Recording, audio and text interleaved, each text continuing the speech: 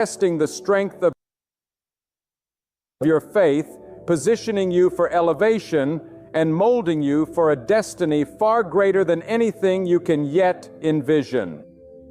God does not hand out greatness cheaply. He does not set crowns upon heads without first laying burdens across shoulders. The heaviness of your struggle reveals the weight of your calling. If you are wrestling with delay, rejection, or hardship, it is not a sign that God has overlooked you. It is because He is proving you, refining you, burning away the impurities of doubt and fear, so that only the pure gold of faith remains. For faith that has never been tested is faith that cannot be trusted. And before God elevates a soul to a higher level, He allows the fires of trial to touch it, to reveal what lies within, to see whether you will cling to Him or collapse in despair. Look back through history and you will see it plainly.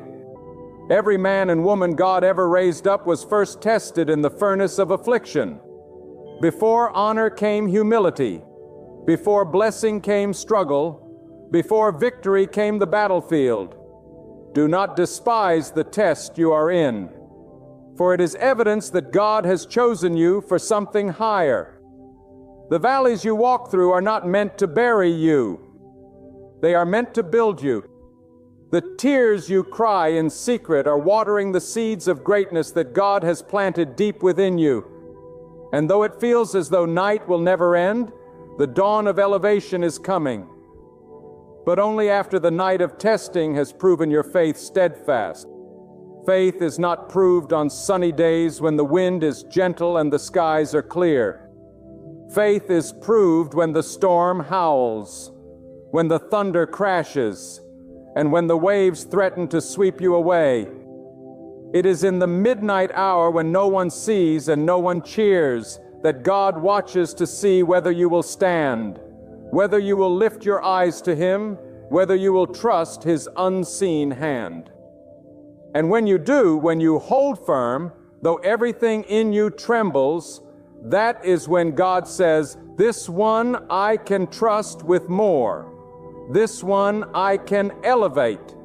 This one has been found faithful in little, and now I will set them over much." You may not realize it now, but the trial you are facing is not a punishment. It is a preparation. It is God's classroom. And the test you are taking is the qualification for your next season. The pain you are enduring is sharpening you. The rejection you have faced is redirecting you. The silence of God is strengthening your inner ear to hear Him more clearly when He speaks. Every unanswered prayer, every closed door, every delay is not God withholding from you. It is God investing in you, chiseling away the weakness, stretching your capacity, teaching you patience, endurance, and trust. Without the test, you would not be able to handle the blessing. Without the wilderness, you would not value the promised land. Without the crushing, the oil of anointing could never flow. Some of you listening right now are standing in the heat of the test. You feel surrounded on all sides. You have been praying and fasting, crying out, and yet the heavens seem silent. Hear me. This silence is not absence. God is watching you closer than ever.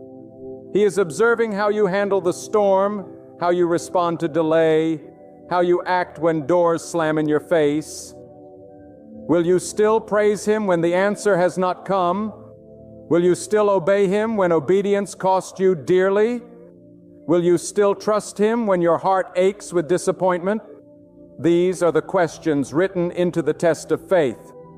And the way you answer them will determine the level to which God can elevate you. For elevation is never accidental. No one stumbles into greatness with God. Elevation is the fruit of endurance. It is the harvest of obedience sown in tears. And those who pass the test are those who refuse to give up, who refuse to compromise, who refuse to let bitterness poison their souls. Instead, they press on. They keep believing. They keep walking even when their legs grow weary.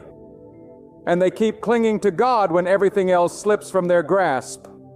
These are the souls God lifts up because they have proven that their faith is not shallow but rooted, not fragile but unshakable, not circumstantial but eternal. Then hear me now. God's tests are not designed to destroy you, but to discover you. They are not meant to strip you of hope, but to reveal the strength of the hope already inside you. They are not sent to weaken your faith, but to prove its endurance. The trials you walk through are like fire, not to consume you, but to refine you. Gold is not purified until it has passed through the furnace, and so it is with your life. God places you in the heat, not because He wants to break you, but because He knows what is hidden inside you. And He desires the whole world to see the faith that shines when all else is burned away. When you cry out and nothing changes, that silence itself is a test. Will you still bow before God when the answer is delayed? When you pray for doors to open and one after another is slammed shut, that disappointment is a test. Will you trust that God closes doors not to keep you out, but to protect you from paths that would have destroyed you?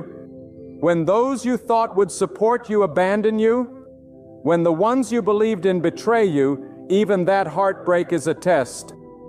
Will you cling to God as your ultimate source? Or will you lean on the frailty of human strength?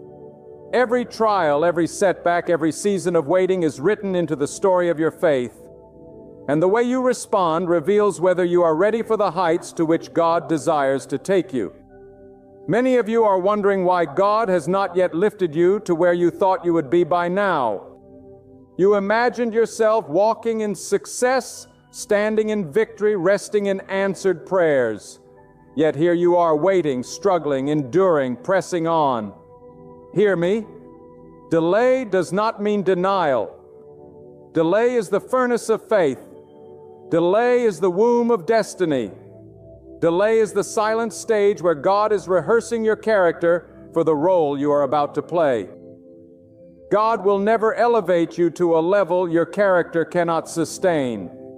For what good would it be to stand on a mountain you cannot hold, to bear a crown that crushes you, to receive blessings that become your downfall? So God, in His infinite wisdom, prepares you through tests so that when the elevation comes, you will not only reach it, but you will remain there. Consider this, Baum. Storms are not accidents, they are assignments. The winds that batter your life are carrying you toward the very place God has appointed for you. The waves that rise against you are not meant to drown you, but to teach you how to stand on waters that others sink in. Every storm is a teacher, and every test is a classroom. You may not understand it in the middle of the tempest, but when the clouds part, you will see that every lightning bolt, every roar of thunder, every gust of wind was pushing you closer to God's purpose. And when you have passed through, you will look back and declare, "It was good that I was afflicted, for through the fire my faith was made pure, and through the test my destiny was secured." Do not despise the test, because the test is proof of your calling. God does not waste trials on those who are not destined for more. The heavier the weight of the test, the greater the measure of the glory that follows. When you feel pressed, it is because God is preparing to pour out through you. When you feel stretched, it is because God is enlarging your capacity. When you feel stripped, it is because God is clothing you with garments that no one else can wear. Every loss is making room for something greater. Every wound is opening a space for deeper healing. Every tear is watering a harvest that will soon spring forth in joy. The test is not punishment, it is prophecy. It is evidence that something greater is coming. Something beyond what you can see. Something only God could orchestrate. But beware, tests are also moments of temptation. When God allows you to be tested, the enemy whispers lies to lure you away from faith. In the wilderness of waiting, voices will tell you to give up, to compromise, to take shortcuts. They will say, if God truly cared, He would not allow this pain. If God truly heard, He would have answered by now. These are the lies of the pit meant to shake your faith, to make you surrender before the breakthrough comes. But hold fast, for the darker the night, the closer the dawn. When the whispers of doubt grow loud, raise your voice in praise. When fear grips your heart, lift your hands in trust. For it is precisely in resisting the temptation to abandon God that your faith is proven worthy of elevation. Do not think that passing the test means perfection. No, it means persistence. It means that when you stumble, you rise again. It means that when your heart is weary, you still lift your eyes to God. It means that when your strength is gone, you lean fully on His. Passing the test is not about never falling. It is about never giving up. It is about demonstrating that your faith is not fragile but anchored, not shallow but deep, not fleeting but eternal. This is the kind of faith God rewards. This is the kind of faith God elevates. And this is the kind of faith that shines as a testimony to the world, declaring that God is worthy of trust even when life is heavy with trials. Some of you are wondering why the test feels so long. Why must I endure year after year, season after season, without seeing the fruit? But do not forget, oak trees do not grow overnight. Mountains are not formed in a day. Diamonds are not created in an instant. The most valuable things in creation take time, and the most precious faith takes seasons of shaping. If God has allowed your test to endure, it is because He is building something in you that will last. Something that cannot be shaken by time, trial, or temptation. Quick faith may rise fast, but it crumbles under pressure. Tested faith refined through years of waiting and enduring becomes unshakable, immovable, eternal. That is the faith God honors. That is the faith God crowns. That is the faith God elevates. My friend, never forget this truth. God does not test you to see you fail. He tests you to reveal what He has already placed inside you. Too often we think of trials as proof that we are weak, when in reality they are proof that God sees us as strong enough to endure. If God allowed this test into your life, it is because He knows you can bear it with Him. He would not trust a shallow vessel with the weight of destiny. He would not place the load of greatness upon shoulders that could not endure. The very fact that you are being tested is evidence that heaven has already marked you for more. Consider the silence you may feel right now. There is a silence that comes from God in the testing season that is unlike any other. When the voice you long for does not seem to answer, when prayers feel as if they rise no higher than the ceiling, you begin to wonder if you are forgotten. But silence is not abandonment. Silence is God's proving ground.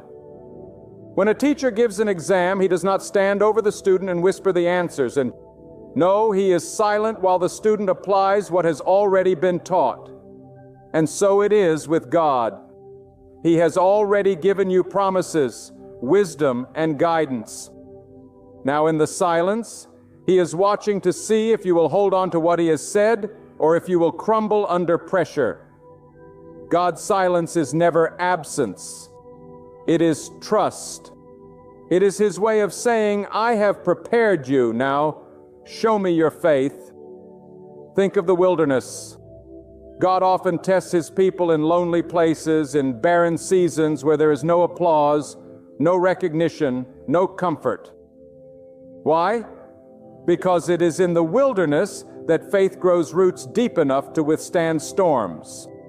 If you can trust God when the ground is dry and the skies are empty, you will trust Him when the rains of blessing finally fall. The wilderness strips away false strength and reveals the core of your devotion. It shows whether you worship God for what He gives or whether you worship Him because He alone is worthy. This is why the wilderness is never wasted. It is where character is forged, pride is broken, and endurance is born. And do not think that the test comes only in suffering. Sometimes the test comes in success. God will allow you to taste a measure of victory, to hold a portion of blessing, to stand on a smaller mountain, and He will watch how you handle it. Will you remain humble, or will you grow arrogant? Will you still honor Him, or will you begin to take credit for yourself? Will you use the blessing to serve, or will you hoard it for pride? Many fail this test because they confuse elevation with entitlement. But God elevates not to glorify you, but to glorify Himself through you. If you cannot handle small victories with humility, how will you handle great victories with honor? The test of success is as crucial as the test of suffering, and only those who pass both are ready for higher ground. Another test comes in the form of waiting. Waiting is one of the hardest trials God uses to prove His people. We are creatures of impatience, desperate for immediate answers, hungry for instant results. Yet God works in seasons, not seconds. He makes promises that unfold over years, not minutes. And in that long stretch of waiting, He is examining your faith. Will you still believe when nothing has changed? Will you still serve Him when prayers seem unanswered? Will you still walk in obedience when the promise feels distant? Waiting is not wasted time. It is sacred time. It is in waiting that God strengthens your heart, deepens your faith, and prepares you for the moment when promise becomes reality. Waiting is not a pause in the plan. Waiting is part of the plan. And yes, God will even test you through people. Sometimes those closest to you will misunderstand you, reject you, betray you. Sometimes they will criticize your faith, mock your obedience, belittle your devotion. In those moments, God is watching. Will you retaliate or will you forgive? Will you become bitter or will you stay pure in heart? Will you abandon your calling to please people, or will you remain faithful to God's voice above all? People can wound you deeply, but God uses even those wounds to test your faith and prepare you for greater strength. Those who betray you may think they are destroying you, but in reality they are sharpening you for destiny. And listen closely. Every test you face reveals not only something about you, but something about God. When you endure the fire and emerge stronger, you learn that God is your sustainer. When you endure delay and still see the promise fulfilled, you learn that God is faithful. When you are betrayed and yet rise above it, you learn that God is your vindicator. The test is not only about proving your faith, it is about revealing God's nature to you in a deeper way. The test enlarges your knowledge of Him, strengthens your intimacy with Him, and secures your trust in Him for the future. So when the storm rages, when the silence lingers, when the waiting stretches on, lift your head and declare with boldness, "My God is faithful, my God is just. My God will not test me beyond what He has equipped me to endure. And when the testing is finished, He will elevate me to where He has promised." Speak it, believe it, live it. For there is power in the testimony of a tested faith. It shines brighter than any sermon. It speaks louder than any words. It carries weight because it has been proven in the furnace of life. And remember this, elevation is never about comfort. It is about calling. God does not elevate you so that you can sit at ease. He elevates you so you can serve with greater impact. He does not raise you higher so that you can boast in your position. He raises you so that you can be a vessel of His power, a carrier of His light, a servant of His purpose. If your heart is not ready to serve, your faith is not ready to be elevated. This is why the test must come first. For the test ensures that when you stand on the mountain, you will not forget the valley you came from, and you will use your position not for pride, but for the glory of God alone. Your faith is the most precious possession you will ever carry, and that is why God will test it before He entrusts you with more. Faith is not measured in words spoken on calm days, but in actions taken when the night is dark and the path is unclear. Anyone can declare their belief when everything is working in their favor, but only the faithful cling to God when the storm is fierce and every reason to quit shouts in their ear. That is when your true faith is revealed, and that is when God is most pleased. You see, God tests your faith to purify your motives. Many seek blessings for selfish gain. Many cry out for success to glorify themselves. But God will never elevate a soul that longs only for its own honor. He strips away pride through the tests. He humbles the heart through trials. And He refines intentions until what remains is pure. Faith that longs not for recognition, but for righteousness. Faith that does not seek crowns for the head, but the smile of God upon the soul. When you pass through this fire, your motives are no longer mixed. You no longer serve for what you can gain, but because God is worthy of your devotion, regardless of the outcome. Another reason God tests your faith is to strengthen your endurance. Weak faith collapses under the smallest pressure, but strong faith grows by resistance. Just as a muscle is strengthened by strain, so faith is fortified by trial. When God allows the weight of hardship to rest on your shoulders, it is not to crush you, it is to strengthen you. Every tear you have cried has been a workout for your spirit. Every night you spent in prayer has been training for your soul. Every valley you walk through has been building endurance for the mountain yet to come. You cannot climb to great heights with untested legs, and you cannot rise to spiritual greatness with untested faith. God strengthens you through the very burdens that make you wonder if you can survive. And when you endure, you emerge with a faith so strong, so resilient that no future storm can shake it. Do not forget that God also tests your faith to separate you from what cannot go with you to the next level. Some relationships are stripped away in the test because they would hinder your destiny. Some habits are broken off in the fire because they would corrupt your future. Some comforts are removed because they would weaken your character. It hurts when God takes away, but you must understand He never removes what you need to fulfill your calling. He only removes what will keep you from fulfilling it.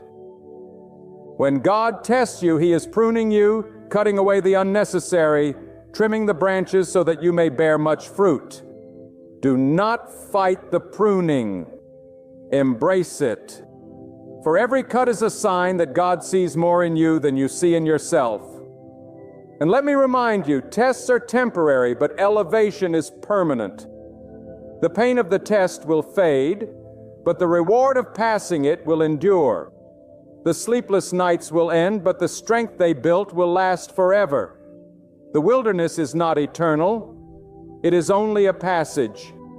God does not test you endlessly. He tests you until the work is complete. And when He sees that your faith has been proven, He will open the door. He will lift you up.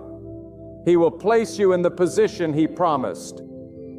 Do not give up in the middle of the test, for the end is closer than you think. Now hear this with conviction. When God elevates you, it is not because you escaped the test, but because you endured it, He will not lift up those who ran from the fire, but those who walked through it faithfully. He will not crown those who complained in the valley, but those who praised Him in the valley. He will not honor those who abandoned their post, but those who stood firm when everything in them wanted to quit. Your faithfulness in secret will be rewarded in the open. Your perseverance in the hidden place will be honored before the world. God never forgets those who endure, and He never overlooks those who remain faithful. The test of faith is also a test of loyalty. Will you serve God when no one applauds? Will you remain true when obedience costs you everything? Will you follow His path even when it leads through shadows? These are the questions of the test. Those who respond with steadfast loyalty, who declare, "Though He may slay me, yet will I trust Him," are the very ones God can raise with full assurance. For He knows their faith cannot be bought. Their devotion does not depend on circumstances. Their trust runs deep. My friend, do not be afraid of the test you are facing. Instead, rejoice that God has counted you worthy of it. He could have overlooked you, but He chose to shape you. He could have left you in the ordinary, but He chose to refine you for greatness. Every trial is a mark of divine confidence. Every test is a signal that you are destined for more. And when you pass through it, when you step out on the other side, you will not only witness God's hand upon your life, you will carry His power in ways you never imagined. Beloved, grasp this truth. When God tests your faith, He is not measuring what you claim with your lips, but what you hold in your heart. Words are easy, but conviction is costly. Many can declare trust in God when the harvest is plenty, but the true measure of faith is revealed when the field is barren and the ground yields no fruit. It is in the scarcity, in the hunger, in the emptiness that God looks upon your soul and asks, "Will you still believe? Will you still trust my hand when you cannot see my provision? Will you still cling to my promise when nothing around you confirms it?" God allows such seasons not to mock you, but to mold you. He strips away the crutches so that you may stand on Him alone. He removes the illusions of security so that you discover He is your only refuge. He lets doors close not to keep you out, but to remind you that your destiny is not determined by human hands, but by His. This is the holy paradox of testing. The very things that feel like loss are actually instruments of preparation. What you think is breaking you is actually building you. What you think is delaying you is actually aligning you with divine timing. God's tests are never wasted. Every tear, every trial, every hour of waiting is part of His eternal design. Consider the weight of trust.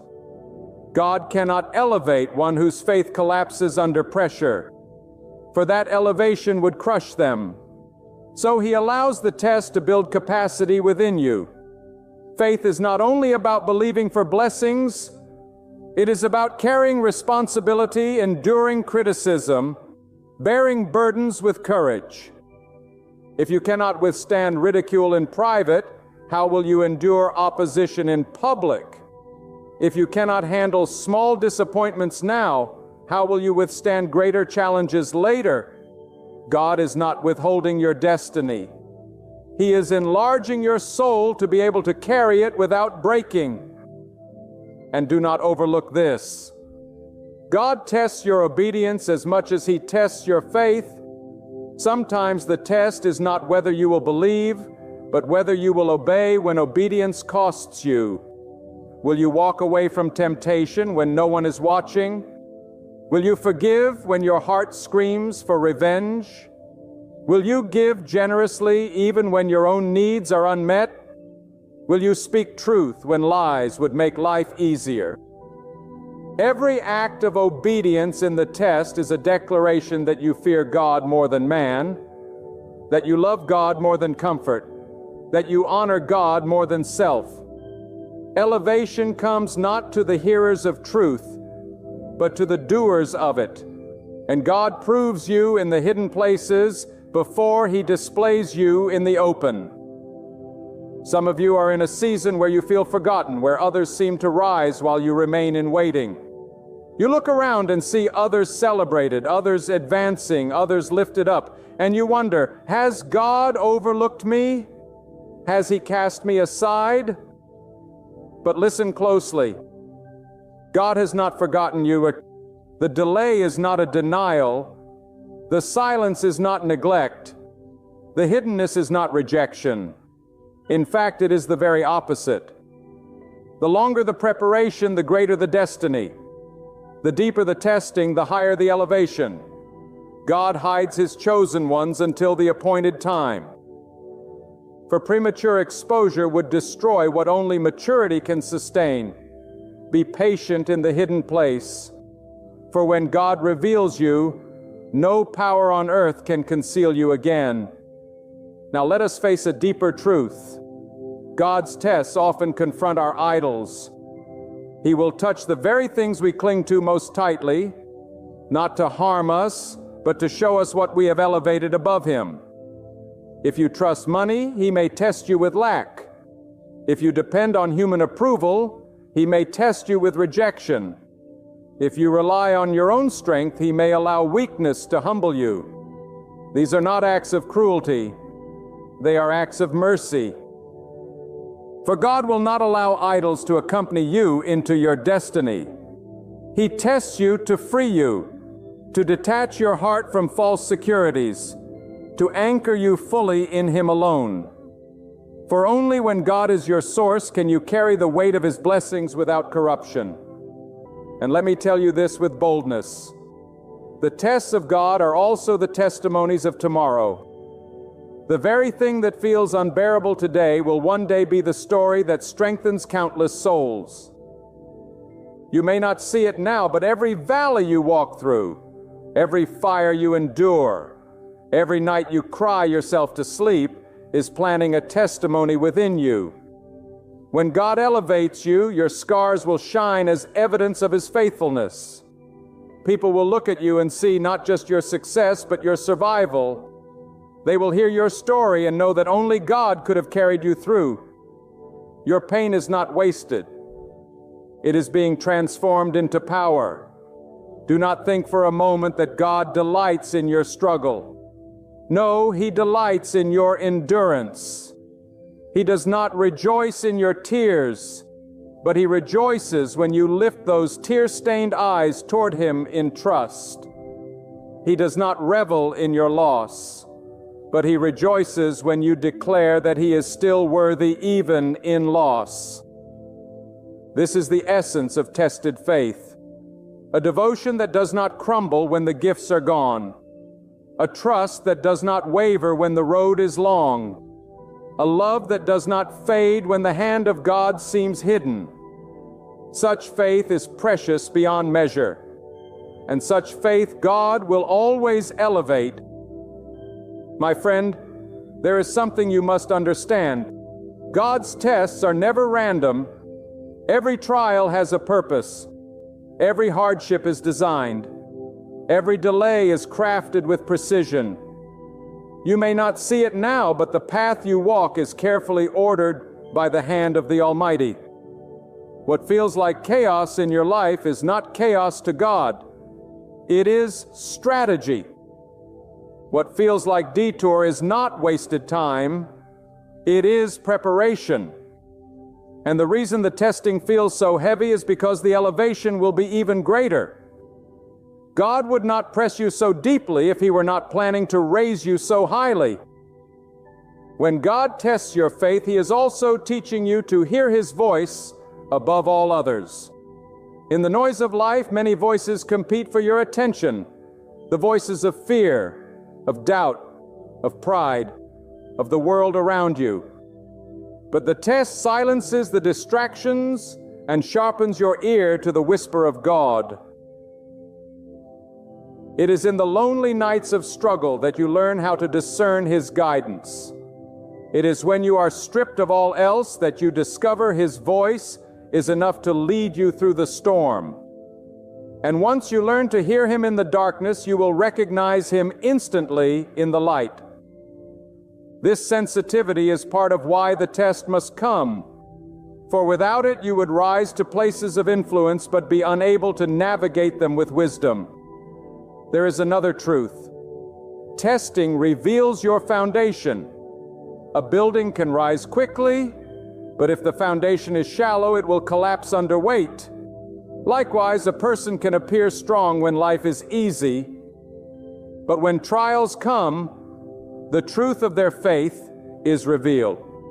God allows the winds to blow and the floods to rise, not to destroy you, but to reveal whether your roots are deep in Him. If your faith is built on convenience, it will fail. If it is built on comfort, it will crumble. But if it is built on trust in God alone, no storm can topple it. God will not elevate you to heights where the pressure is great until your foundation has been proven strong. And let me tell you, these tests are also about timing. Many cry out, God, why not now? Well, why the delay? Why the endless waiting? But God's timing is flawless. He knows when you are ready, and He knows when the world is ready to receive you. If He elevates you too soon, it could destroy you. If He waits too long, the opportunity may pass. So He aligns both your heart and your circumstances with His perfect timing. That is why patience is such a vital part of the test. It is in the waiting that pride dies. Self-will surrenders and trust matures. You may not realize it, but God is synchronizing heaven and earth, preparing every detail, so that when the door opens, it will not only be right for you, but it will be undeniable to all that it was His hand that opened it. Understand also that the test of faith refines your focus. Too often we scatter our energy chasing after many things: approval, possessions, recognition. But God will not elevate a divided heart. So He uses the fire of testing to strip away distractions until your eyes are fixed on Him alone. When you lose what you thought you needed, you discover what you truly cannot live without: God Himself. And when He becomes your one pursuit, your one treasure, your one desire, then He knows you are ready for the greater assignment. For only those who are consumed with God can handle the weight of being entrusted with His purpose. Another dimension of God's testing is humility. Pride is a poison that corrupts destiny. If God lifted you before humbling you, success would destroy you. So He allows seasons of humiliation, of rejection, of being overlooked to break pride from your heart. He lets you serve in obscurity, labor in silence, be misunderstood by many until you learn to depend not on applause but on His approval. When you no longer crave recognition, when you no longer need validation, when you are content with God alone, then He knows you are safe to elevate. For humility is the shield that protects the blessed from the snares of pride. And humility is always born in the tests of faith. Some of you are being tested in areas you never expected. You thought your trial would come in weakness, but it has come in strength. You thought your battle would be in poverty, but it has come in abundance. You thought the struggle would be in loss, but it has come in success. This is because God knows where your heart must be proven. Do not assume that only hardships test you. Ease can test you too. Comfort can lure you to complacency. Abundance can tempt you to forget God. And so, whether in lack or in plenty, the test remains the same. Will you remain faithful? Will you honor God above all else? And do not forget the test of faith is also generational. What you endure is not only about you, it is about those who will come after you. God is writing a testimony in your life that will inspire generations. The way you endure this test will set an example for your children, your family, your community. Your faith under pressure becomes a legacy long after the pain is forgotten. The story of your perseverance will remain. And when others rise up facing their own storms, they will point to you and say, "If they endured, I can endure. If they trusted God, I too will trust Him." This is why the test matters so deeply. It is not only about your elevation, but about the faith you leave behind as a witness to others. There's a holy weight to every test God allows in your life. You may not fully grasp it now, but every trial carries within it the seed of transformation. God never permits you to be tested lightly. For light tests produce light faith, but heavy tests, the ones that bend your knees and break your pride, those produce faith that cannot be shaken. Do not despise the heaviness, because it is a sacred signal that God is preparing you for something weighty, something lasting, something eternal. The measure of your test is the measure of your trust, and the measure of your trust determines the measure of your destiny. When you stand in the fire, remember this: God is not absent. He is present in ways you cannot see. He watches how you respond when doors close, when friends vanish, when opportunities seem to crumble into dust. Will you still bow before Him? Will you still raise your voice in gratitude? Will you still cling to His promises even when they have not yet manifested? God's eyes are upon you in those secret places where no one else can see. The test is intimate. It is between you and God alone. And the reward is intimate too. He Himself is your portion. And then He adds the elevation as a testimony of His faithfulness. Do not overlook how tests cultivate vision. In times of ease, your eyes wander. But in times of testing, your gaze sharpens. When you are stripped of earthly supports, you learn to see with spiritual sight. You learn to discern not just what is visible, but what is eternal. The test trains your eyes to look beyond the surface, beyond the temporary, beyond the pain of the moment into the eternal purposes of God. That kind of vision is necessary for elevation. Without it, you would misuse the blessing. With it, you will steward the blessing for God's glory. God also tests you to deepen your prayer life. When life is comfortable, prayer becomes casual. But when the test comes, when your soul is pressed, your prayers become fervent, desperate, alive. You learn to cry out from the depth, to pour out your heart without pretense, to seek God not out of duty, but out of sheer need. These are the prayers that reach heaven with power, because they are born of a faith tested by fire. And once you learn to pray in the storm, you will carry that fire in your prayers long after the storm has passed.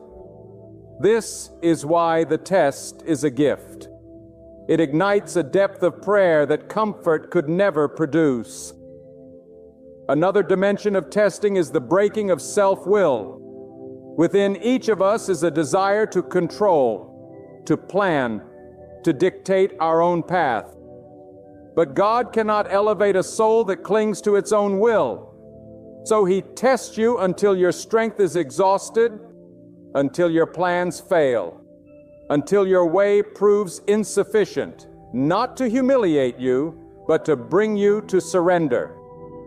When you finally lay down your own agenda and say, "God, not my way, but yours," then the test has done its work.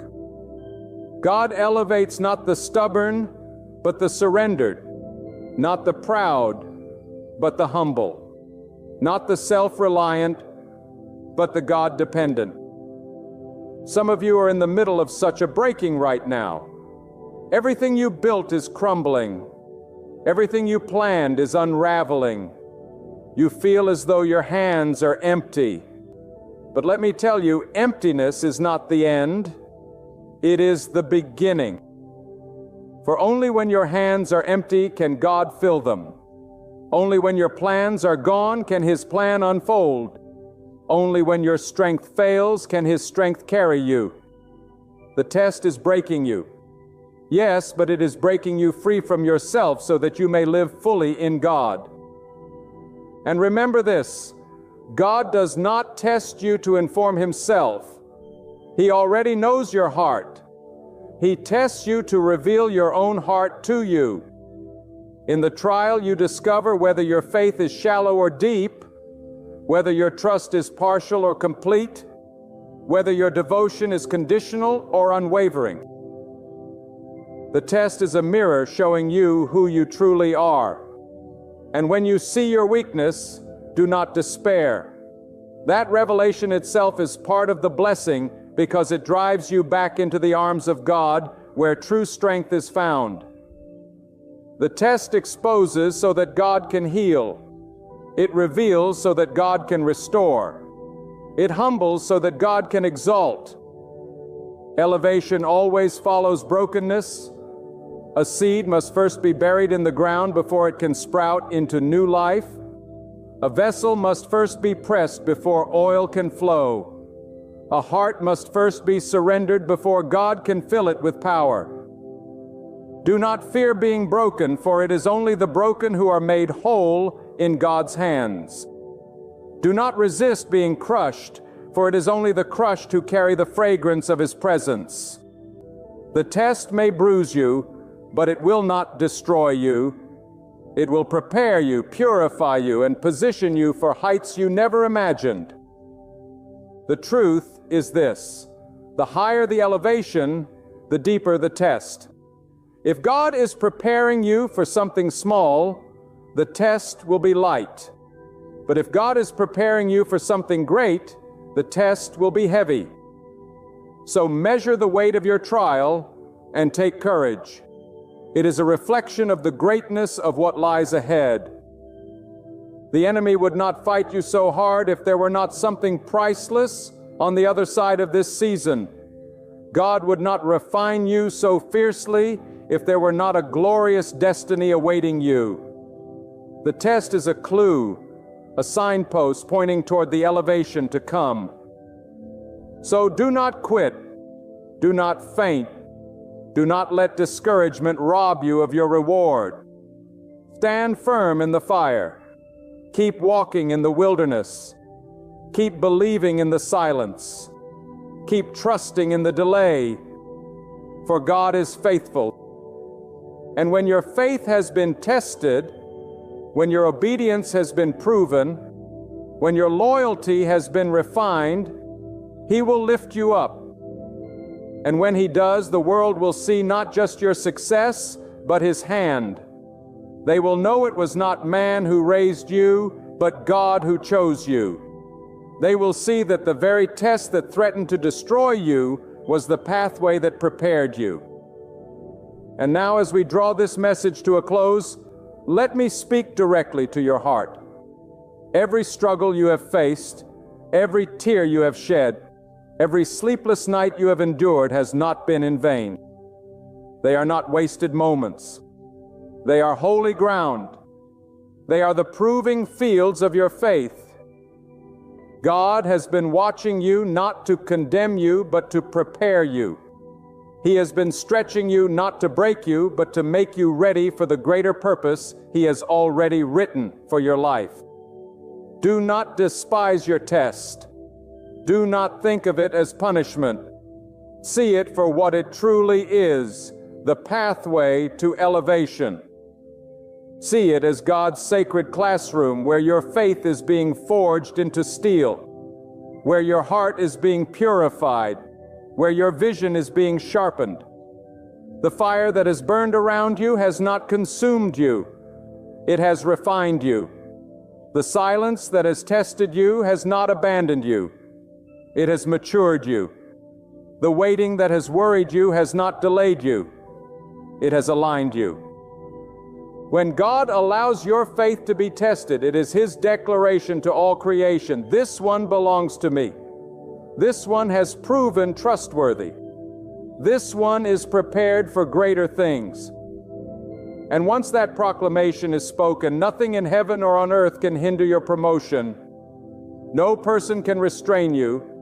No adversary can block your path. No situation can overturn what God has already ordained. Therefore, rise with unwavering faith, stand strong in the middle of the trial, lift your gaze toward heaven and boldly say, "My God is faithful. My God is righteous, and my God will complete what He began." Step out of the fire with confidence, not because the path was smooth, but because God has shown Himself true. Your trial is not the conclusion of your story. It is the opening chapter of your elevation. And when the appointed time comes, God Himself will raise you up, and the world will witness that those who put their trust in Him will never be disgraced. You are about to step into marriage. Hear this closely. Your actions must remain private. Not everyone around you is entitled to know your steps. Not every hand clapping is clapping out of genuine love. There are eyes waiting for you to falter, ears eager to twist your words, and hearts pretending to care while secretly hoping for your fall. This is why, in a season of such transformation, you must realize that silence is your shield and secrecy is a gift of wisdom from God. When God prepares to lift you into a new chapter, He often calls you to walk softly so that no envy, no whisper of jealousy, and no malicious plan can disrupt the blessing being formed. Marriage is not merely a ceremony. It is not merely a celebration. It is a sacred covenant, a holy union where two souls are joined by God's will and mercy. It is one of the greatest shifts of your entire life. And because of that, it is also one of the most delicate seasons of your journey. Whenever something sacred is about to be birthed, the forces of darkness rise to resist it. Whenever a blessing is about to bloom, there will always be those who try to pluck it before it flowers. That is why your move must be hidden until it is firm, until it is sealed, until no man or woman can undo what God has ordained. Some of you are far too quick to announce your joy, too quick to broadcast your plans, too quick to tell the world what you are about to do. But hear me, not everyone deserves a front, roused seat in the theater of your destiny. Some people only come to watch so they can mock, others come to witness so they can sabotage, and some appear as supporters. Yet they carry seeds of doubt, discouragement, and envy. When God is moving you into marriage, He is moving you into a covenant so holy that only those He chooses should stand close. Your secret is not cowardice, it is wisdom. Your silence is not weakness, it is protection. Your discretion is not fear. It is obedience to the divine rhythm of God's timing. Do not confuse transparency with foolishness. Do not mistake openness for wisdom. God calls you to be discerning. Even the strongest trees grow silently before they show their fruit. Even the brightest stars move quietly in the heavens. Even the most powerful rivers carve their way in silence before roaring into waterfalls. Your marriage must first be planted in secrecy, watered in silence, and protected in prayer before it is displayed to the world. Because if you expose the seed too early, the storms of envy, gossip, and malice may uproot what has not yet been given the chance to grow. This moment requires you to trust God more than people, to lean on His understanding, not the opinions of friends or the approval of relatives. Your marriage is not for their entertainment. It is for God's glory. Your move is not for their applause. It is for God's purpose. And if God has called you to walk quietly, then walk quietly. If God has told you to seal your lips, then seal them. If God has warned you that not every ear should hear, then honor His warning. Because one act of obedience can protect you from 1,000 hidden arrows. One moment of silence can shield you from 10,000 poisonous tongues. And one secret move can preserve a covenant that will carry you through a lifetime. God sees the hidden enemies you cannot see. God hears the conversations you are not privy to. God knows the schemes being planned in the shadows while you rest.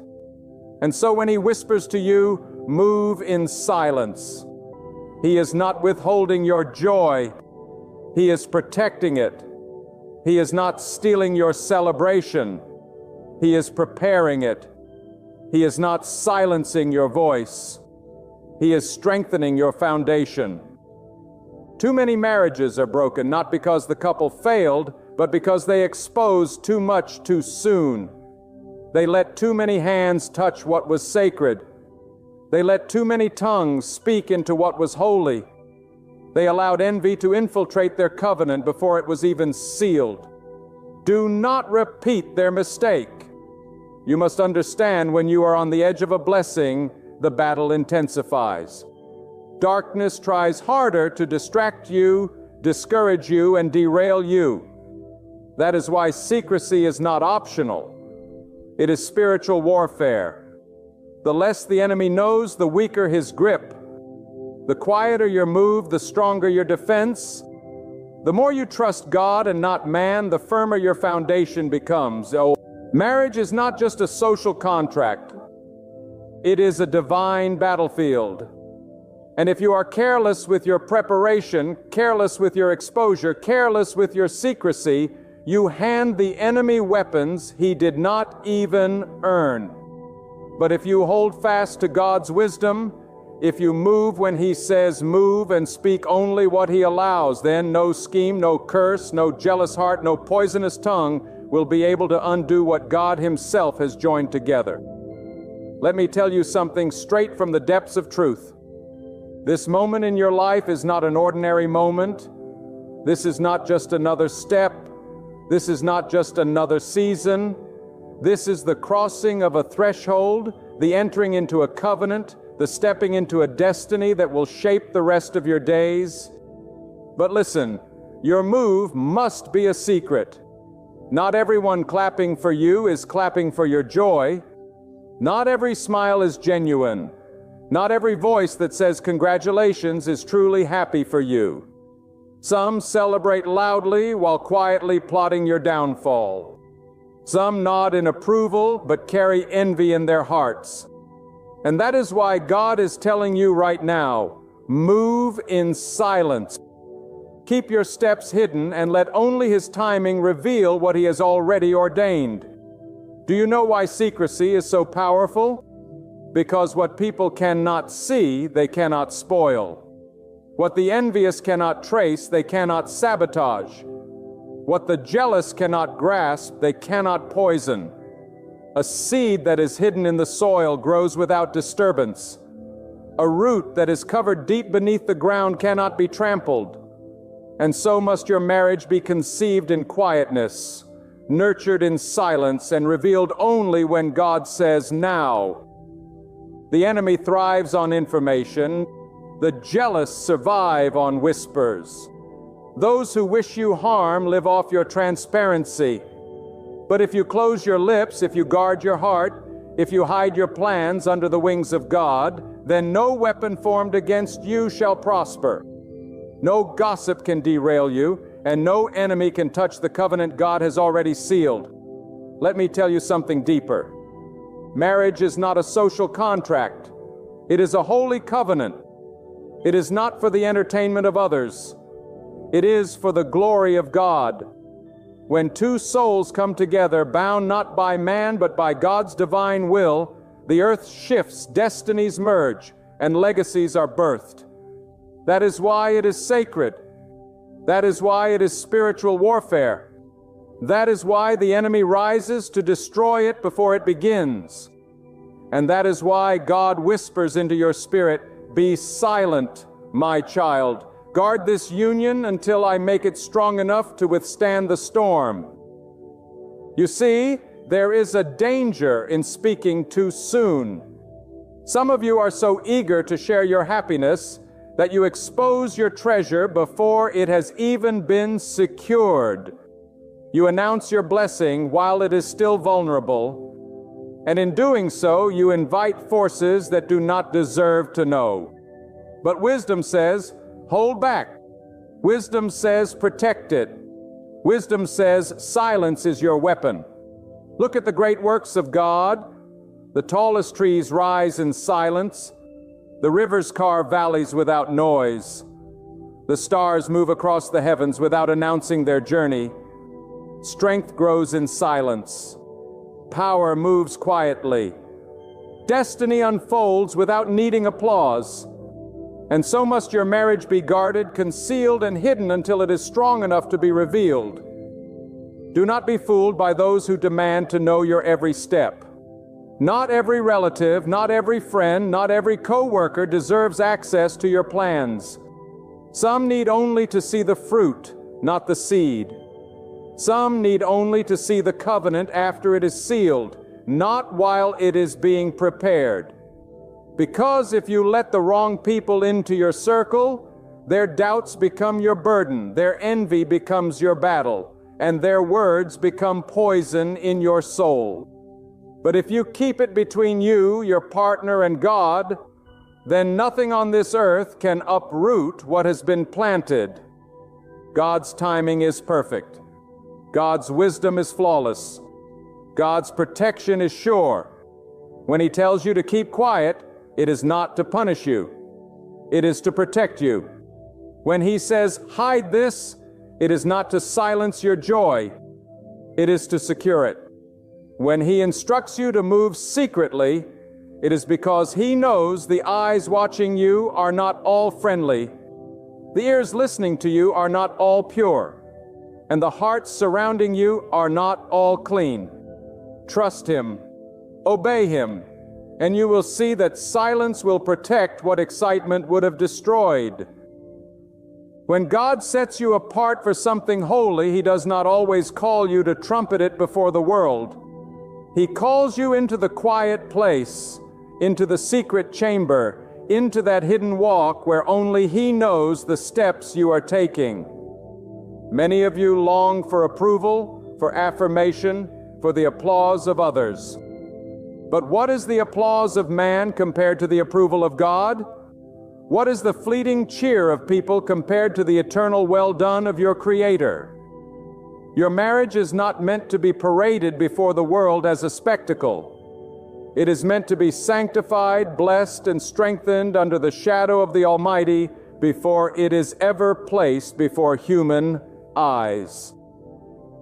That is why your move must be hidden. Your preparation must be silent, and your steps must be guarded. There is a reason God often moves His people in secret before displaying them in public. Look at how rivers begin, not as mighty torrents, but as small hidden springs tucked away in the folds of the earth. Look at how mountains rise, not overnight, but silently over countless years, their strength hidden until their peaks pierce the sky. Look at how a child is formed, not in public, but in the unseen sanctuary of the womb, nourished and protected until the day of birth. If creation itself testifies that greatness begins in secret, why should your marriage be any different? Why should your covenant be exposed before it has been fully formed by the hands of God? There are eyes upon you that are not filled with love. There are ears open to you that are not eager for your good. There are hearts that wait not to bless, but to curse. And that is why God, in His infinite wisdom, commands you to guard what is holy, to protect what is sacred, and to conceal what is precious. Not everyone should know the hour you will move. Not everyone should know the day you will unite. Not everyone deserves to step into the sanctuary of what God is weaving together. This is not selfishness. This is not pride. This is obedience to God's call for discernment. Some will question your secrecy. They will ask, "Why didn't you tell me?" They will complain, "Why was I left out?" They will murmur, "Why wasn't I given access?" But remember this, not every question deserves an answer. Not every complaint deserves your attention, and not every murmurer deserves your energy. You are not accountable to man. You are accountable to God. Your marriage is not theirs to approve. It is God's to bless. And when He blesses, His blessing outweighs every human opinion, silences every human doubt, and triumphs over every human envy. Hear me now. Silence does not mean weakness, and secrecy does not mean fear. Silence is the language of wisdom, and secrecy is the shield of holiness. When you close your mouth, you starve the gossip. When you keep your plans hidden, you disarm the envious. When you walk quietly, you confuse the enemy. The adversary thrives on foreknowledge. His schemes are strengthened by the details you carelessly release. But when you trust God enough to hold your tongue, you strip the enemy of his weapon. He cannot attack what he does not know. He cannot strike what he cannot see. He cannot curse what he cannot trace. That is why your silence is not just wise. It is warfare. Do not underestimate how fragile new beginnings can be. A candle just lit can be blown out by the smallest gust. A seed just planted can be uprooted by the lightest touch. A house under construction can be ruined by the wrong builders. And so it is with your marriage. In its early days, it must be protected fiercely, hidden carefully, and guarded diligently. This is not the time for open display. This is not the time for careless exposure. This is the time for prayer, for fasting, for seeking God's face, for laying a foundation so deep that no storm can shake it. Because when the foundation is set by God in secret, the structure can withstand anything in public. I tell you with all the conviction in my soul, there are blessings that die because they were exposed too soon. There are covenants that crumble because they were left open to the words of doubters and the eyes of the envious. There are unions that collapse because they were not first rooted in the private chambers of God's presence. Do not let your story become one of them. Let your testimony be different. Let your marriage be the kind that was hidden in prayer, strengthened in silence, and revealed only in God's timing. God is not a God of confusion. He is not a God of half-finished work. When He begins a thing, He brings it to completion. And so, if He has begun this marriage in you, trust Him enough to let Him finish it without interference. Trust Him enough to move when He says move and stay silent when He says stay silent. Trust Him enough to believe that His covering is better than human applause, His protection stronger than human support, and His wisdom greater than human advice. You are not hiding out of fear. You are hiding under the shadow of the Almighty. You are not silent because you lack courage. You are silent because you have discernment. You are not secretive because you are ashamed. You are secretive because you are wise. And mark this well, the same mouths that demand to know your plans will be the same mouths that twist them if you reveal them. The same ears that beg to hear your story will be the same ears that spread it as gossip. The same eyes that pretend to admire will be the same eyes that search for flaws. Protect yourself. Protect your partner. Protect your covenant. You do not need to answer every question. You do not need to satisfy every curiosity. You do not need to feed every hungry ear. All you need to do is obey God, trust His timing, and walk in the assurance that if He is for you, no one can be against you. There comes a time in life when you must understand that not every journey is meant to be shared with the multitude. There are roads you must walk with God alone. There are seasons you must pass through quietly, without announcing every step, without displaying every detail, without opening your heart to every passerby. And marriage, my friend, is one of those sacred seasons when God is preparing you to join with another soul. He is not just preparing a wedding day, He is preparing a destiny, a covenant, a future that will carry weight in the generations to come. And because it is so weighty, it must be carried carefully. Because it is so precious, it must be guarded fiercely. Because it is so holy, it must be concealed until the appointed time. Do not think secrecy means shame. Do not confuse hiddenness with dishonor. No, secrecy is the language of protection. Hiddenness is the method of preservation, and silence is the garment of wisdom. When God calls you to walk this path in secret, He is not robbing you of joy. He is wrapping your joy in His protection. He is not holding you back. He is holding you safe. He is not withholding celebration. He is preparing you for a greater celebration, one untouched by the hands of envy and the whispers of malice. Think for a moment about the eyes that watch you. Do you not know that some watch with curiosity, others with suspicion, and some with jealousy burning silently within? If you expose your plans to every eye, you invite their gaze to weigh heavily upon your soul. The envious will secretly hope you fail, the doubtful will quietly question your readiness, and the malicious will seek ways to disturb your peace. But if you conceal your steps under the covering of God, if you let Him be your shield and your guide, then no eye can curse what God has blessed. No tongue can undo what God has spoken, and no enemy can hinder what God has ordained. Marriage is not about proving yourself to others. It is about obeying the call of God. It is not about satisfying their expectations. It is about aligning yourself with His will. You do not owe anyone the details of your journey, but you owe God your trust, your obedience, and your reverence. Too often we spend our energy trying to explain ourselves to people who will never understand the depth of God's work in us. Too often we waste precious time giving answers to those who only ask so they can criticize, so they can doubt, so they can undermine. Free yourself from that trap.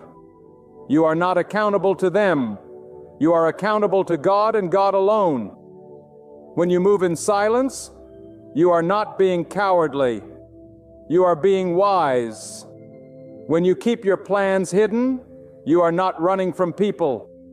You are running toward God's protection. When you shield your covenant from careless exposure, you are not robbing others of joy.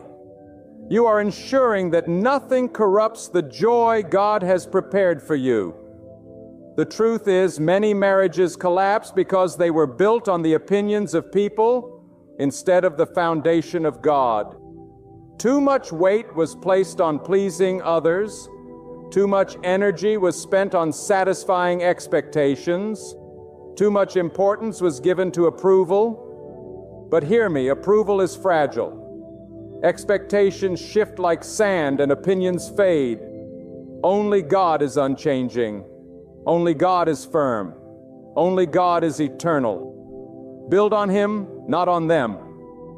And know this: silence is not just protection, it is power. Have you ever noticed that the most powerful things in creation move silently? The earth spins without noise, yet its movement sustains all life. Seeds sprout in the darkness of the soil without announcement, yet they rise to feed the nations.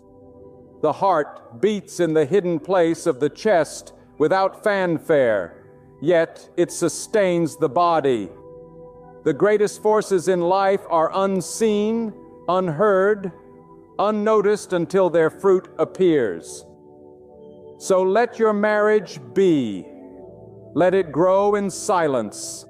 Let it be strengthened in secret. Let it be nurtured in prayer until it is unshakable. Then, when it is revealed, it will stand firm against every storm. It will flourish under every test, and it will radiate the glory of God untouched by the whispers of men. Do not be deceived into thinking that everyone deserves to walk with you into this covenant. Some people are only meant to watch from a distance.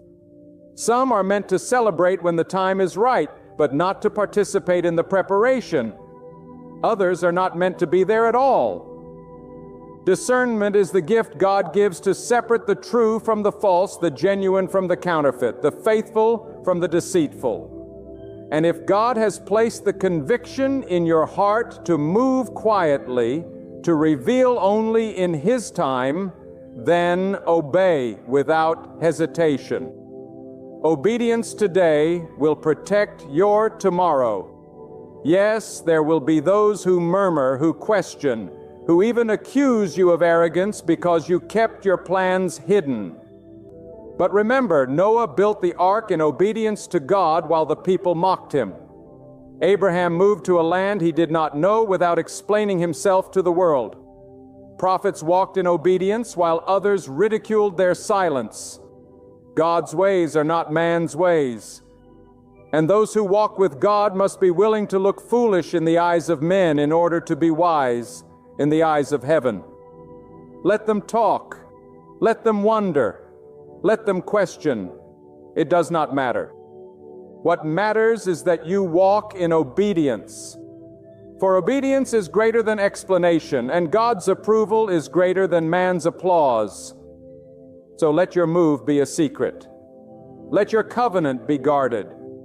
Let your steps be hidden until the day God Himself reveals what He has brought together. And when that day comes, when the covenant is sealed, when the blessing is released, when the union is displayed, those who doubted will have no choice but to witness the glory of God upon your life. Those who envied will see that their envy was powerless. Those who mocked will see that their words were empty. And you will stand firm, not because you bowed to people, but because you bowed to God. When God calls you into marriage, He is not simply inviting you into the joining of two bodies. He is bringing together two destinies, two purposes, two souls, that from this moment forward will walk as one. That is why this step must never be taken lightly and never displayed carelessly. The weight of such a covenant is far too sacred to be placed at the mercy of idle voices. Marriage is not merely about affection that feels good for a season. It is about a union designed to withstand storms, to produce fruit, and to glorify God above everything else. Because of its sacredness, it demands preparation born out of prayer, sealed in obedience, and kept hidden in the secret place until the moment God chooses to reveal it. Holiness is not only about shielding from jealousy, it is about purification. When you quietly surrender something to God, you allow Him to shape it, refine it, and strip away what does not belong. A covenant nurtured in silence is a covenant covered in prayer. And prayer is where battles are fought and victories are won long before the day arrives. Do not underestimate the unseen preparation. Do not despise the quiet hours spent seeking God's face, asking for His guidance, crying out for His blessing. For it is in those moments that your marriage is fortified with a strength the world cannot see. When you prepare in prayer, you invite God to be the architect of your marriage. And let me tell you, what God builds, no man can tear down. What God blesses, no enemy can curse. What God establishes, no storm can shake. You may not see the full picture now, but every secret prayer is laying a stone. Every tear in the night is watering the foundation. Every moment of fasting is strengthening the walls. By the time your marriage is revealed, It will not be fragile. It will be unshakable. It will not be shallow. It will be deeply rooted. It will not be ordinary. It will be holy. Too often people rush into marriage with excitement, but without preparation. They are eager for the ceremony, but careless with the covenant. They want the applause of people, but neglect the approval of God. And what happens? Their foundation is weak, their bond is shallow, their covenant is easily shaken. Do not follow that path. Let your preparation be deeper than your announcement. Let your prayer be stronger than your excitement. Let your hidden work in God be greater than your visible celebration before people. Because what you hide with God will always be greater than what you reveal before man. This is why your move must be a secret. Because secrecy forces you to depend not on public opinion, but on divine direction. It forces you to seek not the voice of people, but the voice of God. It forces you to anchor your marriage in something greater than human validation. And when that is your foundation, no storm, no gossip, no envy, no attack can uproot what God Himself has planted. But secrecy also requires discernment. It requires you to know who can be trusted with your journey and who cannot. Not every friend deserves access. Not every relative should be included. Not every voice should be invited into the holy chambers of your preparation. Some are there to pray for you. Others are there to pull you down. Some are there to encourage you. Others are there to sow doubt. And if you are not discerning, you will allow poisonous words to contaminate holy soil. That is why you must ask God daily, show me who belongs and show me who does not. When you walk with His discernment, you will see clearly the difference between those who clap with pure hearts and those who clap with hidden envy. Remember, secrecy is not meant to last forever. It is not meant to hide your joy eternally. It is meant to protect until the appointed time. God does not hide things from you to punish you. He hides them for you to protect you. And when the season is right, when the covenant is ready, when the foundation is firm, He Himself will display it. And when God displays something, it shines brighter. It lasts longer. It carries glory that no man can take away. What is revealed in God's timing will always be greater than what is revealed in man's impatience. So walk quietly, but walk confidently. Hide your steps, but hide them in prayer. Guard your covenant, but guard it with faith. For in the hiddenness, God is working. In the secrecy, God is building. In the silence, God is speaking. And when the day comes for you to stand before the world as one, your testimony will not be that you were clever, but that you were obedient. It will not be that you outsmarted envy, but that you trusted God. It will not be that you moved cautiously, but that you moved faithfully. And that testimony will carry you through every season that lies ahead. Your marriage will not be tested by applause on the wedding day. It will be tested by the storms that come after. And if your foundation is not hidden in God, those storms will expose every weakness. But if your covenant has been rooted in secrecy, in prayer, in obedience, then no storm will break it. The winds may blow, the rains may fall, the floods may rise, but what God has joined and what God has fortified in the secret place will endure. That is why you must guard this season with everything you have. This is not a time to be careless with words, careless with plans, careless with exposure. This is a time to walk carefully, humbly, and faithfully with God.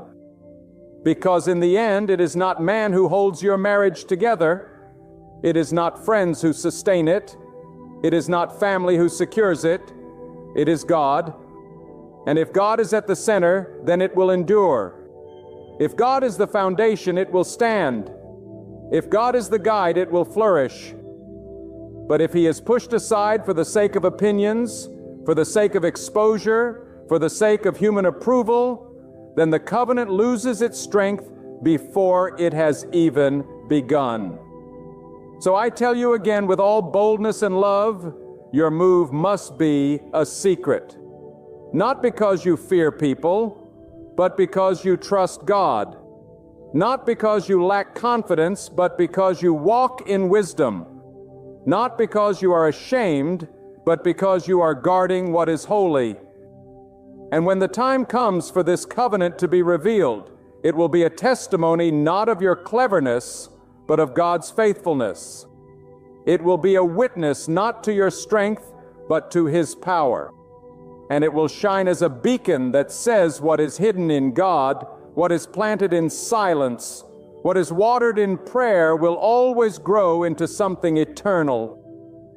Marriage is not just about two people standing together in the present moment. It is about laying a foundation for the generations to come. What you protect in secret today will ripple into the lives of your children and into the children of your children and into generations beyond your sight. The covenant you are about to enter is not just for your joy, it is for your legacy. It is not just for your companionship. It is for the establishment of a household that honors God, a lineage that carries His blessing, a family line that stands firm in faith. And this is why secrecy is so crucial at this stage, because what you build in silence will echo in eternity. Do you realize that the battles you fight in this hidden season are not only for you, but for those who will come after you? The prayers you pray now will cover your children before they are even born. The obedience you walk in now will shield your descendants from curses you will never see. The faith you display in this moment of preparation will open doors of blessing for generations yet unborn. This is why you cannot afford to be careless. You cannot afford to expose prematurely. You cannot afford to let envy, gossip, or malice creep into the foundation of something so sacred. Your silence is not just protecting your joy, it is protecting your legacy. When you keep your covenant hidden until God's appointed time, you are doing more than safeguarding yourself, you are safeguarding a heritage. Because once a marriage is displayed before the world, it becomes a target. Not everyone will celebrate with you. Some will envy, some will curse, some will undermine. But if the roots of your marriage are deep in God, hidden beneath the soil of prayer and obedience, then no attack will uproot it. Just as a tree with deep roots survives the storm while shallow roots are torn away, so too will your marriage stand when others fall. And let us not forget, God Himself works generationally. When He blesses, He does not stop with you. He blesses your children and their children and those who follow. When He establishes a covenant, He establishes it to endure. What begins with you in secret is meant to shine far beyond your lifetime. But the enemy also knows this, and that is why he fights you so fiercely in these early days. He knows that if he can disrupt your foundation, he can weaken your legacy. If he can poison the root, he can wither the tree before it bears fruit. That is why secrecy is not optional. It is essential. Your marriage must be more than a celebration. It must be a sanctuary. A sanctuary where peace dwells, where love flows, where faith reigns, and where God is honored above all else. And sanctuaries are not built in chaos. They are built in reverence. Sanctuaries are not constructed under the noise of gossip, but in the quiet of obedience. Sanctuaries are not left open to every passerby. They are consecrated, guarded, and kept holy. Your marriage must be such a sanctuary, And to build it rightly, you must first guard it fiercely. Think of this truth. Whatever you allow at the beginning will echo through the years. If you begin with secrecy, prayer, and reverence, those qualities will echo through your covenant. But if you begin with noise, exposure, and the hunger for human approval, that too will echo. The foundation you set now will determine whether your marriage becomes a shelter or a battlefield. And that choice rests in your obedience to God. Silence allows God to speak more clearly. When you are not distracted by opinions, when you are not surrounded by endless chatter, you can hear His voice without interference. And what is more important than hearing Him? For it is His wisdom that will direct your steps, His counsel that will guide your decisions, His hand that will lead your union into purpose. Do not exchange His voice for theirs. Do not trade His counsel for their approval. Do not let noise drown out what silence would have revealed. In the quiet, you will know who to trust, how to move, and when to act. In the quiet, you will discern the difference between opportunity and trap, between blessing and distraction, between God's will and man's agenda. And when the day comes, because it will come, that your marriage is revealed, it will shine with a glory that no human hand can take credit for. People will see it and say, "Surely this was the work of God." They will marvel not because you were clever, but because you were faithful. They will honor not your secrecy, but the fruit of your obedience. And that fruit will speak louder than any explanation you could have ever given. The world loves display. It craves exposure. It demands to know your every step, your every move, your every plan. But you are not of the world. You are of God. And those who belong to God do not live by the demands of men. They live by the commands of heaven. Your marriage is not a spectacle. Your covenant is not a performance. Your union is not for their entertainment. It is for His glory. And so long as you honor Him, He will honor you. So long as you keep Him at the center, He will keep you unshaken. So long as you hide in Him, you will never be put to shame. So guard this moment as if generations depend on it, because they do. Protect this covenant as if eternity depends on it, because it does. Walk in silence, not as one who is afraid, but as one who is wise. Move in secrecy, not as one who hides, but as one who trusts. Keep your steps covered, not because you doubt, but because you believe. And in that belief, in that trust, in that obedience, you will find that your marriage is not just an event. It is a legacy, not just a union. It is a testimony, not just a moment. It is a move of God that will outlive you, outshine you, and outlast you. There is a sacred weight in this season of your life, a weight so profound that it demands your full reverence. Marriage is not a casual step. It is a divine turning point. It is not merely a social contract. It is a covenant where two lives, two hearts, and two destinies are bound together under the authority of God. This is why your move must be concealed until the time of God's revealing. Because what is holy must never be thrown carelessly before those who do not understand its worth. What is consecrated must not be left open to the hands of the unworthy. What God is joining together must be protected until He Himself declares it is ready.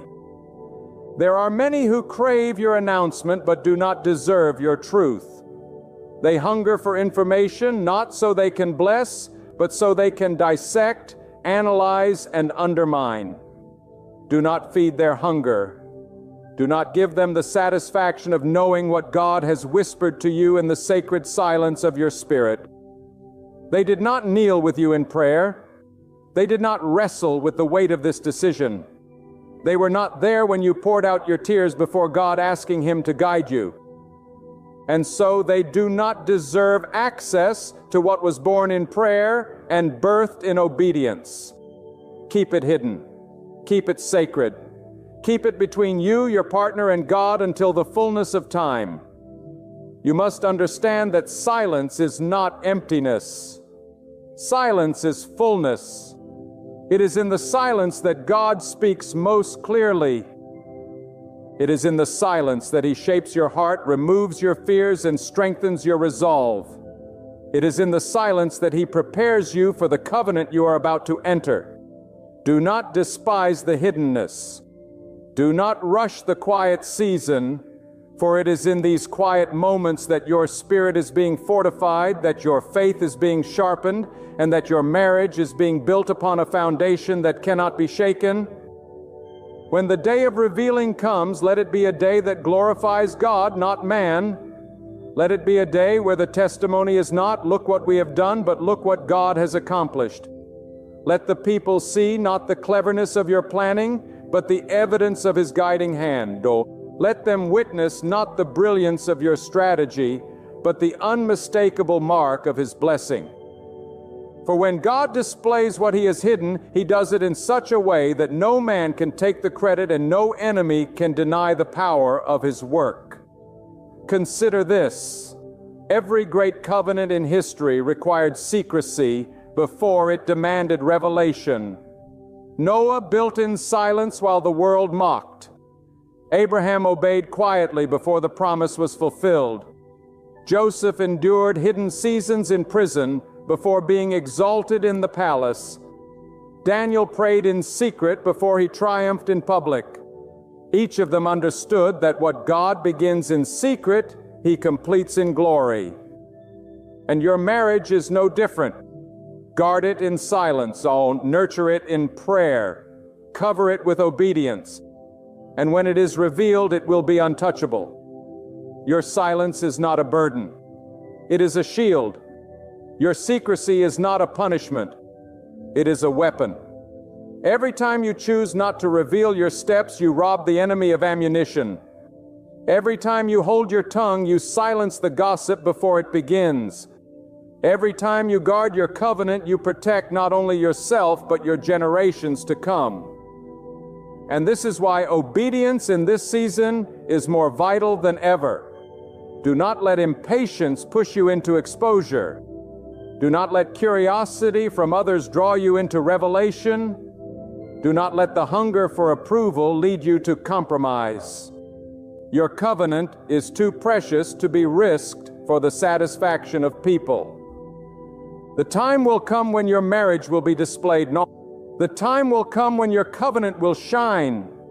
The time will come when you will stand not just as two individuals, but as one flesh, one spirit, one purpose under God.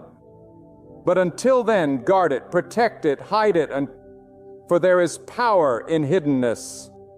There is safety in silence, and there is glory in waiting upon God. And let this reality settle deep within your soul. The obedience you choose today will become the story you testify to tomorrow. The hidden paths you walk now will transform into the foundation of your future strength. The prayers whispered in solitude will emerge as the blessings you celebrate in public. The covenant you guard in secrecy will grow into the refuge where your family thrives for generations. Lift your gaze toward God, the one who called you, who authored this covenant, who already walks ahead of you. Trust Him beyond the approval of the crowd. Follow Him above every human voice. Lean on His wisdom more than the counsel of friends. For if God stands with you, no opposition can stand against you. If His blessing is upon you, no curse can survive. If He has joined you, no power on earth can tear you apart. Walk quietly, yet with courage. Move unseen, yet with steadfast faith. Protect with resolve, yet love without reserve. And when the appointed day arrives, when God Himself unveils the covenant you have guarded, it will blaze as a light no darkness can quench, As a testimony no lie can silence, and as a legacy no generation will ever erase. How do you rise above without speaking a single word? You do it by living in such a way that your silence carries more weight than all the noise around you. People can challenge your thoughts. They can distort your sentences. They can reject your voice, but they cannot dismiss the undeniable force of a life grounded in truth, disciplined in spirit, and surrendered to the rule of God. When you grasp the discipline of restraint, when you embrace the strength of calmness, and when you allow your actions to speak what your mouth does not, you step into a wisdom and authority no lie can overturn. You prevail not through arguments, not through clever reasoning, but with a presence so saturated in God's power that even silence itself becomes a weapon of triumph. Consider this.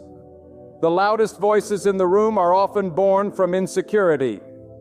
They fight to be noticed because deep inside they fear being overlooked.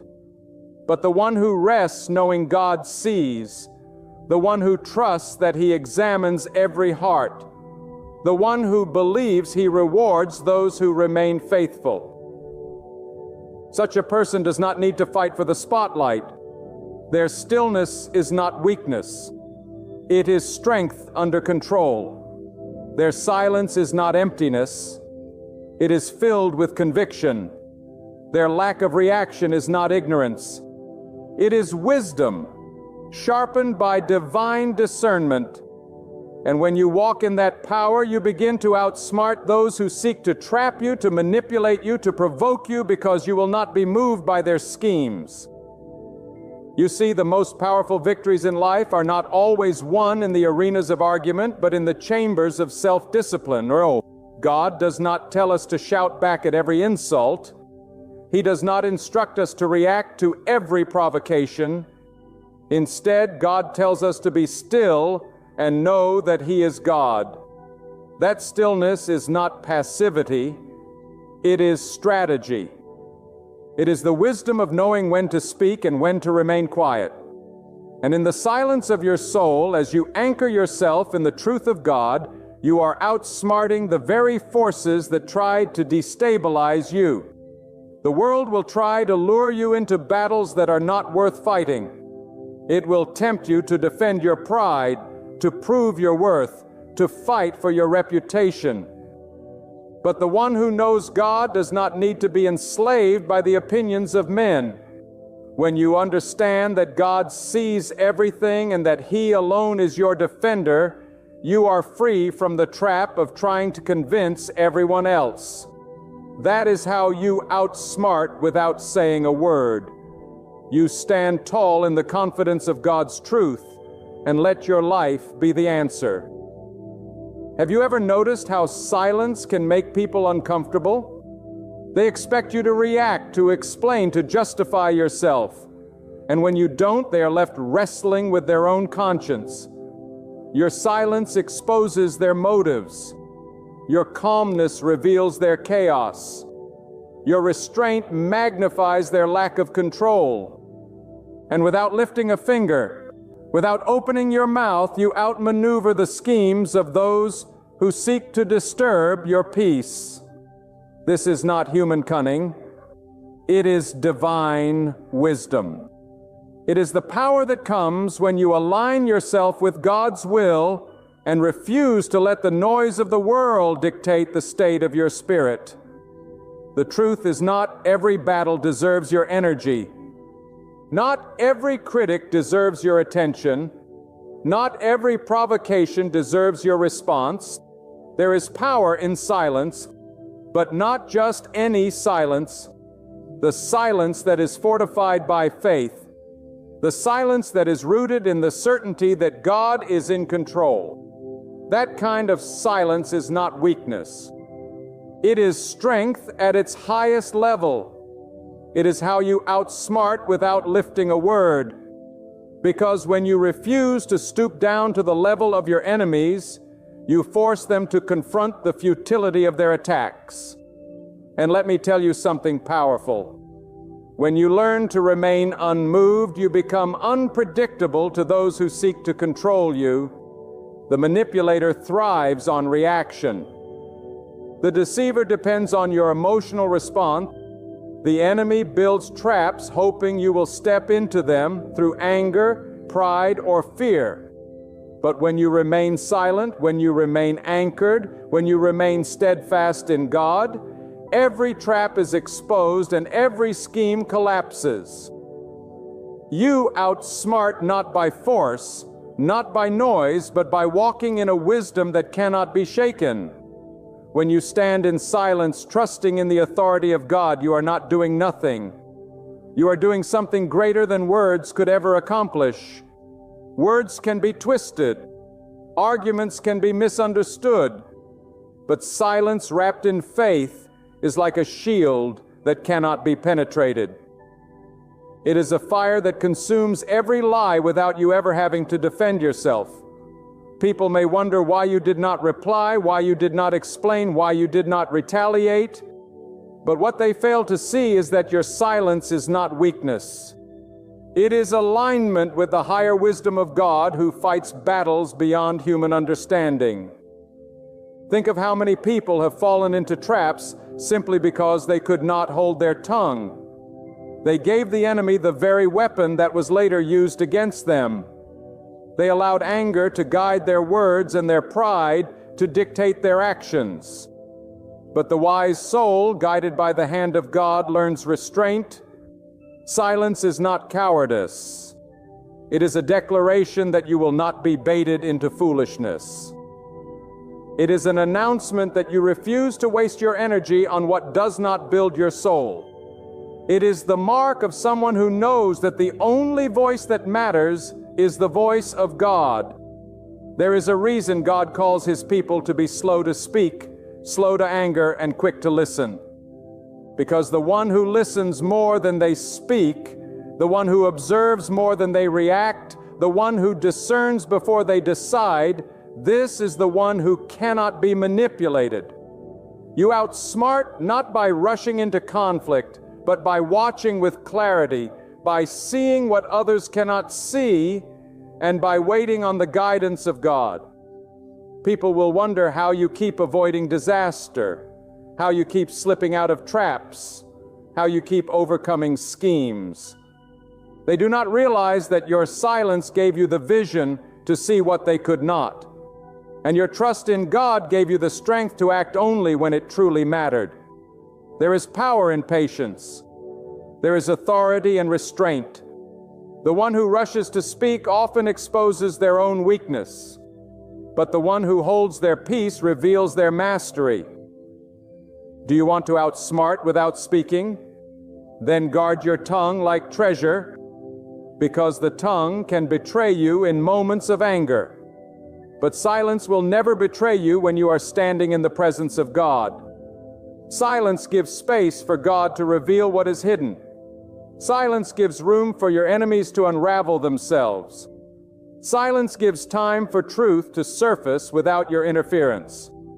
And in that waiting, in that surrender, in that stillness, you are outsmarting forces you cannot even see with your natural eyes.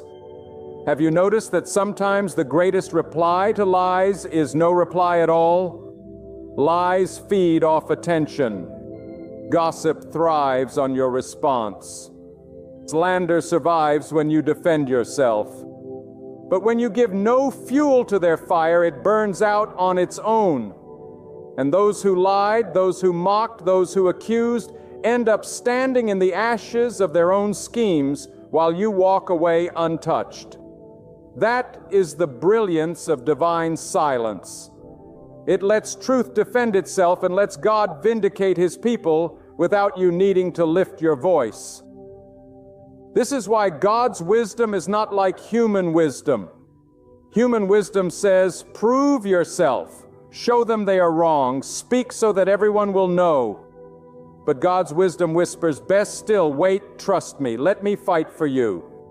And when you obey that voice, when you step back and let God step forward, the outcome will always be greater than anything you could have argued into existence. Outsmarting others without words is not about cleverness. It is about surrender. It is about letting your trust in God be so firm that you have no need to win arguments because you know God is writing the final word over your life. Do not misunderstand this silence. It is not the silence of fear. It is not the silence of intimidation. It is the silence of strength. The silence of a warrior who does not need to prove his weapon because the enemy already knows its power. The silence of a soul so secure in God that the noise of the world becomes irrelevant. The silence of one who understands that storms may rage, but the command of God stills every sea.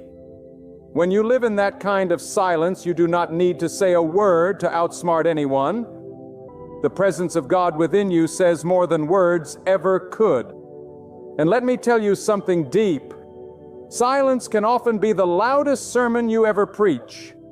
Your refusal to engage in bitterness testifies of your trust in God. Your decision to walk away from foolish arguments speaks louder than shouting ever could. Your calmness in the face of hostility reveals that you are held by a power greater than anything on earth. Outsmarting without speaking is not about defeating others with tricks. It is about rising above them with faith. It is about walking at such a level with God that no one can drag you into the mud because your spirit refuses to be lowered. The silence of a God-centered soul pierces deeper than arguments, reaches further than debates, and carries more weight than the loudest voices. And those who try to belittle you, those who try to provoke you, those who try to manipulate you, they are the ones who will be exposed by their own noise. For in the end, it is not the noise that endures. It is the truth. And the truth always belongs to God. There are moments in life when the greatest show of strength is not in what you say, but in what you refuse to say. The human heart acts to defend itself, to explain, to justify, to lash back when wrong. But the soul that has surrendered to God learns a different kind of power. It learns the discipline of silence, the patience of restraint, the wisdom of waiting on God's timing. This is not silence born of fear.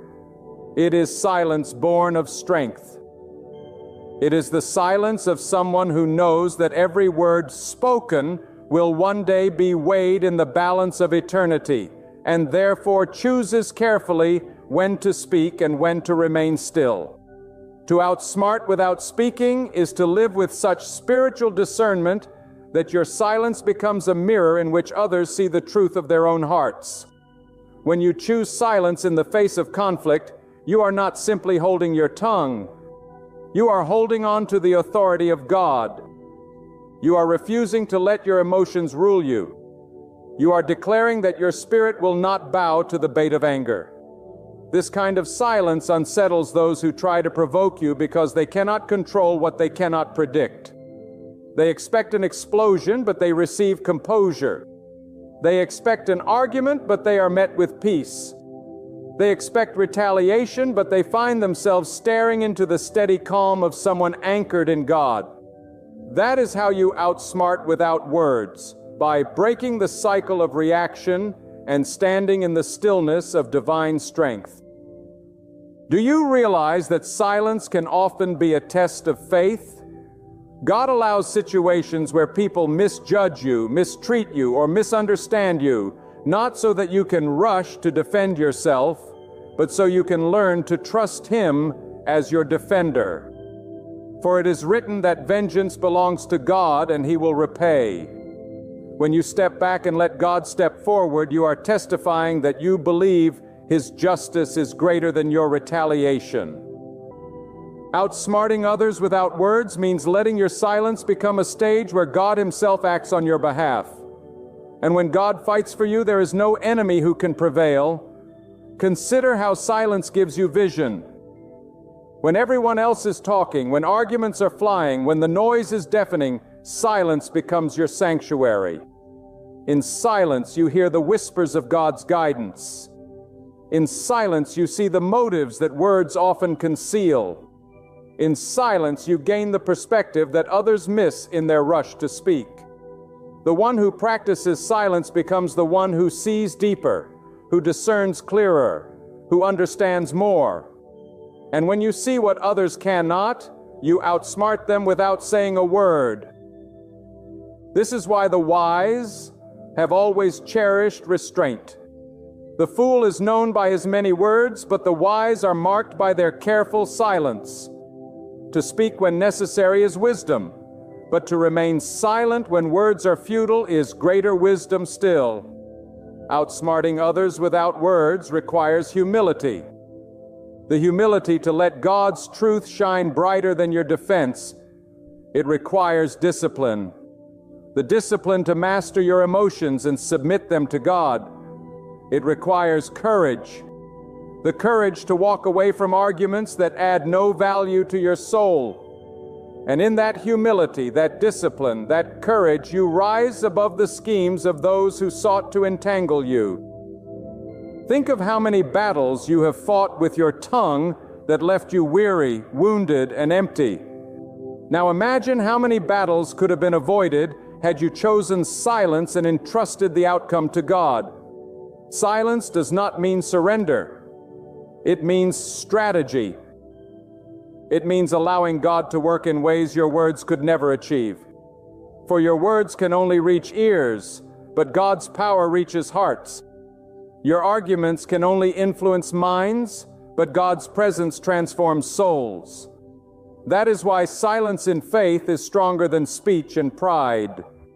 Do not be mistaken. Silence is not always easy. It takes more strength to remain quiet than to retaliate. It takes more courage to let go than to fight back. It takes more faith to trust God with your defense than to craft your own. But the reward of silence is immeasurable. It brings peace where there could have been chaos. It brings dignity where there could have been disgrace. It brings victory where there could have been defeat. Outsmarting without words is not about winning debates. It is about winning the higher battle for your soul, for your peace, for your destiny. And let us not forget the power of presence. There are times when simply standing in the strength of God's Spirit speaks louder than any argument. Your calmness becomes a sermon. Your composure becomes a lesson. Your silence becomes a testimony. Those who try to provoke you are left disarmed because they cannot fight someone who refuses to descend to their level. They cannot manipulate someone who is anchored in God. They cannot trap someone who has chosen restraint over reaction. And so without ever raising your voice, you outsmart them. The beauty of this wisdom is that it transcends human cunning. Outsmarting without words is not about deception. It is about revelation. It is about letting God's truth reveal itself through your restraint. It is about letting the fruit of patience grow in the soil of your silence. It is about showing the world that the strongest voice is often the one that does not speak, but allows God's presence to echo louder than words. There are victories that can never be won with words because words are too small to carry the weight of divine wisdom. There are battles that can never be won with arguments because arguments only stir more conflict. But there are triumphs that are won in silence. The silence that is filled with faith. The silence that trusts the hand of God. The silence that knows peace is more powerful than retaliation. That kind of silence is not passive. It is active. It is the silence of someone who is firmly rooted, like a tree planted by streams of water, unshaken by the storms, unbent by the winds. To outsmart without words is to live as though you already know the final outcome, because your confidence is not in the voices of people, but in the eternal voice of God. When someone lies about you, you may feel the urge to explain. When someone mocks you, you may feel the temptation to fight back. When someone misunderstands you, your pride cries out for correction. Yet the soul surrendered to God knows that defending itself is not always necessary. Sometimes the greatest defense is no defense at all. For when you remain silent, you allow God to speak on your behalf in ways you never could. You allow Him to work in the shadows, revealing truth in His timing, exposing schemes without your interference. Outsmarting without words is not running from conflict. It is rising above it, refusing to play the games of those who thrive on chaos. Your silence is a mystery to your enemies. They cannot comprehend it. They provoke you to see your reaction, but when you remain calm, it unsettles them. They accuse you, but when you do not respond, their accusations echo back upon themselves. They slander you, but when you stay still, their words lose power, drifting into emptiness.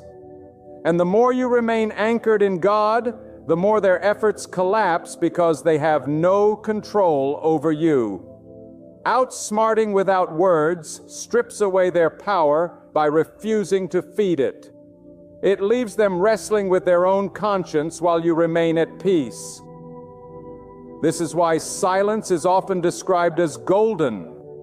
It is golden not because it is rare, but because it is invaluable. In silence, you preserve your energy for what truly matters.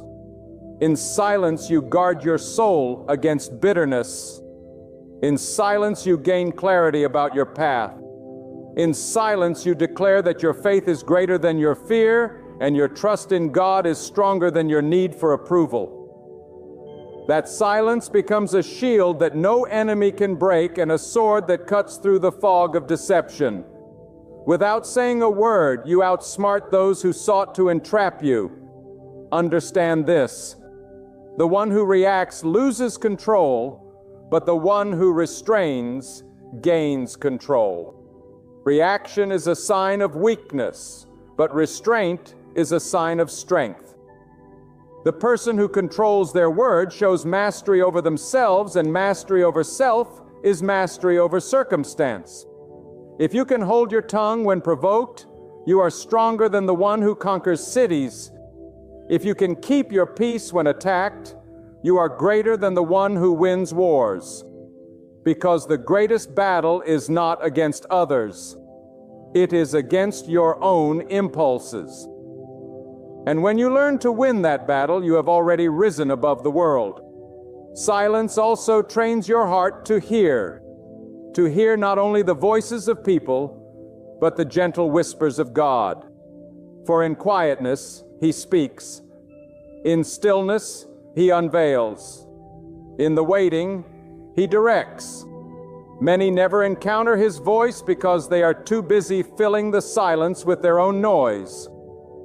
But the quiet soul perceives what the restless one cannot. Outsmarting without words is not merely about how you handle others. It is about aligning yourself to draw wisdom straight from the one who knows all things. When God's voice becomes louder to you than the opinions of people, you will walk in discernment that no lie can endure. Consider how silence exposes the intentions of others.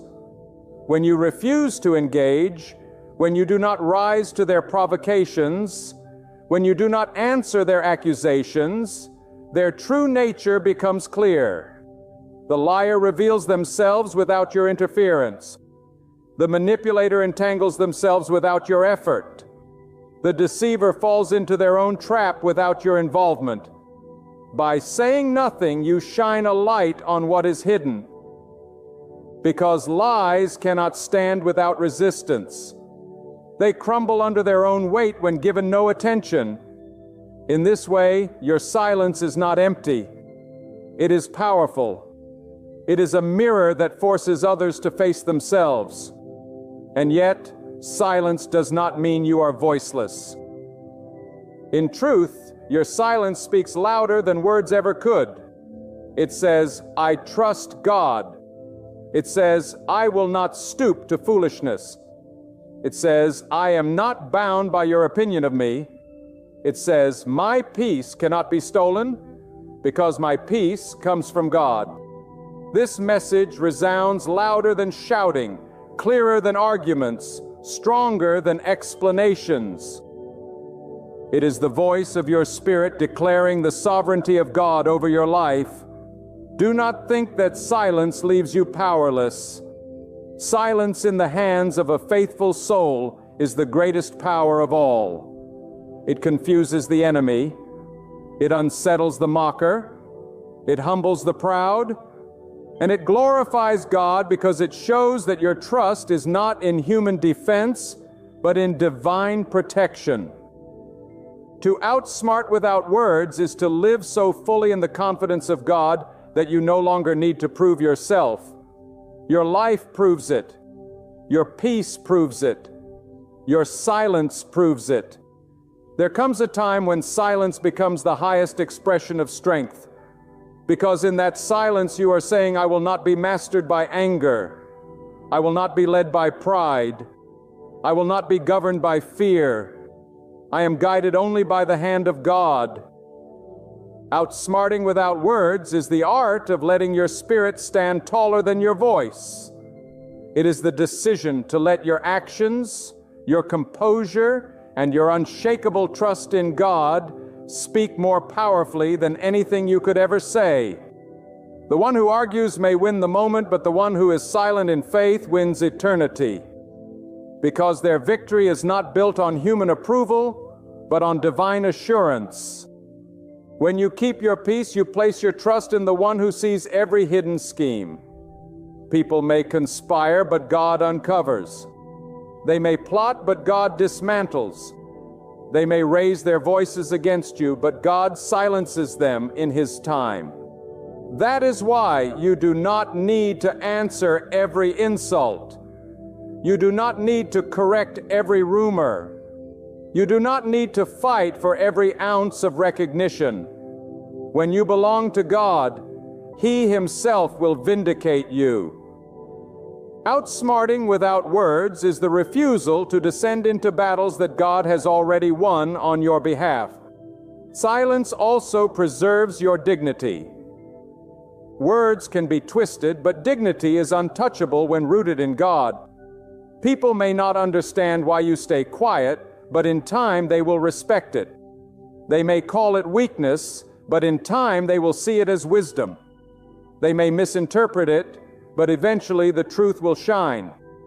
This is because silence is not about how others perceive you. It is about how you carry yourself before God. To remain calm under pressure, to stay composed when attacked, to walk away when provoked. This is the dignity of a soul that knows its worth in God and does not need validation from men. There is a silence that defeats arguments, and there is a silence that disarms enemies. But there is also a silence that teaches you. In silence, you learn to measure your thoughts before they become words. In silence, you see the difference between what is urgent and what is important. In silence, you grow in patience, in humility, in clarity. Outsmarting without words is not only about handling others, it is about shaping yourself. It is about becoming so rooted in God's wisdom that you no longer waste your breath on what is meaningless, but invest your words only where they bear fruit. Imagine two people in conflict. One is loud, shouting, desperate to win the argument. The other is quiet, composed, steady as a rock. Which one looks stronger? Which one commands the room? It is always the one who is calm. Why? Because calmness reveals confidence, and confidence comes from knowing you are backed by God. Those who are loud betray their insecurity, but those who are silent reveal their strength. This is why silence is not weakness. It is a declaration of faith. It is saying, I do not fear your opinion. I do not bow to your accusations. I know who I am in God, and I will not be moved. Never forget that silence is also a weapon of peace. Arguments escalate when words multiply, but arguments die when silence is chosen. Enemies expect retaliation, but when you give none, they are left powerless. Gossip spreads through conversation, but when you stay quiet, it dies in the air. Hatred thrives on reaction, but when you do not react, it suffocates. This is why silence outsmarts. It ends battles without fighting them. It kills flames without feeding them. It turns conflict into emptiness. And the emptiness left behind is filled by the presence of God. The wise understand that not every truth must be spoken immediately. Sometimes silence is the womb in which truth matures.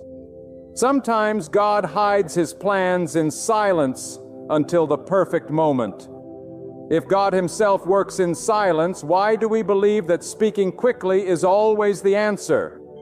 Outsmarting without words is to trust that God's timing is perfect. That He will reveal, He will expose, He will defend in the exact moment that will bring Him the most glory. Until then, you remain still, waiting on Him, letting silence testify of your faith. And here is a mystery. Silence often speaks to hearts that words could never reach. The way you hold your peace under attack can pierce the conscience of your enemy. The way you refuse to fight back can convict the one who sought to provoke you. The way you stand calm can plant seeds of wonder in those who witness it. People may not remember your arguments, but they will remember your composure. They may forget what you said, but they will not forget how you carried yourself. That memory will linger, echoing louder than any speech, because it carries the fragrance of God's presence. There is a wisdom that cannot be purchased with gold, a strength that cannot be found in armies, a power that cannot be measured by titles. It is the wisdom of silence, the strength of restraint, the power of self-control under the authority of God. Outsmarting without words is not merely a strategy. It is a spiritual posture. It is the ability to stand in the middle of chaos without letting chaos enter you. It is the ability to hear lies without feeling the need to chase them down. It is the ability to face slander without bowing to the pressure of defending yourself. This wisdom is not learned from books nor taught by the world. It is gifted to those who walk with God, who surrender their pride, and who place their full trust in Him. Understand this. Silence in the hands of a believer is not emptiness. It is fullness. It is full of trust, full of patience, full of dignity, full of peace. Silence says, I do not need to speak because God is speaking for me. Silence says, I will not react because God is acting on my behalf. Silence says, I will not waste my energy on what does not matter because God is my focus. When you walk in that kind of silence, you disarm every enemy. You confuse every critic. You frustrate every manipulator because you refuse to play by their rules. Your silence is not weakness. It is wisdom forged in the fire of faith. The world teaches you that to win, you must always have the last word, but God teaches you that sometimes victory belongs to those who do not speak at all. The world tells you that strength is shown by shouting louder, but God shows you that true strength is proven by standing calmer. The world says you must fight back to prove your worth, but God whispers, be still, and I will prove it for you. When you align yourself with that divine wisdom, you step into a level of power that no argument, no debate, no confrontation can take away. That is how you outsmart. By refusing to be dragged into battles that do not deserve your soul. Look around at those who constantly fight with their words. Their energy drains, their peace fades, their joy disappears, their hearts grow bitter. And yet, look at the one who remains quiet, who entrusts everything to God, who chooses stillness over strife. Their spirit shines. Their dignity remains. Their peace flows like a river. Outsmarting without words is not about ignoring reality. It is about refusing to let reality control you. It is about being so deeply anchored in God that the storms outside never shake the calm within. Even nature teaches this truth. The mountains do not speak, yet they declare strength. The rivers do not argue, yet they carve valleys. The stars do not shout, yet they illuminate the night. In silence they reveal the greatness of God. So too with you, when you walk in silence before God, your presence alone becomes a testimony. Without raising your voice, you show that you belong to a power greater than anything on earth. Without uttering a word, you reveal that you are led not by fear, but by faith. There is also a silence that preserves your destiny. Many lives are destroyed because words were spoken in haste. Secrets were revealed in anger, or promises were broken in pride.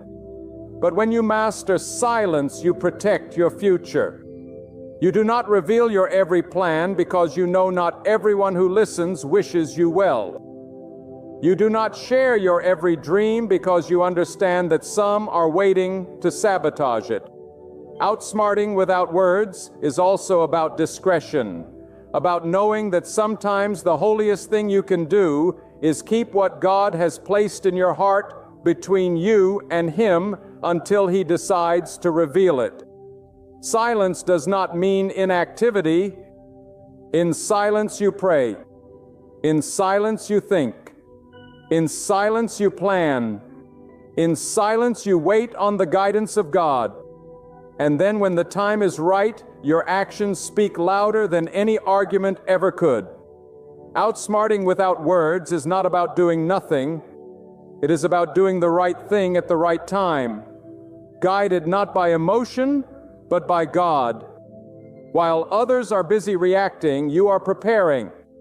While others are wasting energy, you are conserving strength. While others are scattering their focus, you are centering yours on God. And when the moment comes, your victory is undeniable. But here is something deeper. Silence is not only a shield, it is also a mirror. It reflects back the hearts of those around you. When you stay silent, people reveal themselves. The liar will keep lying until they entangle themselves. The accuser will keep accusing until their falsehood becomes obvious. The manipulator will keep pushing until their motives are exposed. You did not need to argue. You did not need to fight. You did not need to defend. Your silence allowed their own actions to reveal the truth. That is why silence is not weakness. It is wisdom that lets time and truth do the work for you. And do not forget, silence is an act of worship. When you hold your tongue rather than speaking in anger, you honor God. When you choose stillness instead of chaos, you honor God. When you refuse to gossip, to slander, to retaliate, you honor God. Outsmarting without words is not just about dealing with people. It is about living in such a way that every choice reflects your trust in God. That trust is the foundation of your silence. That trust is what makes your silence stronger than any argument. That trust is what turns your silence into victory. There is a reason God calls us to guard our tongues, because the tongue can set entire forests on fire, but silence can extinguish flames before they begin. The tongue can cut like a sword, but silence can shield like armor. The tongue can ruin reputations, but silence can preserve destiny. Outsmarting without words is the art of holding back what could harm you, of withholding what could weaken you, and of allowing God to be your voice when your voice is not needed. For when you remain silent in faith, you are declaring that you trust His wisdom more than your impulses, His justice more than your pride, His timing more than your urgency. Many people mistake silence for defeat. They think that if you do not reply, you have lost. They assume that if you do not argue, you have surrendered. But what they do not understand is that silence is often the victory itself. It is not surrender. It is strategy. It is not weakness. It is strength refined by patience. Silence is not losing. It is allowing the truth to win without your interference. You do not need to rush to correct every misunderstanding when you believe in God's timing. You do not need to scramble to fight every accusation when you trust that God is your defender. Silence is not about abandoning the fight. It is about recognizing that the fight does not always belong to you, but to God. And this silence is not empty. It is filled with vision. In silence, you can see what others miss. You can see the traps that anger hides. You can see the motives behind the words. You can see the doors that God is opening even while others are trying to close them. People who rush to speak cannot see beyond the moment, but the one who waits silently sees beyond the surface. Silence sharpens your spiritual eyesight. It allows you to discern what is hidden beneath the noise. It grants you wisdom to recognize what others overlook. Outsmarting without words means letting silence train your eyes to see what noise always blinds. Have you noticed how silence protects peace? When you refuse to reply to bitterness, you protect your peace. When you choose not to argue with fools, you protect your peace. When you hold back your words in moments of anger, you protect your peace. And peace is priceless because peace is the evidence of God's presence within you. The enemy does not simply want your words. He wants your peace. He wants you so agitated that you cannot think, so angry that you cannot pray, so defensive that you cannot rest. But silence denies him that victory.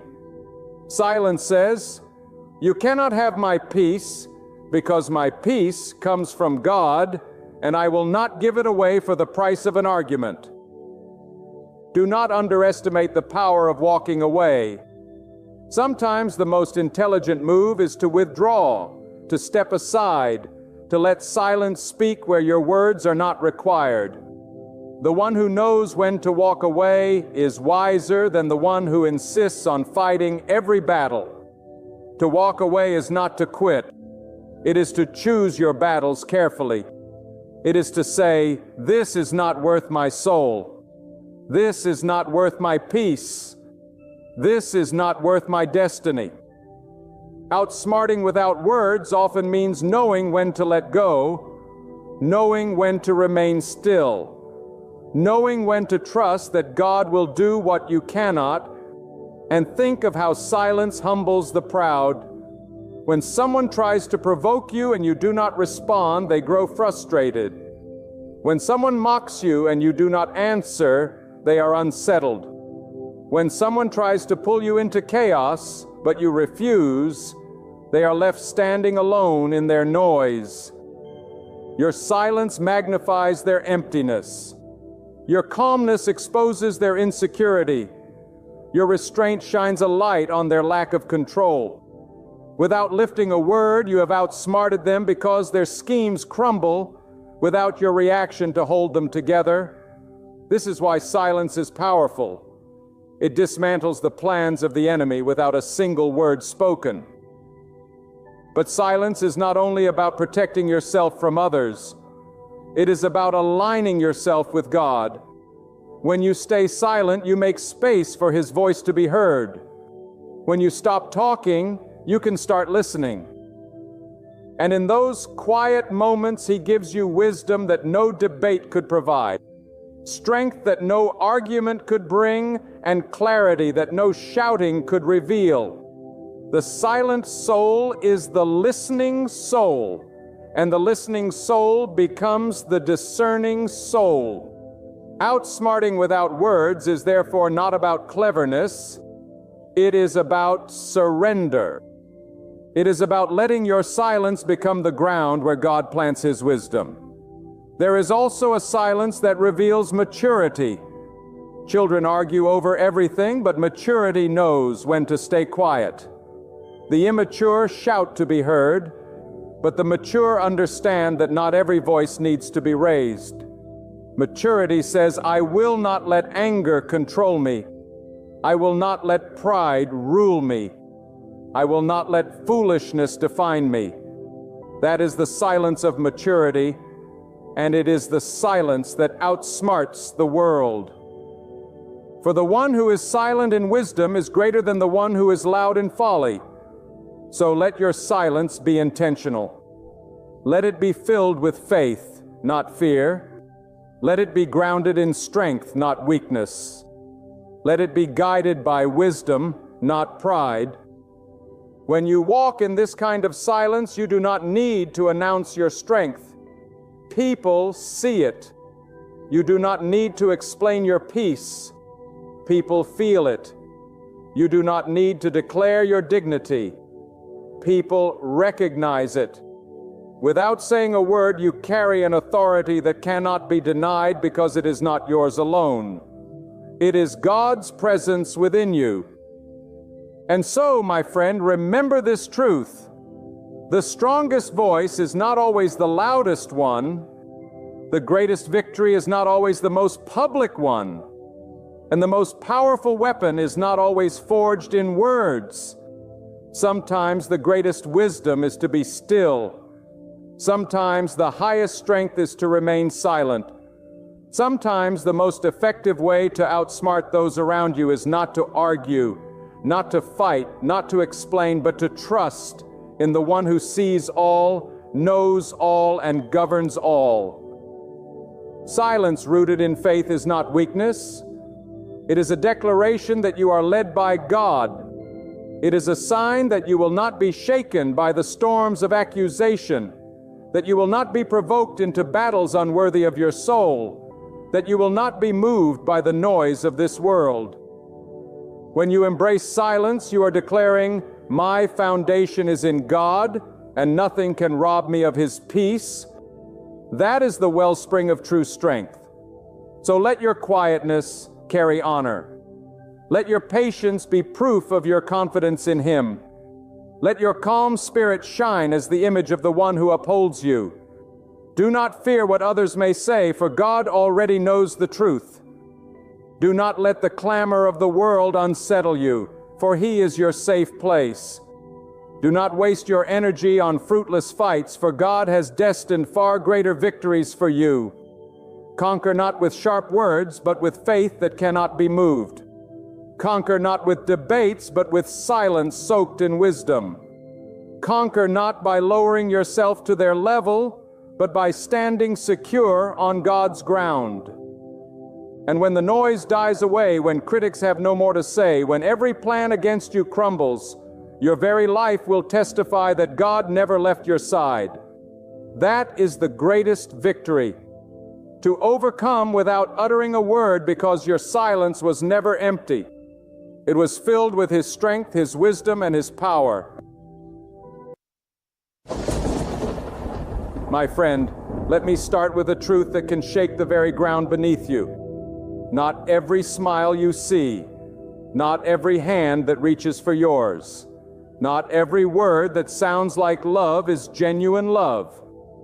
There are people who enter your life wearing the mask of care, but behind that mask lies deceit, selfish motives, and destruction.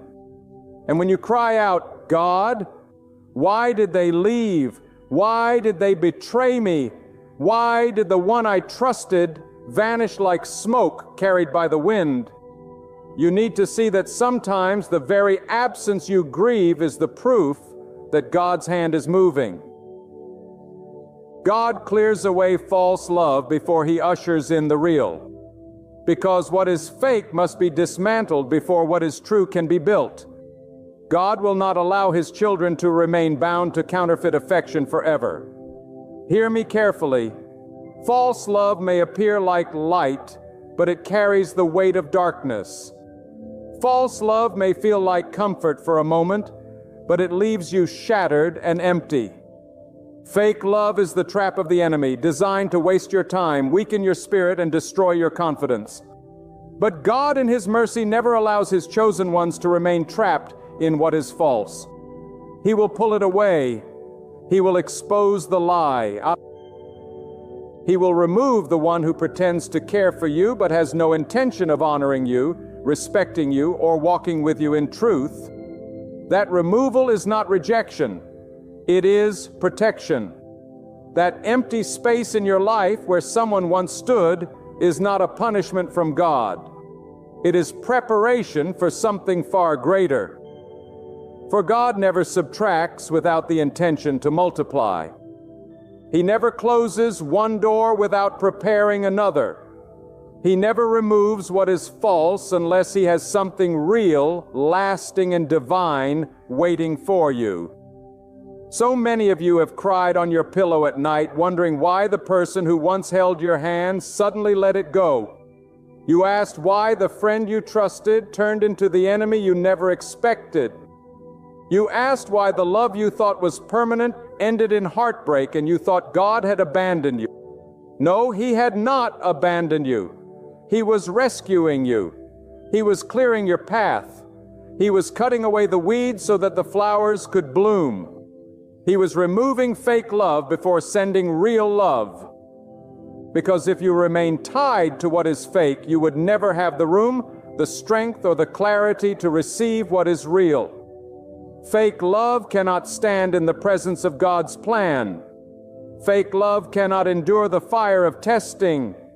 Fake love cannot hold up when storms come. It collapses under pressure.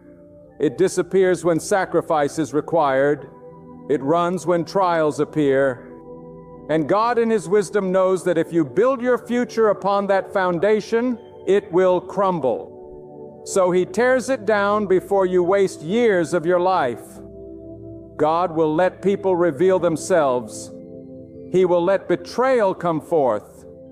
He will let dishonesty be uncovered, not to break you, but to free you. Because you cannot be bound to lies and still walk in truth. You cannot be tied to fakes and still receive the genuine. You cannot keep what is counterfeit and still hold what is pure.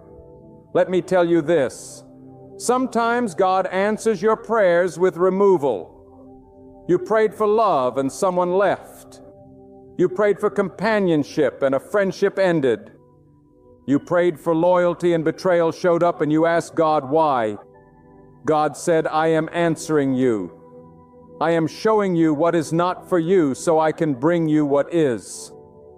Every tear you cried was not wasted. It was washing away the residue of the fate. Every sleepless night you endured was not meaningless. It was purging your heart, preparing it for what is true. Every painful ending was not the end of your story. It was the beginning of God's new chapter. Real love cannot be found while your hands are full of counterfeits. Real love cannot enter until fake love is gone.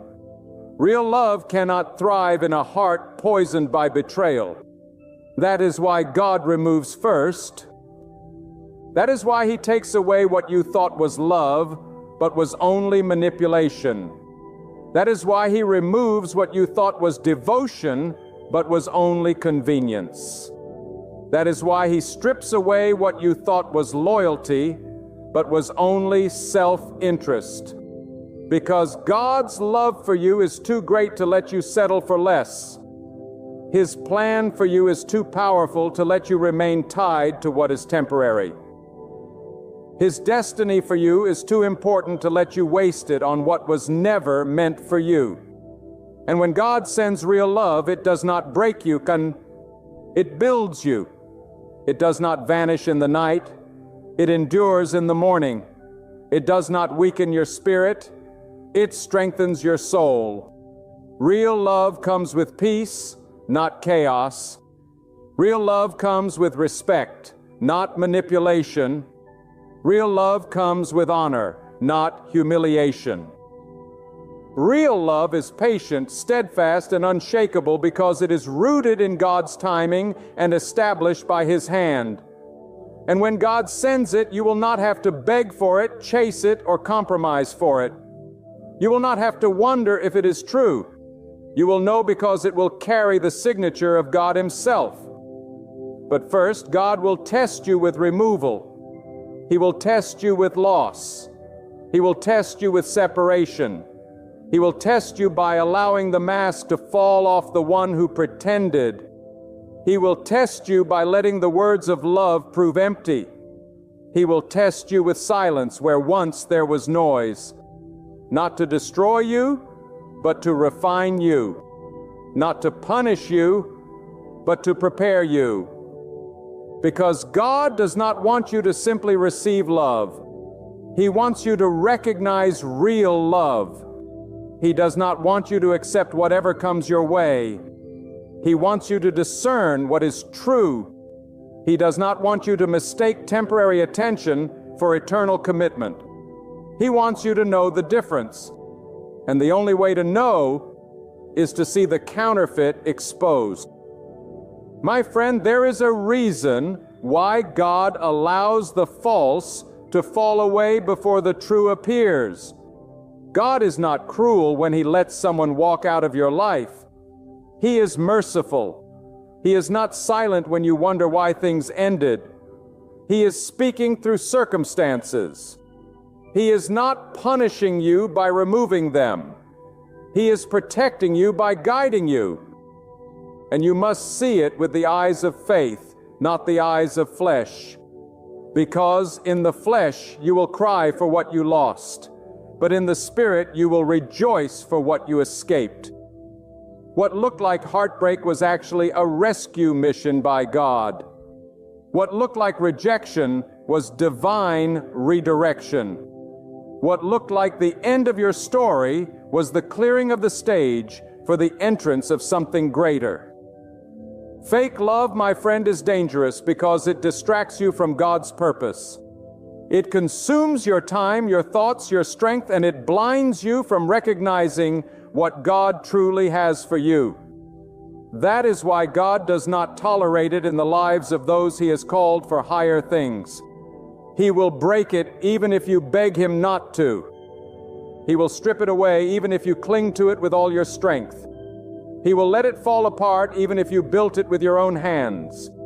Because He knows that if you keep it, it will corrupt you. If you hold on to it, it will drain you. If you cling to it, it will steal your destiny. God's love for you is so powerful that He will allow you to experience temporary pain so that you may avoid eternal damage.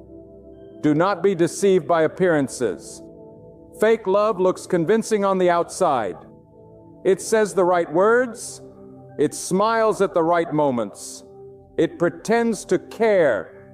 But God sees beyond the surface. He searches the heart. He knows the motives hidden behind the smile.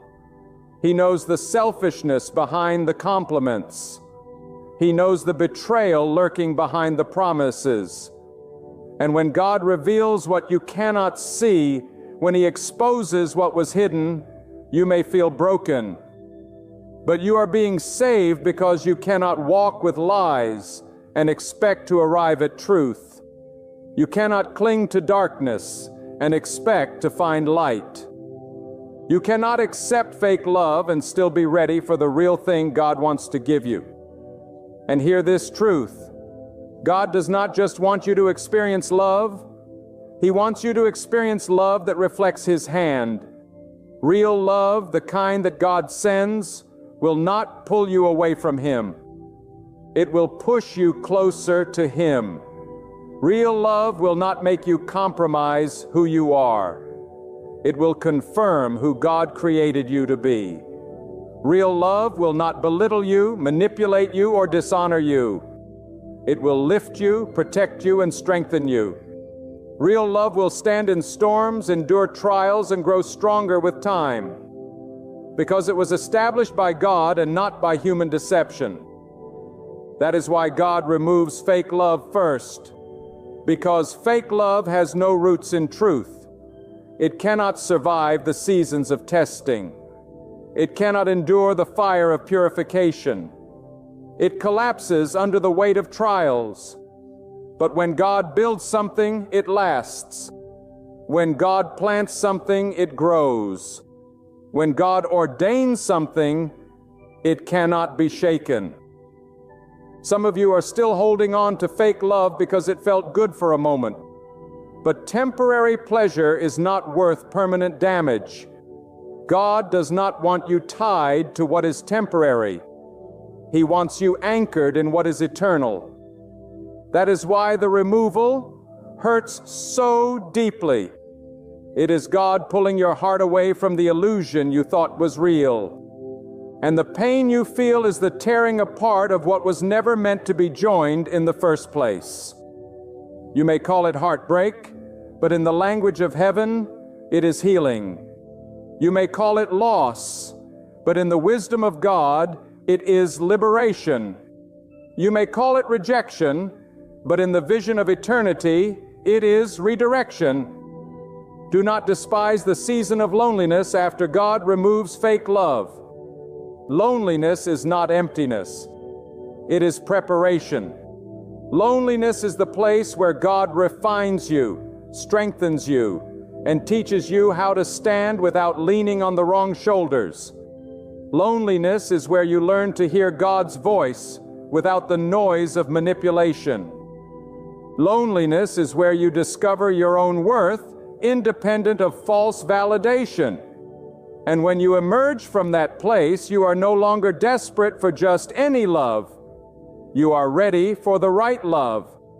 You are no longer deceived by appearances. You discern by truth. You are no longer weak and searching. You are strong and waiting. And then in the perfect time, God brings what is real. Not a counterfeit, not an imitation, not a temporary distraction, but the kind of love that carries His mark, His blessing, and His stability. Let me tell you, when God sends real love, you will not need to beg for consistency. You will not need to fight for attention. You will not need to question loyalty. Because real love speaks with actions, not just empty words. Real love does not vanish when tested. It grows stronger. Real love does not drain you. It fills you. Real love does not weaken your faith. It strengthens your walk with God. That is why He cannot allow fake love to stay. If He let it remain, it would block the blessing. It would poison your perception. It would make you unready for the real thing. God removes it because He loves you too much to let you remain bound to a lie. My friend, let me tell you something that the world does not want you to understand. Fake love often looks like a blessing at first. It comes wrapped in sweetness, but inside it carries poison. It arrives in your life like light, but its glow is only a reflection of the fire that will burn you later. Fake love makes promises it never intends to keep. It raises your expectations only to break them. It whispers loyalty while planning betrayal. And if you trust it too long, it will not just waste your time. It will wound your heart, shake your faith, and make you question your worth. But God, in His mercy, will not let His chosen ones stay deceived forever. He will tear away the disguise. He will reveal the heart behind the smile. He will let the lies unravel until you see the truth for yourself. Do you see the hand of God in this? Because it is not your wisdom that uncovers the fake. It is God's light. It is not your strength that breaks the chain. It is God's intervention. You may think you discovered the betrayal, but God orchestrated the moment for your protection. You may believe you uncovered the lie, but God exposed it so you could walk free. That is why you must not mourn when false love is removed. You must thank God that you were not left blinded. God could have let you stay deceived. He could have let you continue down the path of destruction. But His love for you is too great to let you waste your life on what was never meant to remain. And let me remind you, real love will never come until fake love is gone. If your heart is still clinging to the counterfeit, it has no room for what is true. If your eyes are still fixed on what God removed, you will not see what He is sending. If your hands are still holding the fragments of what was broken, you cannot receive the gift of what is whole. This is why God removes first. He tears away the false to prepare you for the genuine. He clears out the imitation to make space for the authentic. He empties your hands so He can fill them with something greater. You may say, but it hurts. Why does it hurt so much if it was never real? The answer is simple. Because you invested your heart, your time, your trust, your energy. Even if it was false, your heart was still involved. But listen, pain is not proof that it was real. Pain is proof that you cared. And God saw your care. God saw your tears.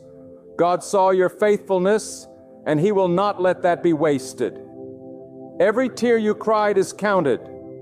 Every sleepless night you endured is remembered. Every cry of your heart is heard. And God will restore you not with the same thing you lost, but with something far greater. Fake love often teaches you the value of real love. God allows the counterfeit so you can recognize the genuine. Without betrayal, you would not recognize loyalty. Without dishonor, you would not appreciate respect.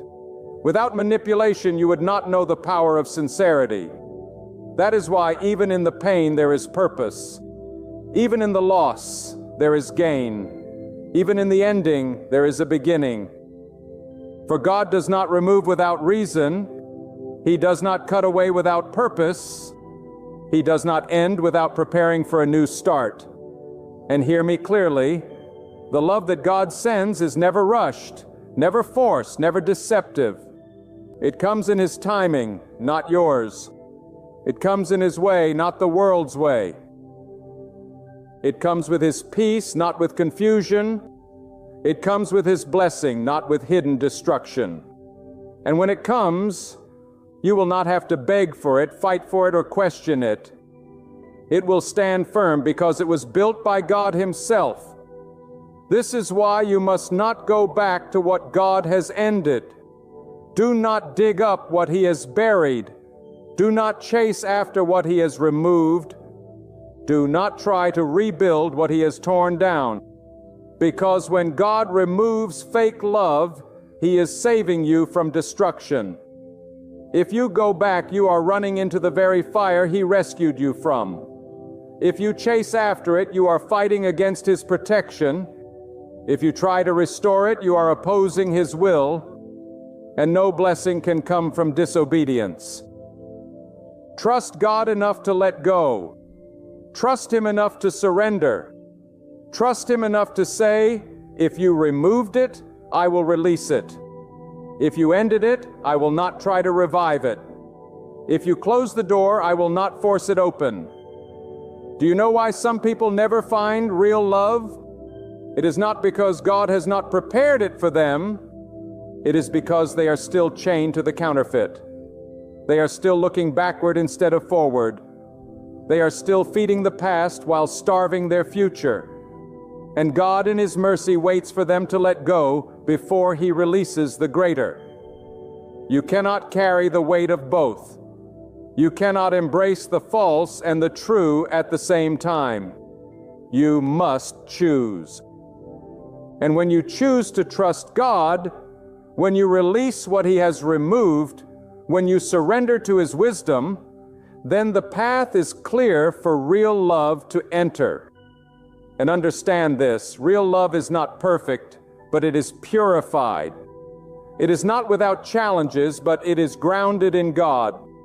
It is not without storms, but it stands because God holds it together. And when you have it, you will look back and thank God for every removal, every ending, every heartbreak. because without the fake you would not have found the real. Without the loss, you would not have received the gain. Without the pain, you would not have discovered the joy. God's plan is always bigger than your pain. His wisdom is always greater than your confusion. His purpose is always stronger than your emotions. Trust Him. My friend, many stumble into despair when God removes counterfeit love because they mistake waiting for rejection. They think, if God allowed this person to leave, maybe I will never be loved. Maybe I will spend my life in loneliness. Maybe what I long for will never come. But those are lies whispered by fear, not the truth declared by faith. God does not take away to leave you empty. He removes to prepare you. God does not hold back to abandon you. He withholds to shape and refine you. He is never late, never careless, never blind to the ache of your heart. He knows every desire you carry. He hears the prayers you've whispered in the quiet. He understands the deep longing within you. And He will not forget you. He will not pass over you. But He cannot place the genuine in your hands while you're still holding on to the false. Counterfeit love is often the enemy's trap designed to derail you from the greater blessing God has prepared. It ensnares your heart, drains your strength, and keeps you bound to the wrong person at the wrong time. And while you are consumed with the counterfeit, the true blessing cannot arrive. That is why God cuts it off. He knows that if you stayed bound, you would miss what was destined. He knows that if you kept walking with the wrong one, you would never cross paths with the right one. So He tears it away, not to punish you, but to align you. He breaks the tie, not to break your spirit, but to save your future. And you must see it for what it truly is, divine surgery. God is the great healer, and sometimes healing requires cutting. Sometimes restoration requires removal. Sometimes freedom requires separation. You cannot keep the infection and still be healthy. You cannot hold on to poison and still expect to thrive. You cannot cling to what corrupts and still receive what heals. So God cuts away even when you scream, even when you resist, even when you beg Him to let you hold on, because He sees what you cannot see. He knows what you cannot know. He understands what you cannot comprehend. He knows that fake love will not only hurt you now, it will destroy you later. Some of you are in the middle of this removal right now. You feel abandoned, but you are actually being guarded. You feel rejected, but you are actually being redirected. You feel broken, but you are actually being rebuilt. And the very thing you think is ending your story is the hand of God writing a new chapter. He is not closing the book. He is preparing the climax. He is not silencing your song. He is tuning your voice for a greater melody. He is not cutting you off from love. He is clearing the path for real love to arrive. And let me tell you this with all the fire of conviction in my soul. When real love arrives, you will understand why the fake had to go. You will look back and thank God for every tear, every heartbreak, every disappointment, because it all prepared you to recognize the genuine. You will see that if the fake had remained, it would have kept you blind, kept you trapped, kept you from ever seeing the beauty of what God truly had for you. What you thought was loss was protection. What you thought was rejection was mercy. What you thought was punishment was preparation. Fake love often comes first because the enemy tries to plant weeds before the harvest of God can grow. But do not be deceived. A weed cannot become wheat. A counterfeit cannot become authentic. A distraction cannot become destiny. And so God allows the fake to reveal itself. and then he removes it because the field must be clear before the harvest can come.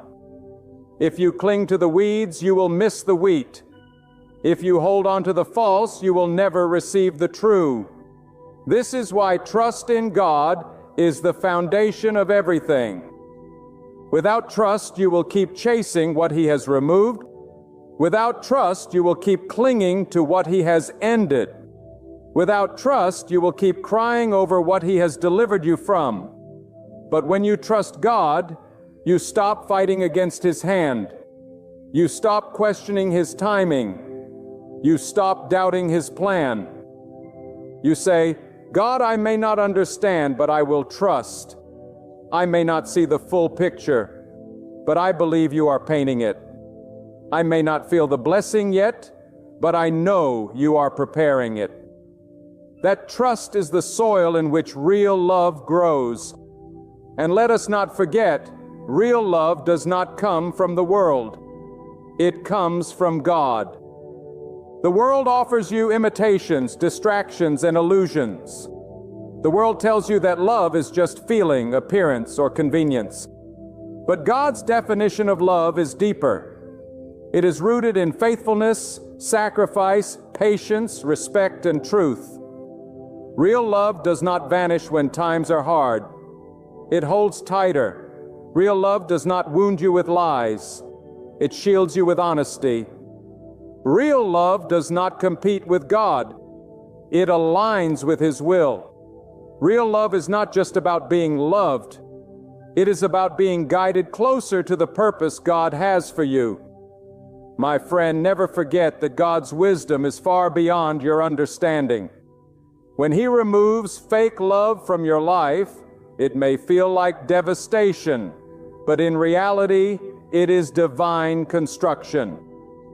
You see only the demolition of what you once cherished, but God sees the foundation being cleared for what will endure. You see only the ashes of what has burned away, but God sees the soil being prepared for seeds that will produce a harvest of joy, stability, and peace. God is not careless with your heart. God does not play games with your destiny. If He allowed something to end, it is because He has already prepared something greater. And what He has prepared will not slip through your hands like sand. For what God builds, no one can destroy. And what God blesses, no one can curse. Fake love often comes with noise, drama, and confusion.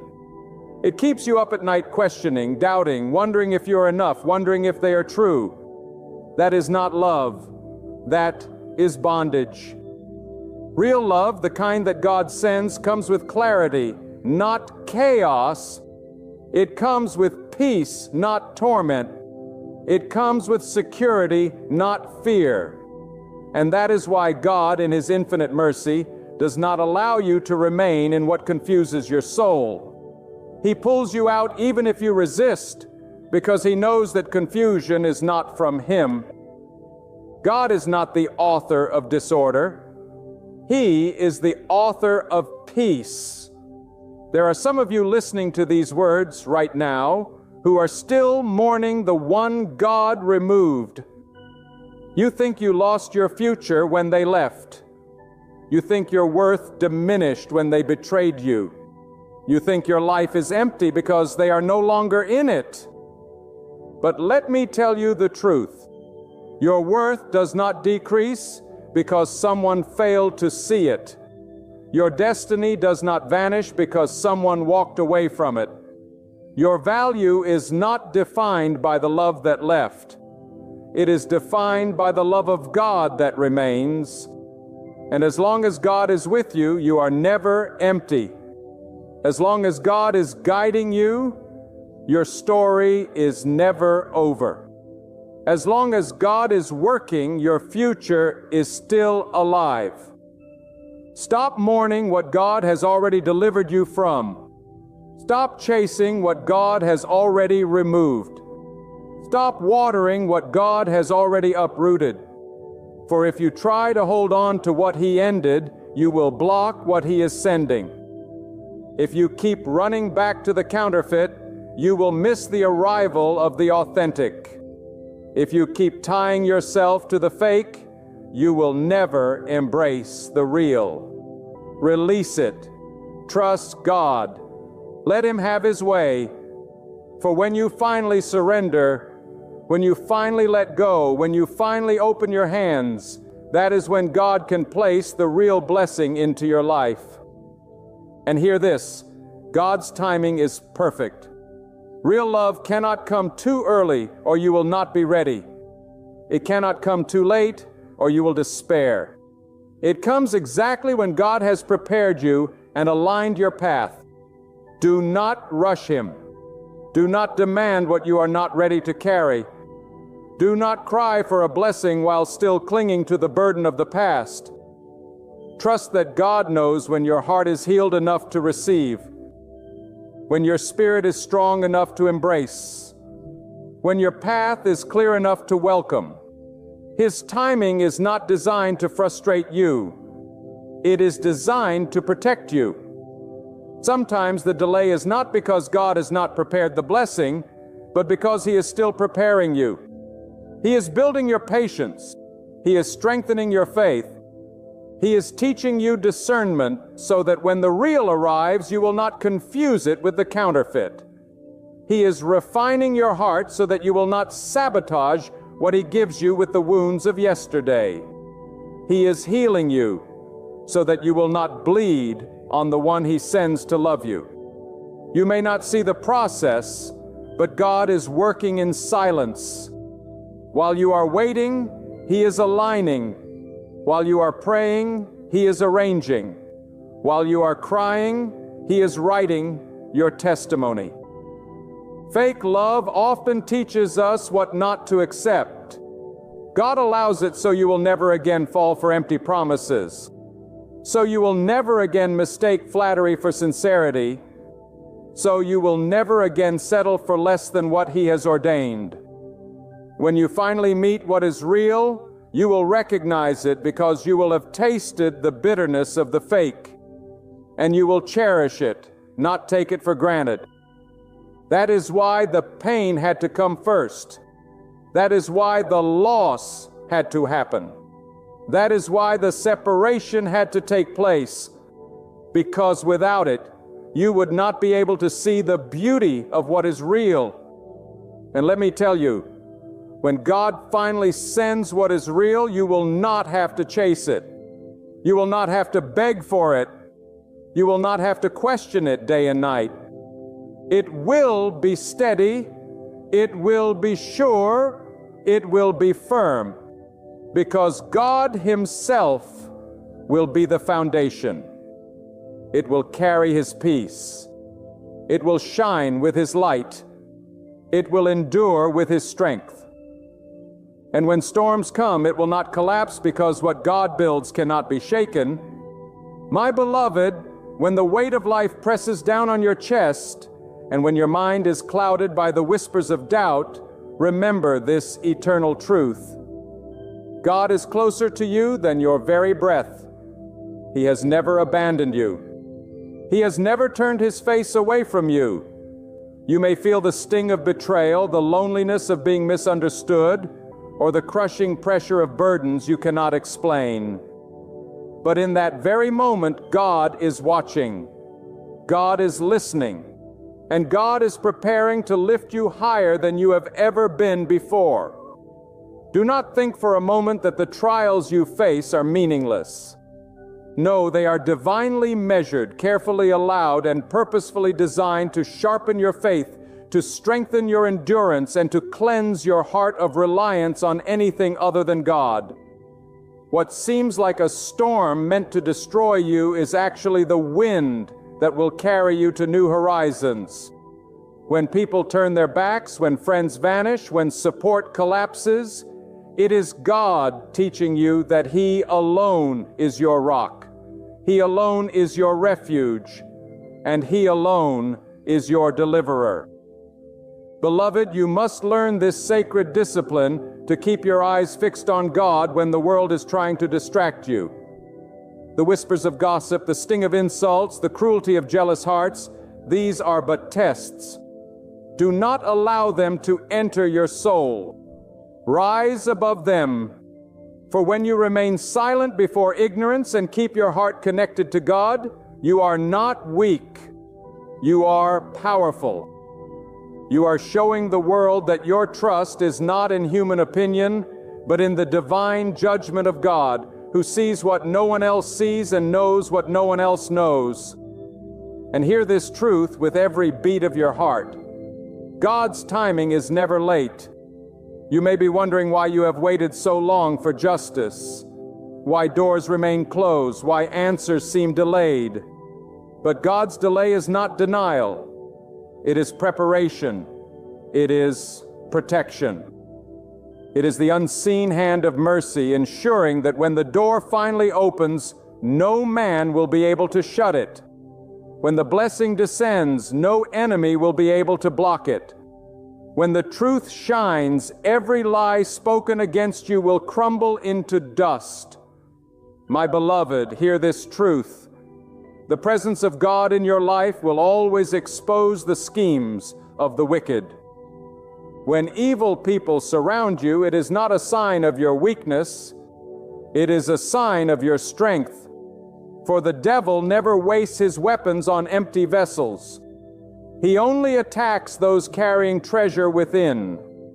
The very pressure you feel from those who envy, slander, and betray you is evidence that God has placed something precious inside you.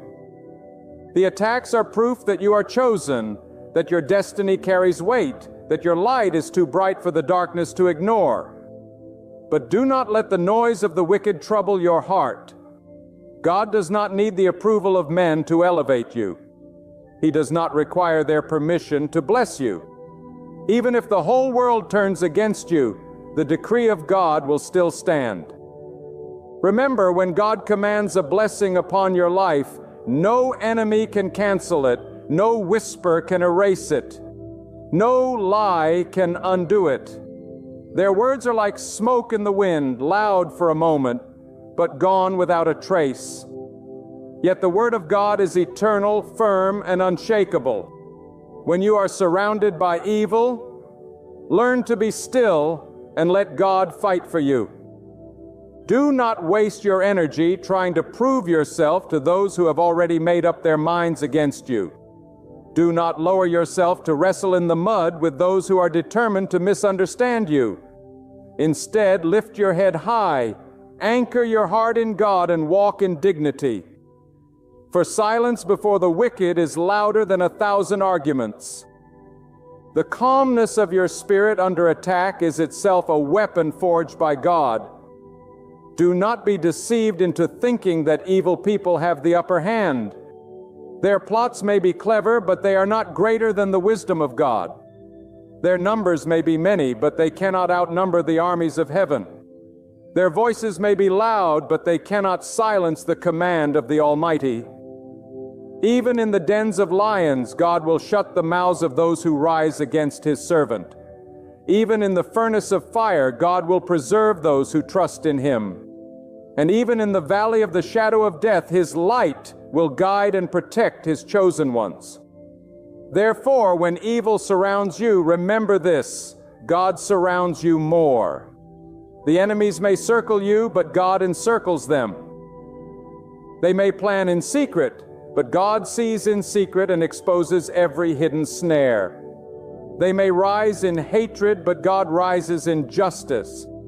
And when God arises, who can stand against Him?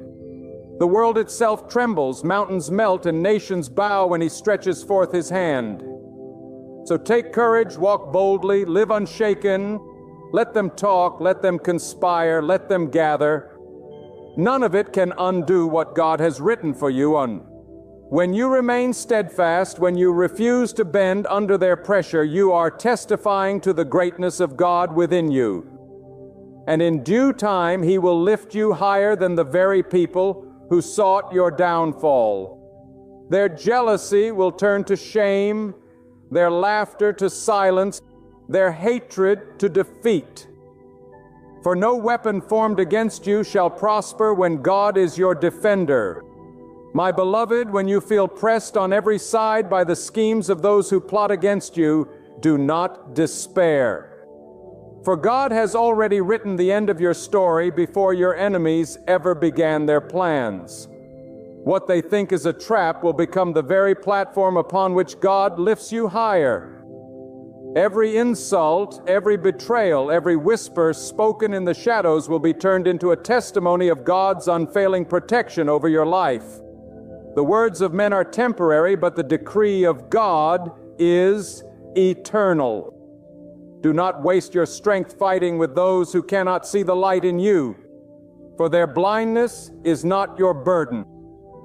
Instead, anchor yourself in God's wisdom. When they mock you, be silent. When they provoke you, remain calm. When they attempt to pull you down, rise above by keeping your trust firm in God. For silence in the face of evil is not weakness, it is strength. It is the quiet roar of a soul that knows the Almighty is fighting unseen battles on its behalf. Remember, God has promised that no weapon formed against you shall prosper. This means weapons will be formed, arrows will be released, storms will come, but none will prevail when God is your shield. Your enemies may gather together, but if God does not permit, not a single plan of theirs can take root. Their tongues will tire, their efforts will crumble, and their schemes will collapse under the weight of God's justice. So walk boldly, walk fearlessly, and walk with dignity, for you are not alone. The presence of God surrounds you like a fortress. He has placed His hand over you, and no force in the heavens or the earth can overturn what God has decreed for you. Those who rise against you will stumble. Those who curse you will find their curses returned upon themselves. And those who dig a pit for you will fall into it by their own doing. Lift your head high, for your life is not in the hands of men, it is in the hands of God. He knows every tear you have shed, every pain you have endured, and every injustice you have faced. And in His perfect timing, He will vindicate you. When God raises you, no one can bring you down. When God favors you, no one can deny you. When God protects you, no one can harm you. My friend, hold this truth deep within your heart. Your defense does not come from your words, your strength, or your plan. It comes from God alone. And when God defends you, the entire universe will bear witness that His power is unmatched and His will cannot be overturned. My beloved, there is a sacred strength that rises within the soul when it learns to rest fully in God's control. The storms may rage. The whispers of enemies may echo around you. The world may try to weigh you down with burdens. But when your heart is anchored in God, nothing can uproot you. Do you not see? Every hardship is but a test, every obstacle a divine lesson, every delay a preparation. God does not abandon those who put their trust in Him. He lifts them higher, refines them deeper, and strengthens them for battles they did not even know were ahead. When evil surrounds you, it is not the sign of your weakness. It is the evidence of your strength. For why would the enemy gather against someone who is powerless? They gather because they see God's hand upon your life, and they tremble at what you are becoming. So stand firm.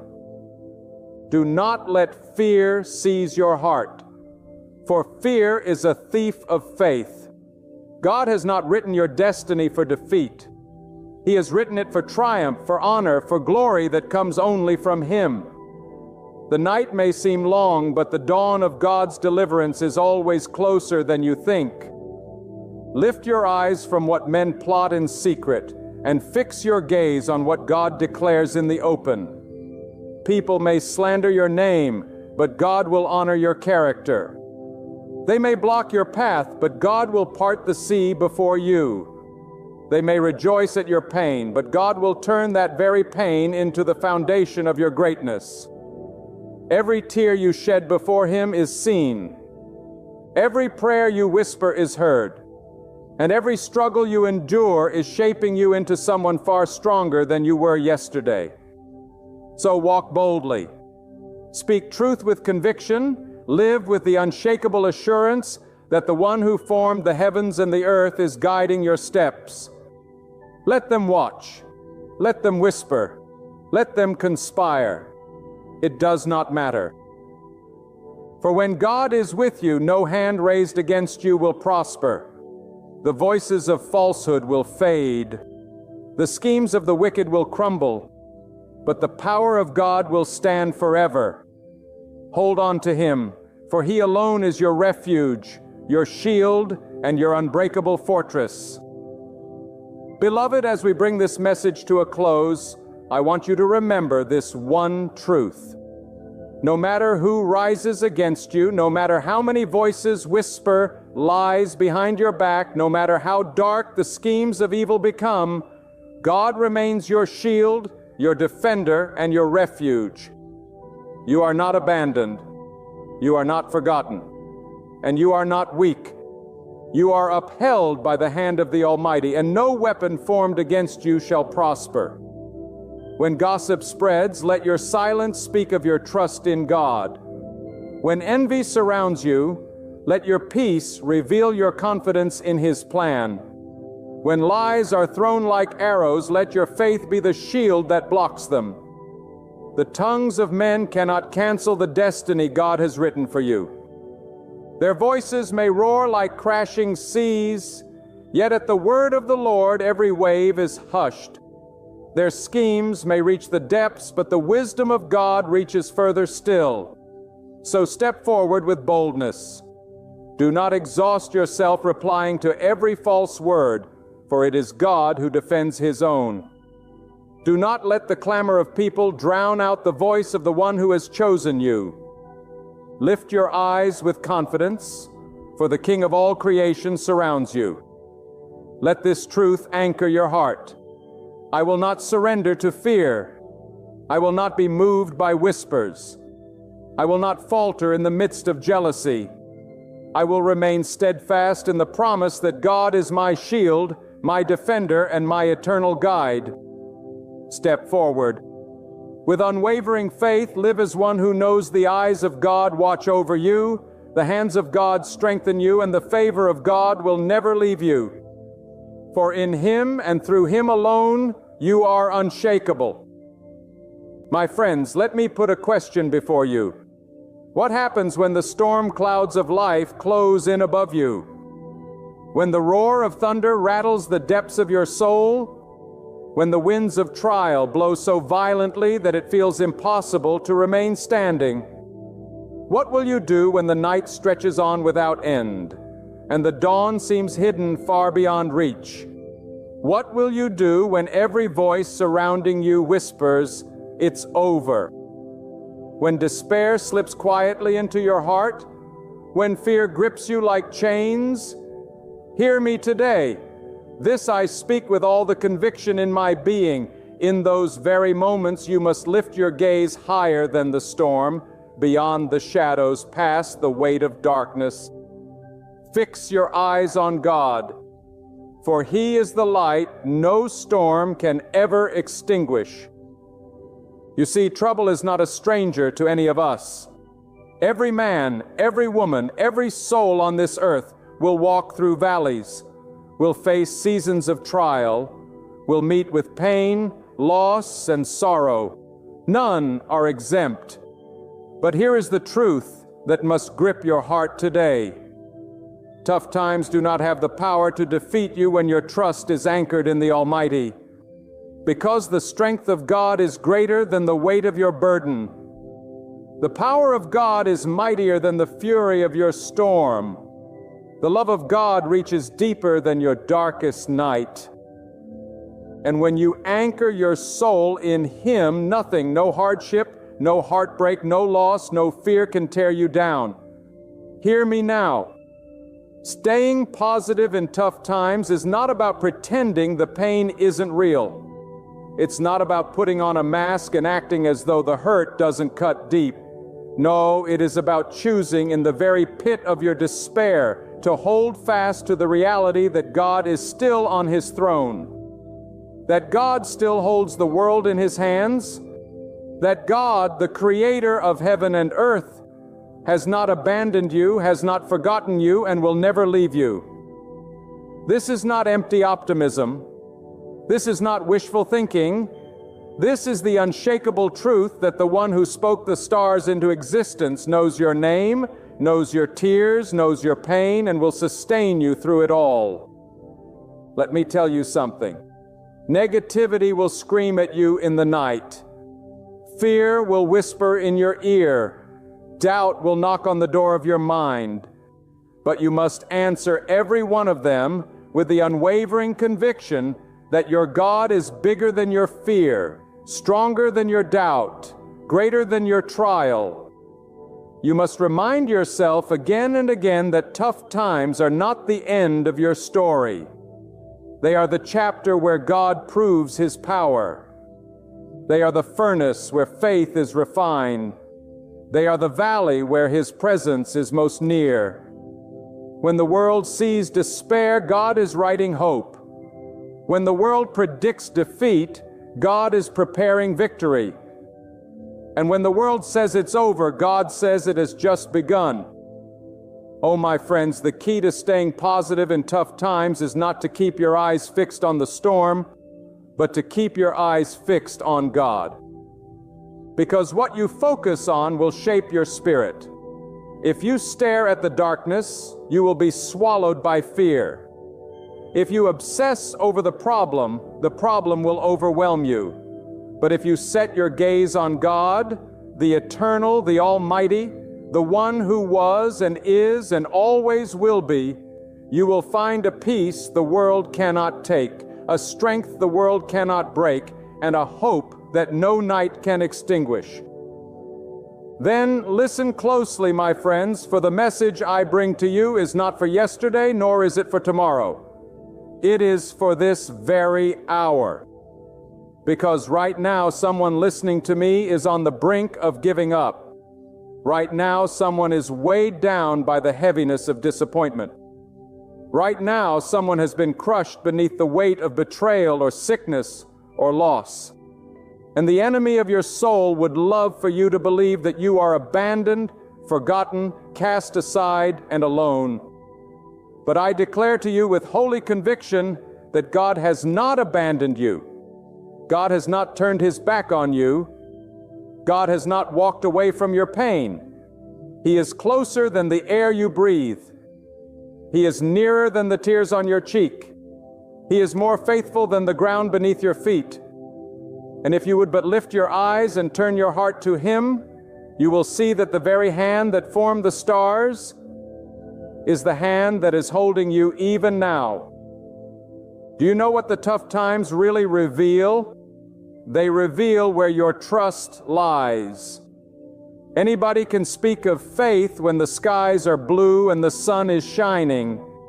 Anybody can talk about peace when their table is full and their bank account is overflowing. But when the storms rage, when the thunder rolls, when the night stretches long, that is when true trust is tested. That is when the roots of your faith must reach deep into the soil of God's promises. That is when you must stand not in your own strength, not in your own wisdom, but in the assurance that God is the rock that cannot be moved. And when the winds howl and the earth shakes, you will find yourself unshaken because your life is built not upon shifting sands, but upon the eternal strength of God Himself. The world will try to tell you that positivity comes from circumstances. If life is good, you can smile. If the doors are opening, you can rejoice. If things are smooth, you can be hopeful. But God calls you to a higher truth, that your joy is not dependent on the world, but on Him. Your hope is not dependent on what you see, but on what He has promised. Your strength is not dependent on your situation, but on His unchanging power. So when the doctor's report is grim, you can still lift your head and say, "My God is able." When the bills pile high, you can still declare, "My God provides." When relationships crumble, you can still proclaim, "My God restores." And when your own heart is breaking, you can still whisper, "My God heals." That, my beloved friends, is the unshakable positivity of the soul that trusts in God. Now let me speak to the fear that grips so many in the night. Fear is a thief. Fear robs you of your peace. Fear strangles your hope. Fear whispers that tomorrow will be worse than today. But hear me, fear is powerless before the presence of God. Because when God enters the room, fear must flee. When God speaks His word of comfort, fear is silenced. When God wraps you in His presence, fear is crushed under the weight of His glory. So if you want to stay positive in the midst of hard times, you must learn to confront your fear, not with your own courage, but with your confidence in God. Say to your fear, "You do not rule me. You do not own me. You are a liar, and my God is the truth." And watch as the chains of fear fall off. Watch as the shadows retreat. Watch as hope rises like the dawn. But some of you are saying right now, "It's too hard. The pain is too much. The valley is too deep." And I do not dismiss your pain. I honor it because pain is real. But I tell you, this pain has a purpose when you place it in the hands of God. Out of your deepest sorrow can come your greatest strength. Out of your hardest trial can come your most powerful testimony. Out of your brokenness can come your beauty. For God is the one who takes ashes and creates something radiant. God is the one who takes despair and weaves it into destiny. God is the one who takes mourning and transforms it into joy. You may not see it now, but if you trust Him, if you hold fast, if you cling to His promises, one day you will look back on your darkest night and realize that it was in that night that God taught you to see His stars. Hear me again. The measure of your positivity is not in denying the reality of your hardship. It is in declaring the greater reality of God's power. Staying positive is not saying this storm isn't real. It is saying this storm is real, but my God is greater. It is not saying this pain doesn't hurt.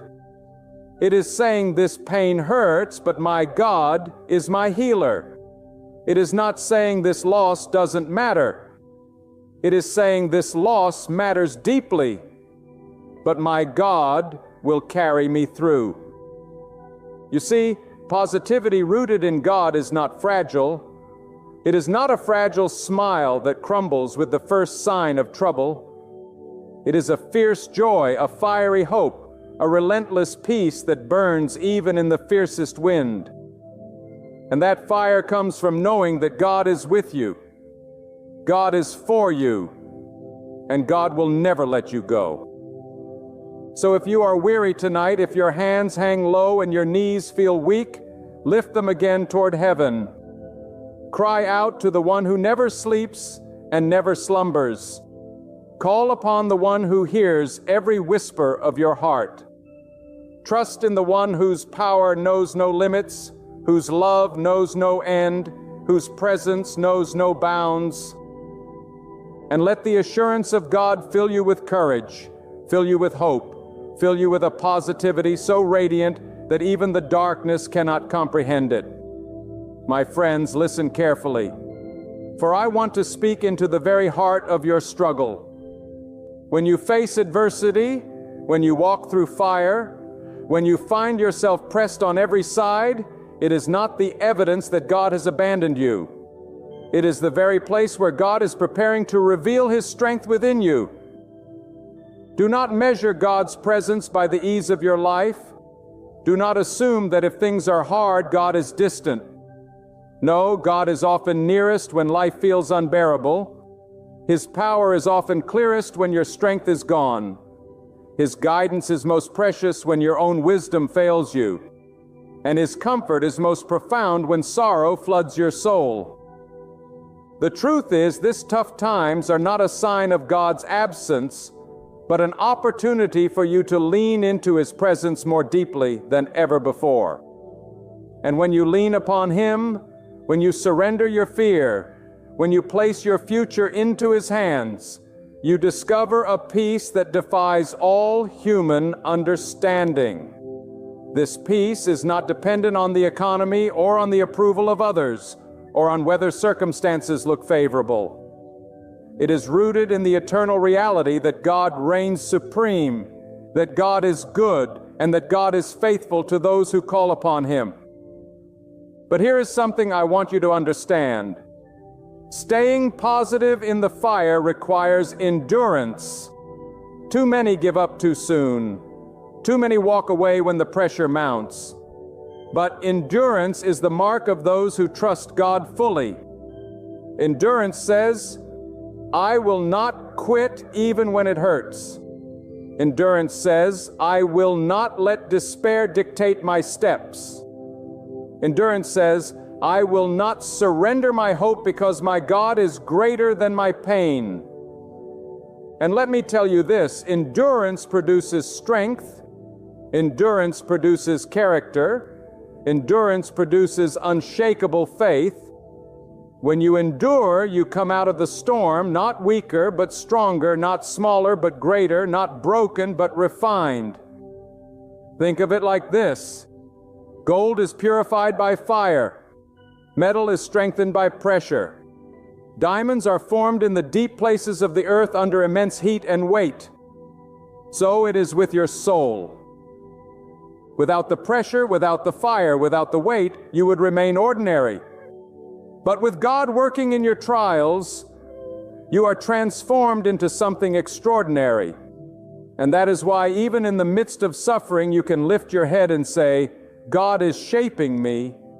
God is refining me. God is preparing me for something greater than I can yet see. That, my beloved friends, is the kind of positivity that nothing in this world can destroy. And let us not forget the power of gratitude in tough time. Gratitude is a weapon of the soul. When you thank God in the middle of your hardship, you rob despair of its grip on you. Gratitude shifts your focus from what you lack to what God has already provided. Gratitude reminds you that if you still have breath, you still have purpose. Gratitude says, I may not have everything I desire, but I have everything I need in God. And when your heart is full of gratitude, even in the storm, you begin to see glimpses of hope, flickers of light, signs of God's faithfulness all around you. Gratitude keeps your spirit alive when the world would bury it in sorrow. But I want you to understand something deeper. Staying positive is not just for your own benefit. Your attitude in the storm is a testimony to those around you. People are watching how you respond. They are listening to the words you speak. They are observing the posture of your heart. And when they see you walking through fire without losing your faith, when they see you standing tall while the winds of adversity blow, when they see you praising God, when everything around you says you should curse Him, they are drawn not to you, but to the God you serve. Your positivity in tough times becomes a beacon of hope to the hopeless, a light in the darkness, a living testimony of the power of God at work in your life. And so do not think of your trial as wasted. Do not think of your suffering as meaningless. With God, nothing is wasted. Every tear is counted, every sigh is heard, every burden is noted, and in time, what feels like a valley of shadows will be revealed as the very ground where God planted seeds of strength, seeds of endurance, seeds of purpose that will one day bloom into a harvest of victory. You see, the challenge of tough times is that they tempt you to give in to despair. They whisper that tomorrow will be no better than today. They tell you that hope is foolish and that joy is impossible. But the truth, the unshakable truth, is that God has written a different ending to your story. Tough times are not permanent. Storms do not last forever. Valleys lead to mountaintops, and nights give way to mornings. If you hold fast, if you trust, if you refuse to let go of God, you will see the dawn. You will see the breakthrough. You will see that the hand that carried you through the darkest night was none other than the hand of the Almighty. My friends, hear this truth and let it settle deep in your spirit. The trials you are facing right now are not the end of your story. They are a passage, a season, a chapter, but not the conclusion.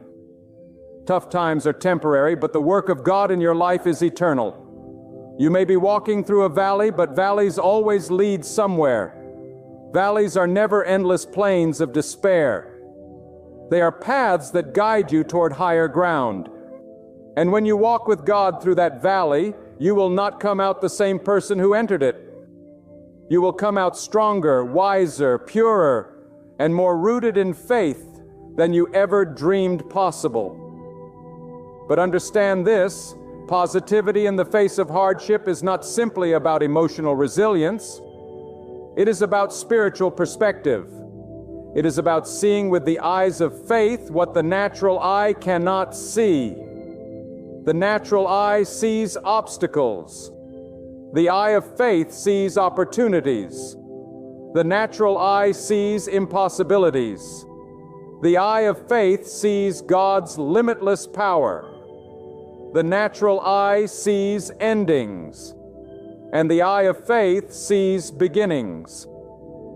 And when your perspective shifts from the natural to the divine, from the temporary to the eternal, from fear to faith, then even in the darkest storm, you can stand tall and declare, "My God reigns, and nothing shall overcome me."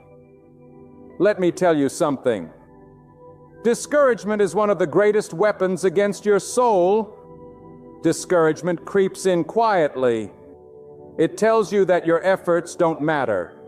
It whispers that your prayers aren't heard. It convinces you that nothing will change. But my friends, discouragement is a lie, and you must reject it with every ounce of your being. For every prayer uttered is heard by the Almighty. Every act of faith, no matter how small, is recorded by Him. Every tear shed is seen by Him. You are not forgotten. You are not forsaken. You are not abandoned. God is attentive to you. God is mindful of you. God is present with you even when you feel most alone. And that truth should ignite a fire of hope in your heart that no discouragement can extinguish. Now let us speak of patience.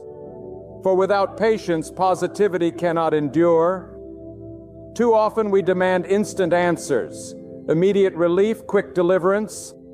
But God works according to His perfect timing, not ours. And His timing is never late, though it may feel delayed. The waiting season is not wasted. It is the place where your roots grow deep, where your faith is stretched, where your character is molded. Waiting is the training ground for destiny. If you would rush the process, you would miss the very lessons God intends to teach you. So stay positive, not because the answer has already come, but because you trust that God is faithful to bring it in His appointed time. And remember this, your positivity is not passive. It is active. It is defiant. It is resilient. It is standing in the middle of a storm and saying, "I will not be moved." It is looking at the mountain before you and saying, "I will not retreat." It is lifting your voice in gratitude when the world expects you to crumble. It is declaring God's greatness in the face of your weakness.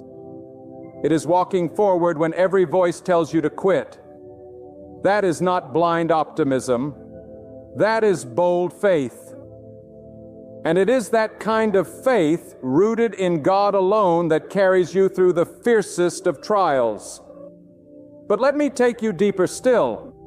Staying positive in tough times is not only for your sake, it is for the generations that come after you, your children, your family, your community. They are watching how you handle adversity. When they see you trust God in the fire, they will learn that God is trustworthy. When they see you remain hopeful in the valley, they will learn that God is faithful. When they see you keep your joy in the storm, they will learn that God is greater than any hardship.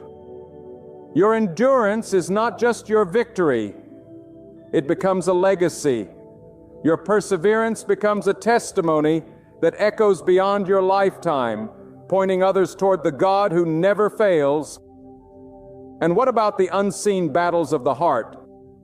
Doubt will tell you that God has forgotten your prayers. Loneliness will tell you that no one understands. Despair will tell you that there is no way forward. But the truth is stronger. God hears every cry. God knows every thought. God understands every wound. And God always provides a way.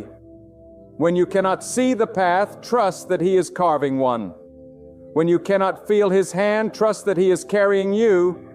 When you cannot find the strength, trust that He is your strength. Your role is not to understand every detail. It is to trust the one who holds every detail in His hands. And do not miss this. Tough times are a mirror that show us where we truly place our hope. If your hope is in people, it will falter, for people fail. If your hope is in possessions, it will crumble, for possessions fade. If your hope is in yourself, it will break, for human strength is limited. But if your hope is in God, the eternal, the almighty, the sovereign, then your hope will never be shaken. For God does not fail. God does not fade. God does not weaken. His power endures forever. His promises stand unbroken.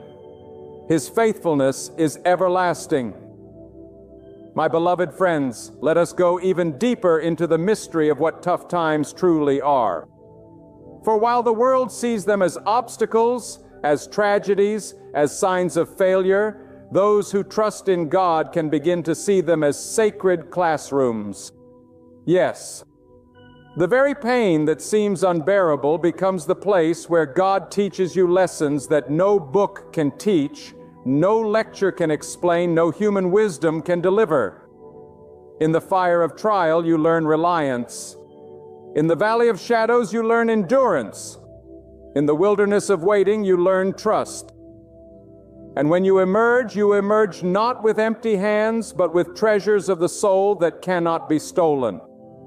For tough times are not accidents, nor are they meaningless interruptions to your life's journey. They are woven into the fabric of God's divine design for your growth. They are the chisels that carve character. They are the weights that build spiritual muscle. They are the storms that anchor your roots more deeply into the soil of faith. Without the trial, your faith remains untested. Without the testing, your faith remains shallow. Without the depth, your faith remains fragile. But with trial, with testing, with depth, your faith becomes unshakable. That is why even when the nights are long and the tears flow, you can lift your hands and declare, God is working something eternal in me, something stronger than the storm that surrounds me. Now let me give you a new perspective. Tough times are often the stage where God displays His power most clearly. When all human solutions have failed, when every door has shut, when every resource is gone, then the stage is set for God to move. And when He does, there can be no mistaking who deserves the glory. For if you could fix it, you would boast in yourself. If others could save you, you would exalt in them. But when it is only God who lifts you from the pit, who carries you through the fire, who restores your brokenness, then it is only God who receives the honor. And this, my friends, is why the greatest victories often follow the hardest battles. You see, many people want the triumph without the trial, the blessing without the breaking, the crown without the cross of suffering. But God knows that true strength is forged in hardship. True maturity is shaped in adversity. True greatness is born in difficulty. And so when you find yourself pressed down, remember this: you are being prepared. You are being molded. You are being equipped for a destiny greater than you can yet see. The crushing may be painful, but it is producing oil. The pressing may feel unbearable, but it is producing power. The breaking may leave you in tears, but it is producing beauty.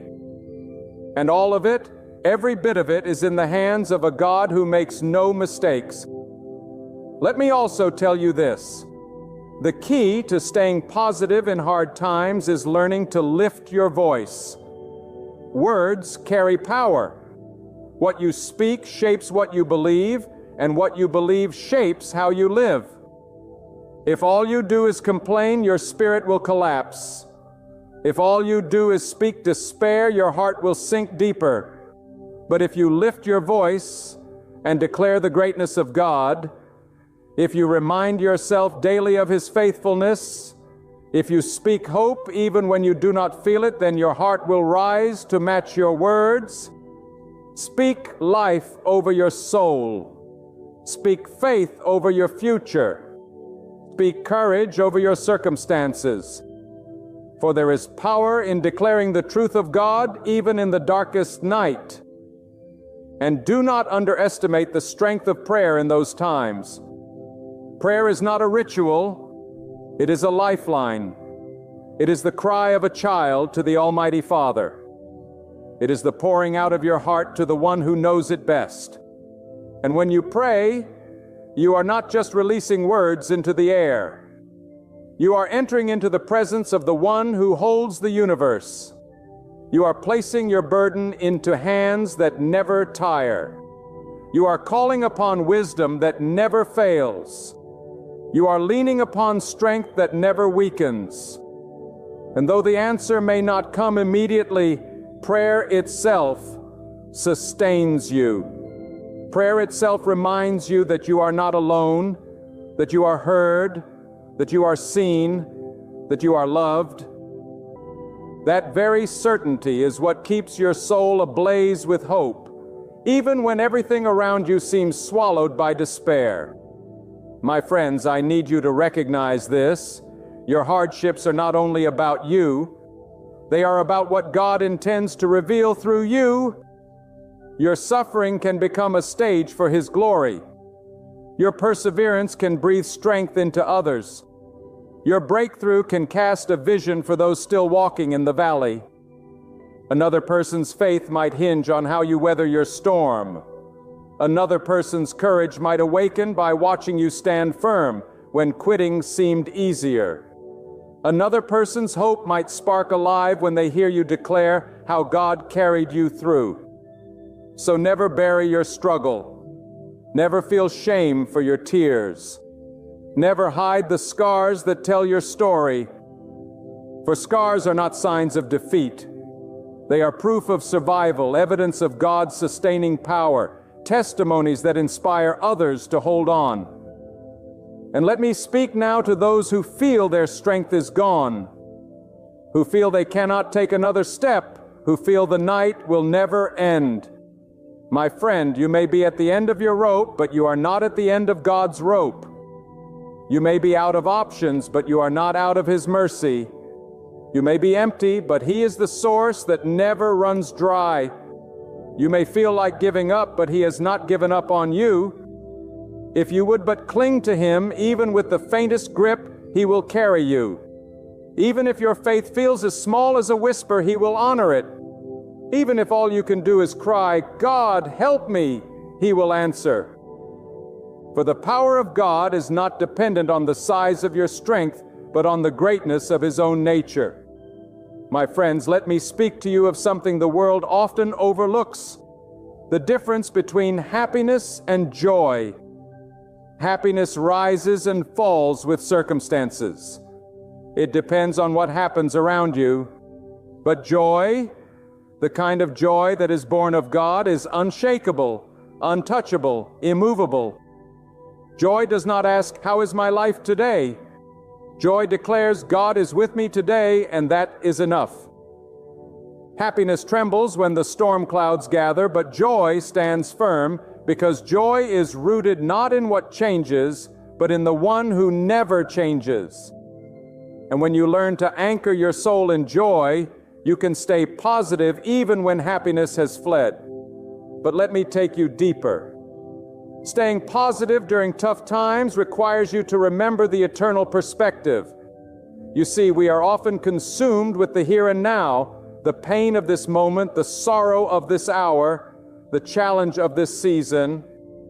But God sees the end from the beginning.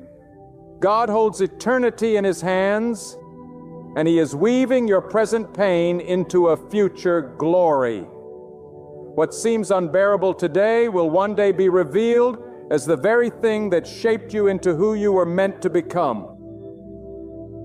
What feels like a crushing weight today will one day be revealed as the very thing that elevated you into a place of strength, wisdom, and resilience.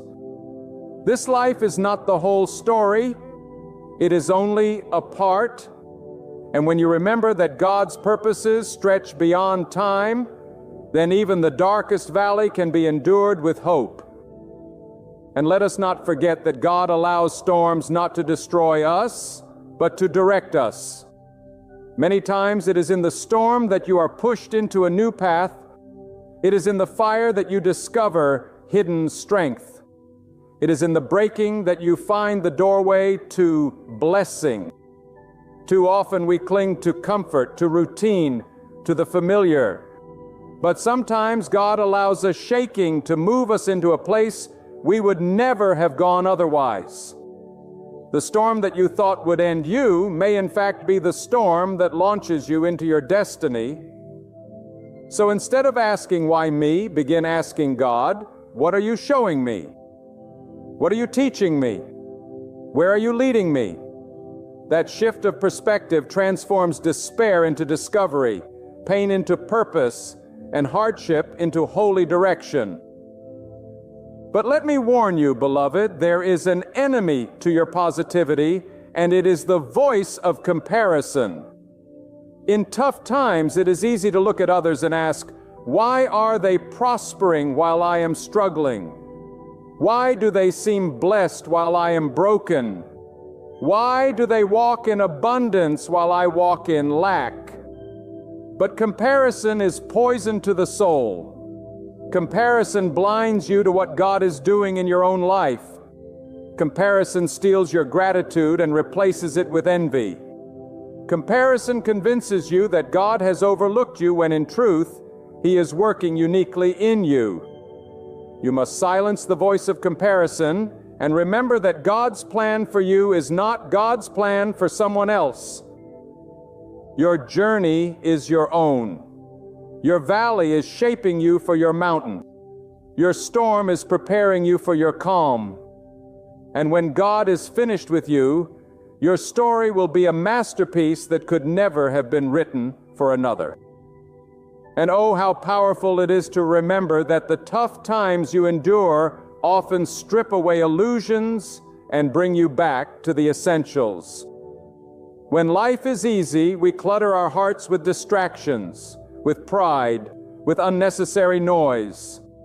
But when the fire comes, all that falls away, and what remains is only what is eternal. Your trust in God, your dependence on Him, your recognition that without Him, you are nothing, and with Him, you have everything. Struggles simplify us. They refine us. They remind us of what truly matters. And in that stripping away, you find a purity of faith, a clarity of soul that no comfort could ever give you. Now let me speak of courage. For without courage, positivity is impossible. Courage is not the absence of fear. It is the decision to move forward despite fear. Courage is not denying the storm. It is declaring that the storm will not define you. Courage is the child of faith. When you believe that God is with you, when you trust that He holds your tomorrow, courage rises up within you like a fire. And with courage comes positivity, because you know that nothing, not hardship, not loss, not fear, not failure, can overcome the God who is for you. Courage is faith in action, and it is courage that will carry you through the long nights and into the dawn of victory. And my friends, do not neglect the power of remembrance. In your tough times, recall the moments when God has carried you before. Remember the prayers He has answered, the storms He has calmed, the valleys He has led you through. Memory is a shield against despair. When your present feels uncertain, look back at the undeniable evidence of God's past faithfulness. And if He was faithful, then He will be faithful now. If He carried you before, He will carry you again. If He opened doors in the past, He will open doors once more. Do not let the present storm make you forget the past miracles. Let your memory feed your faith, and let your faith fuel your positivity. My friends, let me lift your spirit higher still. Tough times are not only meant to teach you endurance or to refine your character. They are also moments when God calls you closer. In the noise of everyday comfort, His voice is often drowned out. But in the silence of the night, when the laughter is gone, when the crowd has dispersed, when the comforts have vanished, that is when you hear Him most clearly. That is when His whisper cuts through the darkness and says, I am here. I have not left you. Trust in me. And oh, how powerful it is to realize that the greatest gift of hardship is not the strength you gain, but the intimacy you find with God. When all else is stripped away, you discover that He alone is enough. Do you see, my beloved? Staying positive during tough times is not just about clinging to optimism. It is about clinging to God Himself. For optimism without God is fragile. It shatters when the storm grows fierce. But hope rooted in God is unbreakable, because it is not built on circumstances, but on His eternal nature. And His nature does not change. He is as faithful in the valley as He is on the mountaintop. He is as present in the night as He is in the day. He is as powerful in your weakness as He is in your strength. To stay positive, therefore, is not to deny the reality of your pain, but to declare the greater reality of God's presence in the midst of it. And let us speak now of vision. In the thick of your trial, your vision narrows. You see only the pain, only the problem, only the obstacle before you. But God sees the whole picture. God sees not only where you are, but where you are going. He sees the end before the beginning. He sees the crown that lies beyond your cross of suffering, the victory that lies beyond your battle, the dawn that lies beyond your night. And if you could see with His eyes, if you could glimpse even for a moment the glory that awaits you on the other side, you would not only endure your present trial, you would rejoice in it, knowing that it is leading you to something greater. My dear friends, many of you believe that staying positive means suppressing your emotions, hiding your tears, burying your grief. But hear me, your tears are not signs of weakness. They are seeds of strength. Every tear cried in faith waters the soil of your soul, from which new life will spring. God sees those tears. God counts those tears. And God will one day turn those tears into testimonies. So weep if you must, but weep with hope. Cry if you must, but cry with faith. Let your sorrow rise to the throne of God, and let Him transform it into strength. For even your brokenness can be beautiful when it is placed in the hands of the Almighty. And do not overlook this truth. Tough times reveal your foundation. A house built on sand collapses when the flood comes. But a house built on solid rock endures, no matter how fierce the storm. So it is with your life. If your foundation is built on wealth, it will crumble when wealth is lost. If it is built on reputation, it will fall when reputation is tarnished. If it is built on human strength, it will fail when strength fades. But if your foundation is built on God, it will never collapse. For God cannot be shaken, and when you are rooted in Him, you cannot be shaken either. That is why staying positive is possible. Not because the storm is small, but because your foundation is unmovable. Now let me challenge you further. In tough times, many shrink back, withdraw, isolate themselves in despair. But God calls you not to retreat, but to rise. Do not allow your hardship to make you smaller. Let it make you greater. Do not allow it to silence your voice. Let it amplify your testimony. Do not allow it to crush your spirit. Let it propel you into new strength. For every step forward you take in faith during your trial is a declaration that the darkness has not won, that despair has not conquered, that fear has not triumphed. And every declaration of faith shakes the very foundations of hopelessness and proclaims to the world, "My God is alive, and I will not be defeated." And here is another truth that will set you free. Tough times are often the soil in which compassion is born. When you have suffered, you learn to see the suffering of others. When you have wept, you learn to comfort the weeping. When you have felt the sting of loneliness, you learn to walk alongside the lonely. God uses your pain not only to strengthen you, but to soften you, to make your heart more tender, more compassionate, more attuned to the needs of those around you. And this too is part of the purpose of staying positive. Not so that you alone may survive, but so that through your testimony, through your kindness, through your endurance, others may find the courage to believe in God as well. And so I tell you now, do not despise the struggle. Do not curse the valley, and do not resent the fire. For in them, God is working, shaping, refining, elevating. And when you come out, you will not only be positive, you will be powerful. You will not only be standing, you will be shining. You will not only be whole, you will be holy, set apart, refined by the fire, a living witness that God takes the worst this world can throw at you and turns it into a testimony of His glory. My friends, let me stir your soul with this undeniable truth. The measure of your faith is not revealed in the sunlight of prosperity, but in the midnight of adversity. Anybody can speak of hope when the skies are clear and the winds are calm. But when the storm rages, when the ground shakes, when everything around you threatens to collapse, that is when the true anchor of your heart is revealed.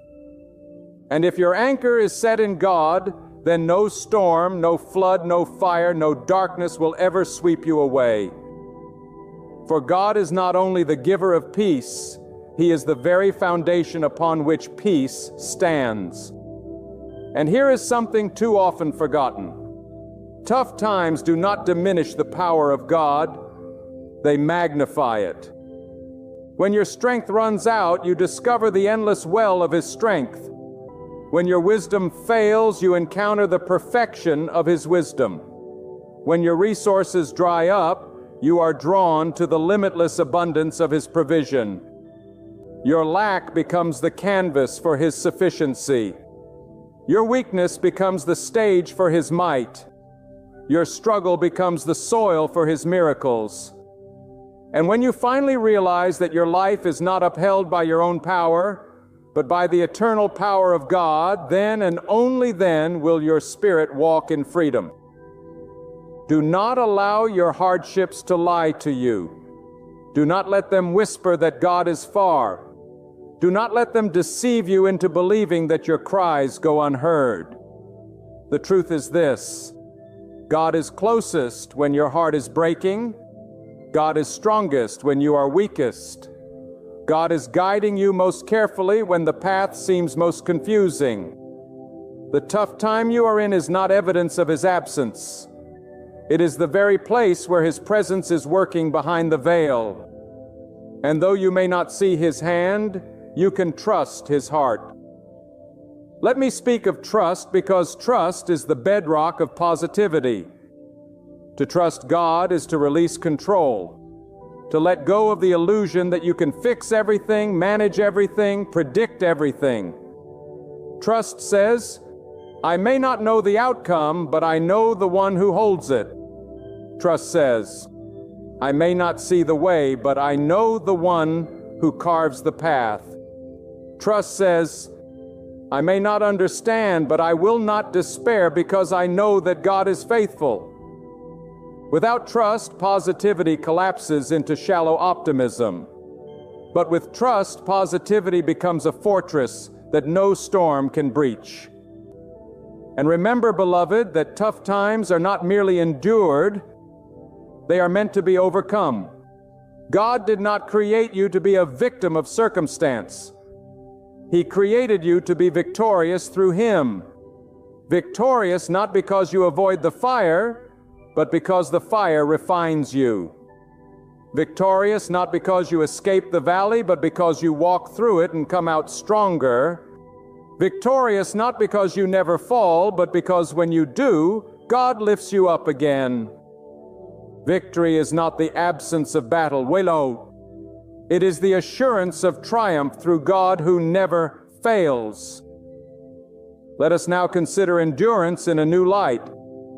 Endurance is not passive waiting. It is active resilience.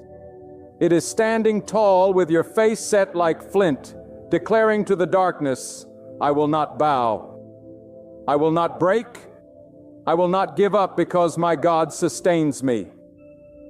Endurance is the daily decision to rise when despair says stay down. It is the continual choice to believe when doubt screams it's over. It is the steady march of faith that refuses to be hurried by fear or slowed by pain. And endurance is the mark of those who will see the fulfillment of God's promises. Oh, how often we underestimate the power of hope. Hope is not a fragile wish. It is a lifeline that ties your heart to the throne of God. Hope is the fire that keeps you alive in the coldest nights. Hope is the voice that whispers, this is not the end. Hope is the seed that grows even in barren soil. And when your hope is in God, it cannot be killed. It cannot be stolen. It cannot be destroyed. For God Himself is the author of hope, and He will never allow His hope to be extinguished in those who cling to Him. Let me remind you, too, that tough times are temporary. The pain you feel today is not eternal. The sorrow you carry is not permanent. The night you walk through is not endless. Storms pass, valleys end, darkness lifts. But the lessons you learn, the strength you gain, the faith you develop, these endure forever. So do not measure your life by the weight of this moment. Lift your eyes higher. Look beyond the temporary struggle to the eternal glory. For the God who writes your story never allows the chapter of suffering to end in despair. It always leads to redemption, always leads to renewal, always leads to victory. And finally, my beloved friends, let us talk about perspective. Tough times will either break you or build you, depending on where you set your gaze. If you focus on the storm, you will sink in despair. But if you focus on God, you will rise in strength. If you dwell on what you have lost, you will be paralyzed by grief. But if you remember what God has promised, you will walk with courage. If you trust in yourself, you will falter. But if you trust in God, you will endure. A shift in perspective changes everything. And when you choose the lens of faith, you know that no storm, no matter how violent, is greater than your God. So rise with confidence, my friends. Do not yield to fear. Do not give in to despair. Do not be crushed beneath the weight of the present battle. Lift your spirit. Lift your gaze. Lift your song. Proclaim God's greatness even when shadows surround you. Hold firmly to hope even in the lowest valley. Step forward with courage even when the storm rages on. And remain steadfast, not because the road is smooth, but because your God cannot be shaken. He is your shelter, your strength, the constant help who never leaves you in trouble. And with Him, you will not only survive, you will prevail. My friends, hear me with your whole heart. There are seasons in life when it feels as if the ground beneath you is trembling, when the sky above grows dim, when every door you reach for stays locked, and even your own breath feels heavy with despair. But listen closely today. In those very moments, God is nearer than you realize. In the hours when it seems the night will never lift, it is often because dawn is about to break. Before every major blessing, every breakthrough, every miracle that shifts the course of your life, God sends a signal. Not an ordinary signal, but a divine whisper to your spirit, hold on just a little longer. Your blessing is on its way. And today, with unshakable conviction, I tell you there are 4 clear signs God reveals before He pours out a great blessing. If you open your ears to listen and your heart to believe, you will recognize them when they appear. You will not mistake them for punishment. You will not call them a curse. You will not turn away in despair because you will know that God Himself has marked you for something greater. The first sign God sends is the storm. Do you hear me? Before the blessing, the storm will always come. It may come as trouble in your family. It may come as a shaking in your health. It may come as a loss of what you thought you could never live without. The storm comes not to destroy you, but to strip you of what cannot go with you into your blessing. God knows what must fall away. God knows what weight you cannot carry. God knows which people cannot journey with you into the next chapter of your destiny. And so He allows the storm to rage, not to crush you, but to cleanse you. The storm is a sign that God is preparing the ground for something greater. Do not despise the storm. Do not curse the storm. Lift your head in the storm and say, God, I see your hand in this. If you are shaking me, it is because you are about to raise me. If you are taking something away, it is because you are making room for something better. The storm is a sign that God is near and that His blessing is pressing close against the horizon of your life. The second sign God sends is silence. Yes, silence. There will come a moment when the heavens seem quiet, when your prayers feel like they bounce off the walls, when you seek answers but none seem to come. And in that silence, doubt will whisper to you. In that silence, fear will creep in and tell you that you have been abandoned. But hear me clearly. The silence of God is not the absence of God. The silence is His sacred classroom. In the silence, He is teaching you to walk not by sight, not by sound, but by trust. The silence is where your roots go deep, where your faith learns to breathe without constant reassurance. When you find yourself in that silence, do not mistake it for rejection. It is preparation. God is watching how you wait. God is measuring the strength of your trust. God is shaping you for what He has already appointed for you. The silence before the blessing is a test. Will you walk away, or will you stand firm? If you endure the silence, you will live to see the sound of victory. The third sign God sends is opposition. Mark my words when you are on the edge of a blessing. Enemies will arise.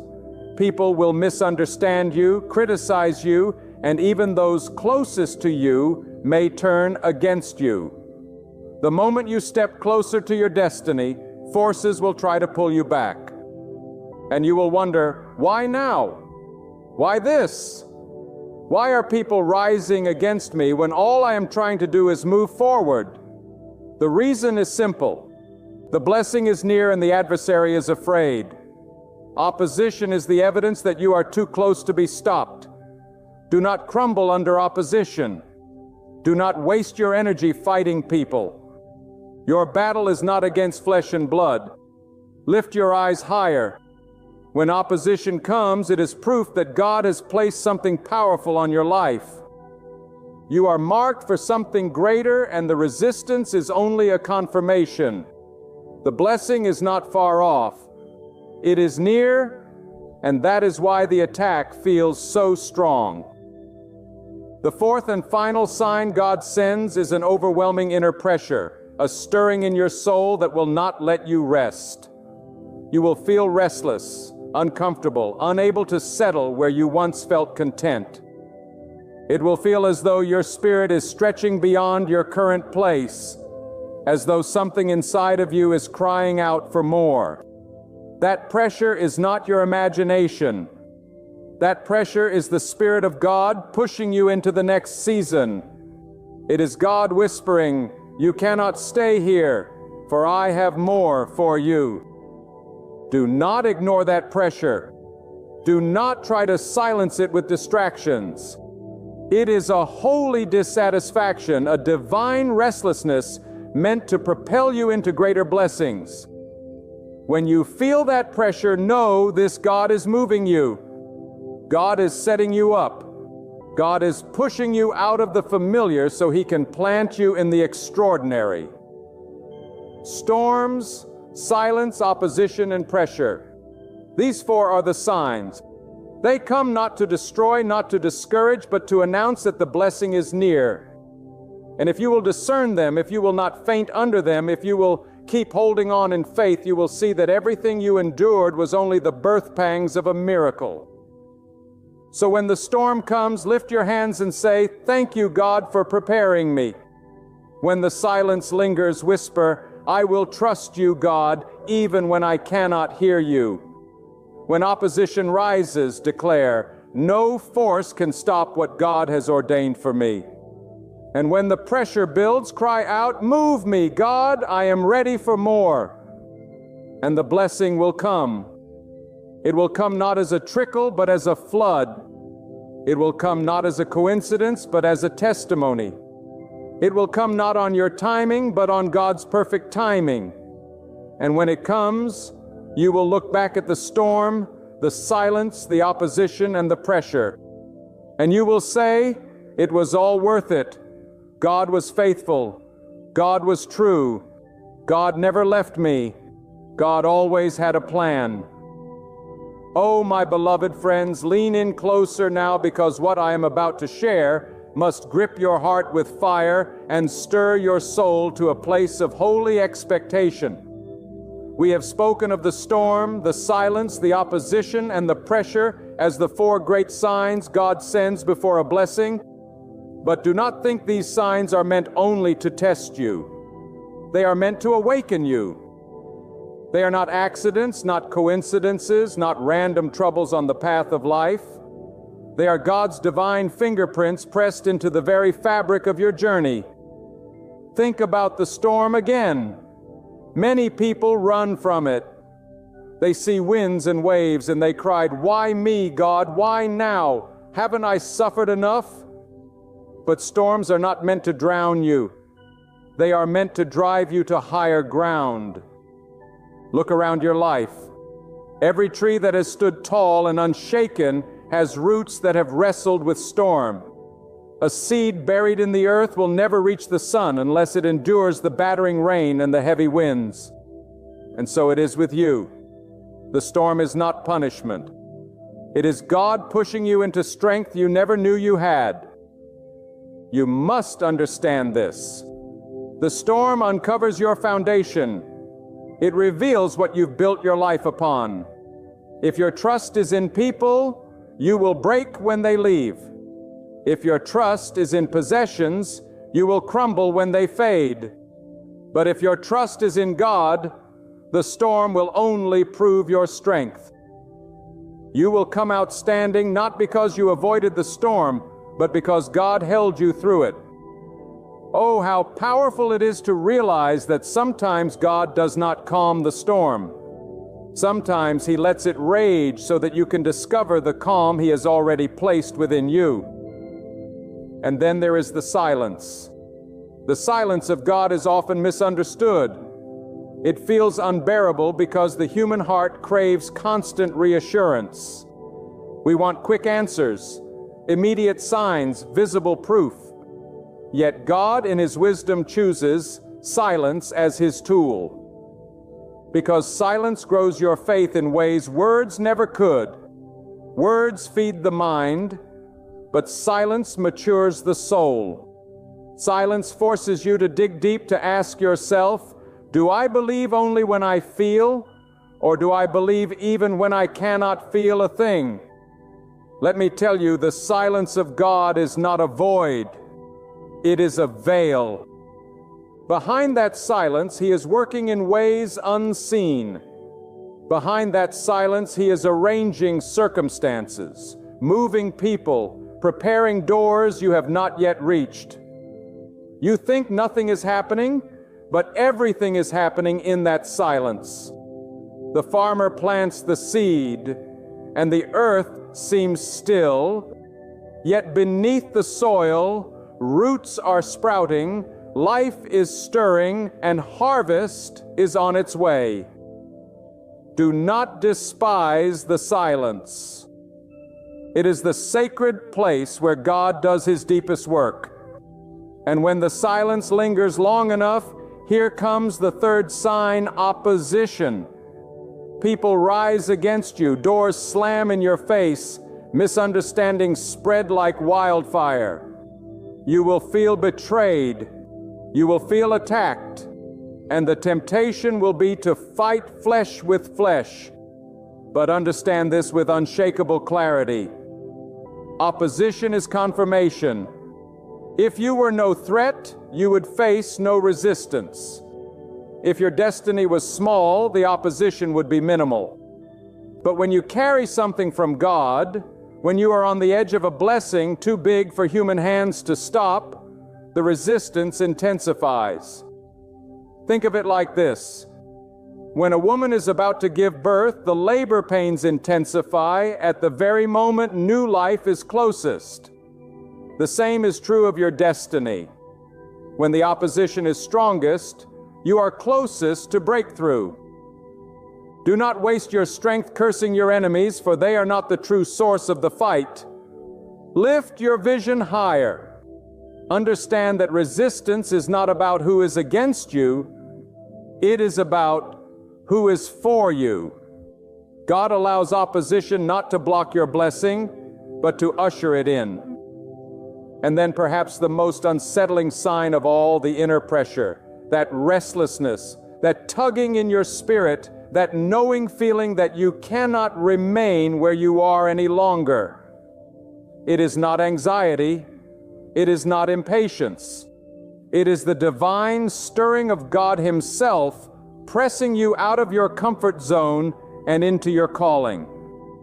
This is the holy discomfort that breaks you free from mediocrity. You may try to ignore it, but it will not leave. You may try to silence it, but it will keep speaking. God will not allow you to settle for less when He has destined you for more. This pressure is like an eagle stirring her nest. When the eaglets have grown enough to fly, she will break the comfort of their home, remove the softness, and even push them toward the edge. It seems cruel, but it is not. It is necessary, for only in the free fall will they discover the wings they were created to use. In the same way, God places pressure on you so that you may discover the wings of faith within you. That pressure is not to break you. It is to launch you. Now listen to me, because this truth must burn within your bones. God's blessings do not come cheap. They do not come easy, and they do not come without preparation. The storm prepares your endurance. The silence prepares your faith. The opposition prepares your resilience. And the pressure prepares your courage. Only when you have been forged by these 4 signs are you truly ready to carry the blessing God has appointed for you. Do you see how God works? He does not simply hand you the blessing.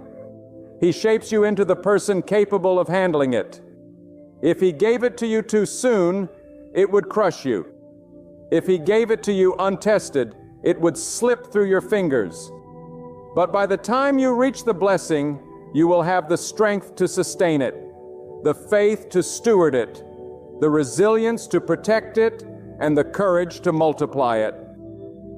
So, let me speak to the one who is in the middle of the storm. Hold on, because your blessing is nearer than you think.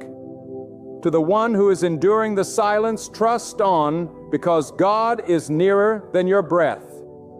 To the one facing opposition, stand tall, for your destiny is too powerful to be stopped.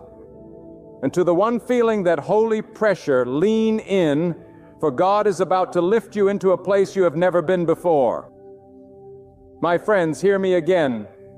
The signs of God are not sent to discourage you. They are sent to prepare you. They are holy announcements, divine trumpet blasts, sacred markers that something is shifting in the unseen realm. Too often when people face storm, silence, opposition, or pressure, they think God has turned away. But I say to you with all authority, these very moments are the fingerprints of God on your life. These signs are proof that you are chosen for something greater, that you are not forgotten, that your life is woven into a tapestry too grand for your eyes to yet behold. Let us look deeper into the storm. A storm is violent, unpredictable, terrifying, but it is also cleansing. The storm tears away what is dead so new life can spring forth. It pulls up shallow roots so that deeper ones may grow. The storm does not ask for your permission. It comes with force, and yet within its winds, God is working a hidden purpose. Think of the desert. It looks barren, lifeless, hopeless. Then the storm comes, rain falls, lightning strikes, and out of that disruption, life begins to bloom. Without the storm, the seed beneath the soil would remain dormant. So it is with you. God sends storms to awaken the seeds within you, seeds of strength, seeds of perseverance, seeds of faith you never knew you carried.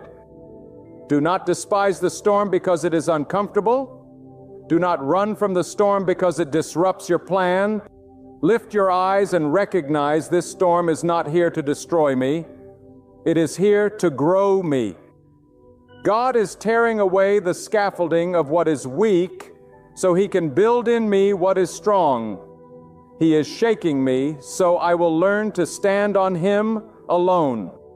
And once the storm passes, and it will pass, you will not be the same. You will be stronger, steadier, and more prepared for the weight of the blessing that is about to break through. Now consider the silence. Silence is one of the hardest tests because we are creatures of noise. We look for constant affirmation, constant signs, constant proof that God is moving. But there are seasons when God withdraws His voice, not because He has abandoned you, but because He wants you to discover the strength of walking by trust alone. When God is silent, it is not a punishment. Oh, it is an invitation to press deeper, to lean into Him without demanding answers, to anchor your faith not in what you feel, but in who He is. Let me tell you, silence is where character is forged. Silence is where your loyalty is proven. Anyone can praise God when blessings rain down, but can you praise Him when the heavens are quiet? Anyone can believe when miracles are visible, But can you believe when nothing seems to move? Silence asks you this question. Is God enough for you even when He says nothing? And when your heart answers, you rise into a faith that no trial can shake. For faith born in silence is unbreakable. Now, when silence lingers, it often gives way to opposition. Opposition comes like a sudden wave. People who once applauded you now resist you. Paths that seemed open suddenly close. You feel targeted, misunderstood, even betrayed. But I say to you, opposition is the shadow that follows light. It is not a curse. It is a signpost. Opposition announces that you are stepping into territory too significant to go unnoticed. God has marked you, and the forces that oppose Him will try to resist you. But do not fear, for opposition is not proof of your weakness. It is proof of your worth in God's eyes. Think of the mountain climber. The higher he climbs, the stronger the winds blow against him. The winds are not proof that he is going the wrong way. They are proof that he is ascending. In the same way, the opposition you face is confirmation that you are climbing higher, stepping closer, pressing into the very blessing God has promised. Do not fight small battles with small people. Do not let petty resistance steal your vision. Lift your gaze beyond the noise and recognize the greater the opposition, the greater the blessing that follows. And finally, the pressure, the inner restlessness that will not leave you, the holy dissatisfaction that will not let you stay in comfort, the stirring that says there must be more. This pressure is a sacred gift. It is God Himself pressing upon your spirit, moving you out of stagnation, compelling you toward destiny. Many confuse it with stress, but it is not stress. It is birthing pains. Pressure is proof that something new is about to be born. Think of the caterpillar in its cocoon. The pressure is immense, the struggle unbearable. Yet without that struggle, the butterfly's wings would never form. The pressure creates the strength for flight. Without it, the creature would remain bound, never able to fulfill its purpose. So it is with you. The pressure you feel is God stretching you for the blessing you have been prepared to carry. You cannot stay where you are because where you are cannot contain what God is about to release into your life. Friends, do not shrink back when these signs come. The storm, the silence, the resistance, the weight, these are not punishments.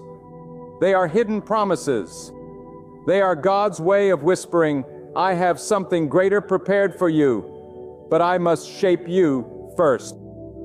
And before promotion, there is always preparation. The blessing carries too much weight to be handed out carelessly. It demands a foundation strong enough to hold it. So God allows the storm to anchor your roots, the silence to deepen your faith, the resistance to sharpen your endurance, and the weight to stretch your capacity. When these moments come, rejoice.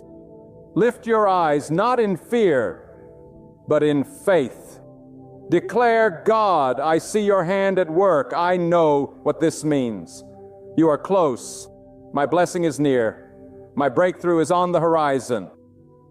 And as you endure, you will witness God's hand move in ways that silence all doubt. It was He who carried you, He who upheld you, He who raised you, and He who blessed you. My friends, let me draw you even deeper into this truth. For too long, many have mistaken the signs of God for the absence of God. They look at the storm and cry, God has left me. They sit in the silence and whisper, God no longer hears me. They face opposition and declare, God has abandoned me.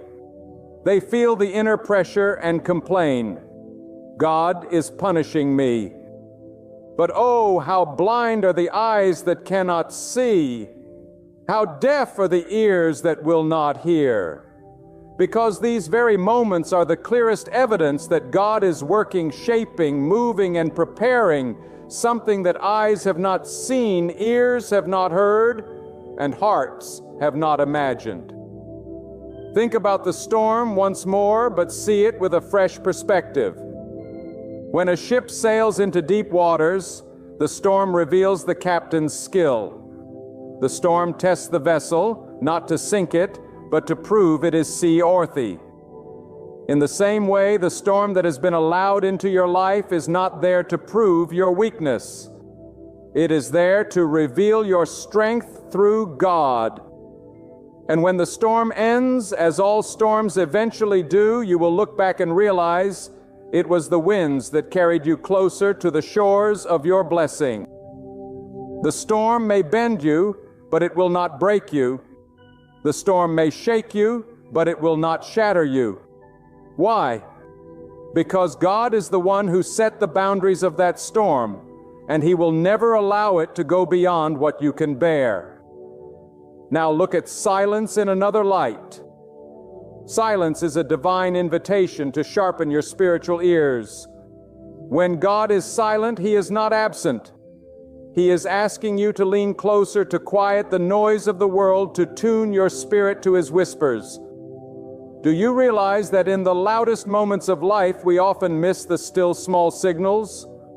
But in silence, every detail becomes louder, every nuance clearer. Silence is where you begin to discern not just the voice of God, but the heartbeat of God. He is drawing you nearer, teaching you to recognize Him even in stillness. If you only love God's voice, you will miss Him when He is silent. But if you love God Himself, you will find Him even when no words are spoken.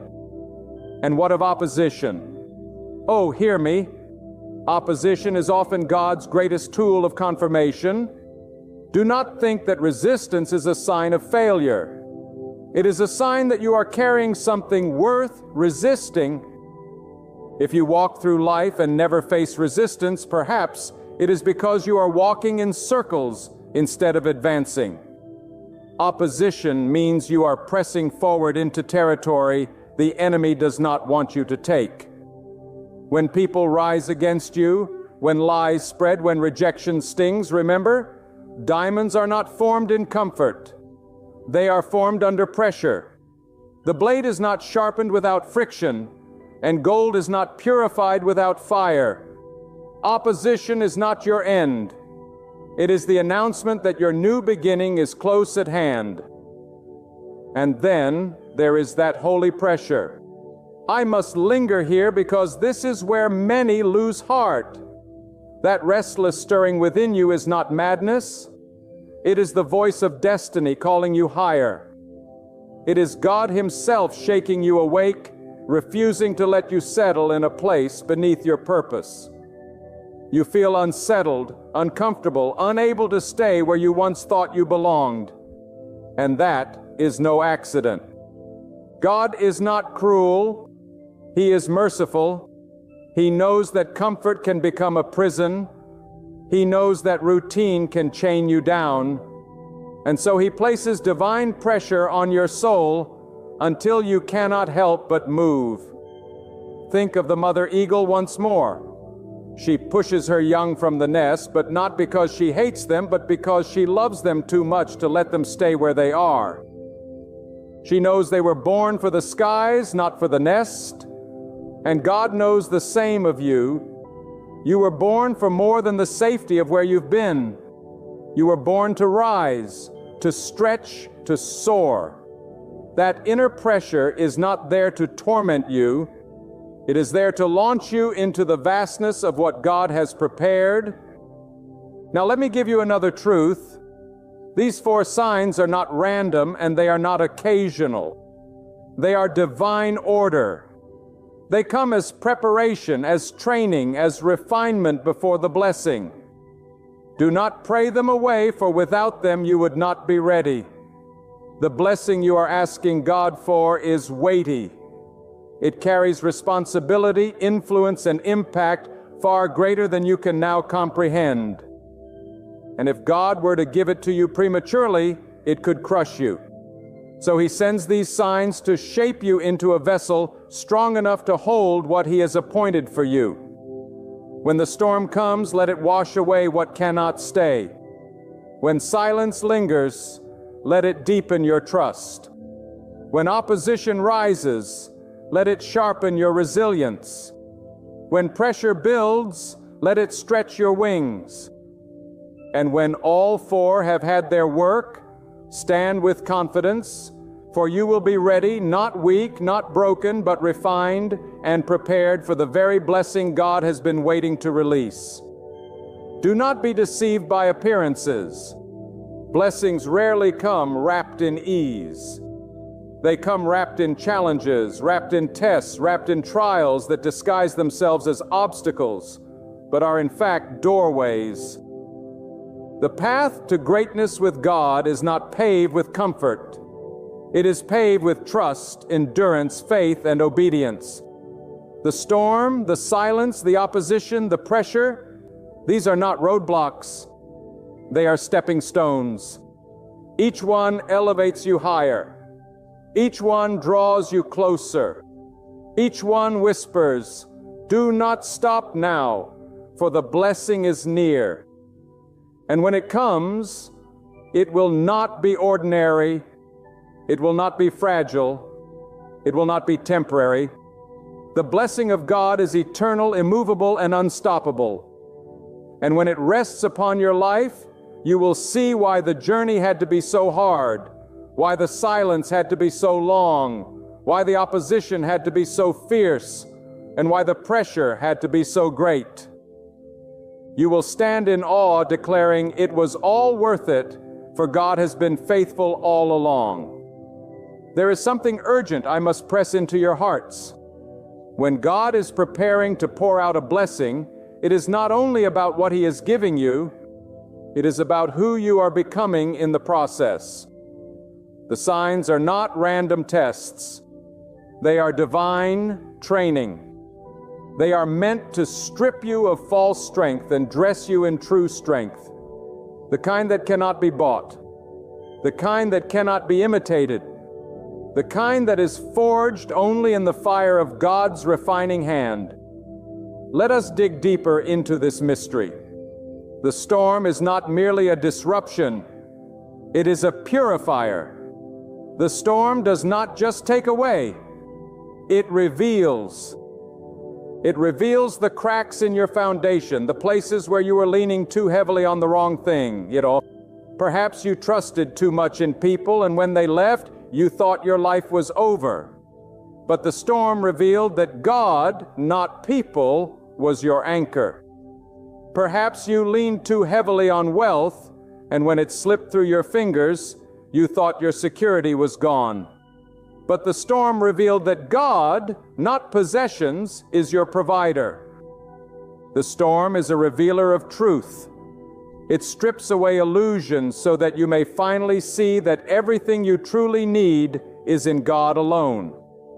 And the silence, it is one of the greatest teachers. In silence, you are forced to confront yourself. In silence, the shallow noise of the world dies down and your own heart begins to speak. You begin to hear what you truly believe. Do you believe God only when you see the evidence? Do you believe Him only when blessings flow easily? Or do you believe Him because you know He is who He says He is? Regardless of what your eyes see or ears hear, silence confronts you with this question. And in answering it, your faith either withers or it strengthens. If you will embrace the silence, it will strengthen you beyond measure. For silence is not the absence of God, it is the incubator of trust.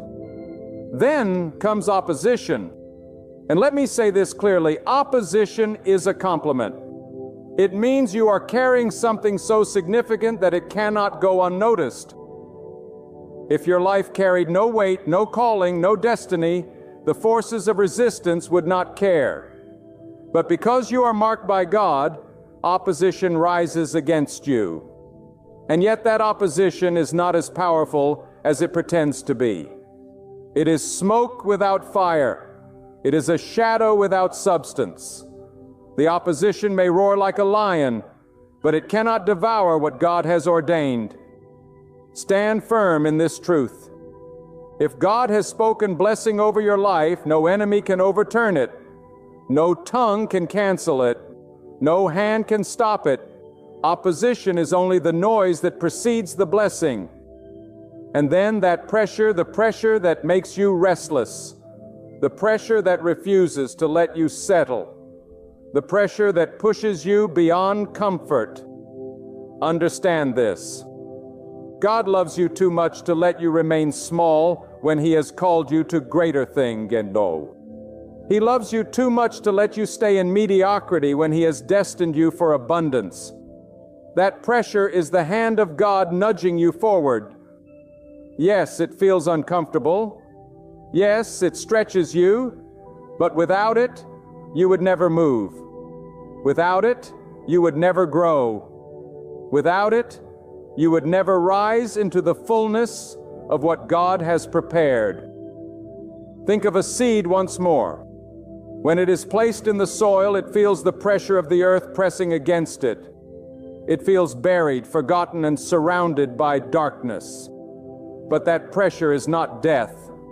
It is life. That pressure is not burial. It is planting.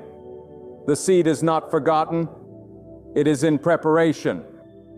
And soon that very pressure will cause it to break open and sprout into something greater. So it is with you.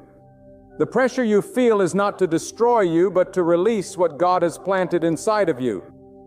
Hear me now. Every sign is a signal of blessing, not curse. Every storm is a signal that God is about to clear the path. Every silence is a signal that God is about to speak louder than you have ever heard before.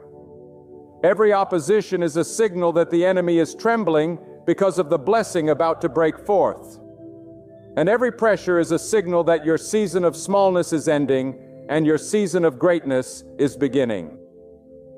But there is something else. These signs do not only prepare you for blessing, they protect you from missing it. How many people have prayed for blessings they were not ready to carry? How many have asked for doors they did not have the character to walk through? How many have begged for abundance when their hearts were still bound by selfishness or fear? If God were to grant those blessings prematurely, they would crush rather than uplift. So God in His mercy prepares you with these signs. They are not punishments. They are protection. They ensure that when the blessing comes, you are not only ready to receive it, but ready to keep it, to steward it, and to multiply it. The storm prepares your endurance. The silence prepares your faith. The opposition prepares your resilience. The pressure prepares your courage. And when endurance, faith, resilience, and courage are formed in you, then and only then are you truly ready to hold the blessing without it slipping through your fingers. My friends, if you are under the weight of these signs right now, do not despair. Do not give up. Do not misinterpret them. You are not abandoned. You are chosen. You are not forgotten. You are being prepared. You are not cursed. You are standing at the doorway of blessing. Lift your eyes, strengthen your heart, and declare, God, I will not faint. God, I will not give up. God, I will trust that this storm, this silence, this opposition, and this pressure are signs that you are nearer than ever before. And when that blessing comes, and it will come, it will not trickle in quietly. It will break forth like a flood. It will overwhelm you with goodness. It will exceed your expectations. It will silence your doubts. It will confound your enemies. And you will look back on every storm, every silence, every opposition, and every pressure. And you will say, it was all worth it. God was faithful. God never failed. God has kept His promise. My friends, let us go yet deeper. for the message of God cannot be exhausted. His truth is a well without bottom, His wisdom a sky without ceiling, and His blessings a river without end. What you have heard so far are not mere words, but living fire meant to stir your spirit, to awaken something inside of you that the storms of life have tried to bury. And I tell you now, if you can grasp what God is revealing through these signs, your entire perspective on struggle, waiting, resistance, and pressure will be transformed forever. Think about it. When a storm rises over the ocean, what happens to the waters beneath? They are stirred, they are shaken, but they also bring to the surface what has long been hidden at the bottom. The storm uncovers. And that is what God does in your life. The storm you fear is uncovering what was lying dormant, pulling out gifts you didn't know you had, strength you didn't know you carried, and faith you didn't know you possessed. Without the storm, those treasures would have remained buried. God will allow winds to blow, not because He wishes to break you, but because He knows the storm will bring forth what calm waters never could. And the silence. Oh, how we must learn to treasure the silence. In a world filled with constant noise, with voices pulling you in every direction, God sometimes withdraws into stillness. Why? Because He is jealous for your attention. He knows that if you keep feeding on the noise of the world, you will never learn to discern the sound of His whisper. And so He trains your spirit in silence. He strips away the voices, strips away the distractions, strips away even the constant reassurance until you learn to say, even if I hear nothing, I will trust. Even if I see nothing, I will believe. That kind of trust shakes the heavens. That kind of trust causes unseen doors to swing wide. Silence is not abandonment. It is sacred training for a faith that can move mountains. Opposition, too, has a divine purpose. The fire of opposition exposes what is fragile, but strengthens what is unshakable. Do you realize that the most beautiful things in life, diamonds, gold, pearls, are all formed in hostile conditions? The diamond is formed under crushing pressure. Gold is purified in consuming fire. The pearl is birthed out of irritation and struggle. In the same way, the opposition in your life is not proof that you are unworthy. It is proof that you are being refined into something of great value. Every harsh word spoken against you, every false accusation hurled your way, every closed door is a hammer striking against stone. And with every strike, God is shaping you into the vessel that can carry His blessing with dignity and strength. And then there is the pressure, that holy unrest that refuses to let you stay where you are. If you feel restless in your spirit, if you sense there must be more, if you cannot find peace in the place you once called home, that is not a curse. It is the breath of God pushing you toward destiny. God loves you too much to let you stagnate. He loves you too much to let you settle in the valley when He has mountains for you to climb. The pressure is your signal that change is not coming. It is already here. It is God Himself saying, get ready because I am moving you from where you have been to where I always destined you to be. Now hear this truth clearly. Storms, silence, opposition, and pressure are not the end. They are the beginning. They are not signs of defeat. They are signals of victory. They are not punishment. They are preparations. Too many people misinterpret the signs and walk away just before the blessing breaks forth. They give up in the storm. They despair in the silence. They crumble under opposition. They resist the pressure. And in doing so, they miss the very moment they were born for. Do not let that be you. Do not misread the handwriting of God. Recognize the signs for what they are.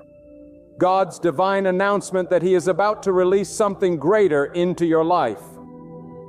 But let me add this. When God blesses, He does not bless you for yourself alone. The blessing is never selfish. The blessing is meant to overflow. When God lifts you, it is so you can lift others. When He prospers you, it is so you can be generous.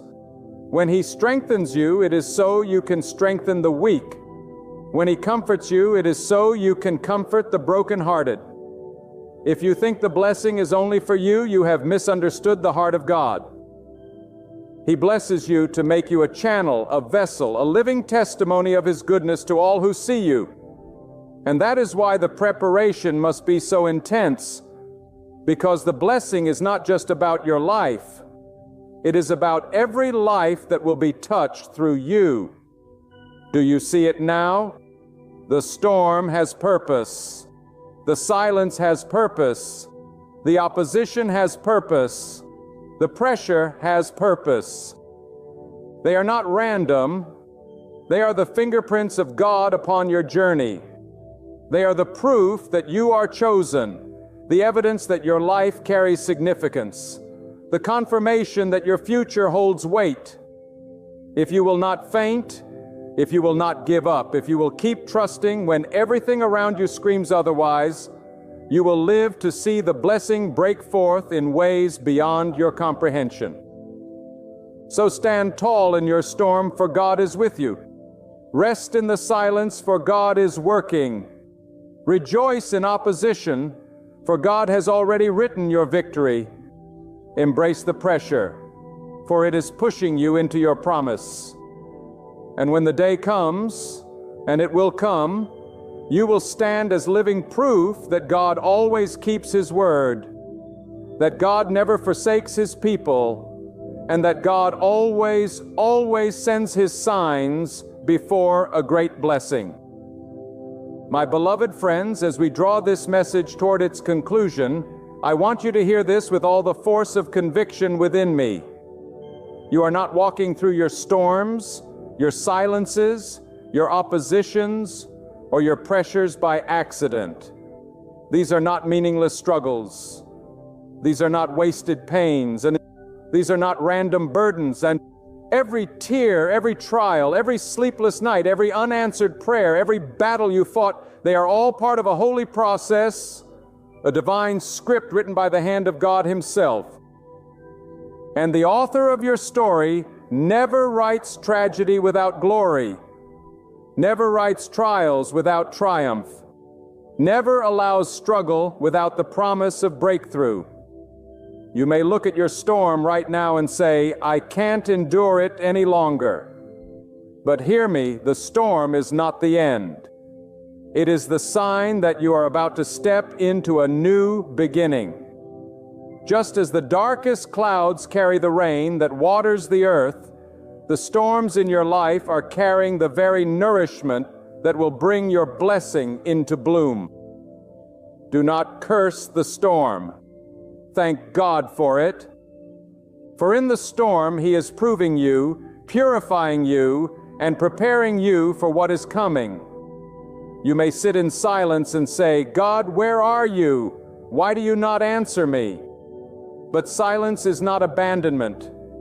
It is the place where God teaches you to believe without seeing, to trust without hearing, to anchor your soul not in feelings, but in faith. It is in the silence that your roots grow deepest, so that when the blessing arrives, you will not be swayed by the voices of men, but will stand immovable in the voice of God that spoke long ago. You may feel crushed by opposition and cry out, why do they hate me? Why do they rise against me when I have done nothing to harm them? My friend, opposition is proof that you are carrying something worth fighting for. Nobody fights over what has no value. Nobody rises against what has no future. If you face opposition, it is because your blessing is so significant that the enemy trembles at the thought of you receiving it. Do not be discouraged. Lift your head and declare, if God is for me, who can stand against me? And perhaps the most unsettling of all, you may feel that pressure inside you, that holy restlessness that will not let you settle where you are, that stirring that whispers, there must be more. And you are right, there is more. That pressure is not a curse, it is a calling. It is God Himself refusing to let you waste your potential. He is pressing you out of mediocrity, pushing you out of complacency, stirring you out of smallness, so that you may rise into the vastness of what He has destined for you. So when you see these four signs, the storm, the silence, the opposition, the pressure, do not run from them. Do not despise them. Do not misinterpret them. Embrace them. Recognize them for what they are. The divine signals that your blessing is near. These are not punishments. They are preparations. They are not defeats. They are divine setups. They are not curses. They are confirmations that God's hand rests upon your life. So stay firm. Do not surrender now. Do not lose heart as you approach the finish line. When the storm roars, it means the skies are about to open. When silence stretches on, it means the answer is already on its way. When resistance grows stronger, it means you are closer to breakthrough than you think. When the pressure feels unbearable, it means birth is near. Stand firm. Look up. Take courage, because God's blessing is nearer than the air you breathe. And when it arrives, you will know without doubt, it was never chance. It was never coincidence. It was never luck. It was God and God alone. Always Him, forever Him. Have you ever been cut so deeply by someone's words or actions that it felt like the very center of your soul had been pierced? Have you ever lain awake through the long silence of the night, replaying the betrayal, the rejection, the cruelty, the lies, wondering how those who hurt you could rest so peacefully while you wept into your pillow? My friend, listen closely to me today. God sees. God hears. God knows. And He will not let the pain you've carried remain unanswered. A day will come when those who mocked you, those who cast you aside, those who despised you, will look back and regret every word and every action they raised against you. For when a child of God is mistreated, heaven itself takes note. The world may believe it can trample over you, but the one who reigns from the throne never forgets. The same God who wrapped Joseph in a robe of favor even after his brothers threw him into a pit is the same God who watches over you now. Those who sold Joseph into slavery lived to witness him rise above them, clothed in authority and forced to confront the weight of their own betrayal. That is the God you serve. He turns the evil intended against you into a stage for His glory. And those who thought they buried you will live to regret it when they see you standing in the light of God's deliverance. Never forget this truth. God is a defender of the weak, a shield for the broken, and a righteous judge over the affairs of men. When others humiliate you, when they laugh at your downfall, when they whisper behind your back, they are not mocking you. They are mocking the hand of God upon your life. And God will not remain silent forever. He will act. He will vindicate. He will cause their own deeds to rise up against them. What they sowed in cruelty, they will reap in regret. What they cast upon you in hatred, they will gather again in shame. So many people live under the shadow of wounds. They think the hurt done to them has gone unnoticed, as if heaven has closed its eyes. But I tell you today, God is not blind.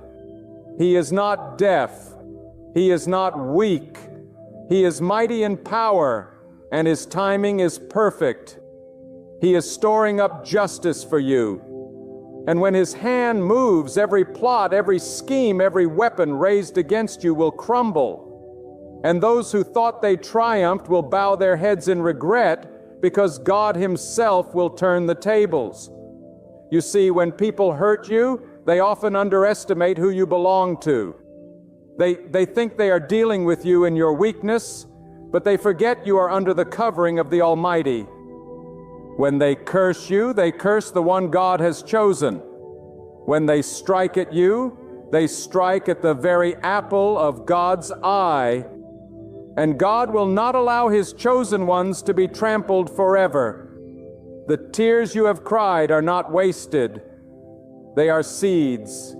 And those who made you weep will one day regret the day they planted cruelty in your life. For God will make them watch the harvest of blessing He brings to you. Think of Hannah, mocked by those who ridiculed her barrenness. They laughed. They sneered. They thought her prayers were in vain.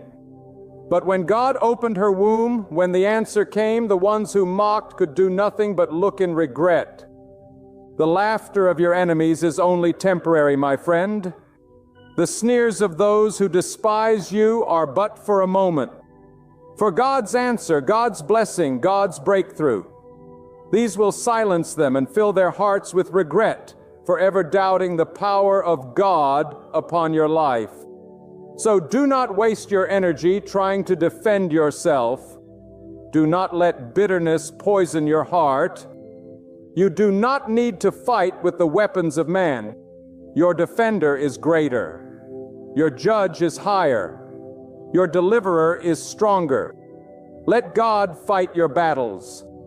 Let God write the story. For when God lifts you up, no one can deny it. And when He does, those who hurt you will see it and regret the cruelty they unleashed against you. Perhaps right now you feel forgotten, pushed aside, treated as though you are nothing. But the very people who thought they could dismiss you will live to regret it when they see how far God carries you. He does not leave His children in the dust. He raises the poor out of the ash heap and sets them among princes. He exalts the humble and brings low the proud. Those who rejected you today may one day need your hand tomorrow. And when they come, they will know regret, for they will see the hand of God that they once ignored. Let me tell you, my friend, life has a way of exposing hearts.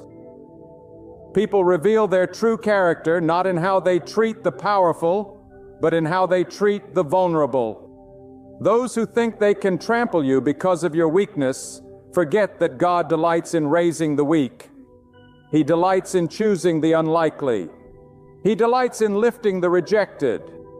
So when they regret hurting you, it will not simply be because of your success.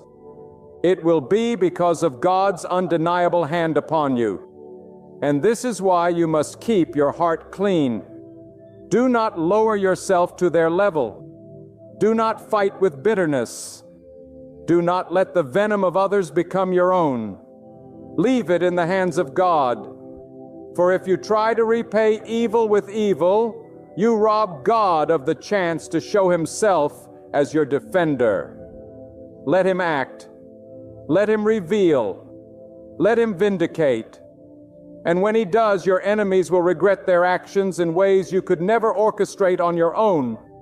Nay, God knows how to prepare a table before you in the presence of those who despise you. He knows how to lift you so high that those who once looked down on you will have no choice but to look up. They may not admit it out loud, but deep within their hearts will burn with regret. They will remember the words they spoke, the deeds they did, the harm they inflicted, and they will wish they had never touched you. For God will show them that His hand is stronger than their hate. Never underestimate what God can do with your pain. Pain is not wasted in His hands. Betrayal is not ignored in His sight. Wounds are not forgotten in His presence. Every tear you have shed has been seen. Every injustice you have endured has been recorded. And every act of cruelty against you is a seed of regret waiting to sprout in the lives of those who hurt you. God's justice is not always immediate, but it is always certain. And when it comes, it will be undeniable. When people hurt you, they believe they have the final word over your destiny. They think their betrayal has sealed your fate. They believe their gossip, their rejection, their lies have written the last chapter of your story. But they do not hold the pen. God does. And when God writes, no man can erase. When God opens a door, no enemy can close it. When God chooses to raise you up, no betrayal, no jealousy, no conspiracy of hell can stop it. That is why those who wounded you will live to regret it, because God Himself will show them that their cruelty was powerless against His purpose for your life. You must understand this, my friend. Every injustice against you is already accounted for by God.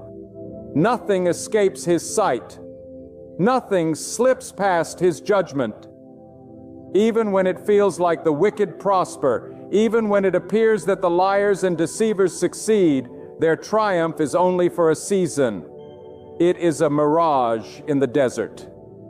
God's justice may move slowly in the eyes of men, but it is swift in its certainty. And when it comes with a force so undeniable that those who once laughed at you are silenced by their own shame. Do not envy those who mistreat you. Do not wish for their life, no matter how glittering it may seem. For their joy is fleeting, their prosperity temporary, their comfort hollow.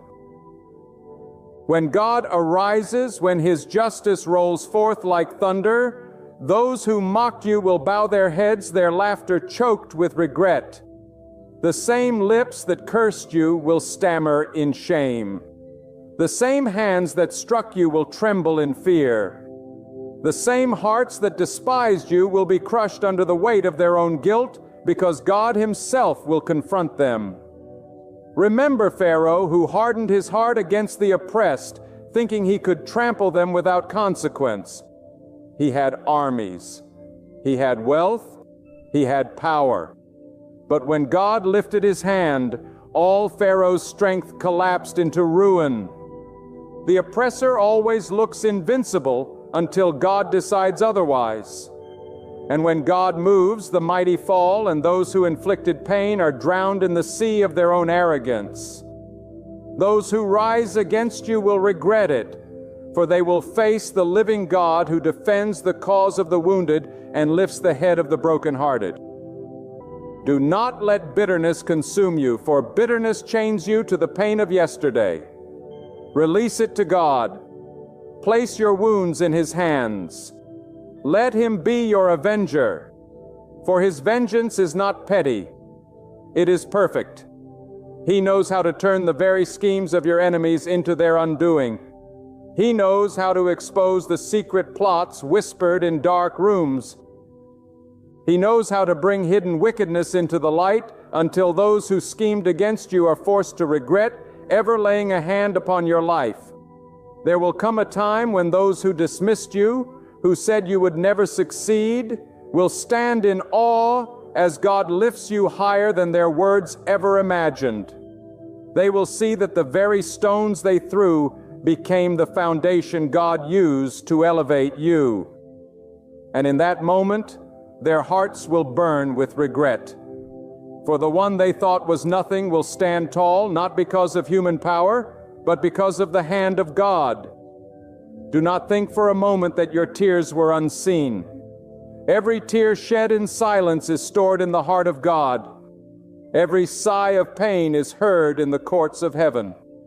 And God does not waste the cries of His children.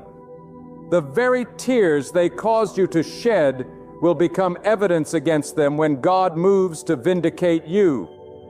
The same ones who thought your weeping was weakness will regret it. For God will show them that your tears watered the soil of your future blessing. Consider this. Many times the people who hurt you are blind to the treasure God placed within you. They thought they were wounding an ordinary person, not realizing they were striking someone chosen, someone set apart, someone protected by the Almighty. And when God reveals your true worth, when the hidden treasure of your life shines forth, those same people will regret their blindness. They will realize too late that in despising you, they despised what God had ordained. That is why you must walk with dignity. Do not lower yourself to revenge. Do not fight with the weapons of hate. Stand still and see the salvation of God. Stand firm and watch Him unfold His justice. Because when He does, it will not only silence your enemies, it will make them regret the very moment they decided to harm you. God knows how to orchestrate regret so deep that it pierces the conscience of those who thought they were untouchable. When God elevates you, He does not do it in secret. He does it openly so that those who once belittled you are forced to watch. It is not to satisfy your pride, but to prove His power. It is to show the world that He alone lifts up and brings down. And those who hurt you will stand as unwilling witnesses of the greatness God places upon your life. Their regret will not simply be personal. It will be public. Everyone will see it. Everyone will know it. And the very ones who thought they were breaking you will regret they ever tried. My friend, let me speak with urgency to your heart. Never confuse silence with absence. Just because God has not acted yet does not mean He has overlooked the wrongs committed against you. Silence is often the stage upon which God builds the greatest revelations. He allows the proud to strut for a season. He allows the arrogant to parade for a time, but make no mistake, when the silence breaks, it will break with thunder. And those who once hurt you, those who thought there would be no consequences, will be overwhelmed with regret as the hand of God moves swiftly and decisively. When people rise against you, they rarely understand the depth of their actions. They may think they are only wounding your feelings, only damaging your reputation, only taking from you what they can. But in truth, they are sowing seeds before the throne of God. And the harvest of those seeds will not be joy, but bitter regret. For God is not mocked. Whatever a man bows, that shall he also reap. The cruelty they sowed into your life will one day sprout in their own. And they will remember the moments they despised you and wish they had chosen differently. Understand this clearly. Your pain is not in vain. The very hurt you endure becomes the material God uses to elevate you. Every insult becomes a stepping stone. Every rejection a platform. Every betrayal a ladder to higher ground. This is why the regret of your enemies is inevitable.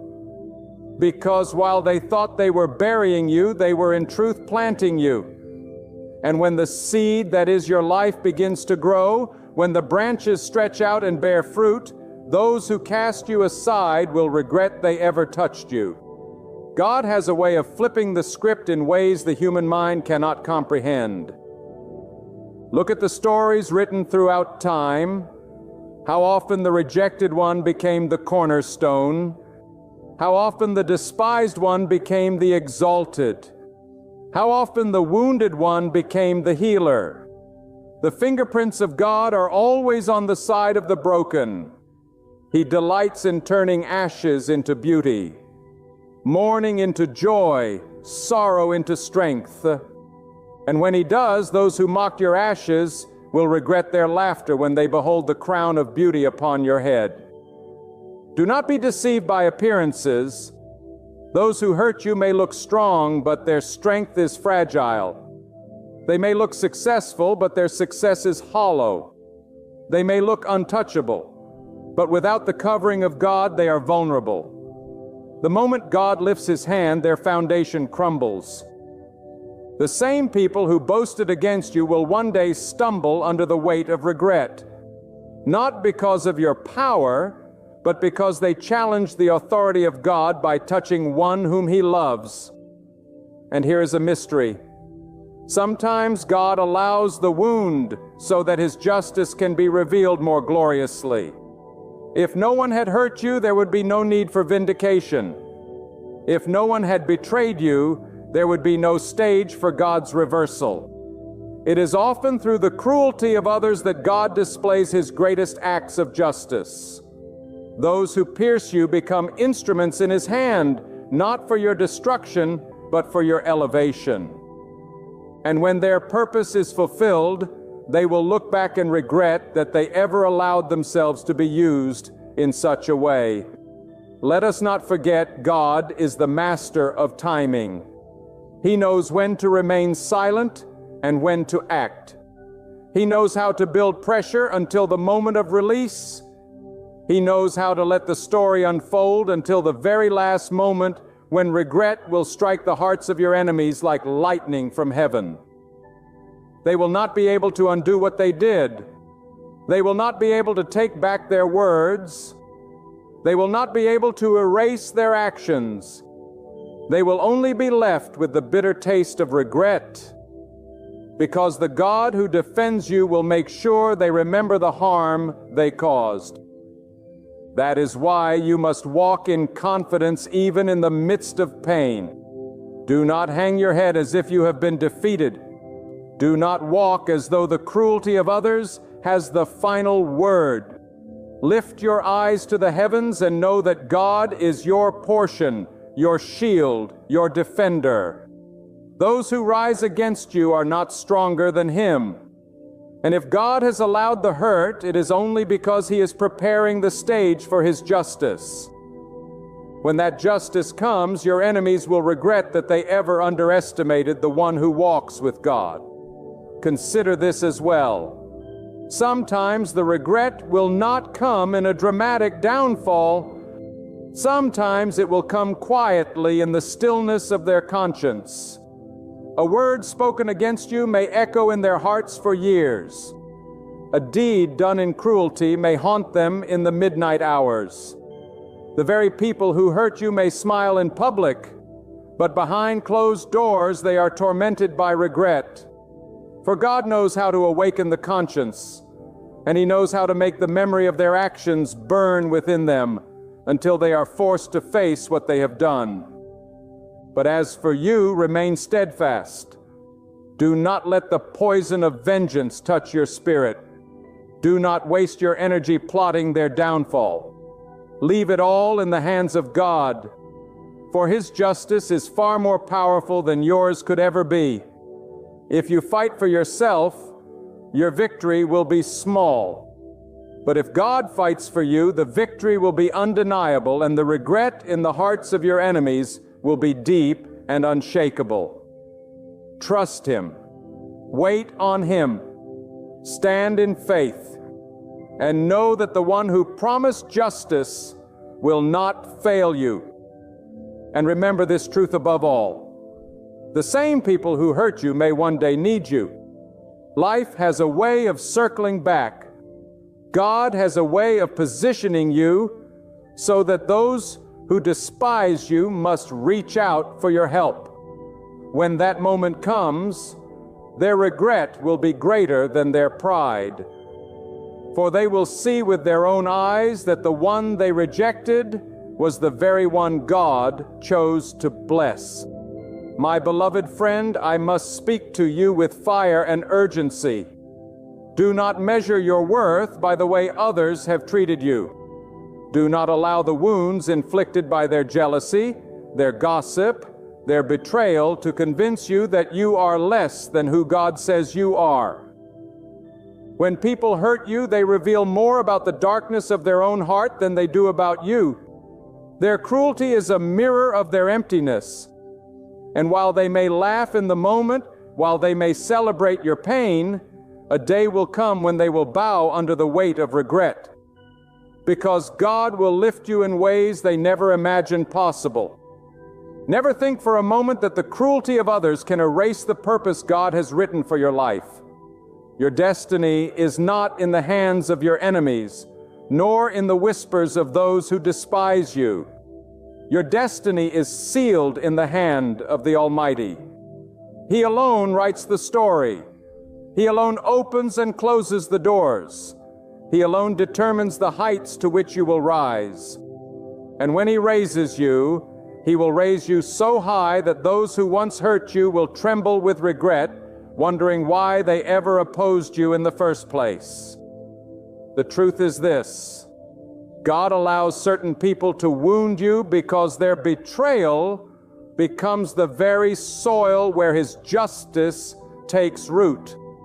If no one ever harmed you, there would be no stage for Him to display His power. If no one ever rejected you, there would be no opportunity for Him to reveal His vindication. The pain they inflicted upon you will become their testimony of regret when God turns it into your victory. Think of this carefully. Those who hurt you often believe they silenced you, that they buried you under shame, but they did not realize you are a seed in the hand of God. Seeds are buried, yes, but not to die, to grow. What they meant as burial was in truth a planting. And when God waters that seed, when He shines His light upon it, when He causes it to sprout forth in power, they will regret they ever placed you in the ground. For what they thought was your end will be the beginning of a harvest they cannot deny. Do not waste your time explaining yourself to those who mistreat you. You do not need their validation. You do not need their approval. You do not need their acceptance. What you need is the hand of God upon your life. And when God places His hand upon you, He Himself will speak on your behalf. He will speak through your blessing, through your rise, through your survival. He will cause the very people who tried to silence you to sit in silence, overwhelmed by regret at the power of God revealed in you. You see, the regret of your enemies is not something you must force. It is not something you must demand. It is something God Himself orchestrates. He knows how to expose the hidden plans. He knows how to bring the whispers of the dark into the light. He knows how to reverse the trap and make those who built it fall into it themselves. And when it happens, their regret will be so heavy they will not be able to escape it. God Himself will make them look back and realize that the one they despised was the one He had chosen. Do not envy their momentary triumph. Do not be discouraged by their temporary success, for everything built apart from God collapses in time. And when it collapses, those who laughed at you will regret their arrogance. They will regret the way they spoke about you, the way they treated you, the way they looked down on you, because God will show them that He alone is the author of honor and shame, of rise and fall. And hear me well. Sometimes the regret will not come through outward downfall, but inward emptiness. Some of the very people who hurt you will appear successful to the world, but inside they will be tormented by guilt, by shame, by the haunting memory of their cruelty. They will carry regret like a shadow they cannot escape, because God knows how to awaken the conscience, to pierce the heart, to remind them of every wound they caused. Their regret will echo within them until they face the reality that they raised their hand against one whom God was protecting all along. But as for you, you must rise above the trap of bitterness. Do not let hatred poison your soul. The moment you allow revenge to control you, you rob God of His chance to vindicate you. Your task is to trust, to endure, to remain faithful. God will handle the rest. His vengeance is not small, it is perfect. And when His hand moves, your enemies will regret with a regret so deep that no words can comfort them. Know this as well. Regret is not merely about punishment. It is about realization. Those who wounded you will one day come to see that God was with you from the very beginning. They will witness the unmistakable evidence of His blessing over your life. They will behold the fruit of His hand guiding your steps. And in that moment of recognition, their pride will shatter. Their arrogance will collapse. And they will regret ever imagining they could touch what God Himself has set apart to protect. My friend, let me share a truth with you. The very hands that tried to push you down will one day wish they had lifted you higher. The very lips that mocked and slandered you will one day wish they had spoken words of blessing instead. The very eyes that once looked upon you with scorn will one day wish they had gazed upon you with honor. For God has a way of rewriting the story so that those who sought to shame you will end up shamed themselves. This is the justice of the Lord. It is not partial. It is not delayed forever. It is not uncertain. It is sure. It is strong. It is final. The hurt that others inflicted upon you is not the end of your story. It is only a chapter and not the final one. God always reserves the last word. And when He speaks, His word silences every critic, every accuser, every liar, every betrayer. When He declares you blessed, no curse can stand. When He declares you lifted, no hand can pull you down. When He declares you chosen, no rejection can cancel it. And those who hurt you will regret it, not because of what you did to them, but because of what God has done for you. There is a deep truth I want you to hold in your spirit. God never wastes pain. Every drop of sorrow you have endured, every sting of betrayal you have felt, every humiliation you have suffered has been collected by God and stored for a purpose. The very things that were meant to destroy you are the things God uses to build you. And when He displays the beauty that comes from your ashes, when He unveils the strength that rose from your suffering, those who caused your pain will be forced to watch. And in their watching, they will regret their cruelty, because God will make your life a testimony they cannot ignore. Do not underestimate the power of divine reversal. The story of your life is not written in straight lines. It is filled with turns, with valleys, with storms. But each valley, each storm, each wound becomes an avenue for God's glory to shine brighter. And the brighter it shines, the deeper the regret for those who mocked you in the darkness. They will look back and remember the moments they laughed at you, the times they dismissed you, the words they hurled against you, and they will wish they had done differently. For God will show them that they were not mocking you, but the plan He had for you. Hear me well. There is nothing hidden from God. Every insult, every act of betrayal, every secret plot against you is fully exposed before Him. People may think their words vanished into the air, their deeds buried in silence, but before God, nothing is forgotten. And in His perfect time, He will bring it all back before them. Not through your revenge, but through His justice. And when it is brought back, they will regret deeply that they ever allowed pride and cruelty to guide their actions. Sometimes God will allow you to rise in front of those who despised you, not because He needs to prove anything to them, but because He delights in proving His faithfulness to you. When you stand in places they said you would never reach, when you achieve victories they swore you would never have, when you walk in peace they thought they had stolen from you, their regret will be undeniable. They will realize they were not fighting you. They were fighting God. And no one who fights against God ever wins. Do not miss this. Your role is not to chase after their regret. Your role is to trust God, to keep your heart pure, to keep walking forward. If you keep looking back, demanding revenge, you will lose sight of the path God is calling you to. Let God handle them. He is more than capable. He knows how to bring them face to face with their actions in a way that penetrates deeper than anything you could ever say. He knows how to let life unfold in such a way that regret finds them at every turn.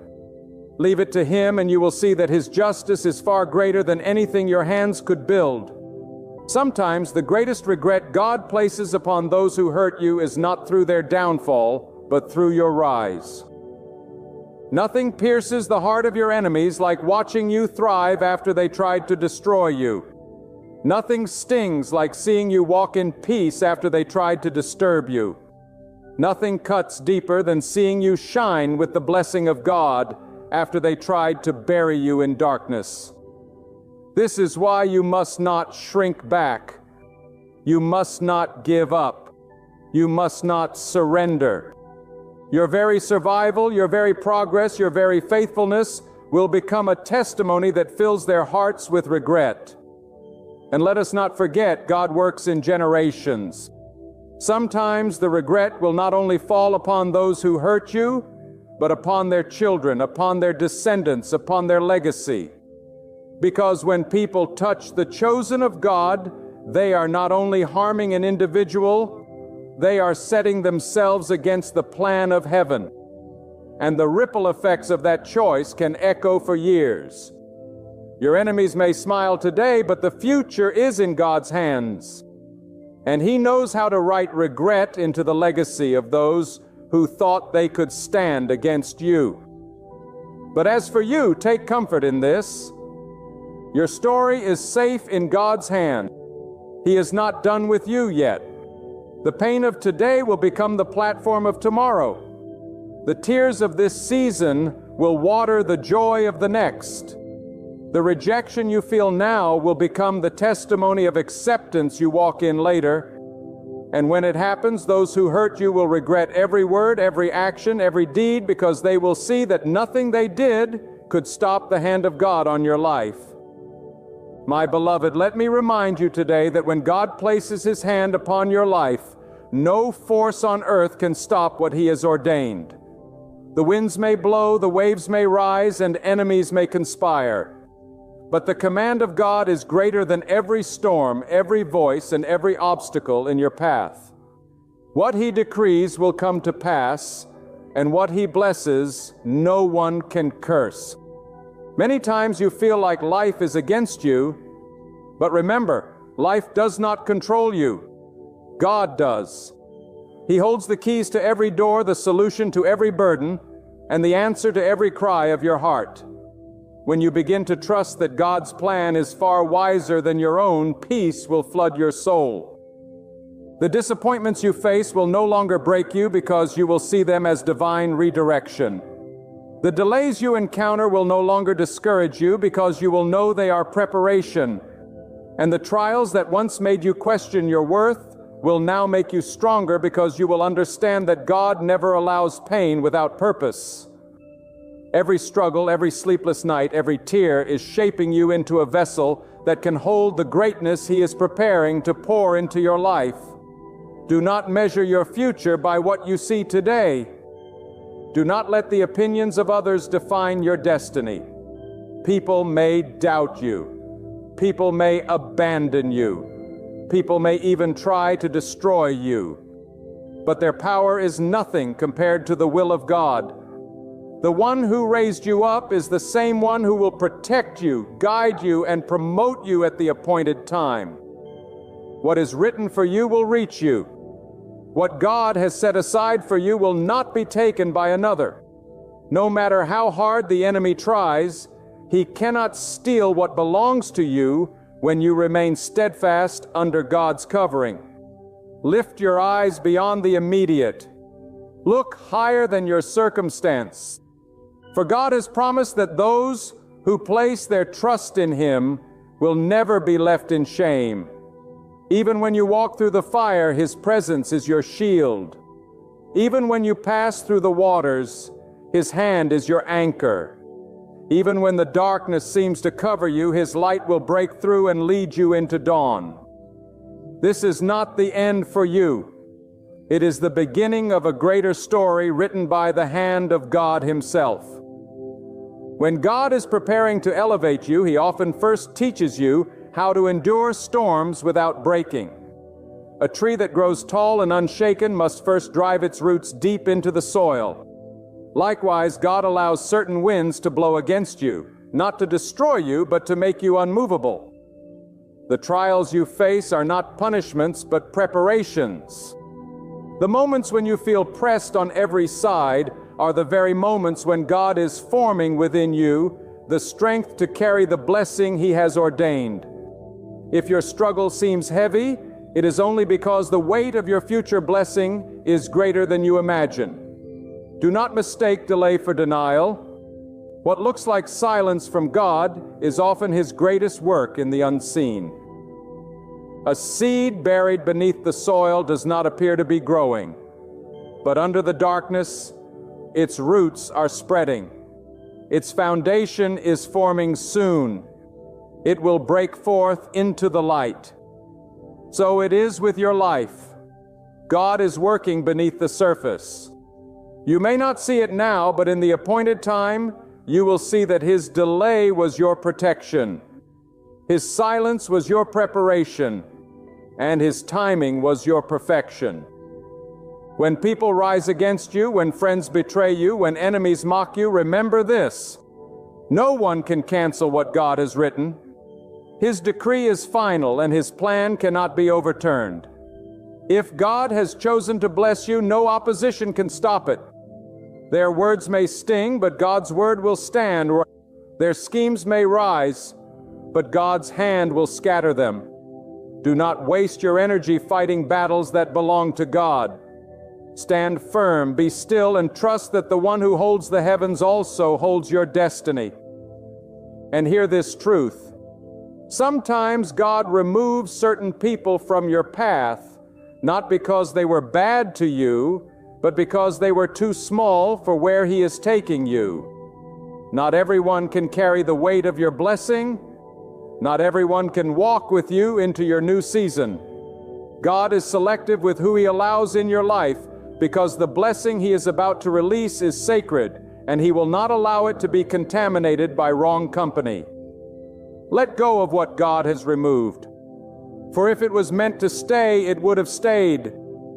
Your breakthrough is not just about you. It is about the testimony that will inspire others.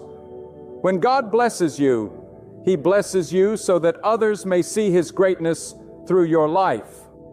Your story of struggle to strength, of pain to purpose, will become a light for someone lost in darkness. This is why your battle is so fierce. The enemy fears the impact of your testimony. But fear not, for God has already declared your victory. Beloved, lift your head, wipe your tears, straighten your shoulders. You are not forgotten. You are not forsaken. God's hand is upon you, and His plan for you cannot fail.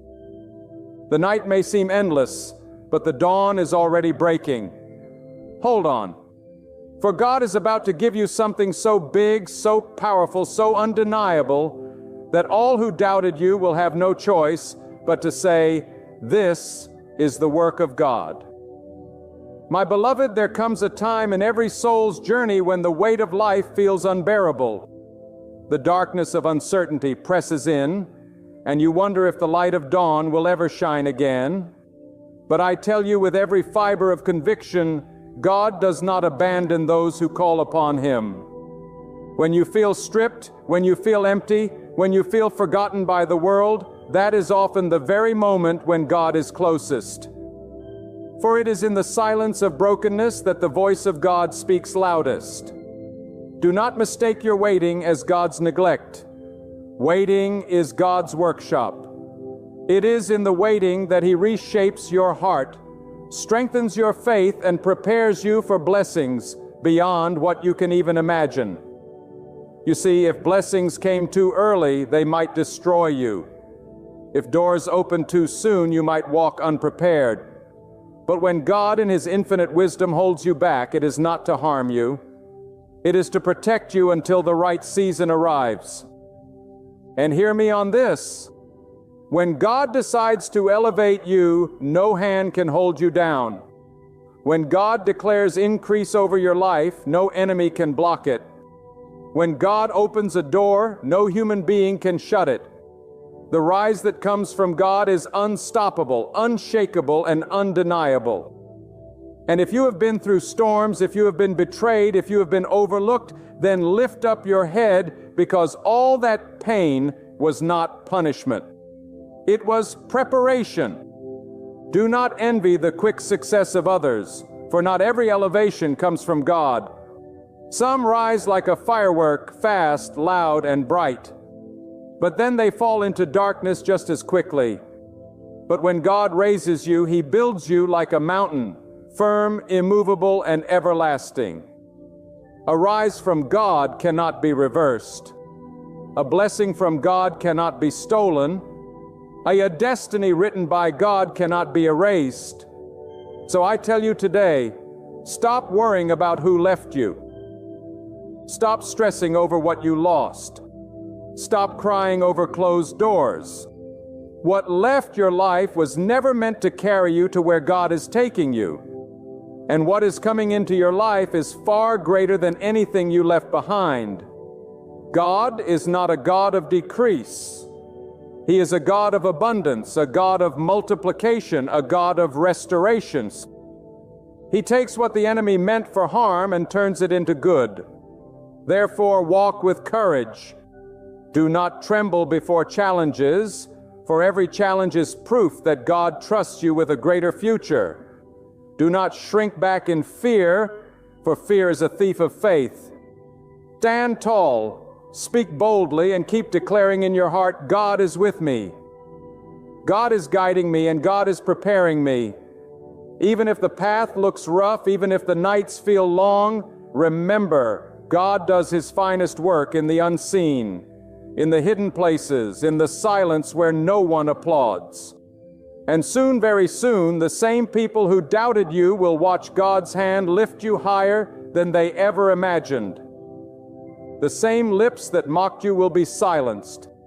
The same doors that were slammed shut will open wide. Not because of your power, but because of the unmatched, unstoppable, unshakable power of Almighty God. My beloved, let this truth settle deep within your soul. God has never abandoned you, and He never will. Every tear you have shed, every sleepless night you have endured, every battle you thought would break you, God has seen it all, and He has written your victory long before your struggle began. What you think is the end is only the doorway into something far greater. For when God shuts one path, He is already shaping another, one that is higher, richer, and filled with purpose for those who put their trust in Him. So step forward with faith. Lift your gaze with confidence. Do not yield to fear, to doubt, or to the lies whispered by the enemy. God has placed strength within you, surrounded you with His protection, and laid out His plan before you. The climb may be steep, the night may feel endless, but morning is on its way, bringing with it the favor of God that no one can take from you. Live boldly, live with unshakable conviction. Live assured that the hand of God is leading your every step. When the storm roars, proclaim that your God is mightier. When trials rise up, proclaim that your God is stronger. When people question you, proclaim that your God is faithful. Hold your ground, for your story is not finished. The greatest chapter is still ahead. Place your trust in the one who never fails. For God is preparing a blessing so overwhelming that when it comes, you will look back at every tear and say, it was all worth it. Stand strong, beloved. God is beside you. God is on your side, and He will carry you all the way to victory. This is not your ending. This is the unfolding of the glory God has destined for your life. My beloved friend, hear me with the full weight of your heart. Have you ever felt utterly alone in this vast world? Have you walked through life questioning if anyone truly notices you, truly values you, truly treasures you, not for what you give, not for what you achieve, not for how you appear, but simply for who you are? There is a truth meant to stir your soul today. God is already guiding you towards someone who loves you. Not at some distant point, not someday far off, but even now. He is aligning the steps of your journey to bring you face to face with the one prepared to embrace you as you are. Do not think for a moment that love happens by accident. Do not accept the lie that you must pursue people, plead for affection, or push yourself into relationships that drain your spirit. When God is the author of your story, the pages turn with His timing. The connections you need are never the result of chance. They are orchestrated by the unseen hand of God. And take this deeply to heart. If God is leading you, He is not leading you toward rejection, toward betrayal, or toward heartache.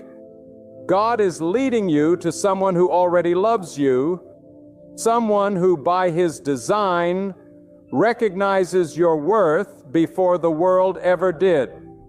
Many of you have wasted your strength on people who never cared for your soul. You poured your heart into those who only took from you. You gave loyalty to those who repaid you with dishonor. But God does not abandon His children to live in cycles of emptiness. God's love is not expressed by leaving you bound to those who despise your light. No, my friend, God intervenes. He removes the counterfeit so that He may bring the genuine. He closes doors so that you will not keep knocking where no love resides. He shuts down conversations so you will not waste another breath pleading for affection where none exists. And instead, He begins to guide your feet toward a divine appointment, a meeting with someone who already values the very essence of who you are. Think about this. Before you were ever aware of your own longing, before you even whispered your prayers for companionship, God already planted love for you in the heart of another. God already designed the intersection of your lives. This is not imagination. This is the reality of divine preparation.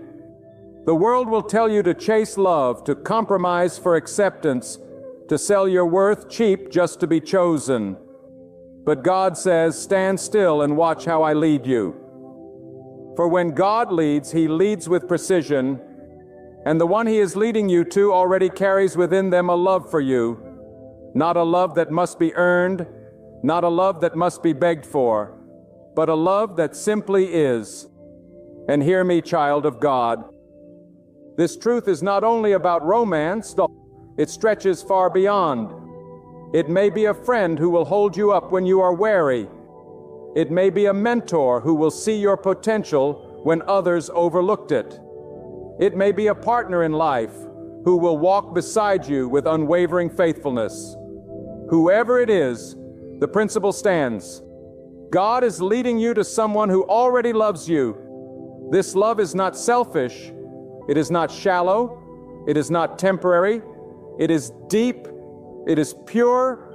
It is steady because it has been authored by the hand of the Almighty. But let me warn you, the reason so many miss this blessing is because they refuse to trust the timing of God. You grow impatient. You want to see everything now. You settle for less because waiting feels too long. You compromise because loneliness feels too heavy. And in doing so, you trade the eternal plan of God for a temporary fix. Do not do it. Do not ruin what God has been preparing for you simply because you refuse to wait. The one God has for you is not hidden because they do not exist. They are hidden because the right time has not yet arrived. Just as the sun rises not a moment too early and not a moment too late, so too will God's timing bring forth the person who already carries love for you in their heart. Lift your head and walk with dignity. Stop crying over those who left you. Stop chasing after those who ignored you. Stop mourning over those who despise the gift you are. If they walked away, let them go. If they rejected you, thank God, for He was saving you from false love. If they betrayed you, rejoice, for God was exposing their true heart before you gave them more of yourself. The rejection you faced was not the end of your story. It was the clearing of the path for someone who already loves you to step in. God never removes without replacing. God never allows loss without preparing gain. And the one He has for you, mark my words, they will not need to be convinced to love you. They already do. Oh, how freeing it is when you finally understand that you do not need to beg for what God has already prepared. When you grasp this, your soul rests. You stop striving. You stop lowering yourself. You stop entertaining counterfeits. Instead, you stand in holy confidence, knowing that the same God who formed you, who numbered your days, who clothed you in worth, is the same God leading you step by step toward a soul that honors you. And this love, because it is from God, will not waver when storms come. It will not fade when trials arise. It will not vanish when difficulties appear. For what God authors cannot be erased by the world. Some of you listening right now have prayed for years, asking God, when will it be my turn? When will I see love that is true, love that does not hurt, love that does not abandon? And I am here to tell you, God has heard every word of your prayer. He has seen every tear you cried in secret. He has watched the nights you lay awake in silence, wondering if anyone would ever truly care for you. And God has not been blind to your pain. No, He has been working in the unseen, aligning circumstances, shaping hearts, preparing the right moment when your paths will cross. Do not think that God has forgotten you. He has been orchestrating something greater than you could imagine. The love God is leading you to is not noisy. It is not a performance. It does not need to announce itself with grand displays. It simply is. And you will know it not because it screams loudly, but because it feels like peace. You will recognize it not because it forces itself, but because it flows naturally. You will see it not because you had to demand it, but because it was freely given. The soul God is preparing for you already holds this love. And when you meet them, you will not need to fight to be valued. They will see you and they will know. Do not underestimate the power of God's leading. Sometimes He will shut down opportunities you thought were good because He knows they would destroy you. Sometimes He will delay because He knows you are not ready yet. Sometimes He will test your patience because He wants to refine your faith. But through it all, the destination remains the same, and He is leading you to someone who already loves you. Listen closely, my friend, because this message is not a coincidence for you today. This is not just another moment scrolling through life.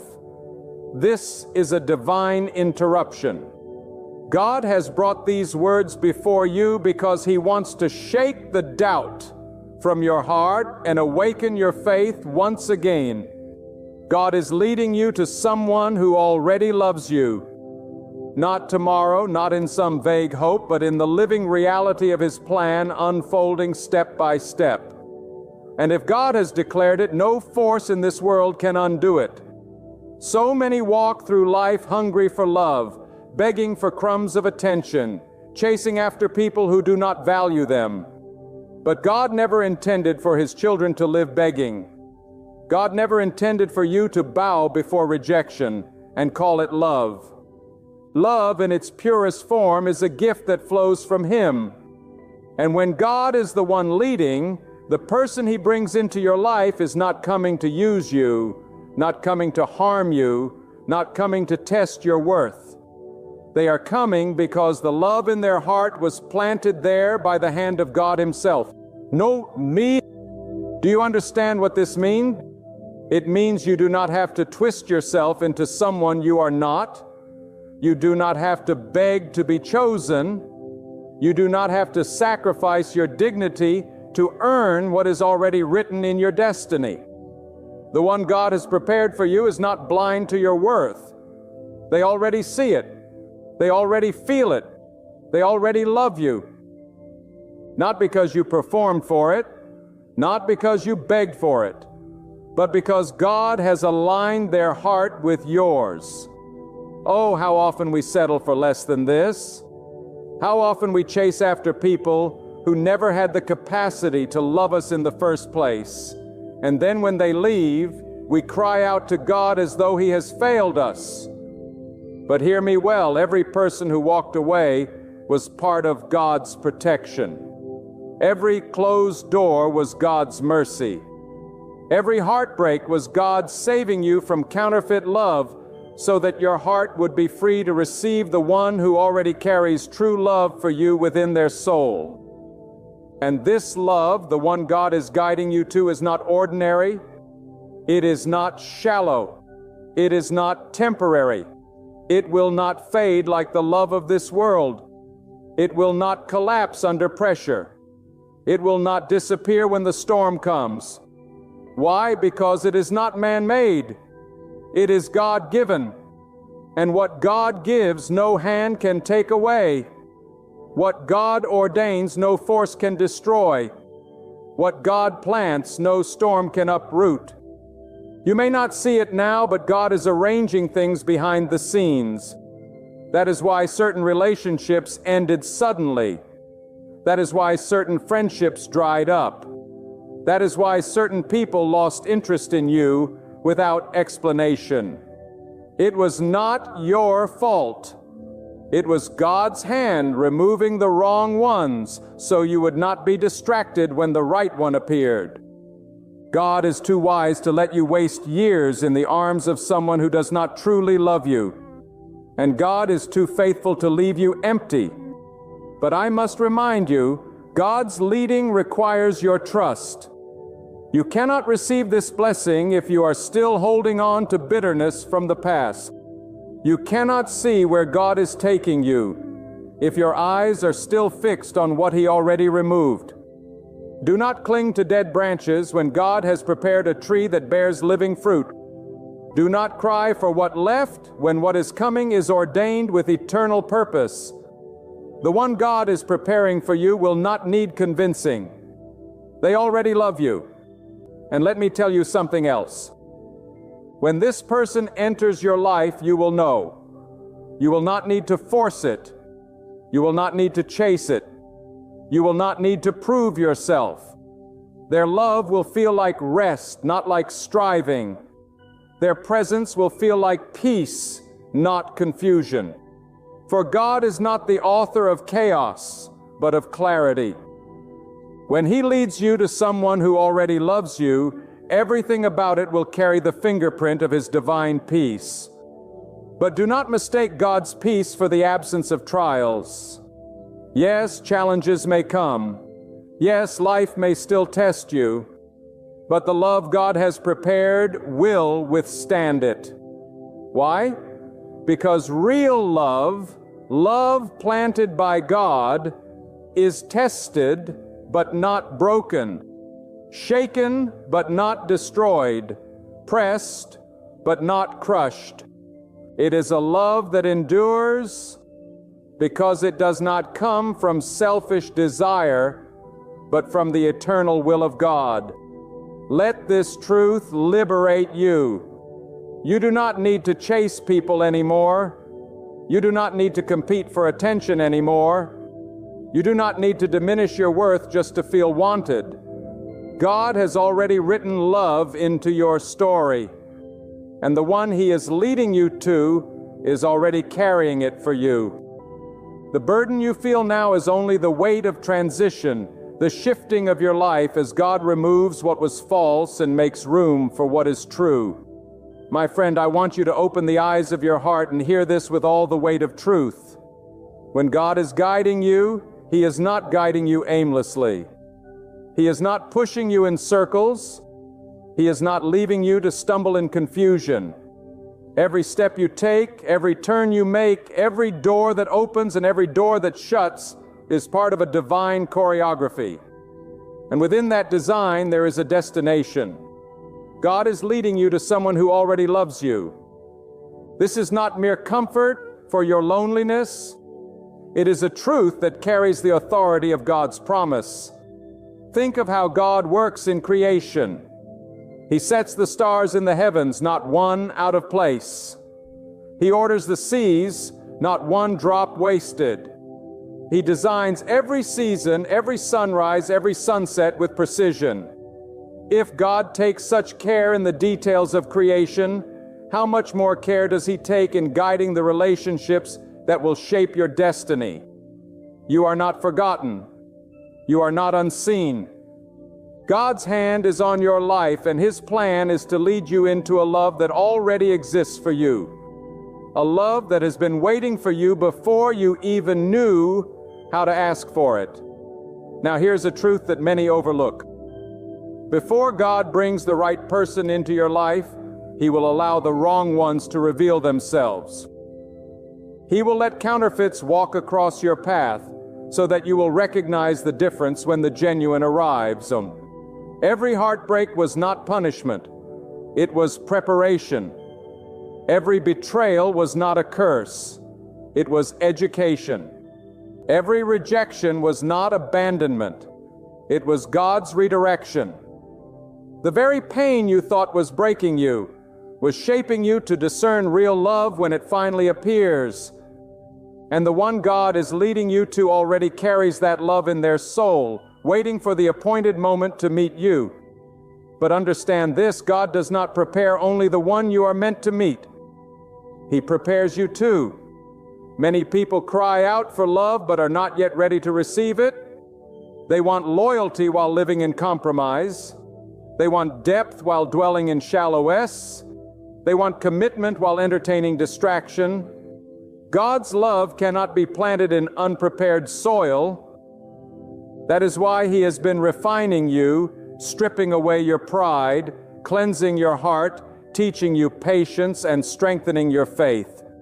He has been pruning you so that when the one who already loves you appears, you will not sabotage the blessing by carrying the wounds of your past. This is why you cannot cling to bitterness. Bitterness poisons love. Resentment blinds your vision. Anger shuts down your ability to see God's hand at work. Release it. Let go of the grudges against those who failed to love you. Do not carry the shadows of yesterday into the sunrise of tomorrow. God cannot lead you forward while you are chained to the past.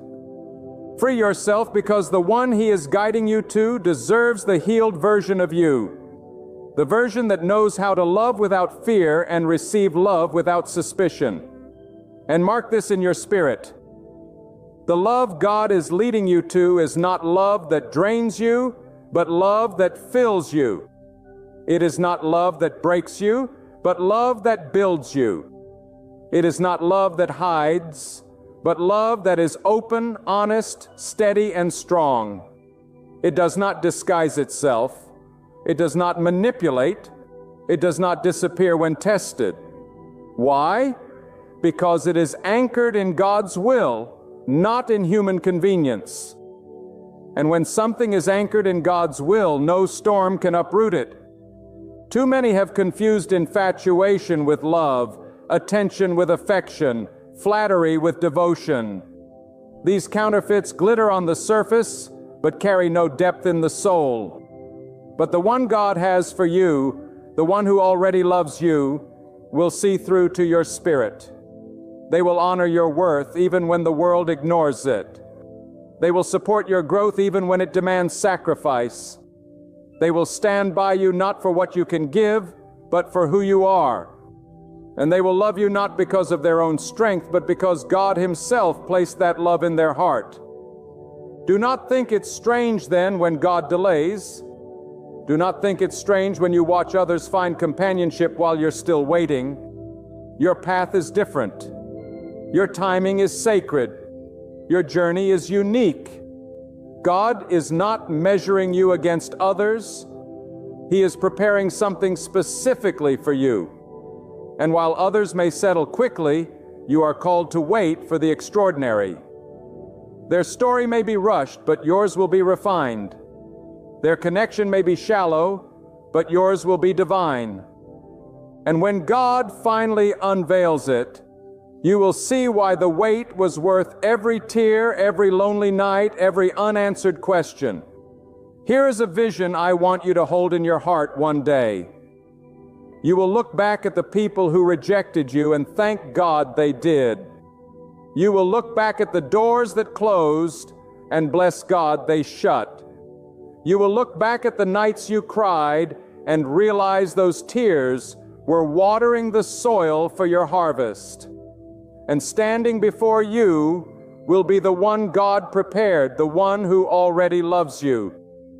And in that moment you will understand nothing was wasted, nothing was delayed, nothing was in vain.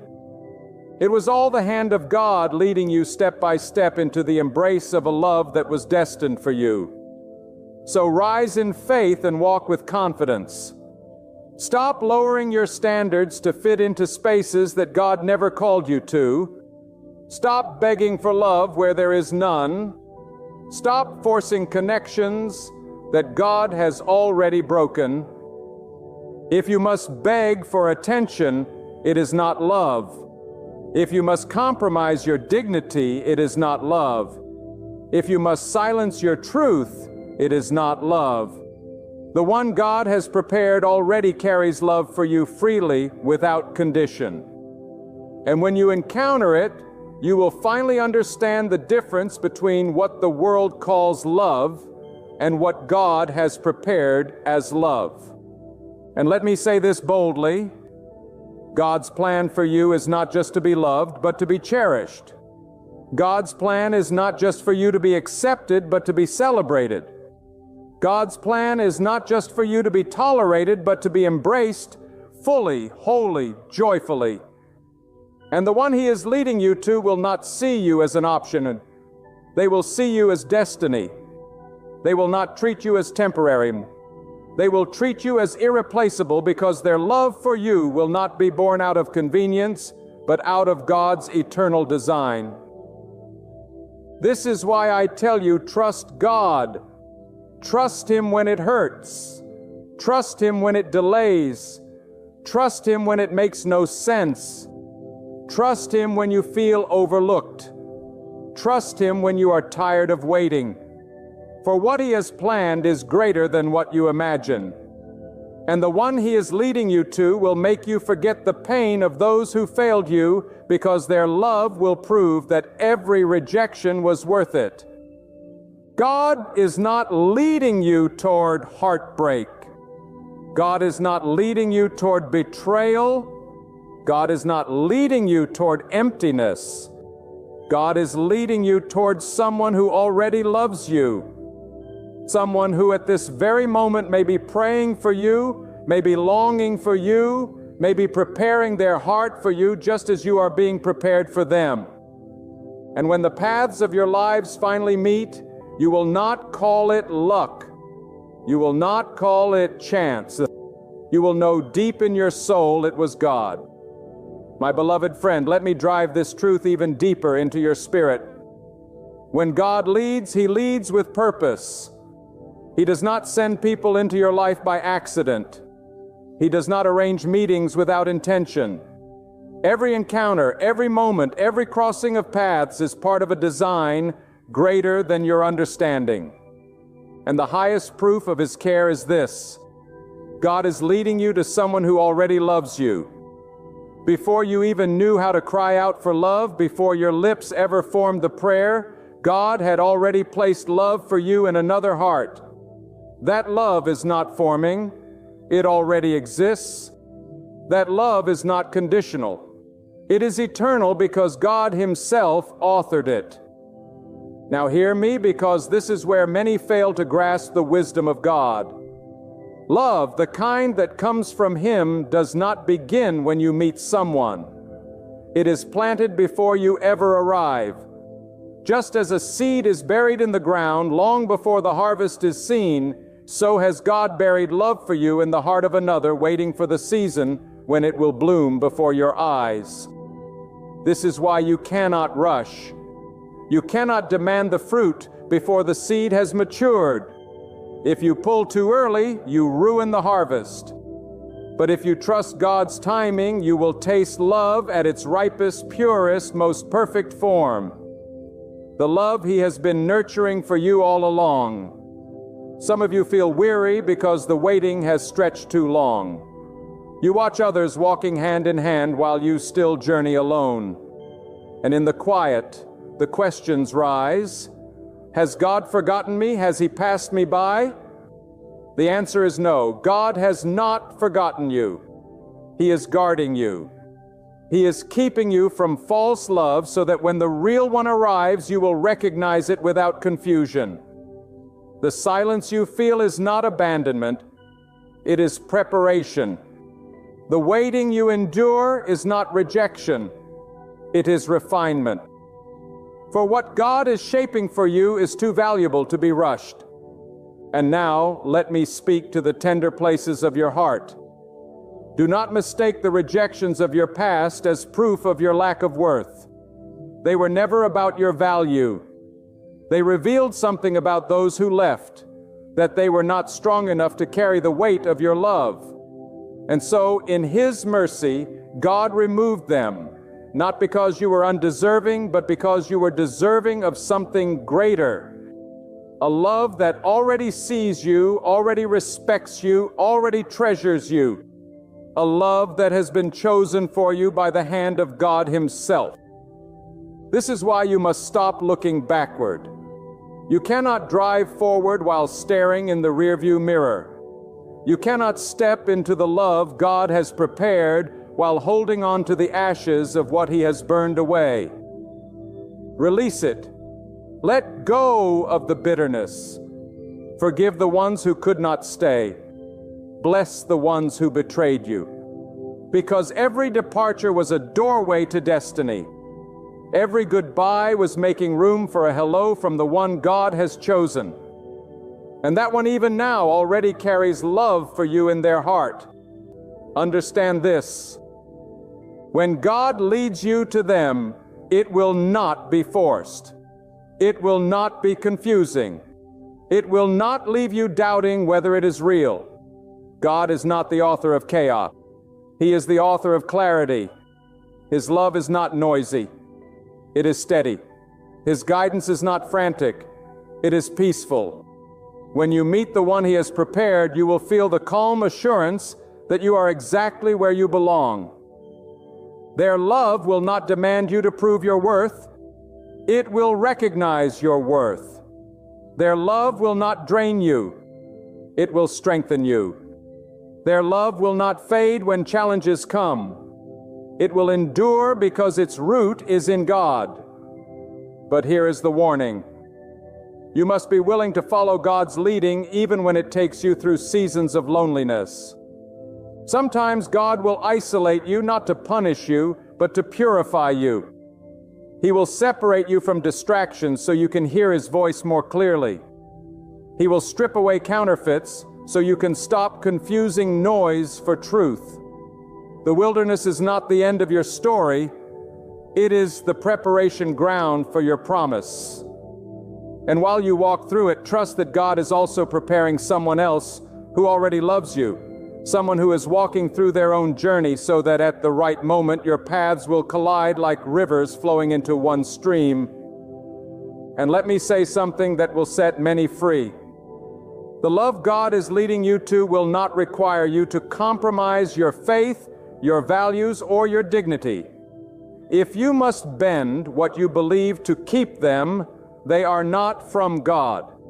If you must lower your standards to hold on to them, they are not from God. The one God has prepared will honor your faith, respect your values, and celebrate your dignity.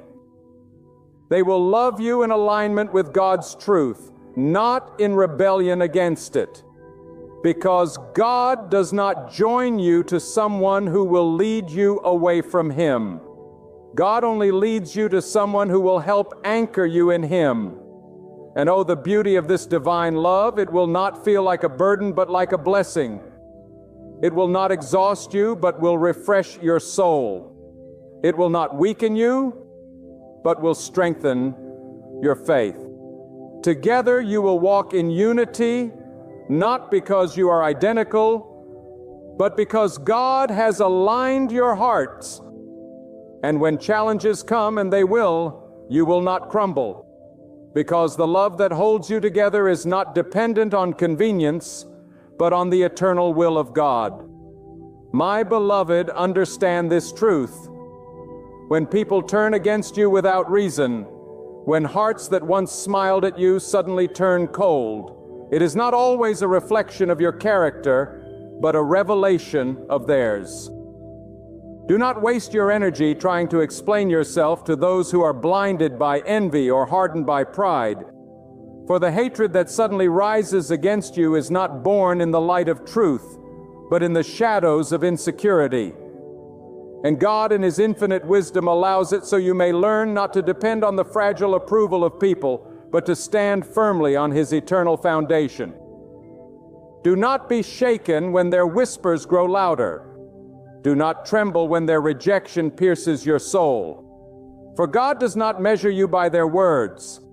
He measures you by your heart. The same God who raised prophets above the insults of their nations is the same God who will carry you through the storms of slander and betrayal. Those who hate you are not your enemies. They are your teachers sent by God to strip away your need for human applause, so that you may walk clothed only in the approval of heaven. Remember this: the hatred of people is often the evidence of God's favor upon your life. Why? Because light will always disturb darkness, purity will always expose corruption, and truth will always agitate lies. So when people rise against you without cause, it is a sign that your presence carries weight, that your spirit carries fire, and that your destiny carries greatness. God is sharpening you through their rejection, molding you through their envy, and preparing to exalt you above the reach of their schemes. Do not fight back with bitterness, for bitterness chains the soul. Do not curse them in anger, for anger blinds the heart. Instead, rise above. Trust God to be your defender, your shield, and your judge. For the one who sees in secret knows every plot, every lie, and every act of hatred launched against you. And when God decides to act, no hand can stop His justice. Hear me. Sometimes God allows the hate of others to push you out of places you were never meant to stay. Their rejection becomes the divine wind that propels you into a higher calling. Their betrayal becomes the very key that unlocks the next door of your destiny. So instead of asking, "Why do they hate me?" lift your eyes and ask God, "What are you teaching me through this?" For every attack carries within it a hidden lesson, and every storm conceals a greater blessing. Beloved, stay steadfast. Let your heart remain anchored in the truth that God is your portion, your protector, and your sustainer. The hatred of people may surround you, but the love of God will shield you. Their words may cut, but God's hand will heal. Their rejection may sting, but God's acceptance will lift you higher than you ever imagined. Walk with courage, for the hatred of men cannot undo the favor of God. My beloved, when people rise up against you, when envy poisons their hearts and their words drip with malice, do not be shaken. Do not waste your days trying to understand why hatred suddenly appeared where there was once peace. Understand this truth. The closer you move toward the light of God, the more the darkness within others is exposed. Their hostility is not truly against you. It is against the reflection of God's presence shining through you. Hatred is often the reaction of weak spirits who cannot bear the weight of truth or the glow of divine favor resting on your life. God does not allow hatred to touch you without purpose. He allows it to awaken your strength, sharpen your faith, and test your endurance. Hatred is not a sign of your downfall. It is a signal of your elevation. The storms people create around you are often God's way of pushing you higher. Like the eagle that soars above the storm, you too are being called to rise above the noise of bitterness and resentment. Let their hatred become the wind beneath your wings, carrying you to the heights God has prepared for you. When they speak against you, remember God hears. When they plot against you, remember God sees. When they try to destroy you, remember God protects. Nothing reaches you except by God's will. And if God allows it, then it will only serve as a tool to refine you. Hatred cannot stop a soul chosen by God. Malice cannot erase a destiny sealed by His decree. You are not defined by their words. You are defined by God's plan, and His plan is always greater than the schemes of man. So walk with dignity. Hold your head high. Do not waste your energy fighting shadows. The truth is this: those who hate you are often revealing the greatness God has placed inside you. If you were insignificant, no one would waste their breath on you. The jealousy of others is a silent confirmation of your value. Their rejection is often God's redirection. Their opposition is often the stage upon which God displays His protection. Therefore, let no hatred disturb your peace. Anchor your soul in God alone. For hatred may roar like thunder, but the calm of God will always outlast the storm. Those who despise you today may watch in awe tomorrow when God exalts you before their very eyes. Be patient, for the hand of God is steady, and His timing is perfect. My beloved, when God raises you up, there is nothing on earth or in the heavens that can pull you down. But you must understand this truth: the higher God lifts you, the stronger the winds of opposition will blow. When God places His light upon you, do not be surprised when darkness tries to surround you. People will begin to whisper, criticize, and even hate you, not because of who you are, but because of the God who works mightily through you. Hatred is often not about you at all. It is about the reflection of God's glory shining through your life. Do not be shaken when those who once praised you suddenly turn against you. Do not lose heart when the ones you help the most become the ones who betray you. This is not a sign of your weakness. It is a sign of your divine calling. The hatred of people is often the confirmation that you are walking in the will of God. If you were doing nothing, if you were standing for nothing, if you carried no truth, no power, and no purpose, then no one would bother opposing you. But because you carry the presence of God, the enemy cannot remain silent. Hatred is a strange thing. It is fueled not always by your faults, but by your favor. Some people see what God has given you, and instead of rejoicing, they burn with envy. They see the peace you have and the strength you walk with, the blessings over your life, and deep within their hearts. They cannot bear it. Yet, my friend, their hatred is powerless against the hand of God. When God has chosen to protect you, no evil plot can succeed. When God has decreed your rise, no weapon formed against you shall prosper. So lift your head high and do not be discouraged. Remember that the greatest men and women chosen by God throughout history faced opposition. They were mocked, rejected, and hated. But God sustained them. God uplifted them, and God vindicated them. Do not waste your energy fighting back with bitterness. Do not lower yourself to the level of those who despise you. Instead, stand firm, rooted in the strength of God, and let Him be your defender. For the hatred of people cannot stop the love of God, and the rejection of man cannot cancel the acceptance of the Almighty. Hold on to this truth. The very people who speak against you today will one day witness how God has blessed you. Those who doubted you will be silenced by the evidence of God's hand on your life. And while they may hate you, they cannot deny that the power of God surrounds you. Their hatred is only a shadow, but you walk in the light of the One who created all things.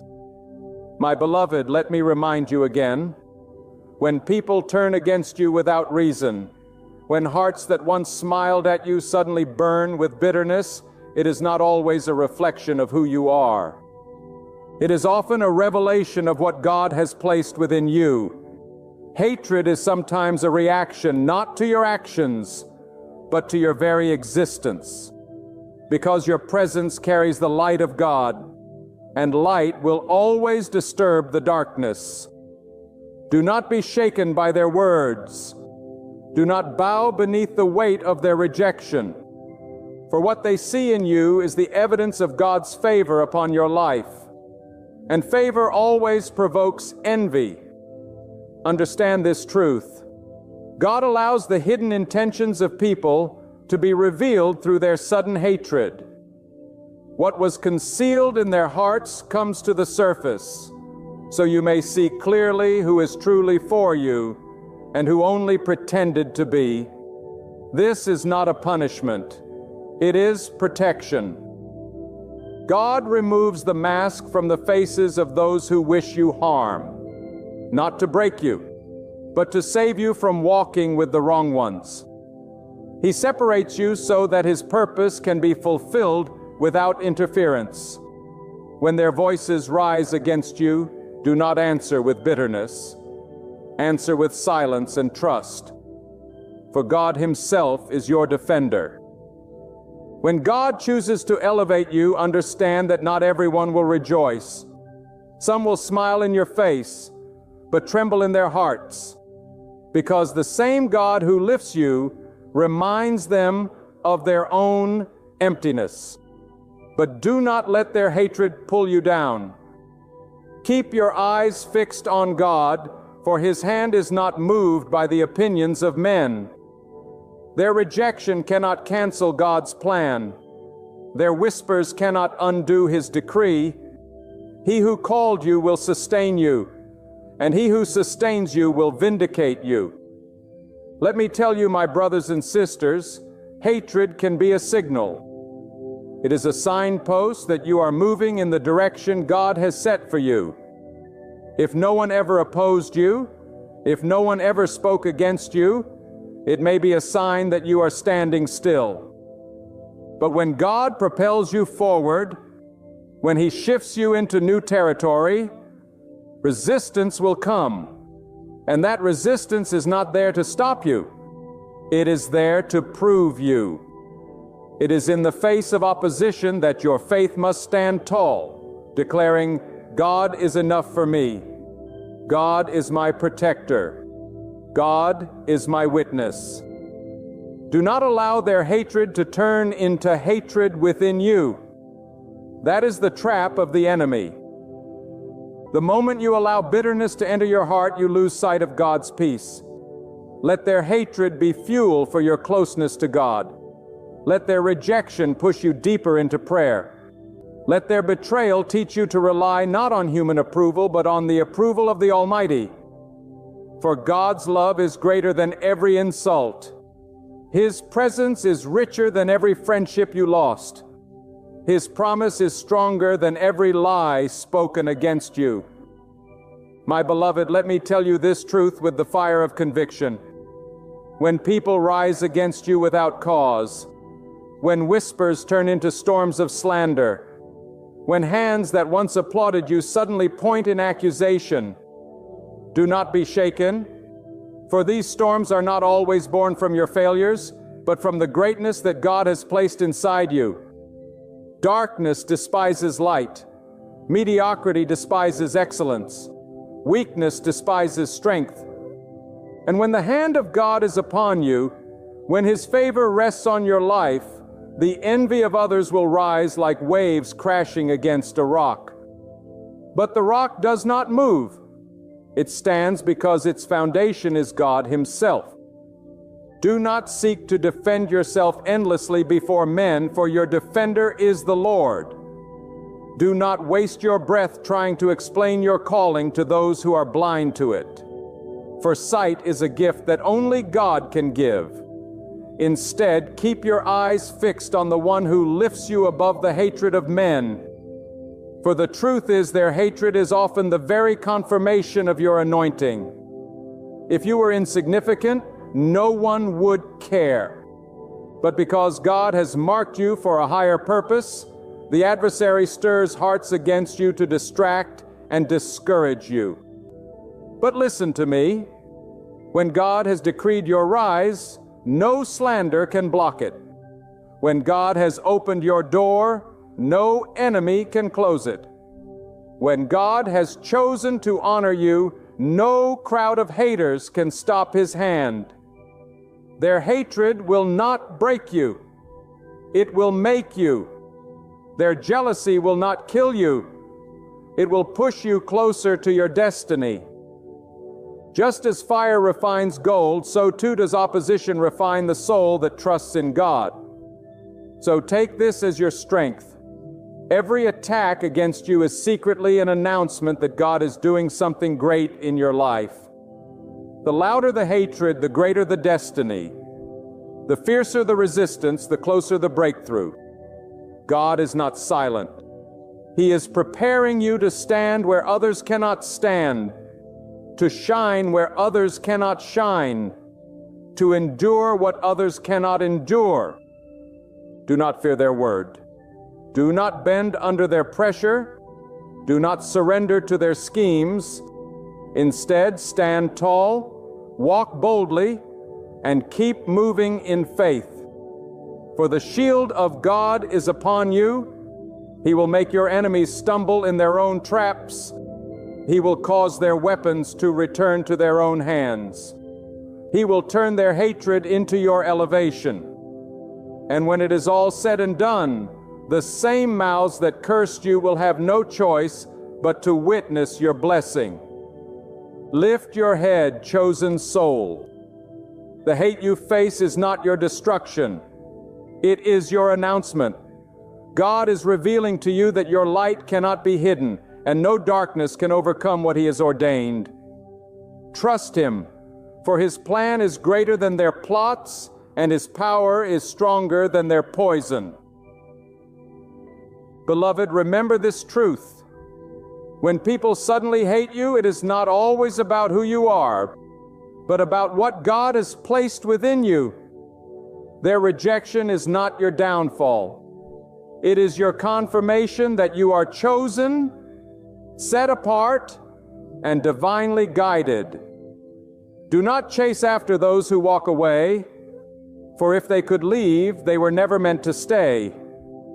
Do not waste your tears on those who turn cold, for God Himself has removed them, so your destiny may unfold. Raise your spirit with courage and hold on to this truth. Every word of hatred will transform into a story of resilience. Every act of betrayal will become a step that lifts you higher. Every door that shuts will open the path to a greater one that only God Himself can unlock. What people intend for harm, God will turn into good. So move forward with boldness, live without fear, and anchor your trust in God alone. Let them despise, let them gossip, let them ridicule, for their voices will eventually fade, but the voice of God endures forever. And when His hand rests upon you, no power in heaven or earth can hinder the blessing, the covering, and the destiny He has set for your life. That is why you must not waver, you must not crumble, You must not bow beneath the weight of human opinion, because at the end of all things, it is not the verdict of man that defines you. It is the strength, the mercy, and the favor of the Almighty God. Stand unwavering, stand unshaken, and walk with confidence knowing God is by your side. And that, my friend, is more than enough. My dear friend, listen closely today. The very thing you have been praying over, the very one your heart has been yearning for, the very person shaped by God's own hand to walk beside you in this life, is about to move with urgency. Yes, your soulmate is on the verge of taking bold, decisive steps to be with you. When God decrees something, nothing on earth or in heaven can stop it from coming to pass. There is a stirring in the unseen, a movement orchestrated by God Himself. It is aligning hearts, shifting circumstances, and preparing the path for a divine union. Many of you hearing this right now have wept in secret. You have asked God, why must I wait so long? Why does my heart ache with emptiness? Why has loneliness been my portion when I have tried to walk faithfully before you? Yet deep inside your spirit there is a whisper, a stirring, an unshakable knowing that you were not created to journey through life alone. God Himself placed in your heart the longing for companionship, for covenant, for that one person formed before time began to mirror your soul. Do not think for a moment that God has forgotten you. Do not think for a moment that your prayers have been ignored. God is never late, and He is never careless. His timing is not like our timing. His ways are not like our ways. While you have been waiting, God has been preparing. While you have been praying, God has been shaping. While you have been weeping, God has been writing a story so beautiful, so unexpected, so beyond anything you could have imagined, that when it unfolds, you will fall to your knees in awe of His faithfulness. The person whom God has chosen for you is not just anyone. They are not a counterfeit. They are not a distraction. They are not a fleeting desire. They are your God-ordained soulmate. And when God stirs a soulmate to move, He does not stir them with timidity. He does not stir them with hesitation. He stirs them with urgency. He places in their heart a fire that cannot be quenched, a restlessness that will not let them go until they take the drastic step of coming into alignment with His will for their life and for yours. Oh, my dear friend, do you know what that means? It means you do not need to chase. You do not need to beg. You do not need to scheme. You do not need to manipulate. God Himself is the author of this connection, and He is the one who will cause the hearts to align. Your soulmate is not going to remain silent forever. They are not going to stay complacent. They are not going to ignore the tugging of God's Spirit. They will move. And when they will move with boldness, with certainty, with conviction, and with determination to be with you. And perhaps you are wondering, but why now? Why after so long?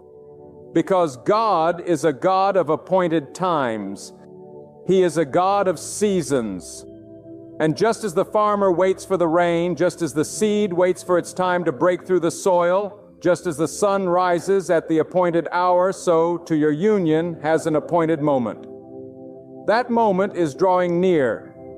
You can feel it in the atmosphere. You can sense it in your spirit. You can perceive the shift, even if you cannot yet see it with your eyes. Do not mistake delays for denial. Do not mistake silence for absence. God has been working in the hidden places. Your soulmate has been tested. They have walked through valleys. They have faced battles. They have been refined in the fire. They have been shaped in the wilderness. And now God is placing a holy urgency upon them. They are realizing that life without you is incomplete, that their destiny is tied to yours, that their future cannot unfold fully without aligning with you. This urgency is not born of human desire alone. It is born of divine orchestration. It is the hand of God pressing upon their heart, reminding them, convicting them, urging them that the time has come.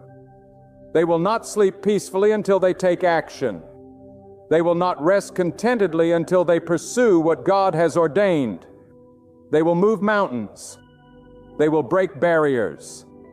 They will cross distances. They will defy opinions. They will risk everything to stand by your side. Because when God decrees a union, no force of darkness, no voice of doubt, no chain of circumstance can hold it back. Hear me carefully. This is not about a fairy tale. This is not about human fantasy. This is about divine purpose. When your soulmate comes, they are not coming to simply hold your hand. They are coming to walk with you in God's calling. They are coming to stand beside you in your assignment. They are coming to pray with you, to build with you, to dream with you, to labor with you, to worship with you. They are coming because your souls are intertwined in destiny, and together you will fulfill what alone you could not. You must prepare your heart. You must be ready for the drastic action that is coming, because when they come, it may shake your world. It may require you to leave behind old doubts, old wounds, old fears. It may require you to step into courage, to embrace vulnerability, to accept the blessing God is placing before you. Do not sabotage what God is sending with suspicion or hesitation. When the door opens, walk through it with faith. When the opportunity arises, seize it with boldness. When the person stands before you, recognize them for who they are. Not just a companion, but the answer to your prayer, the fulfillment of God's promise, the embodiment of His faithfulness. I want you to understand something profound. Your soulmate is not simply choosing you. God has already chosen them for you.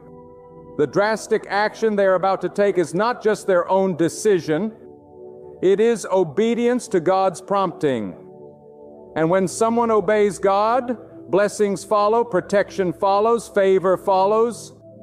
A divine covering surrounds that union. And what God blesses, no man can curse. Perhaps you feel unworthy. Perhaps you think, why would anyone take drastic action for me? I am flawed, I am broken, I am scarred. But let me remind you, God does not see you as the world sees you. He sees you as His beloved. He sees you as valuable. He sees you as chosen. And the one He has prepared for you will see you through the same lens. They will not see you as a burden. They will see you as a blessing. They will not see your scars as disqualifications. They will see them as testimonies. They will not see your brokenness as a reason to walk away. They will see it as proof of God's sustaining power in your life. The drastic action your soulmate is about to take will astonish you. It will not be half-hearted. It will not be casual. It will be bold. It will be undeniable. It will carry the weight of conviction and the seal of God's authority. You will know, without a shadow of a doubt, that this is not by chance. This is God's hand. This is God's timing. This is God's will. And so I tell you today, be expectant. Live in anticipation. Carry yourself with dignity. Keep your faith strong. Do not let discouragement poison your hope. Do not let past betrayals blind you to present blessings. Do not let fear hold you back from receiving love. What is coming is bigger than your fears, stronger than your doubts, greater than your imagination. My friend, your soulmate is about to move. They are about to step out of hesitation and into destiny. They are about to silence the voices of doubt and follow the whisper of God. They are about to rearrange their life, their priorities, their path to align with the will of God for both of you. And when they do, you will witness firsthand the power of God to orchestrate lives, to align hearts, to weave destinies, and to fulfill promises. This is your appointed time.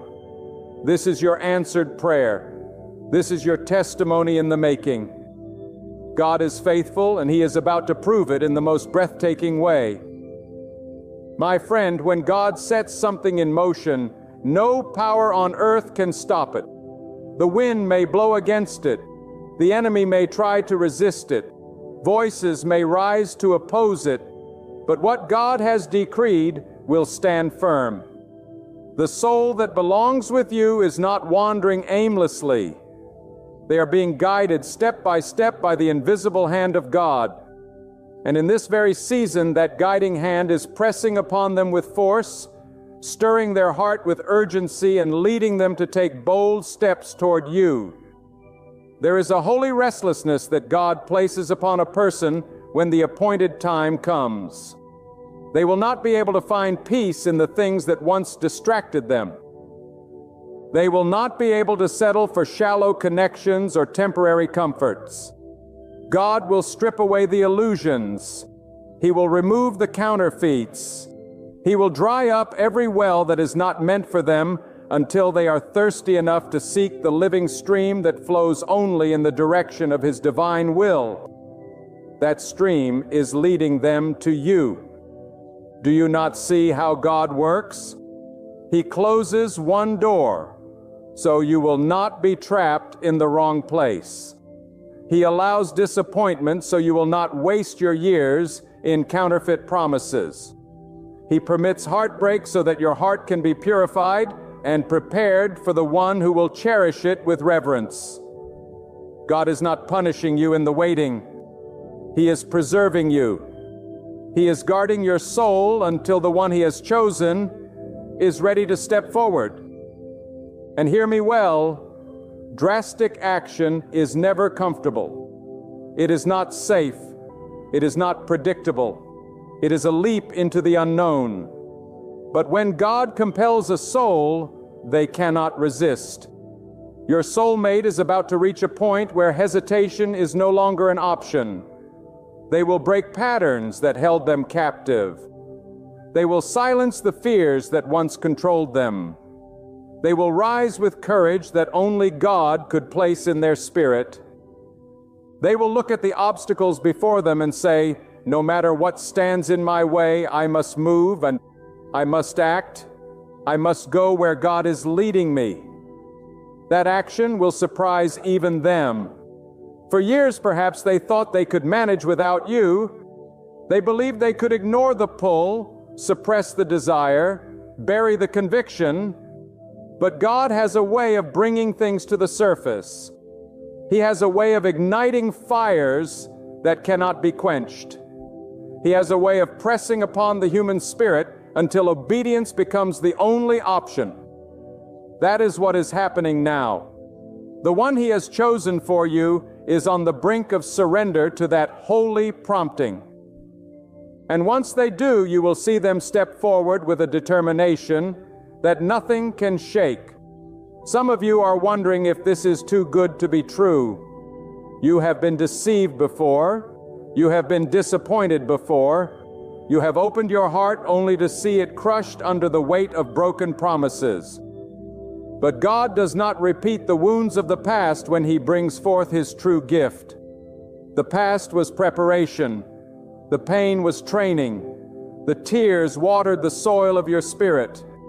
So that now, when the right one arrives, you will recognize them not by charm, not by words, not by fleeting emotions, but by the undeniable witness of God's presence surrounding the union. Let me tell you something important. When this drastic action comes, it will not be hidden in shadows. It will not be whispered in secrecy. It will not be half-hearted. It will be clear. It will be decisive. It will be bold. You will not have to chase it, question it, or force it. It will come to you with the unmistakable mark of God's hand.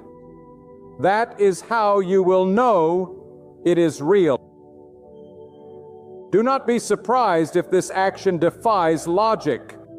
Do not be surprised if it goes against human reasoning. God does not always work according to human logic.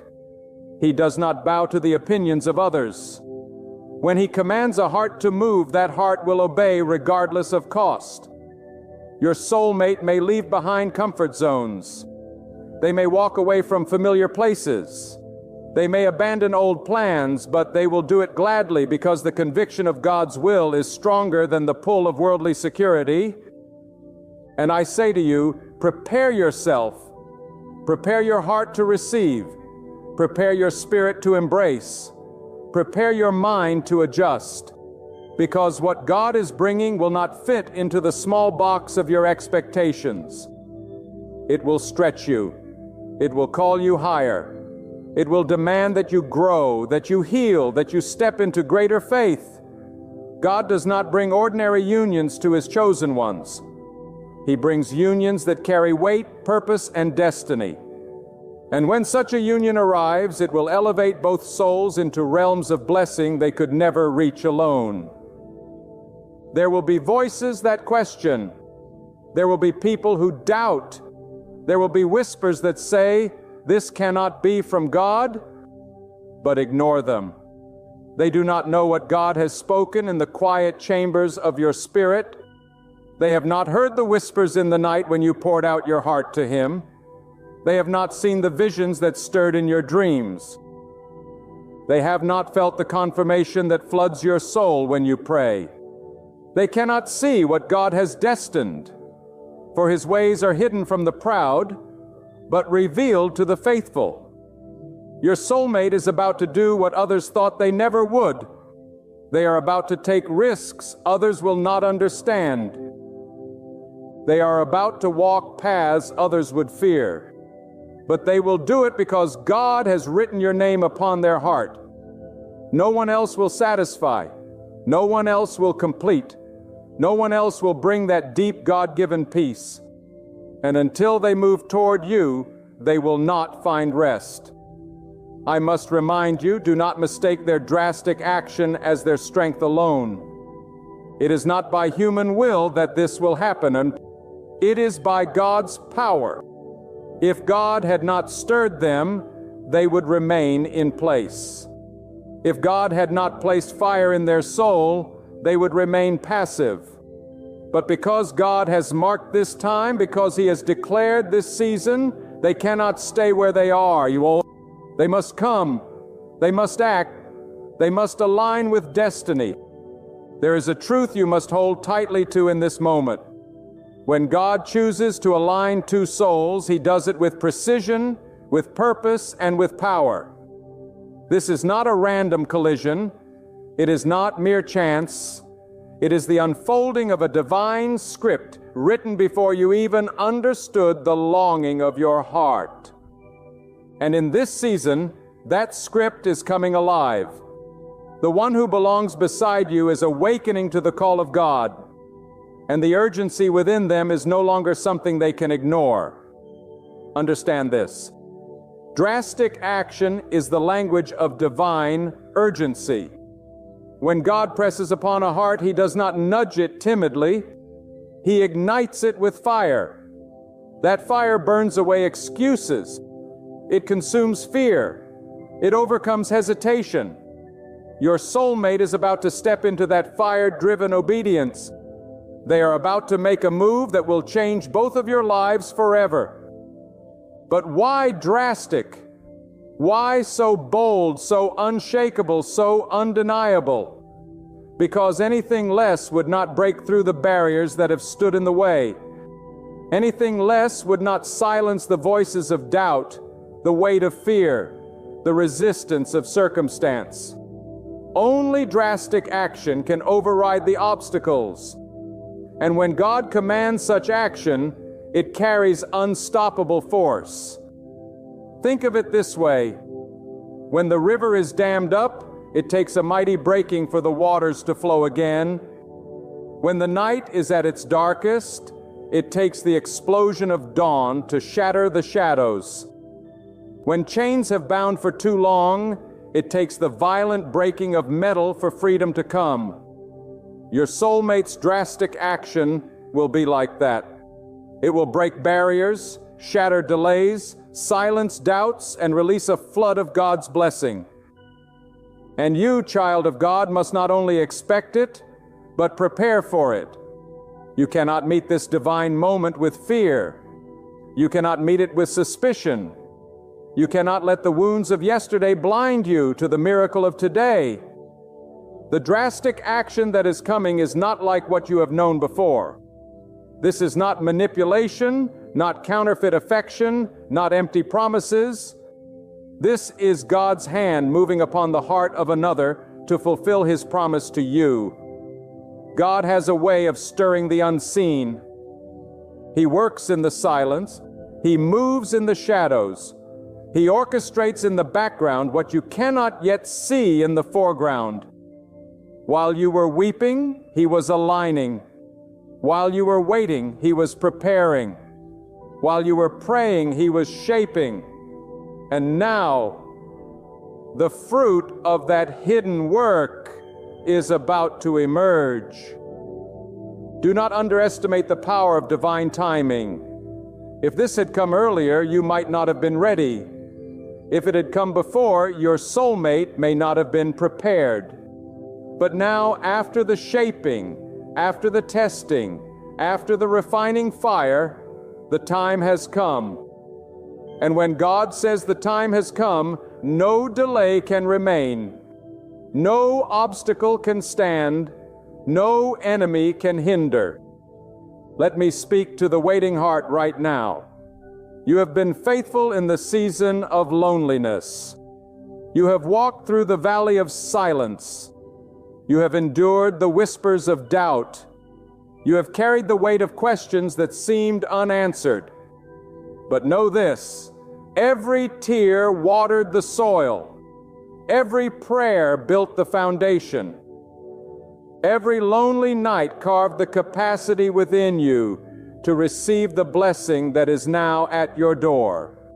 Your soulmate is about to awaken to this same realization.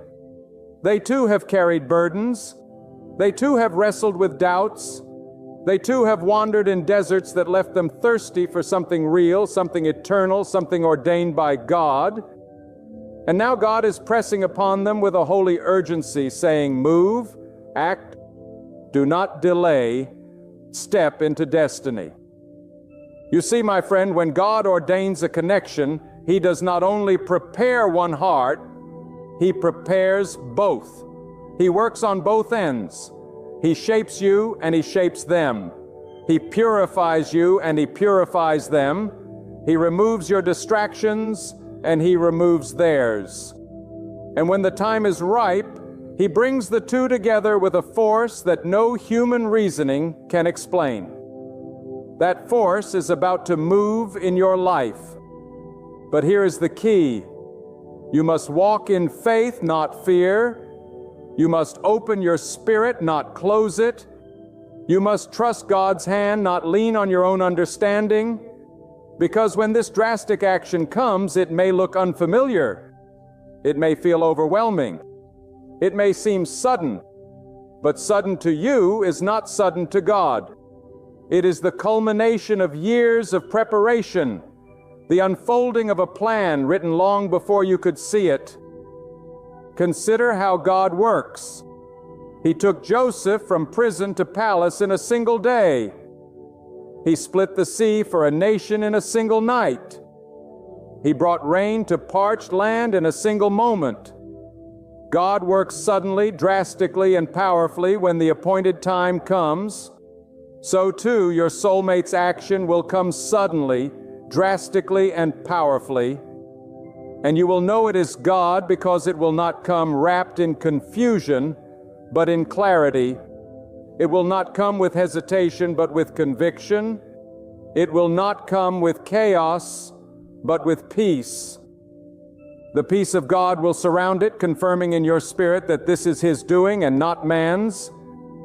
I must speak this truth boldly. Some of you have been tempted to settle. The waiting has made you wary. The silence has made you restless. You have thought to yourself, maybe I should just accept whoever comes. Maybe I should just force something to work.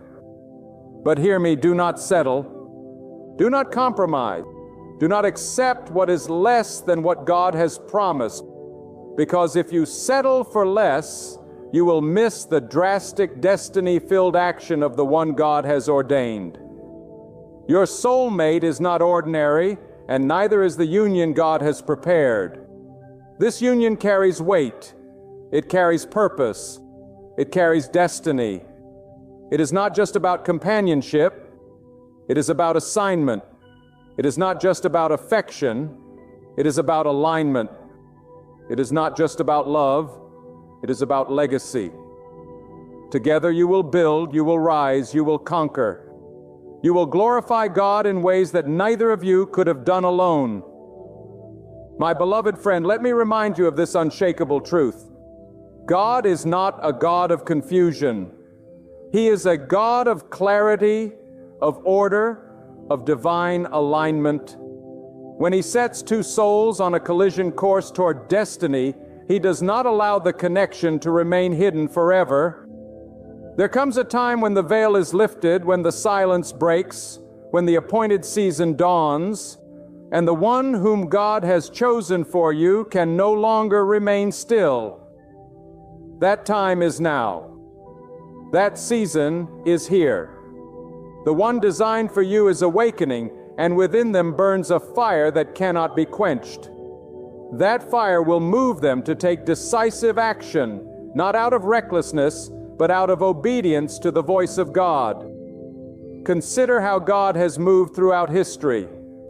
When He parts the sea, it is never a mere stream. It is a towering wall of water breaking open to uncover dry land. When He sends rain upon a thirsty earth, it is not a light sprinkle. It is a downpour that soaks the fields in abundance. When He rescues His people, it is never small or hidden. It is powerful, unmistakable, undeniable. In the same way, the actions of your soulmate will unfold. They will not be concealed. They will not be hesitant. They will be courageous. They will bear the imprint of God's authority. Some of you have been asking, how will I know it is truly from God?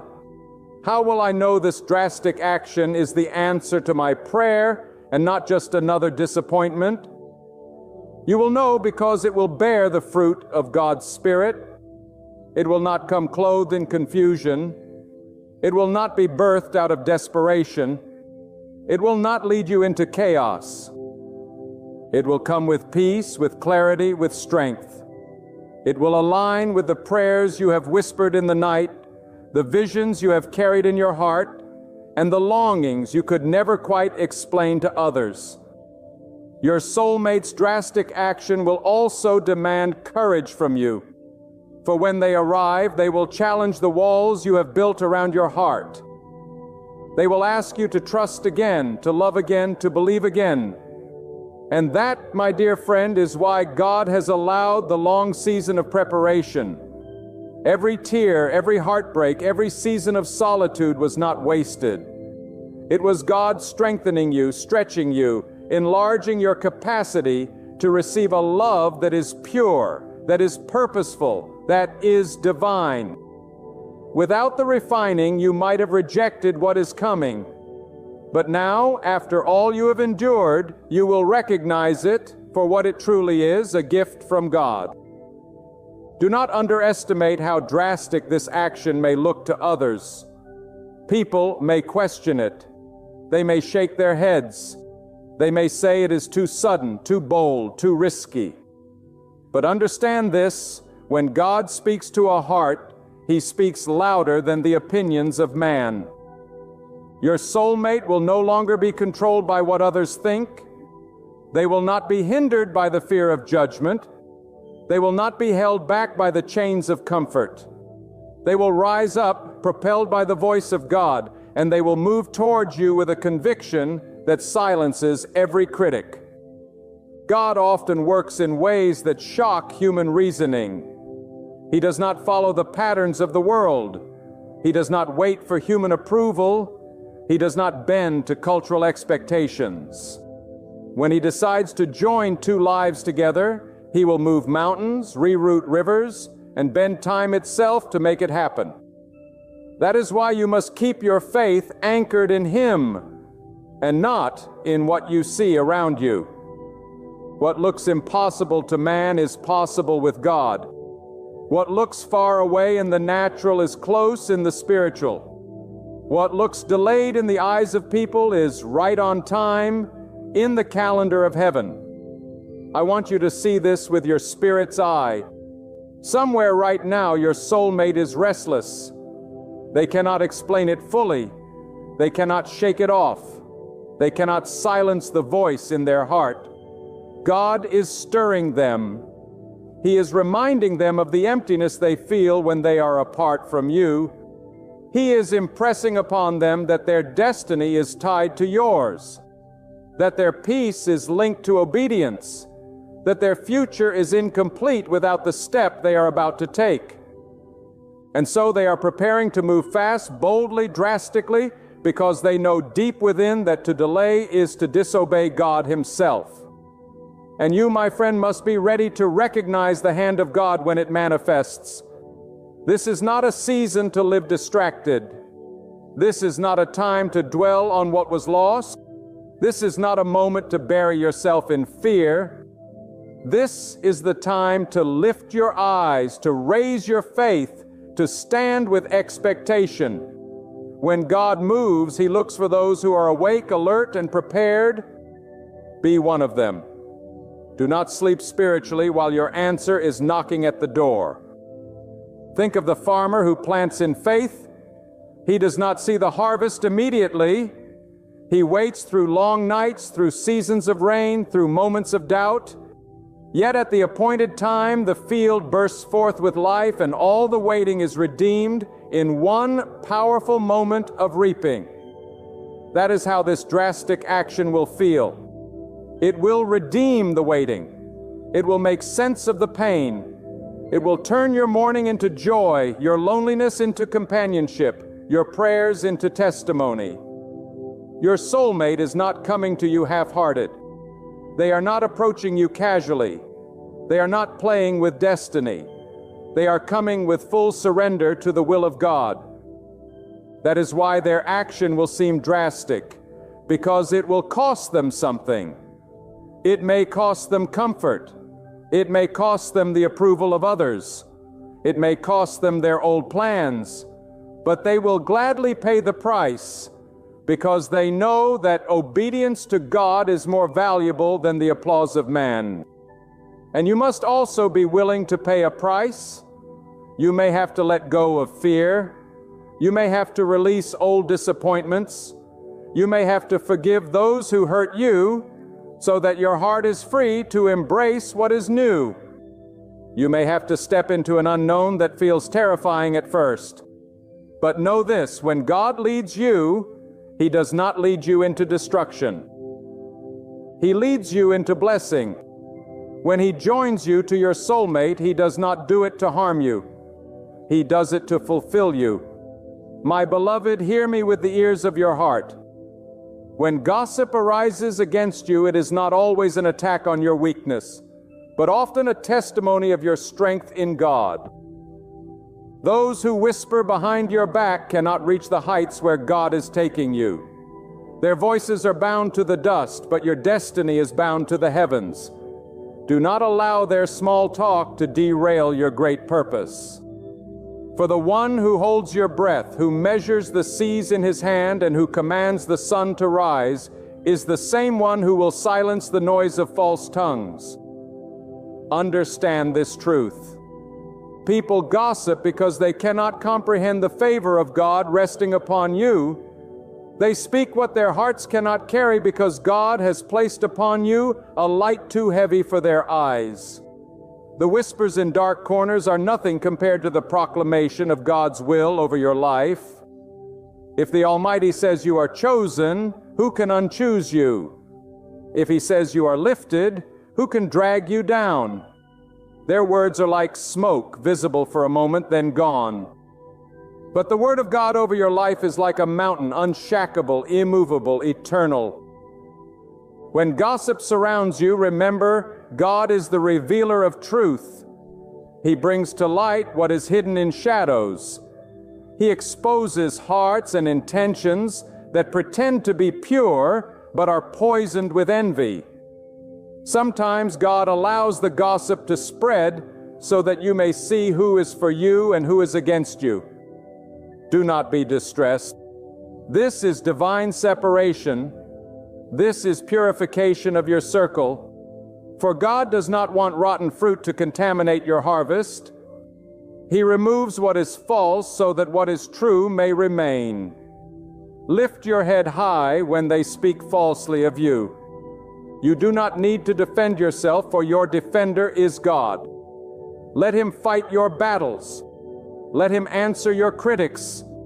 Let him scatter those who rise against you. The same God who divided the seas can divide you from the reach of your enemies. The same God who brought down the arrogant Pharaoh can humble the proud hearts that slander your name. And the same God who lifts the oppressed can lift you above the noise of every lie. So I say to you, walk boldly, walk faithfully, and walk silently when needed. Do not waste your strength wrestling with gossipers, for their words are weightless.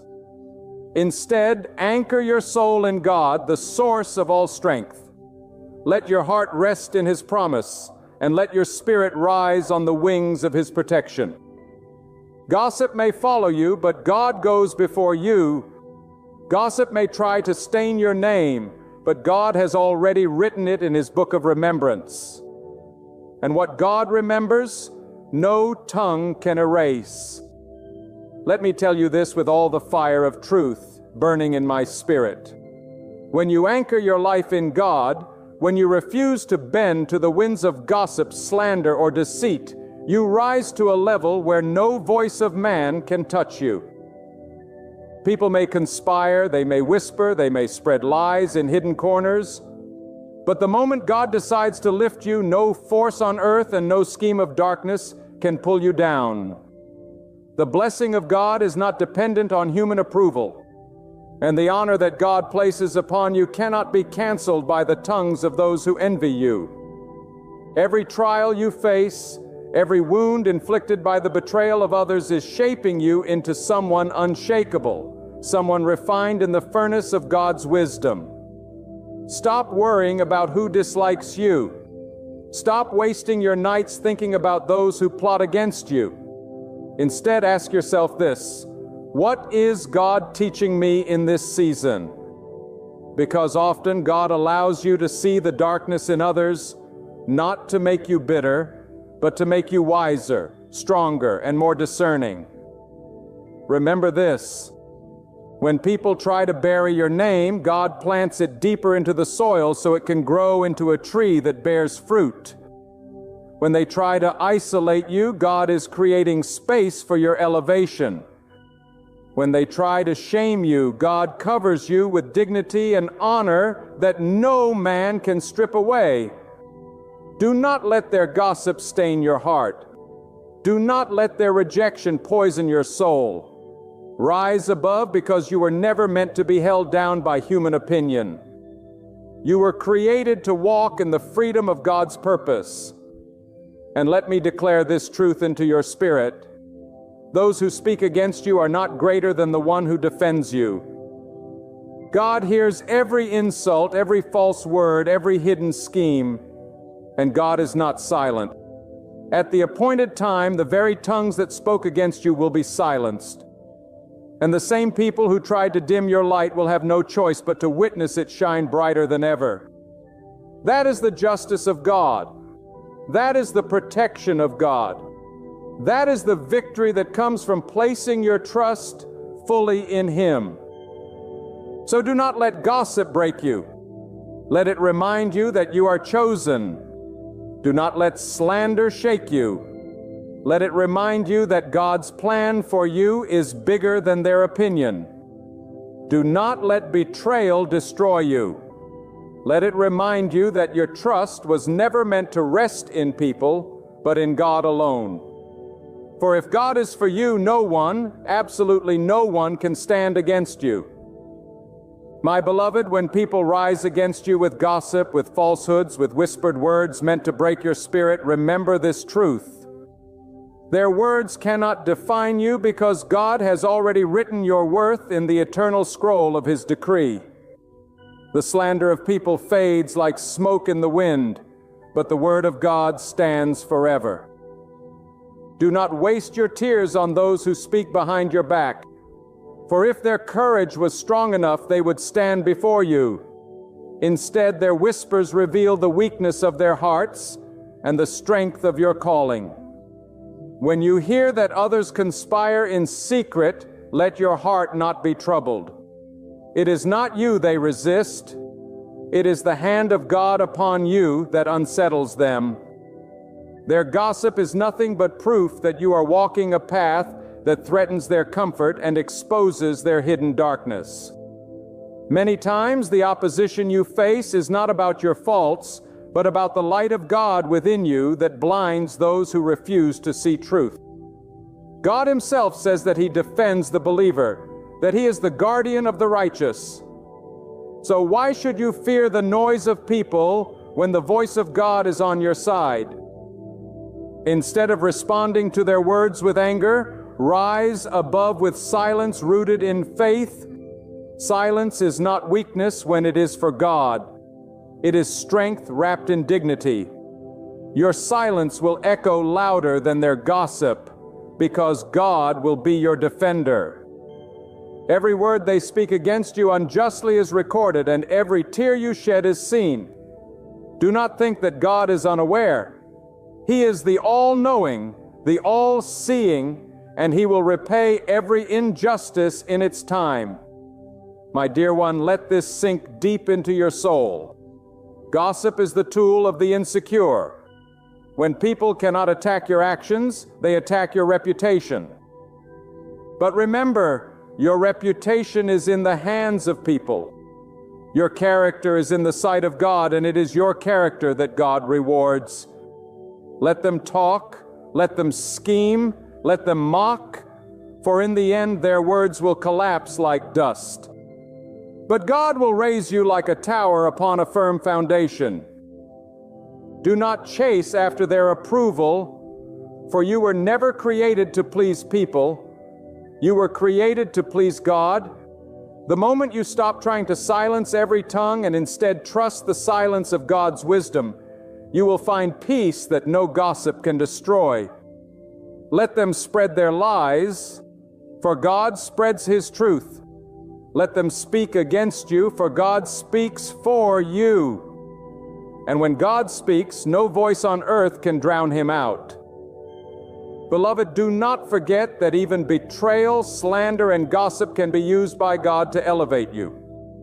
Sometimes He allows people to speak against you so He can expose who truly belongs in your circle. Sometimes He allows false words to circulate so that you are pushed closer to Him, finding your strength not in people but in His presence. Gossip may break your heart for a season, but it strengthens your soul for eternity. So walk forward boldly knowing this. Every time they whisper, God hears. Every time they mock, God records. And every time they plot, God responds. The one who guards you neither sleeps nor forgets. Their gossip may travel, but it will not prevail. For God Himself is your shield and your honor. My beloved, there is a moment in every soul's journey when the whispers of doubt try to drown out the truth of God's presence. There will be days when fear rises like a giant standing before you, mocking your faith. But hear this. Fear is nothing more than an illusion that thrives when the heart forgets the nearness of God. When you anchor yourself in the truth that the Almighty is closer to you than your very breath, fear begins to melt away like shadows fleeing from the morning sun. God has not called you to walk in weakness, but in strength. He has not placed His hand upon your life so you would live trembling before trials, but so you would rise above them, declaring, God is with me, and that is enough. When you believe this truth, no weapon formed against you can prosper. No scheme, no slander, no betrayal can overthrow what God has already ordained. And understand this, your enemies may gather, but they cannot prevail if God does not permit it. They may plot in secret, but their whispers cannot touch you unless God allows it for your elevation. Sometimes He allows storms not to break you, but to reveal how unshakable you are when you trust Him. Sometimes He allows pain not to destroy you, but to strip away what was never meant to stay in your life. Do not fear when people walk away from you, for if they could leave, it is because God released them. Do not tremble when doors close, for a closed door is often God's way of directing you towards something greater. And do not panic when you feel surrounded, because the very walls that seem to cage you in are often the same walls God will use to protect you from unseen harm. When your strength feels small, remember that God's strength never diminishes. When your vision seems blurred, remember that God sees the end from the beginning. When your path looks uncertain, know that God already knows the way. Your task is not to figure out every detail, it is to trust Him with every detail. Lift your head, beloved, and let the world know that your hope is not in men, not in wealth, not in fleeting moments of comfort, but in the eternal God who governs all things. He has written your story with wisdom beyond comprehension, and even when you cannot trace His hand, you can trust His plan. So walk boldly, speak with faith, stand firm in the knowledge that God is your defender, your sustainer, your provider, your guide. Let nothing shake you, for you are held by the one who cannot be shaken.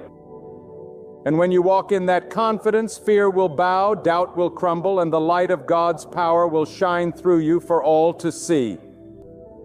Beloved, as we draw this message to a close, let this truth take root deep in your heart. When people rise against you, when they whisper in secret corners, when they attempt to break your spirit with their gossip, it is not you they are truly fighting. It is the favor of God upon your life. Do not be shaken. Do not bend. Do not lose your peace. For what is spoken behind your back cannot cancel what God has written over your life. God does not need the approval of people to elevate you. He does not need their applause to establish you. His decree is final. His word is supreme, and His plan cannot be undone by the tongues of the bitter or the schemes of the jealous. While some conspire in the shadows, God is setting a feast for you in the light. As they waste their voices speaking against you, God is filling your soul with fresh strength. So lift your head not in arrogance, but in confidence that the Almighty stands as your defender. Let their words fall to the ground while your eyes stay fixed on the light of God ahead. For every lie spoken about you, He will return a blessing. For every trap laid to push you down, He will lift you higher. The whispers of people may linger for a moment, but the command of God resounds for all eternity. Do not tremble at the voices of men, cling to the word of God. When you do, you will rise, you will conquer, and you will stand as undeniable proof that no tongue, no scheme, no adversary can triumph over the one who dwells beneath God's mighty covering. So step forward with courage, with steady peace, and with the certainty that God Himself is your shield. What He has begun in you cannot be stopped. Place your trust in Him, and you will witness His glory in ways that silence every voice raised against you. Can you sense that gentle, quiet voice speaking into your spirit right now? The one whispering, "Don't look back. Something greater is on the way." That is not a fleeting idea, my friend. That is not a sweet phrase meant to be heard and forgotten. It is the very voice of God, drawing you toward a future your eyes have yet to witness. Your heart has not yet pictured it, but your soul is already sensing it. I need you to receive this with every part of your being. The life ahead of you is far greater than the one you're leaving behind. Yet too many of us linger in the middle of life's road. One foot anchored in the past, the other trying to step into the future. But our gaze is still fixed backward. And you cannot move forward while your heart remains tied to what's behind you. God has not called you to remain chained to yesterday's hurt, yesterday's failures, or yesterday's comfort. He has called you to stride boldly into the new that He has prepared for you. And that next is greater than you think. Listen to me. The past is a place of reference, not a place of residence. You may have walked through heartbreak, betrayal, loss, or disappointment, but that was not your destination. That was preparation.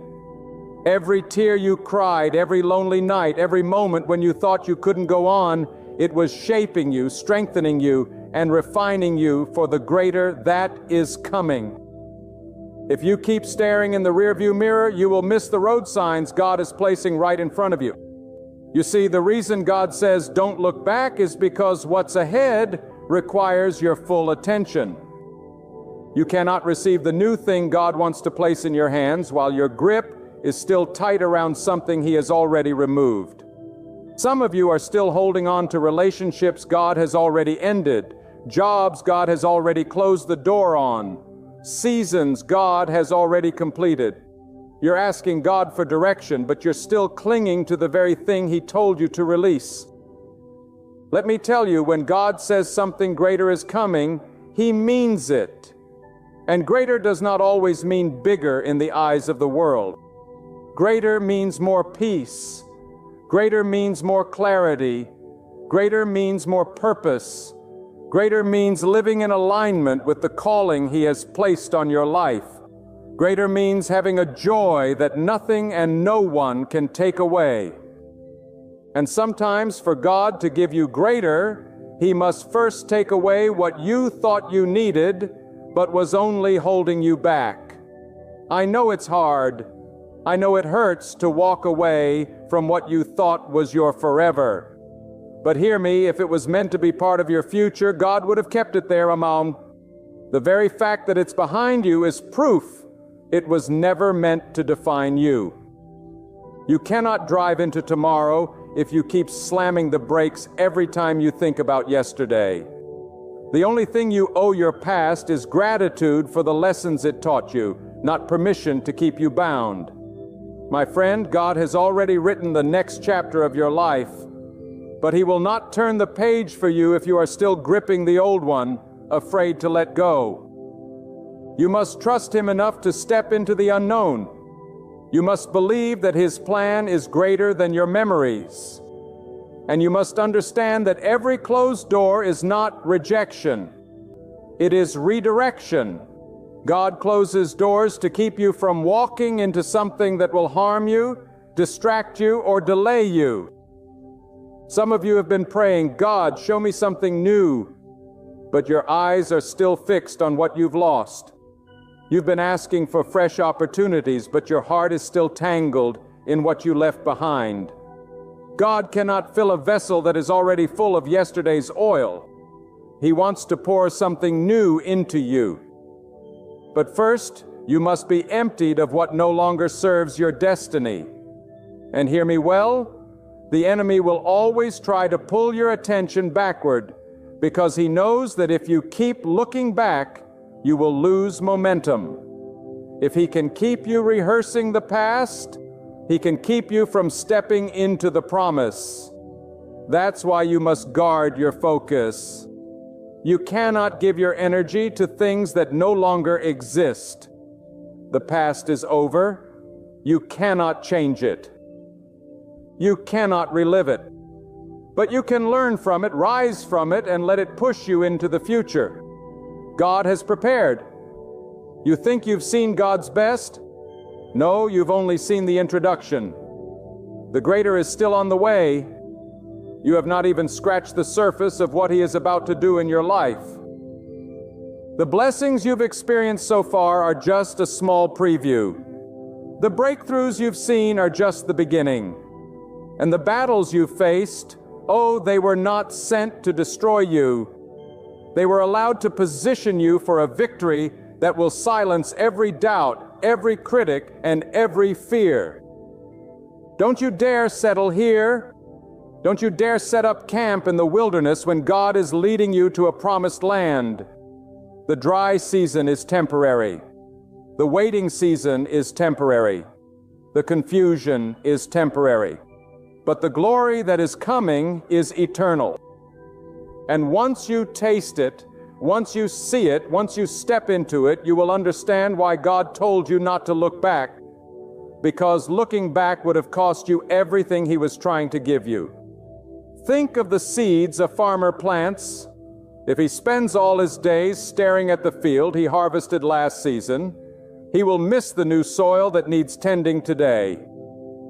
The past season's fruit was for that season. The new harvest requires fresh planting, fresh labor, fresh faith. God is saying to you, this is a new field, a new time, a new appointment with destiny. The rain that's coming is not for what you lost. It's for what you're about to gain. And you need to understand this. The greater that is coming is not always visible to human eyes in the beginning. God often conceals the greatest blessings behind seasons of silence. Seasons where nothing seems to be happening. Seasons where you feel stuck. But the silence does not mean absence. The waiting does not mean abandonment. God is working in ways you cannot see. He is preparing doors you didn't even know existed. He is aligning the right people, positioning the right opportunities, and moving obstacles out of your path. But here's the truth.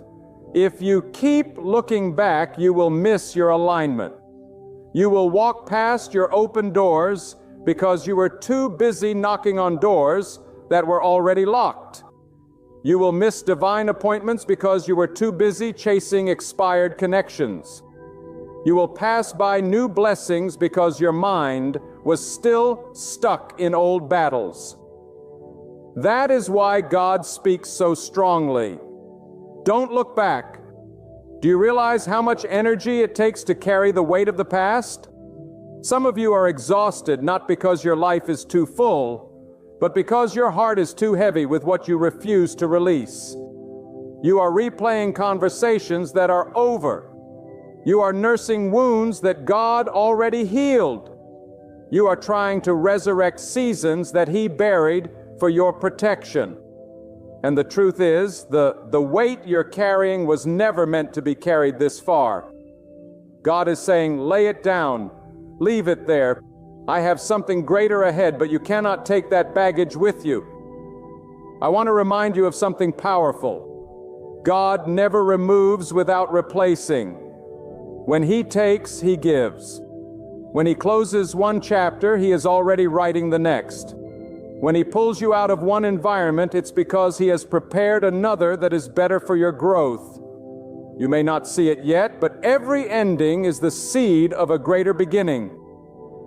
You see, when God calls you forward, He calls you higher. And to go higher, you must let go of what is weighing you down. You can't climb carrying every burden, every memory, every disappointment from the past. Even good things, if they belong to a past season, can become a hindrance if you try to drag them into the next. God wants you free, light, and ready for what's coming. Some of you are standing on the edge of a new season, but fear is holding you hostage. Fear whispers, what if the future isn't better? What if you lose more? What if you fail? But God is whispering something louder in your spirit. What if it's greater than you ever dreamed? What if the next season restores everything you thought was gone? What if I am about to do something so beautiful, so powerful, so beyond your imagination that you will forget the pain of the past? When you trust God fully, You understand that the same hands that carried you through your worst days are the same hands preparing your best days. That is why you can step forward with boldness. You can walk away from what was, even if you don't yet see what will be, because your faith is not in the evidence of your eyes. It is in the certainty of God's promise. And make no mistake, the enemy will try to tempt you with backward glances. He will remind you of comfort zones, familiar places, and old habits. He will try to lure you back into old mindsets, into old patterns, into relationships that kept you small. But you must be ruthless in your obedience. You must decide that nothing behind you is worth forfeiting what God has ahead of you. The greater that is coming will demand a different version of you. A stronger you, a wiser you, a more disciplined you, and that transformation cannot happen while you are clinging to the past. The old version of you may have survived back there, but the new version of you will thrive out here. And God is calling you to rise into that newness. Even now there are unseen battles being fought on your behalf. There are blessings with your name on them that the enemy cannot touch. But your own backward focus could delay. That's why this is urgent. God is not just telling you not to look back for the sake of the command. He is protecting your destiny from unnecessary delay. Every time you look back, you pause your own progress. And right now, God is saying, you don't have time to pause. You don't have time to waste. The greater is coming, and you must be ready to receive it. Then hear this with all the strength of your spirit. When God says, don't look back, He is not asking you to abandon your history. He is calling you to protect your destiny. He knows that the human heart is easily tempted to dwell on what was familiar, even if it was harmful. The mind will replay old victories to feel safe, or old pains to justify fear. But God is a God of movement. He never intended for you to be trapped in yesterday's chapter when He has already written a better one. You are not meant to be a prisoner of your memories. You are meant to be a steward of your future. And the truth is, some of you are still staring at the door that closed, wondering why, when all the while there is another door already open in front of you. You don't see it because your gaze is locked on the wrong direction. God is telling you to shift your focus, stop watering a dead tree, and start planting in fertile ground. Think about the path you've walked so far. You've had seasons where you felt stripped bare, where people walked out, where opportunities dried up, where prayers seemed unanswered. You thought those moments were losses, but in reality they were pruning. God cuts away what will not bear fruit in the next season. He removes branches that have grown too heavy with decay, not because He wants to diminish you, but because He wants you to grow stronger, to bear more, to reach higher. And sometimes the greater that is coming is hidden inside a season that feels like nothing is happening. It's easy to look back when the present feels empty. But God is the God who works in silence. Seeds grow underground where no one can see them, and only time reveals their strength. Right now, while you are waiting, God is working in ways you cannot comprehend. He is aligning your steps with divine timing. He is bringing the right voices into your life.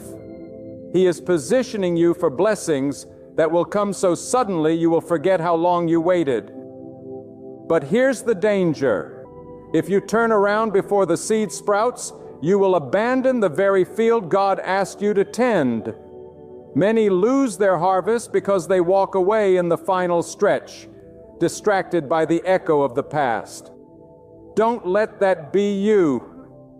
The enemy will whisper, "Go back!" It was easier there. You knew what to expect. But ease is not the same as destiny. Comfort zones can be cages when God is calling you to soar. Some of you need to hear this clearly. Not everyone from your past is meant to walk into your future. God will not take them away to hurt you. He will take them away to help you.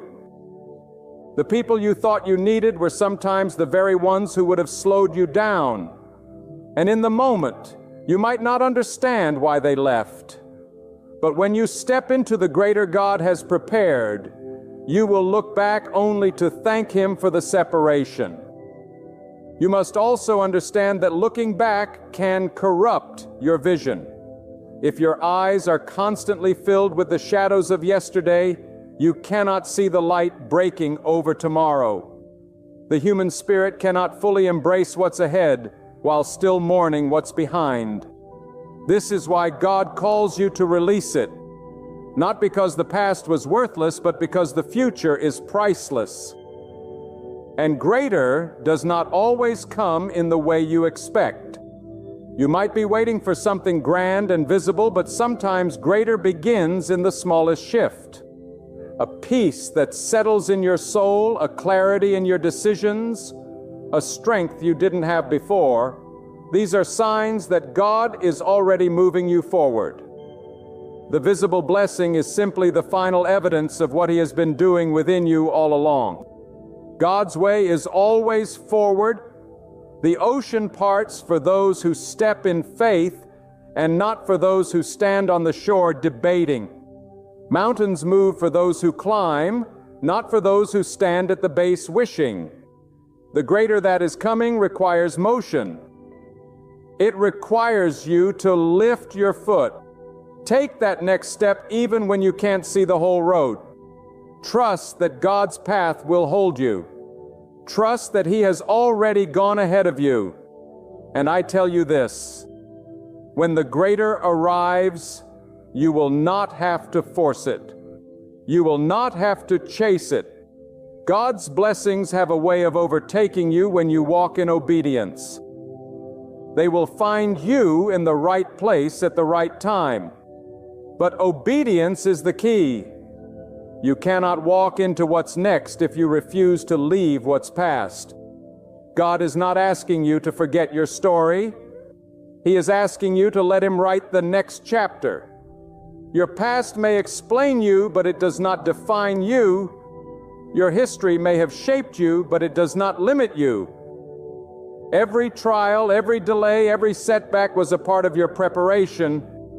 And when you finally see what He was preparing you for, you will understand why the command was so urgent. Don't look back. Something greater is coming. When God says don't look back, He is not only speaking about your past mistakes or your past pain, He is also speaking about your past successes, your past comfort, and your past identity. Sometimes the greatest hindrance to the future God has prepared is the satisfaction you felt in the last season. You can become so comfortable with where you were blessed that you resist moving toward where you will be transformed. God is not a God who repeats the same chapter forever. He is the author who writes your life in stages, each one higher, deeper, richer than the last. Some of you are standing in a place that others would envy. People look at your life and say, "You've made it." But God is whispering, "No, this is not the end. This is just a step." You see, the danger of looking back is not always longing for what was painful, but longing for what was pleasant when God has promised something even more extraordinary. If you hold on to what is good enough, you may miss what is divinely appointed. God's plan is not for you to circle the same mountain year after year. His plan is to take you from one height to another, from one victory to the next. The valleys you've walked through have not been wasted. They were passageways, not prisons. The mountaintops you've stood upon were not destinations. They were viewpoints so you could glimpse how much further He wants to take you. And if you keep looking back at one mountain while He is pointing you toward another, you will miss the climb that will change your life forever. Let me tell you something. God is a builder. And every builder knows that sometimes the old structure must be torn down completely before the new one can rise. The demolition can feel violent. It can feel like loss. But God is never in the business of destruction without purpose. If something has been removed from your life, it is because the foundation beneath it could not carry the weight of what He is about to give you. He is preparing a new structure that is stronger, taller, and more enduring than anything you've seen before. This is why you must not mourn too long over what is gone. You honor the past by moving forward, not by clinging to it. You give glory to God not by replaying the old, but by trusting Him enough to step into the new. The greater that is coming requires courage. Courage to walk into the unknown. Courage to release familiar patterns. Courage to silence the voices that tell you to turn back. And yes, there will be voices. The enemy will use people, memories, and even your own fears to pull you backward. But remember this, the enemy always attacks the season before your breakthrough. The resistance you feel is proof that you are close. The heavier the pull to look back, the greater the blessing ahead. God would not tell you to keep moving if there was nothing to move toward. His command is proof of His promise. You must also be willing to see yourself differently. The you who walked through the past is not the same you who will step into the future. God has been molding you in the quiet, shaping you through trials, and sharpening your spirit through every challenge. You may feel worn, but in God's eyes you are prepared. The reason you cannot stay in the past is because you have outgrown it. What used to fit no longer serves you. What once satisfied now feels empty because God has expanded your capacity for greater.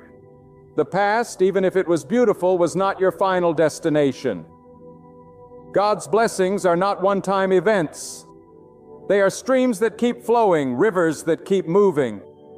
The moment you stop moving with them, you begin to stagnate. That is why He calls you forward. Not just for more, but for better. Not just for increase, but for transformation. And make no mistake, the greater that is coming will demand a deeper level of faith. It will require that you trust God in ways you never have before. But that is the beauty of it. The journey forward is not just about receiving new blessings. It is about becoming a new vessel capable of holding them. The reason God calls you to release the past is so He can enlarge you for the future. Then listen with every part of your spirit. When God tells you don't look back, it is because your destiny is not behind you. Your calling is not behind you. Your promise is not behind you. Everything He intends for you is ahead. The past is a closed chapter. The ink has dried. You can't rewrite it. And you're not meant to rewrite it forever. You are meant to turn the page because God has already written more. And the more He has written is greater than anything you have yet lived. Some of you are standing at the edge of a brand new season, but you keep turning your head toward the shadows of yesterday. You replay old conversations, you rehearse old mistakes, and you linger on old memories, and yet you wonder why it feels so hard to move forward. It is because you cannot walk into a new door while holding the key to an old one in your hand.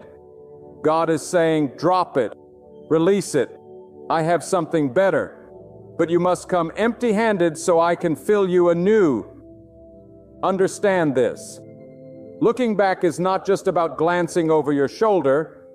It is about where your heart is anchored. If your heart is still rooted in a place that God has uprooted you from, you will feel torn between two worlds. And that tension will drain your strength, steal your focus, and delay your progress. God calls you to anchor your heart in His promise, not in your past. When you anchor yourself in Him, even when the road ahead is uncertain, you will not drift back to where you came from. And let me tell you something powerful. God's greater is not always the kind of greater that makes sense to the world. The world's idea of greater is more money, more recognition, more applause. But God's greater can be deeper peace, unshakable stability, restored relationships, or a new clarity of purpose. His greater can be removing the very thing you thought was your source, so He can show you that He alone is your source. And when you experience that kind of greater, it will not be shallow. It will be unshakable. This is why some of you have faced sudden endings. You thought they were losses, but they were actually redirections. God was not punishing you. He was protecting you. He saw things you could not see. He heard conversations you did not hear.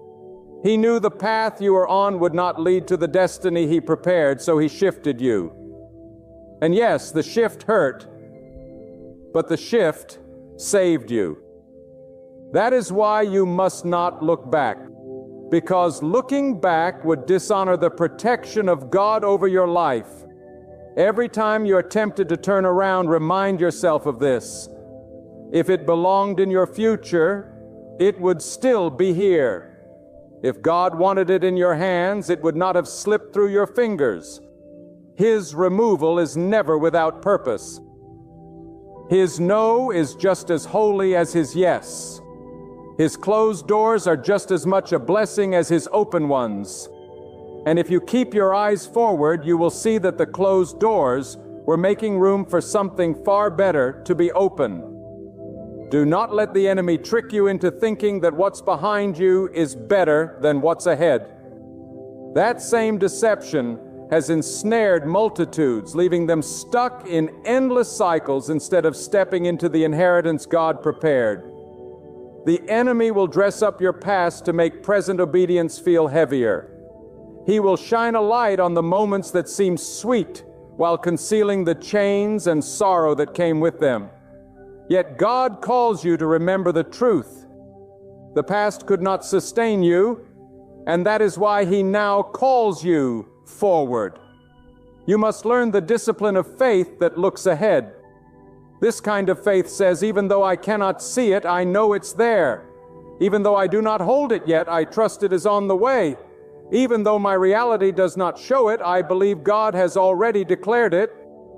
Faith that looks forward keeps moving even when the road is shadowed, because it trusts the one who lights the way will never fail. And there is more. This faith also understands divine timing. Some of you are so eager for the greater that you try to seize it too quickly. But God's greater cannot be grasped before the appointed hour. If you seize it too early, it will break you rather than bless you. God prepares the blessing and the person at the same time. While He is shaping the opportunity, He is also shaping you to carry it well. This is why patience is not punishment. It is preparation. So stand where you are with confidence. Stop glancing backward. Stop imagining what could have been. Stop comparing the unknown future to the familiar past. The familiar might feel safe, but it cannot stretch you. And God's greater will always stretch you. It will demand that you rise higher, think bigger, walk stronger. That is why the word today is not just an encouragement. It is a command.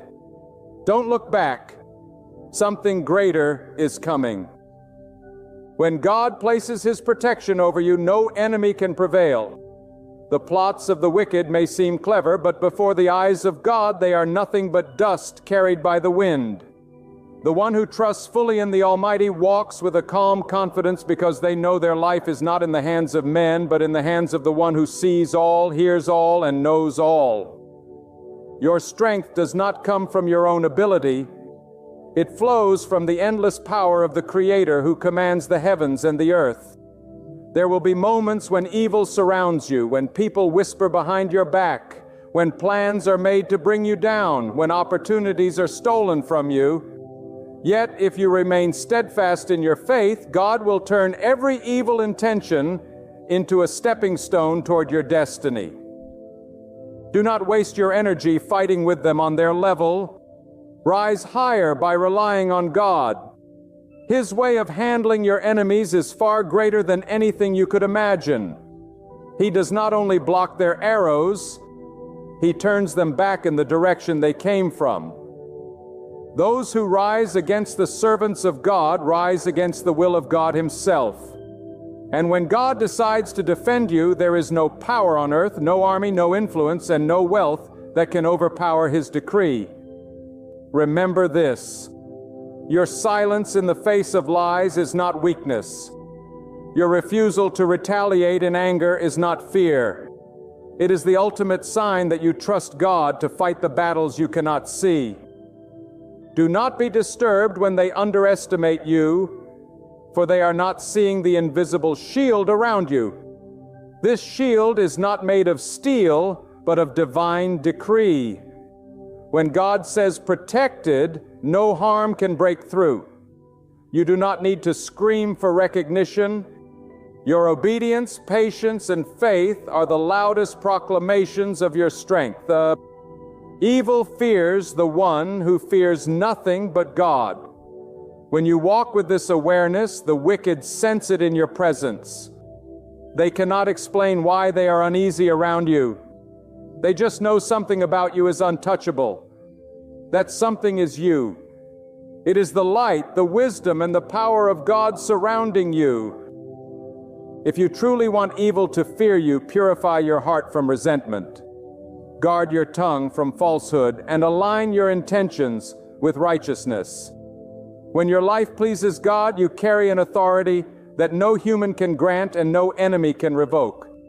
And when you sleep at night, know this: God is awake guarding you, watching over you, and ensuring that every step you take is within the boundaries of His mercy and justice. My beloved, understand this truth. When you walk in the power of the Almighty, you are not just living, you are advancing under His divine protection. Every step you take is measured. Every breath you breathe is sustained by His will. And every victory you experience is a testament to His strength working in you. Evil can only harm those who are uncovered, but you are not uncovered. You are clothed in the armor of the Most High. The darkness may try to intimidate you, but the moment it senses the fire of God burning in your heart, it trembles. You must know this. Fear is not your portion. Authority is. When you submit to God, you rise above the schemes of the wicked. Their words may be sharp, but the word of God is sharper. Their traps may be hidden, but God sees them before you even take a step. When He is your shield, no arrow, seen or unseen, can penetrate. That is why the righteous can walk boldly through valleys. Because the presence of God is their light, their guide, and their unshakable defense. But hear me, you cannot walk in this power casually.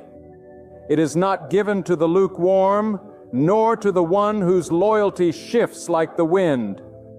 You must be steadfast, rooted deeply in obedience to God. The more you surrender to Him, the more He empowers you. The more you trust Him, the more He strengthens you to face every challenge without fear. Evil people sense when your confidence is built on something unshakable, and that is when their courage melts away. Do not be surprised when God removes certain people from your life.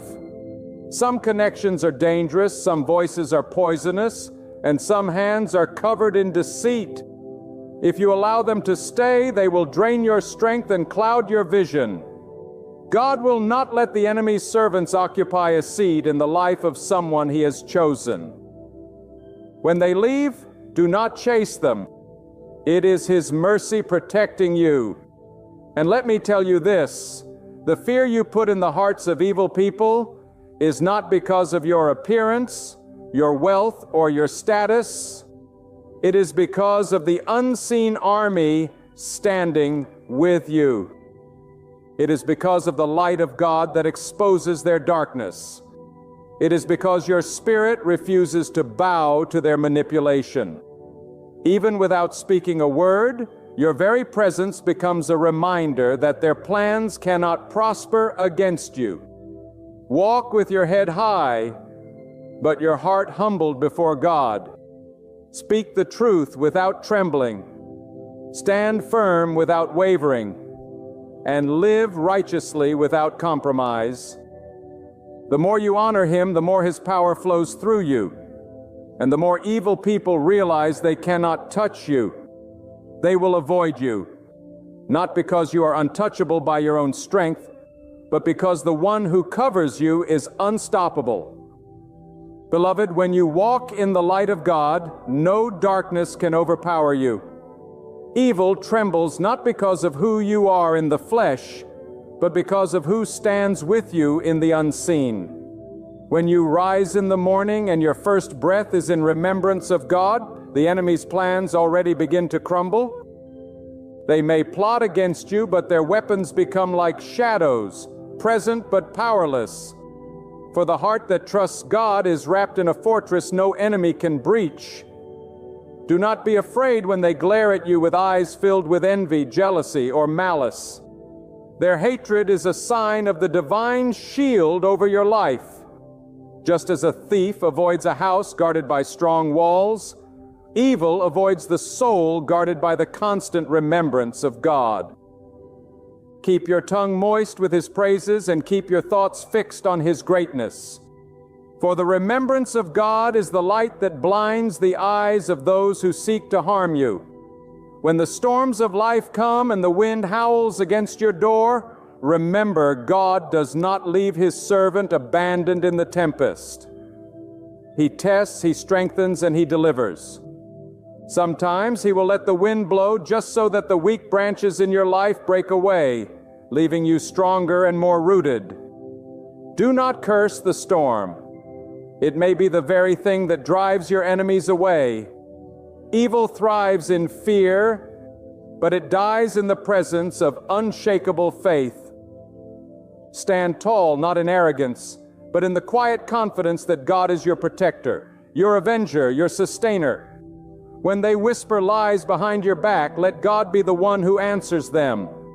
When they set traps for you, let your faith in God be the reason those traps close on themselves. Every day dress yourself in the armor of trust. Let your patience be your shield, your sincerity be your sword, and your remembrance of God be your crown. For those who fear God alone become feared by the very forces that once tried to destroy them. This is not your power. It is His power shining through you. And so I tell you, walk into every room as if the earth beneath your feet belongs to the one you serve. Speak truth without trembling.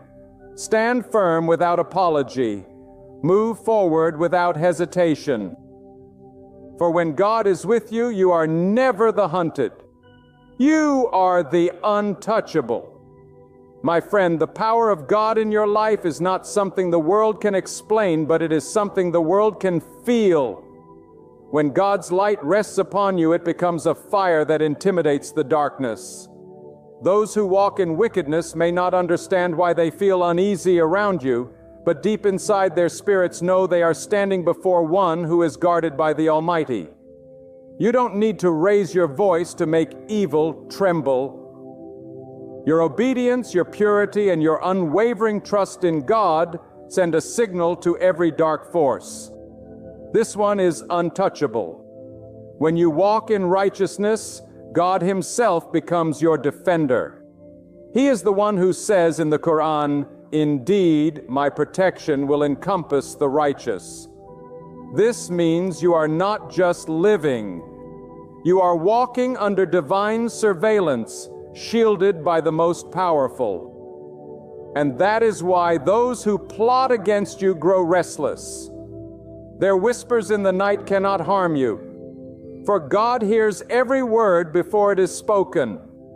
Their schemes cannot reach you, for God dismantles them before they are even formed. You must understand, evil people operate in fear. They fear losing control. They fear truth.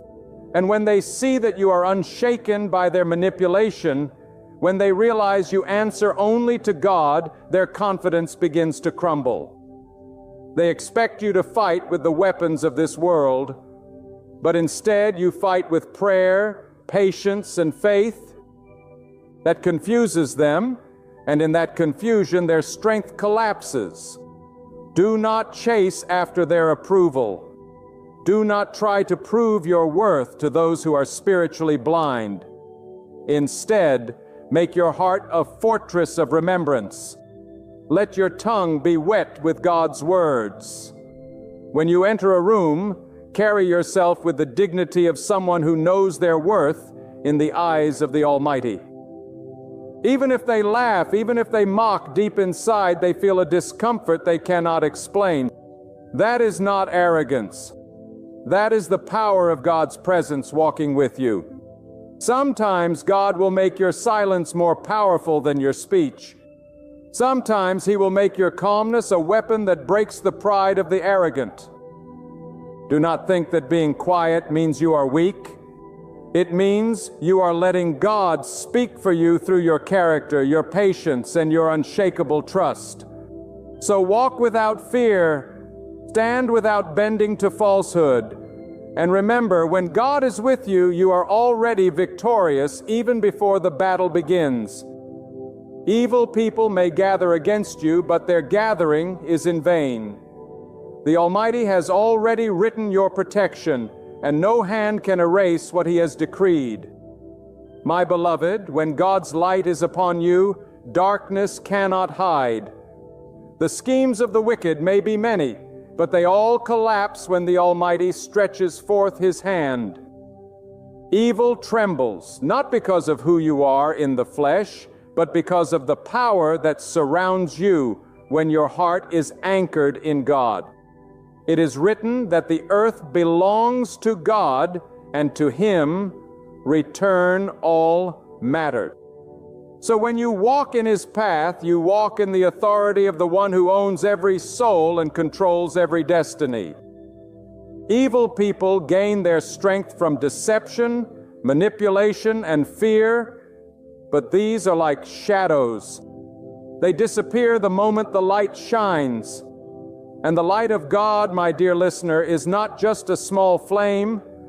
It is a blazing fire that exposes every hidden plot. When your faith is unshakable, when you refuse to bow to the pressure of the wicked, they feel powerless. This is how you make evil fear you. Not with your words alone, but by standing as a living proof that God defends His servants. Remember, evil feeds on reaction. They want to provoke you into fear, anger, or desperation because these emotions give them an opening.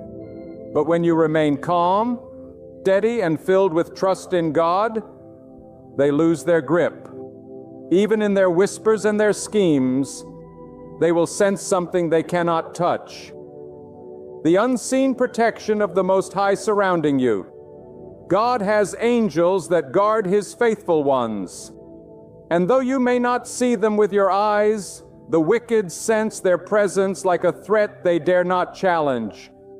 God's justice is not delayed, even if your human eyes cannot yet see it. Every plot, every lie, every false accusation, all of it is written down, and the day will come when each will be answered in full measure. This is why you do not need to fight with the tools of the wicked. You fight with patience, with truth, and with steadfast trust. The moment you hand over your battles to God, the battlefield shifts. It is no longer you against them. It is them against the one who never loses. And let me tell you, when you align your actions with God's commands, your presence alone becomes a warning to those who intend harm. They will speak against you, but in their hearts they will know this one is untouchable. For God is with them. Just as storms break around the mountain but cannot move it, so too will evil break around you and leave you unmoved when your foundation is the Almighty. Do not waste your time seeking revenge. Do not lower yourself to their level.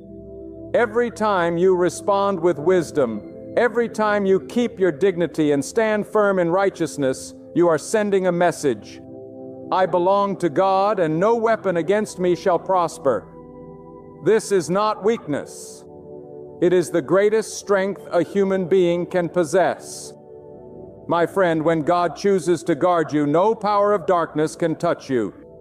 The plans of the wicked may seem fierce. Their voices may sound loud, but in the presence of the Almighty, they are like dry leaves scattered by the wind. God is not a distant observer. He is an active protector, a shield that surrounds you from every side. When you walk under His protection, you are not walking alone. His angels encamp around you. His hand guides you, and His wisdom lights your path, so you do not stumble in the traps set by your enemies. Evil people thrive on intimidation. They hope to see you afraid, to watch your faith waver, to hear doubt in your voice. But when your trust is rooted in God, their weapons lose their edge. Fear cannot live in the same heart where faith is alive. The one who leans on God stands with a confidence that shakes the wicked, because they cannot understand a person who refuses to bow to fear. This is why the Quran reminds us that those who believe and put their trust in God will find Him sufficient as their protector. Sometimes God allows the schemes of evil to rise just enough for you to see His power destroy them.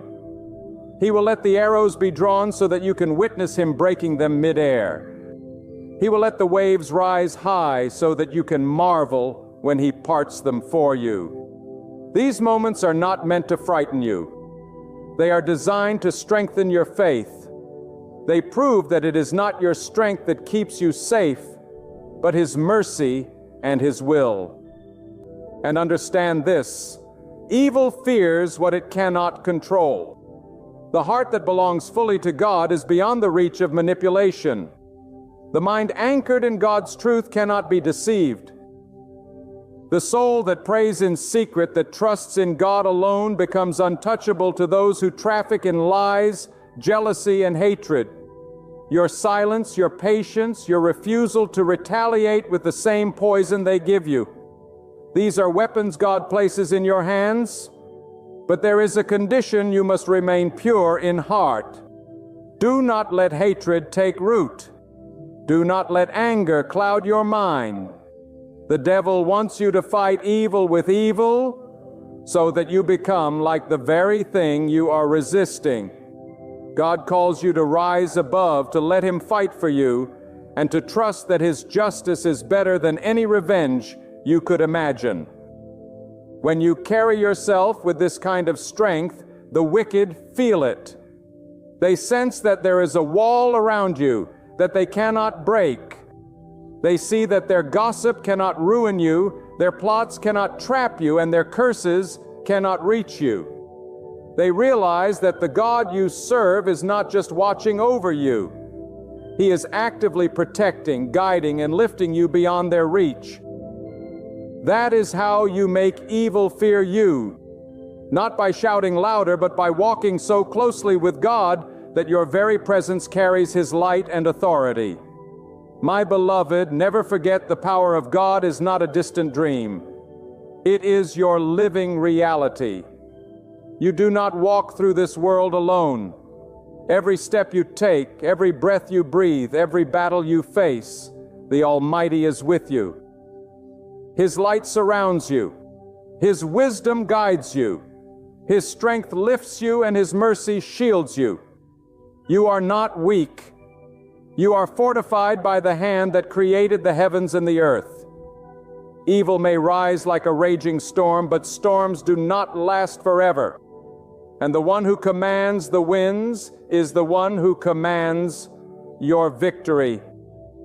Keep your heart calm, your spirit firm, and your faith unyielding. Do not be shaken by the whispers of the corrupt or the jealousy of the envious, for all of it fades before the authority of God. Stand tall, speak with honesty, walk in humility, and carry the grace of one who knows they are guarded by heaven itself. Place every wrong, every wound into the hands of the Almighty. For the one who sees what is hidden and hears every silent cry will never allow wickedness to triumph over the faithful. Rely on His timing, rest in His design, and trust in His strength. When you fully surrender to Him, you will realize no enemy can reach you, no darkness can consume you, and no hardship can destroy you. Step forward with boldness, wrapped in faith, strengthened with patience, and guided by the everlasting flame of His direction. For with God on your side, nothing can stop you. And that, dear soul, is the way to live so that evil itself trembles at your presence. Can you hear me right now? One, your past is finished. It is over. It is buried.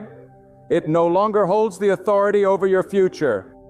God is creating everything anew, and nothing, absolutely nothing, can stop His hand from transforming your life. For too long you have allowed yesterday to define you. For too long you have let the shadows of what was block the light of what can be. But listen to me, God does not live in your past. He is the God of new beginnings, of fresh starts, of restoration. When He speaks, creation listens. When He acts, doors swing open and chains fall off, and what was dead rises again.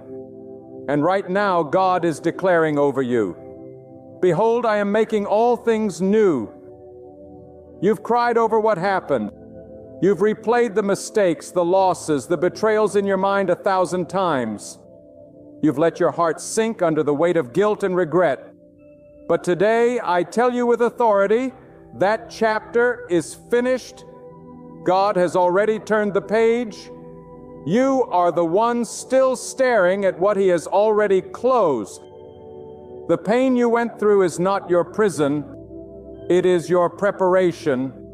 God did not bring you this far to abandon you in a pit of yesterday's memories. He is pulling you into a future where His mercy writes the story, not your mistakes. Your past may explain you, but it does not define you.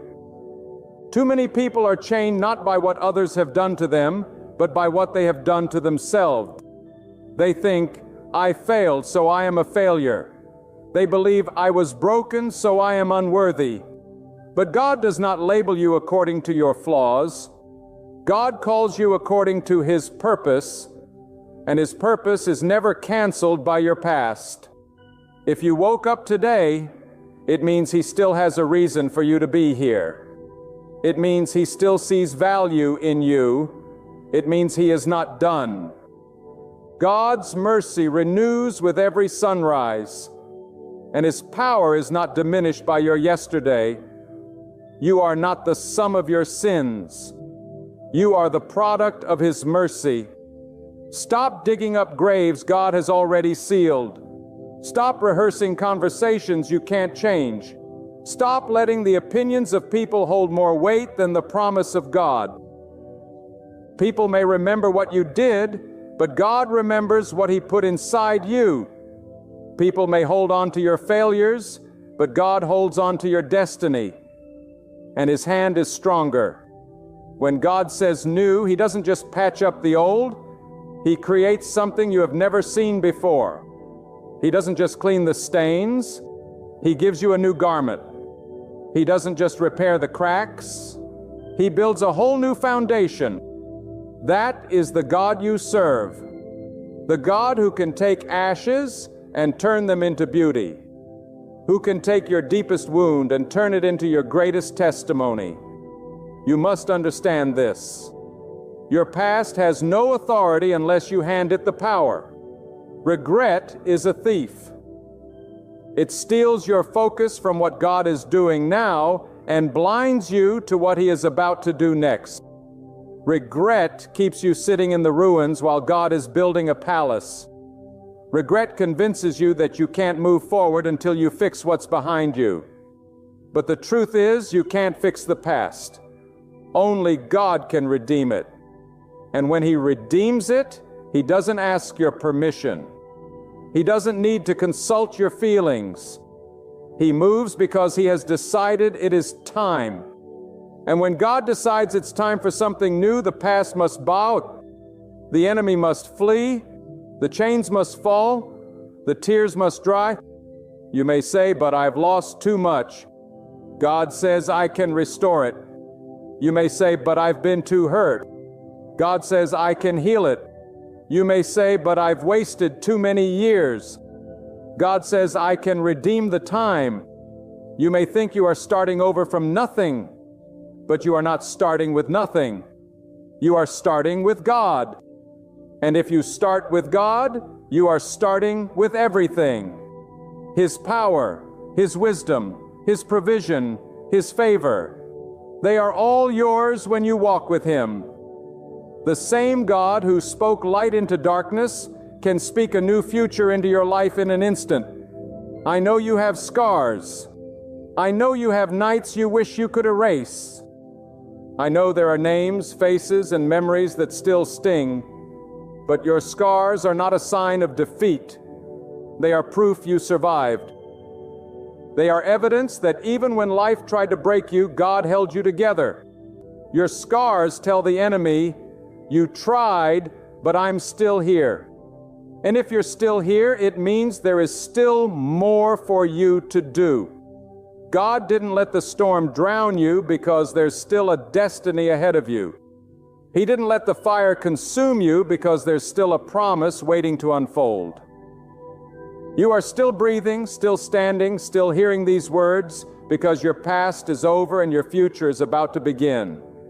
The enemy wants to keep you looking backwards so you never see the blessings that are right in front of you.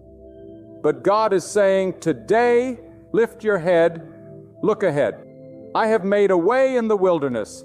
I have opened rivers in the desert. I have placed new doors before you, and no one can shut them.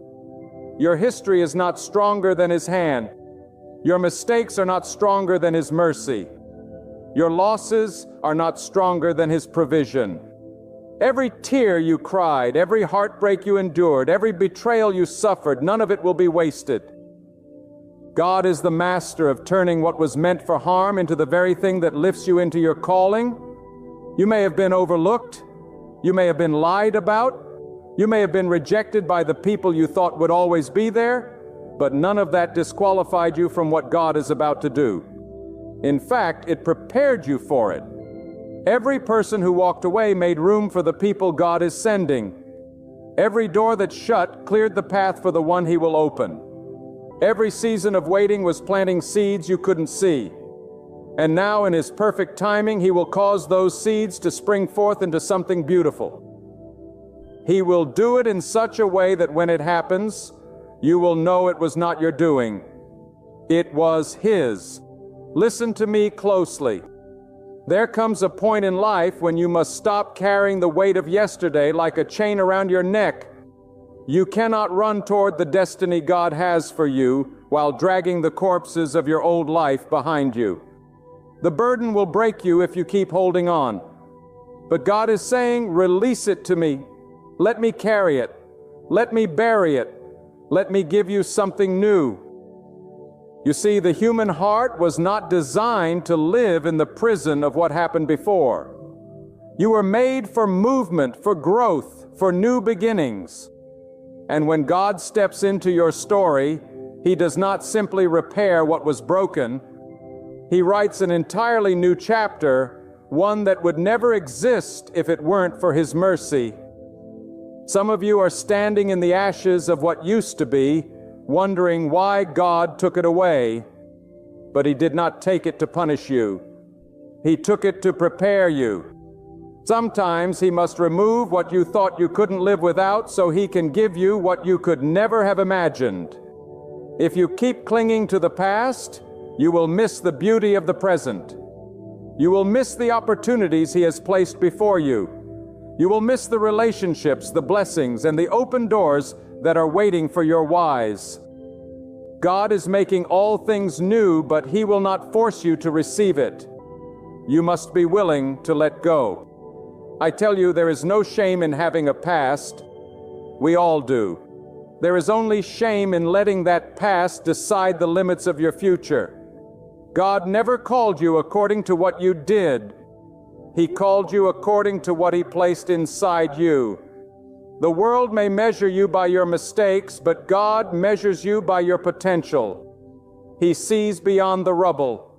He sees the masterpiece hidden in the mess. And when He sets His hand to work on you, He works until His vision is complete. He is the one who turns storms into stepping stones and trials into training grounds. Every tear, every setback, every dark night, it all becomes the raw material for the miracle He is preparing. And hear this, the same people who doubted you will be the ones to witness your renewal. The same voices that said you would never rise again will see you walking in a victory that only God could have given. Not because you proved them wrong, but because God proved Himself faithful. And when He lifts you in such a way that no one can take the credit. When He restores you, He does it so completely that even the scars become part of your beauty. When He opens the new chapter, it will be written with a grace so undeniable that all who see it will know it was God. There is a danger in keeping one foot in your future and one in your past.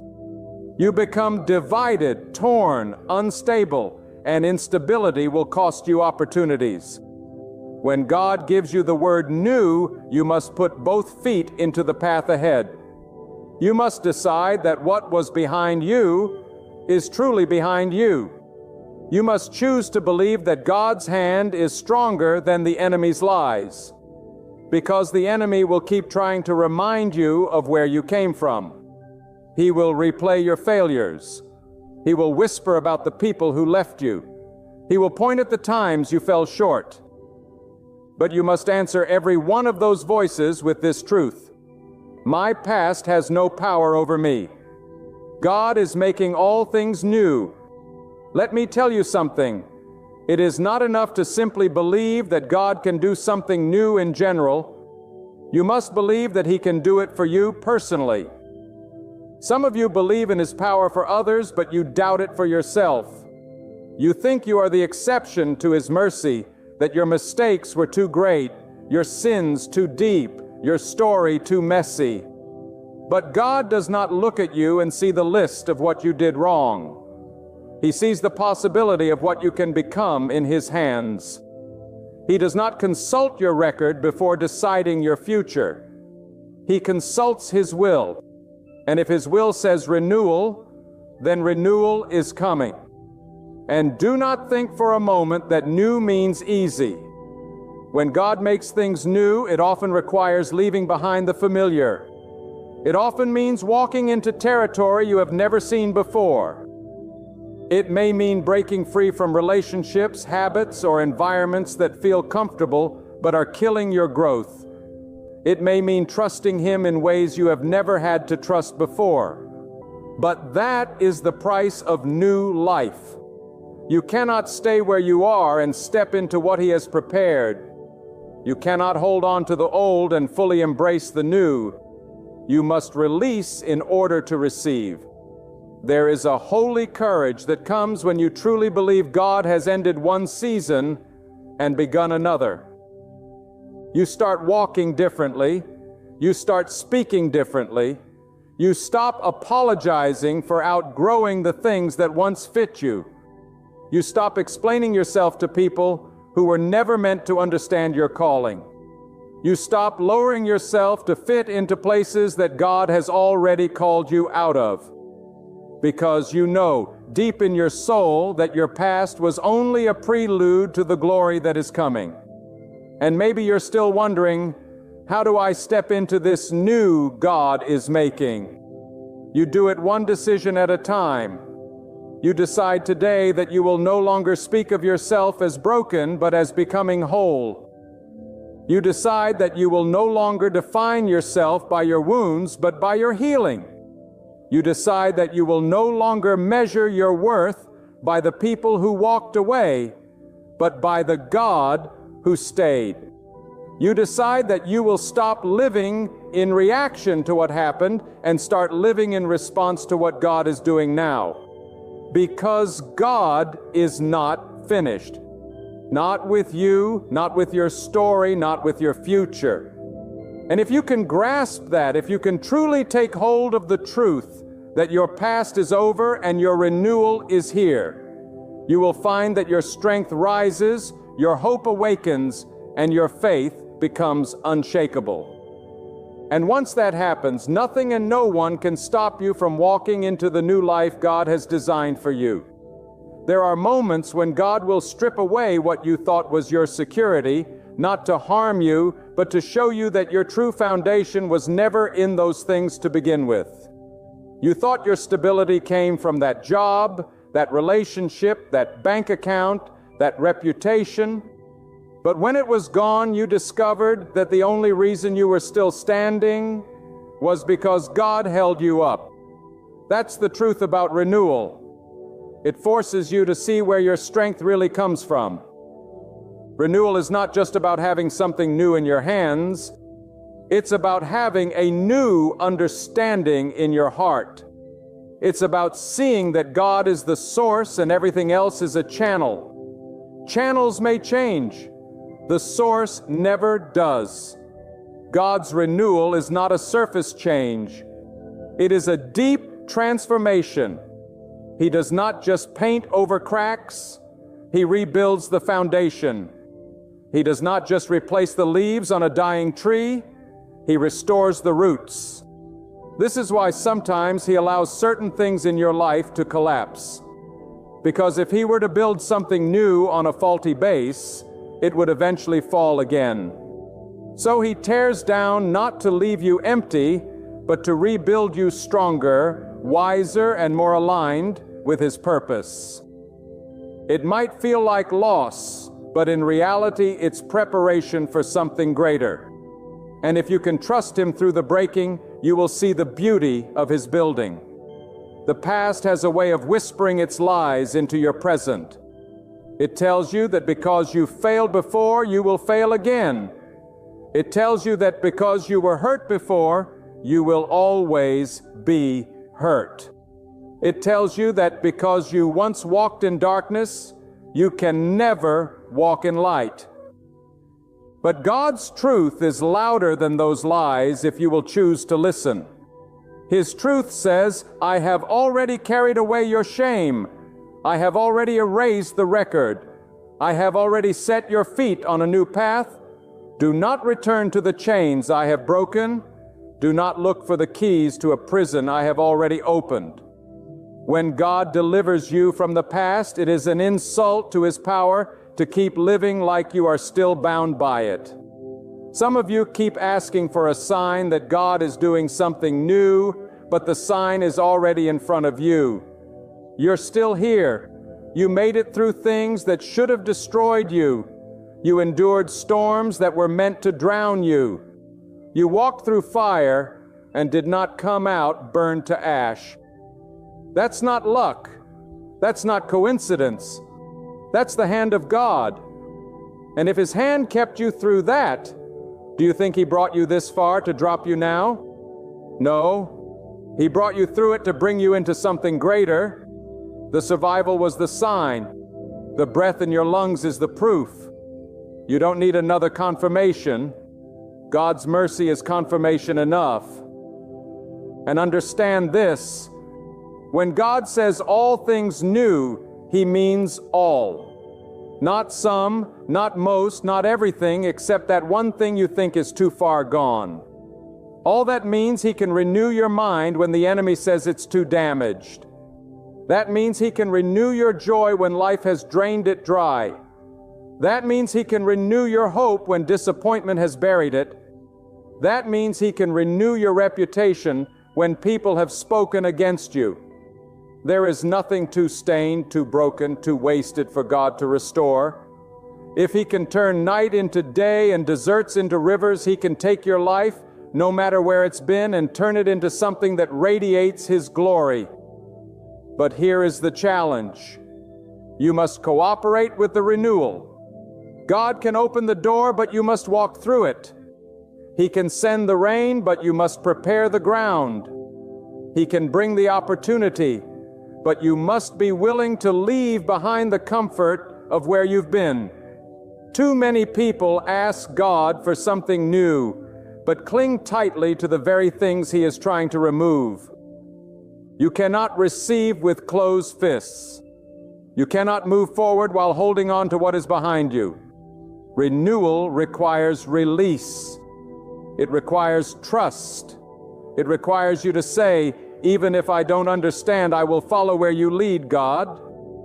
And do not be surprised if your renewal offends people who knew the old you. Some will not understand how you changed. Some will try to remind you of the mistakes you made.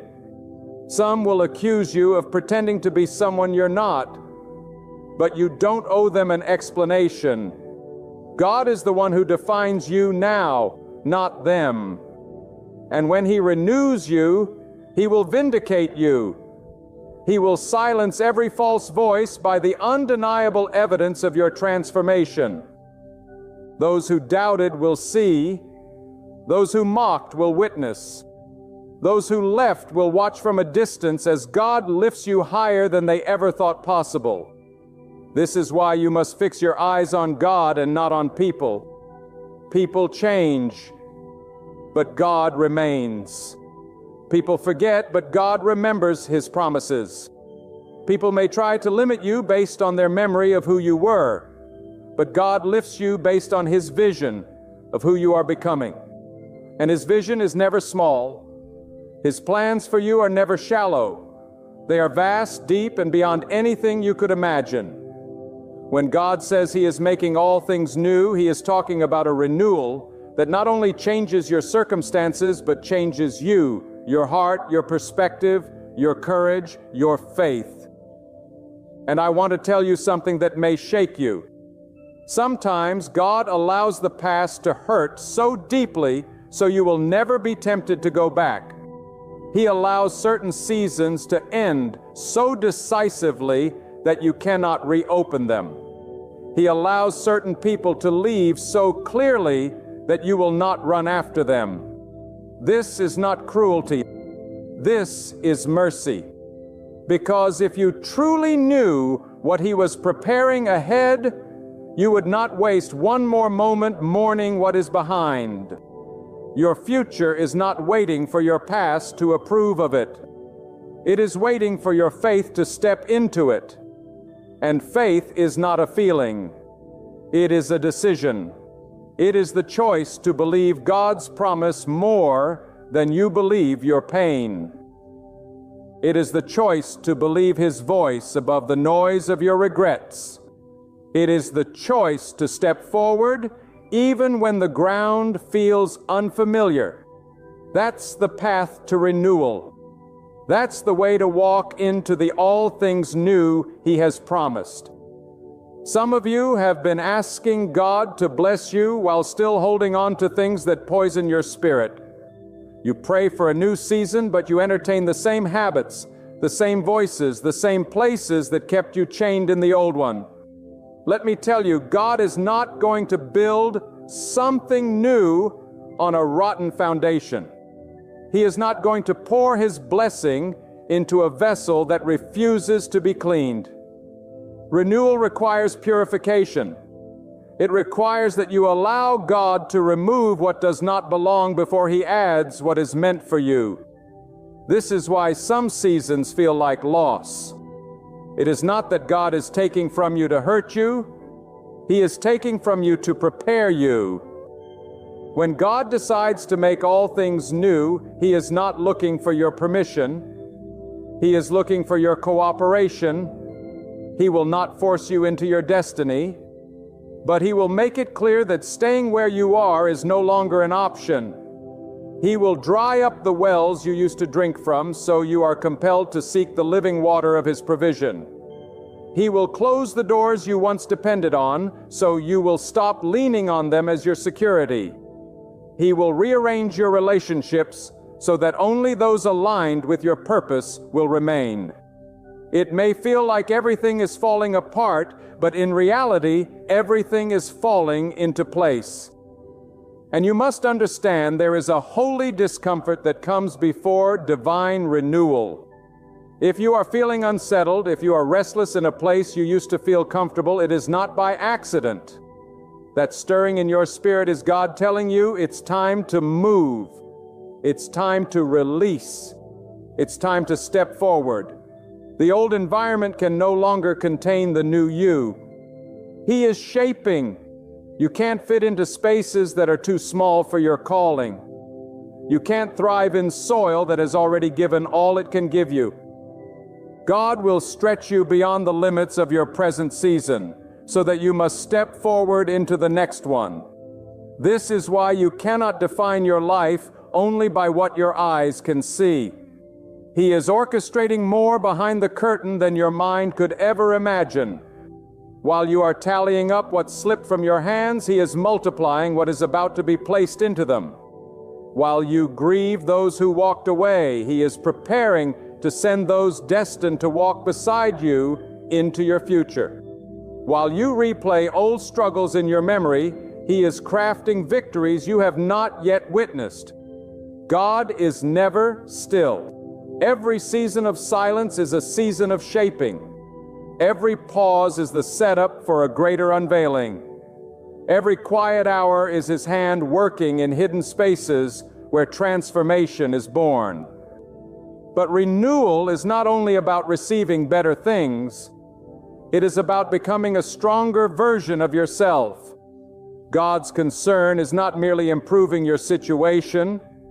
His focus is on refining your character, deepening your faith, sharpening your discipline, and fortifying your resilience.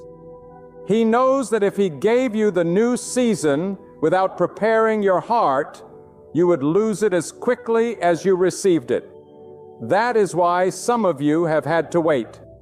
That is why some doors did not open when you wanted them to. That is why certain prayers seemed unanswered.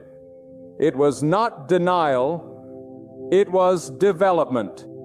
God was strengthening the foundation so that when the blessing comes, it will not crush you.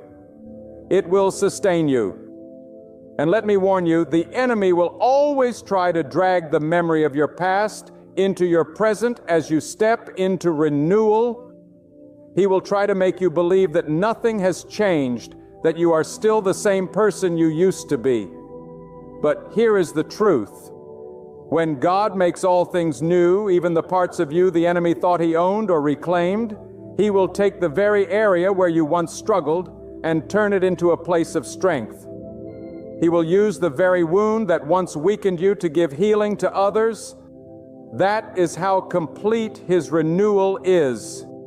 It doesn't just touch the surface, it transforms the depths. And as you walk in this newness, you must guard it. Do not return to the environments that God delivered you from. Do not invite the same chaos back into your life and then wonder why your peace is gone. Renewal is a gift, but it is also a responsibility. God can give it, but you must protect it. This means setting boundaries. This means saying no when you used to say yes. This means choosing peace over drama, purpose over distraction, and obedience over convenience. You cannot carry the weight of the old world into the new season and expect to move freely. Hear me? God is not calling you into something small. He is not renewing you for a life of mediocrity. He is positioning you for influence, for purpose, for impact. Your renewal is not just for you. It is so that others will see what God has done in you and believe that He can do it for them too. That is why your story matters. That is why your past had to be overcome. Because there will be people who look at you and say, if God could bring them out of that, then He can bring me out too. Your testimony is a weapon, and your renewal is the proof of God's power.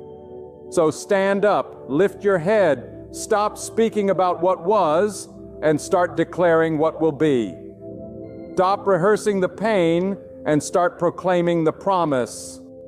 Stop questioning if you are worthy and start walking like you are chosen, because you are not the same. The old you is gone. The chains are broken. The season has shifted. God is making all things new. And that means your past is not just behind you. It is powerless over you. There comes a moment when you must decide that your past will no longer have the power to dictate the language of your heart. You cannot keep speaking as if your future will mirror your history. The words you choose carry weight, and God listens to what you declare over your life. If your mouth keeps agreeing with the pain of yesterday, your spirit will stay chained to it. But when you open your mouth and speak life, when you declare that God is leading you into better days, something shifts. The atmosphere changes. Your heart aligns with His promise, and your steps begin to follow the path He has prepared. Renewal begins with agreement. If you agree with your old wounds, you stay wounded. If you agree with God's word over your life, you step into healing. Some of you have prayed for change but continued to prepare for disappointment. You've asked God for open doors, but in your heart you still expect them to close. You've asked for blessings, but you've braced yourself for loss. That is not faith. That is fear wearing the disguise of caution. And fear will never walk you into the new season God has for you. God does not work through fear. He works through trust. If He says the old is gone, believe it is gone. If He says all things are new, believe they are new, even if you can't see it yet. The seeds of change often sprout in hidden soil long before they break through the surface. Trust that God is working in the unseen. And here is something you must understand. God's renewal is not always sudden. Sometimes it is a process. Sometimes He will peel away the layers of your past bit by bit, giving you time to adjust, to grow, to strengthen. You may not see the full picture yet, but each day you remain faithful is another step into your new life. Renewal can be quiet. It can be slow. It can happen in such a way that you look back one day and realize you are no longer the person you once were. Your thoughts have changed. Your habits have shifted. Your vision is clearer, and you know deep in your spirit God did this. Do not despise the process. Too many people want the promise without the preparation. They want the harvest without the planting season. But when God takes His time, it is because He is doing something that will last. Quick fixes fade. Shallow change crumbles. But when God rebuilds you from the inside out, that transformation is permanent. He is not trying to give you a temporary high. He is giving you a lasting foundation. And sometimes that means waiting while He strengthens what no one else can see. It means walking by faith when nothing in your circumstances yet matches what He has promised. And you must also know this: renewal often requires separation. There will be people who cannot walk into your next season with you. Not because they are evil, but because they are not assigned to the chapter God is writing now. Some people were meant to be in your life for a reason, some for a season, and very few for a lifetime. If God removes them, trust that it is for your good. He hears conversations you never heard. He sees motives you never saw. He knows the weight of influence they would have on your future. And if it's not aligned with His plan, He will not allow it to remain. Don't chase what God has released. Let go with gratitude and move forward with trust. There is a strength that comes when you truly believe God's hand is on your life. You stop living as if you are at the mercy of random events. You stop thinking that life is just happening to you. You begin to understand that everything, every setback, every delay, every closed door has been allowed by God for a purpose. And if He allowed it, then He will use it. Even the things the enemy intended to destroy you will become the very things that develop you. Even the nights you cried alone will become the oil that fuels your fire. Even the seasons of silence will become the foundation of your wisdom. This is what happens when God makes all things new. He redeems everything. And do not be surprised when renewal attracts opposition. The moment you start walking in your new season, there will be voices that try to pull you back. They will question your change. They will test your resolve. They will try to provoke you into acting like your old self. But do not engage. You do not have to prove your transformation to anyone. The greatest evidence of change is consistency. If you keep walking forward, the truth will speak for itself. God will defend your name. God will silence every false accusation. Your job is to keep moving and keep your eyes fixed on Him. The most dangerous thing you can do in a season of renewal is to keep glancing back at what God has already brought you through. Every time you look back, you lose sight of what's ahead. Every time you replay the pain, you weaken your hope. This is why God calls you to fix your eyes forward. The road ahead is full of blessings, opportunities, and divine alignments, but you cannot embrace them if your focus is trapped in yesterday. The past is over, not just forgiven, not just forgotten over. It has no more authority over your destiny unless you give it permission. So walk boldly. Walk with the confidence that comes from knowing the Creator of the heavens, and the earth has decided that your story is not finished. Walk with the awareness that every step forward is a step deeper into His purpose. Walk with the assurance that God is not just making some things new, He is making all things new.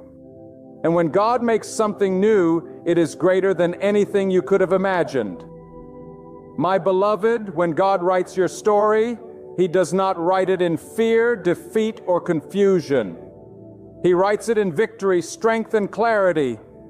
Even when your path winds through valleys and shadows, remember that God's plan is never delayed, never weakened, and never uncertain.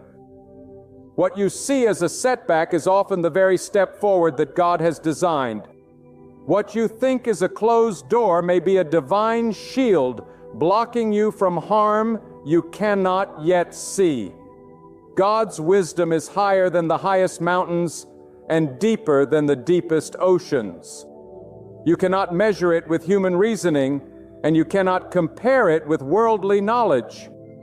The human mind may question why certain trials are allowed, but the believing heart knows God never allows anything without purpose. If He permits a storm, it is to cleanse, to strengthen, and to prepare you for the blessings that lie ahead. When God decides to elevate you, no hand can push you down. When He commands the season to change in your life, no power in the heavens or the earth can hold back the new dawn. This is why you must keep your trust anchored in Him, not in people, not in wealth, and not in fleeting moments of comfort.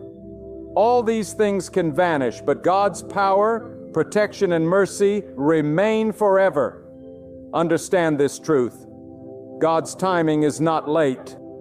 He moves at the exact moment that aligns with His perfect wisdom. Many lose faith because they want God's plan to match their schedule. But a true believer understands that every delay is part of a divine arrangement.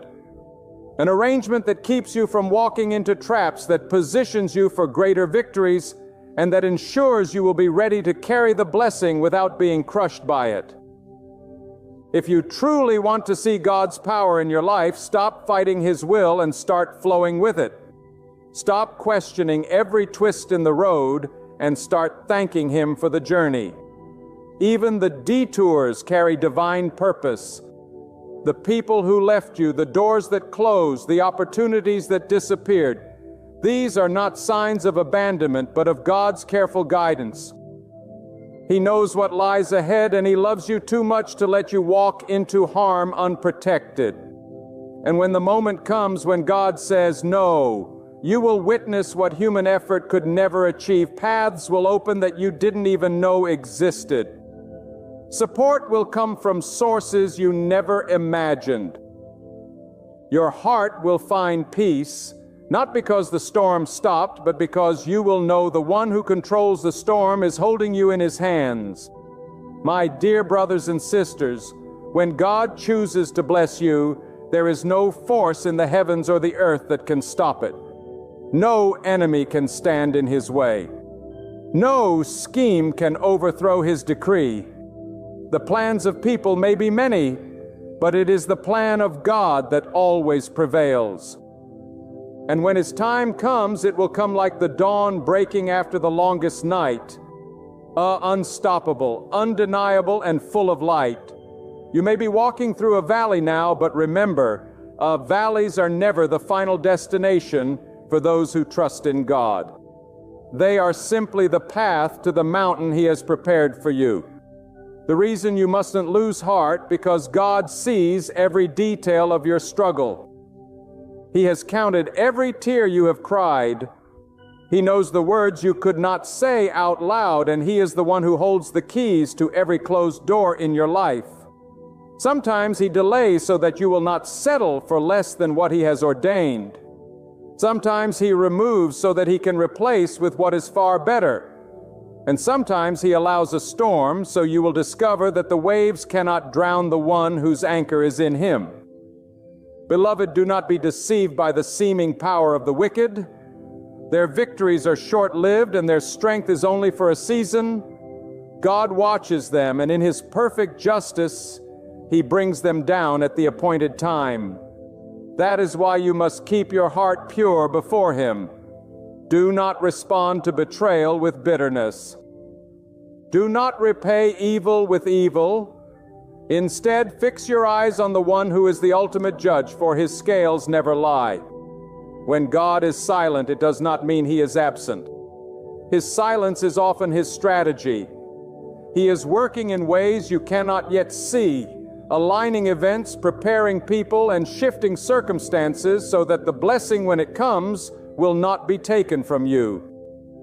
If you could see what He is arranging behind the curtain of time, your heart would rest in complete peace. This is why faith is not just believing in what you hope for, but trusting the wisdom of God, even when you don't understand the path He has chosen for you. So walk with dignity, even when life tries to humiliate you. Stand with courage, even when fear whispers in your ear. Speak with truth, even when lies surround you. And hold tightly to the rope of God, for He never lets go of the one who truly trusts Him. The hand of God is above all hands, His will above all wills, and His mercy above all mercy. And when He decides to lift you, no one can pull you down. When God decides to bless you, no force on earth and no scheme of man can block it. You may see obstacles, but to God they are stepping stones. You may see enemies rise against you, but God turns their arrows into dust before they can reach you. You may hear whispers of doubt and fear, but God's voice in your spirit will thunder louder than every lie. God's plan for you is written by His hand, sealed by His power, and protected by His command. This is why you must not panic when life looks like it's falling apart, because sometimes God allows certain things to break so that He can rebuild you stronger, purer, and more aligned with His purpose. Do not mistake delay for denial. Do not mistake silence for absence. God is working in ways you cannot see, rearranging, removing, and realigning everything around you. The door you thought was closed forever may suddenly open, not because you pushed it, but because God Himself commanded it to swing wide. And hear me well, when God lifts you, He does it in such a way that no one can take credit for it. People will watch you rise and will not understand how you did it. They will think you had help from men, but your help came from the one who needs no helpers. This is why your trust must stay in Him alone. So keep walking, keep praying, keep your heart clean before God. For the moment is coming when He will turn your tears into testimony, your pain into power, and your struggles into signs of His greatness in your life. When you truly surrender your heart to God, you begin to see life through a different lens. The storms that once terrified you no longer shake you because you know that the one who created the heavens and the earth is also holding your life in His hands. You begin to realize that every delay is not a denial but a divine arrangement. Every closed door is not a punishment but protection. When you walk with God, even your enemies are unknowingly paving the way for your success. Do not let the noise of the world confuse you. People will try to tell you that you are unlucky, that your dreams are too big, that your time is over. But remember, they are not the ones who wrote your destiny. God is. And when God writes, no human hand can erase. When He commands, no earthly power can resist. That is why you must keep your faith strong, even when the night feels long and silent. For in the silence, God is arranging things in your favor. Understand this. The same God who brought you out of the problems you thought would destroy you is the same God who will take you to heights you never imagined. But you must trust His timing. We, in our human impatience, want blessings instantly. But God, in His wisdom, prepares the ground before planting the seed.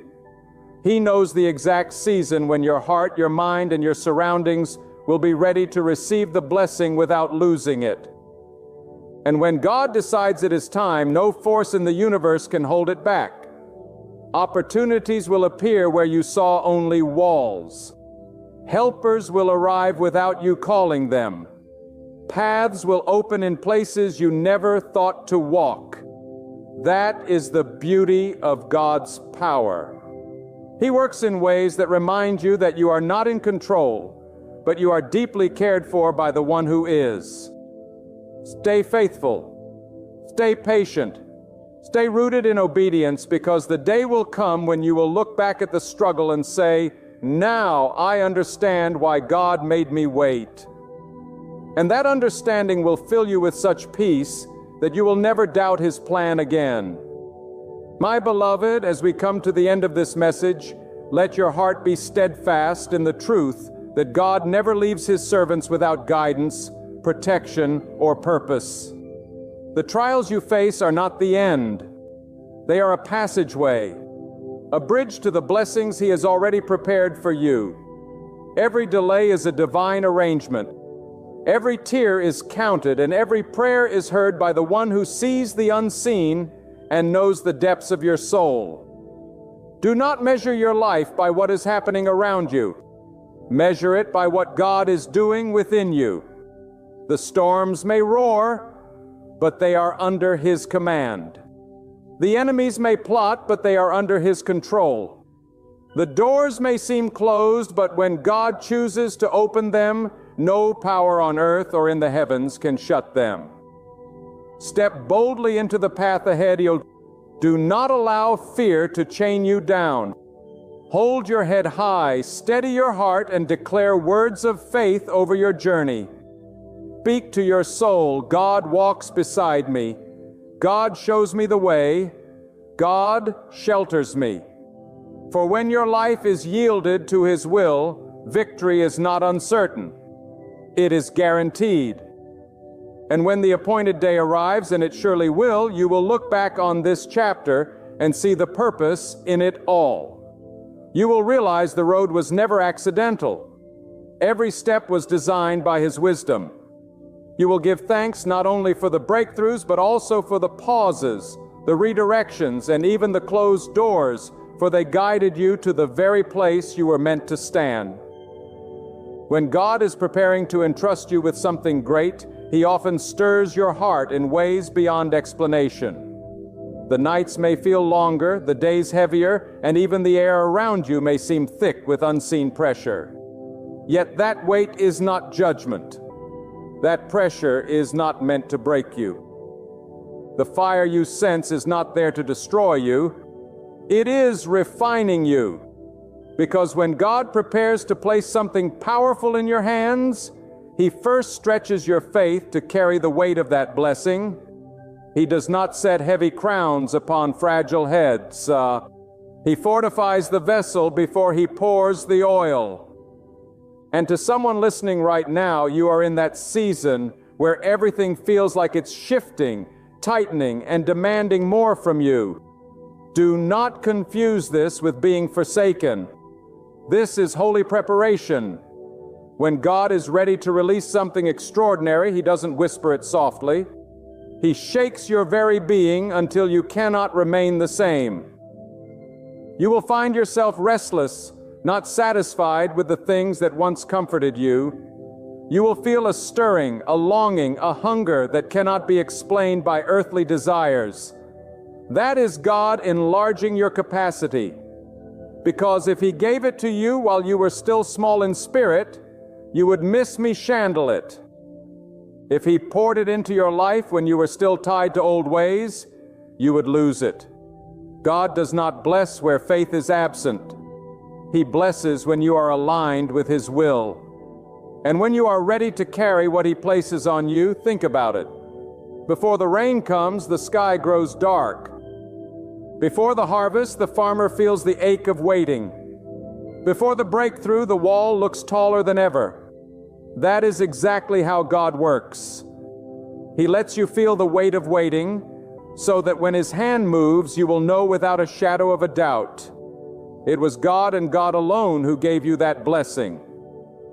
He does not give little when He has promised much. And if the wait has been long, it is only because the blessing is greater than what you imagine. Many of you listening are standing at the edge of something you cannot yet see. You feel it, you sense it, you cannot explain it to your friends because they do not understand. They look at your struggles and they say, "Why don't you quit?" They see the closed doors and they whisper, "Maybe this is not for you." But deep in your spirit, you know, God has not brought you this far to leave you empty-handed. He has not allowed the battles, the sleepless nights, the tears, and the confusion for nothing. Every tear was watering the ground for your harvest. Every disappointment was chiseling your heart for greater faith. Every setback was shaping your spirit to carry something bigger than you ever thought possible. When God is about to give you something big, you will notice that the enemy begins to fight you harder. The attacks will intensify. The resistance will multiply, and you will feel as though everything is collapsing around you. But that is not a sign of defeat. It is a sign of coming breakthrough. The enemy does not fight empty vessels. He fights the ones carrying divine assignment. If hell is shaking in your direction, it is only because heaven is preparing to open in your favor. That battle you are in right now is confirmation. God is about to place something in your life so powerful, so transforming, that it will silence every lie spoken against you. Do not be deceived. God does not operate on your timeline. He does not rush because you are anxious. He does not delay because He is uncertain. He moves at the exact moment when your faith and His purpose collide. If He gave it to you too early, you would not know how to sustain it. If He gave it too late, you would think your efforts produced it. But when He gives it right on time, you will fall to your knees and say, God, only you could have done this. And I want to tell you today, you are closer than you think. That pressure you feel is not the end. It is the signal that something is about to be born. A woman in labor does not cry because she is dying. She cries because something is about to come forth. You are in the labor pains of destiny. You are in the stretching season of faith. And the bigger the pain, the bigger the promise. God would not let you feel this level of fire if the blessing was small. He is refining you for something monumental. So lift up your head, wipe the tears from your eyes, refuse to let discouragement speak louder than faith. Stand in the middle of the storm and declare, God, I trust you. Even when I do not understand, I trust you.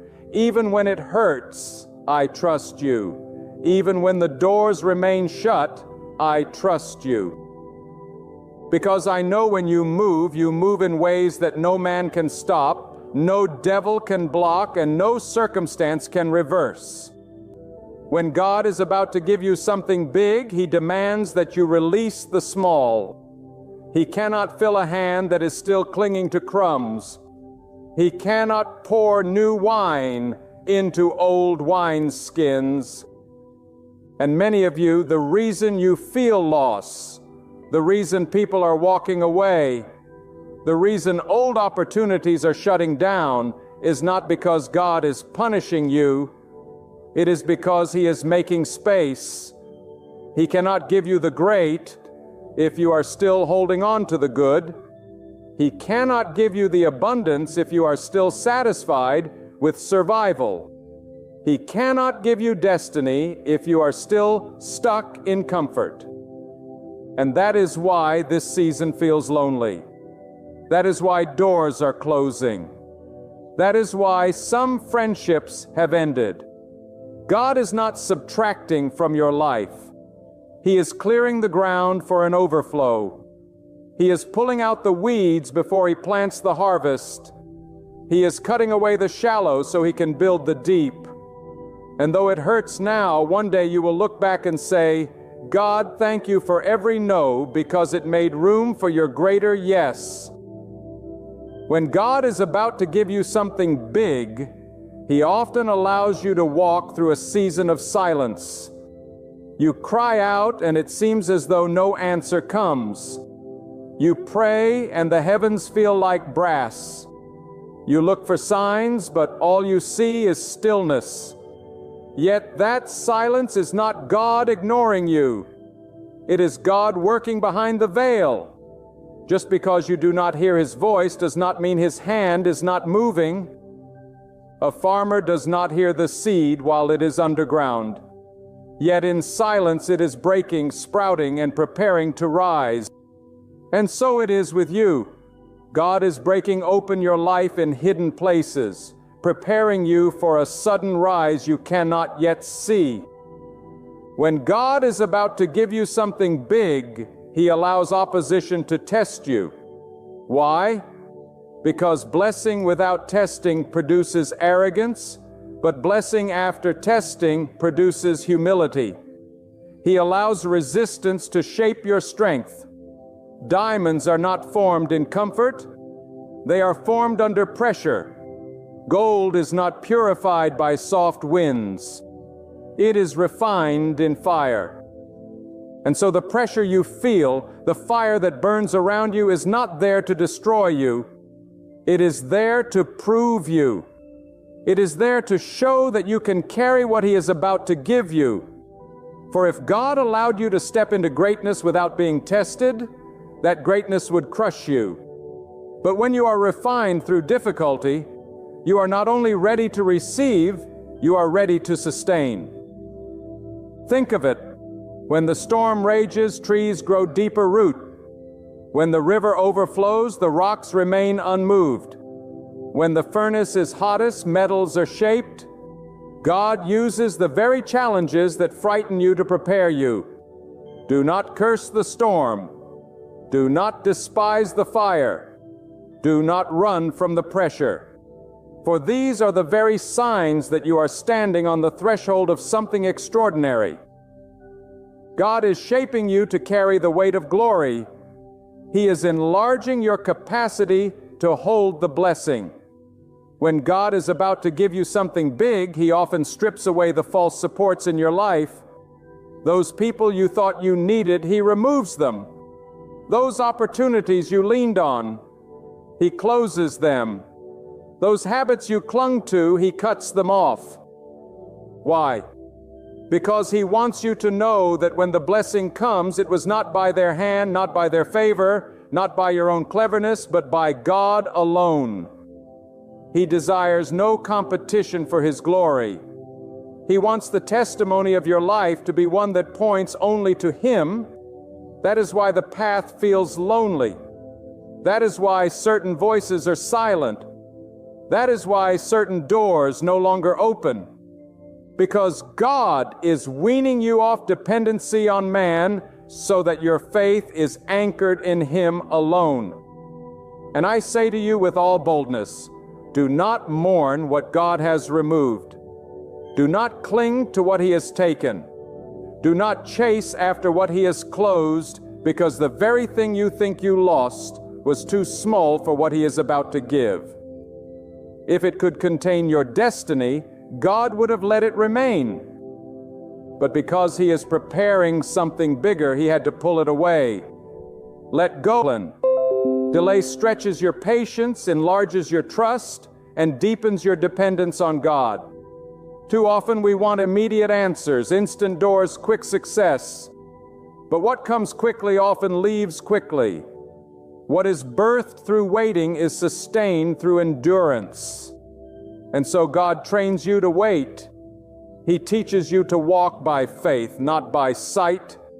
He shows you that the unseen hand is more powerful than the visible world.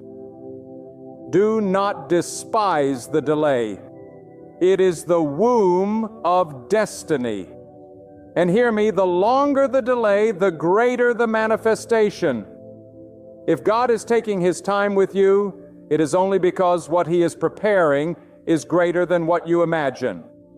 You may have thought He would give you a little, but He intends to give you overflow. You may have thought the door would be small, but He is building a gate.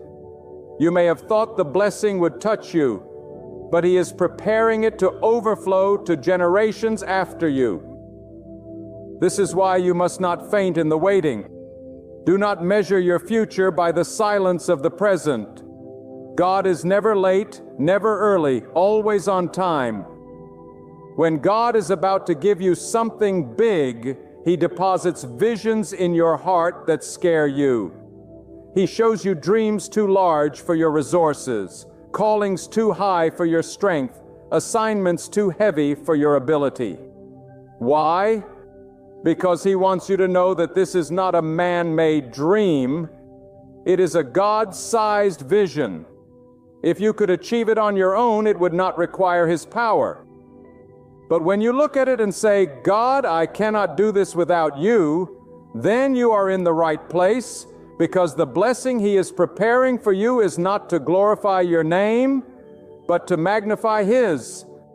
And so do not shrink when the vision looks bigger than you. Do not run when the calling looks heavier than you. That is exactly the evidence that it is God ordained. He never gives small assignments to those who trust Him. He calls you higher than your ability so that His power can carry you. He stretches you beyond your strength so that His strength can be revealed. If you feel weak, then you are in the perfect place for God to show Himself strong. When God is about to give you something big, He shakes everything around you that is not rooted in Him. The ground will tremble. The structures will sway. The false foundations will crumble. It feels terrifying. It feels unstable. But it is necessary, because if He built your blessing on unstable ground, it would collapse. And so, He shakes everything until only what is unshakable remains. And when He finally places the blessing in your hands, you will stand secure, unmoved, unbroken, because your foundation is God alone. This is why you must not panic in the shaking. Do not cry, God, why is everything falling apart? Say instead, God, I trust that you are securing my foundation, because the greater the building, the deeper the foundation. The higher the tower, the stronger the base. And if God is preparing to build high in your life, He will dig deep first. Let Him dig. Let Him shake. Let Him remove what is unstable. For when He is finished, nothing will be able to topple what He places in your life. When God is about to give you something big, He will make you walk by faith into unfamiliar territory. He will call you out of the familiar, away from the comfortable, beyond the predictable.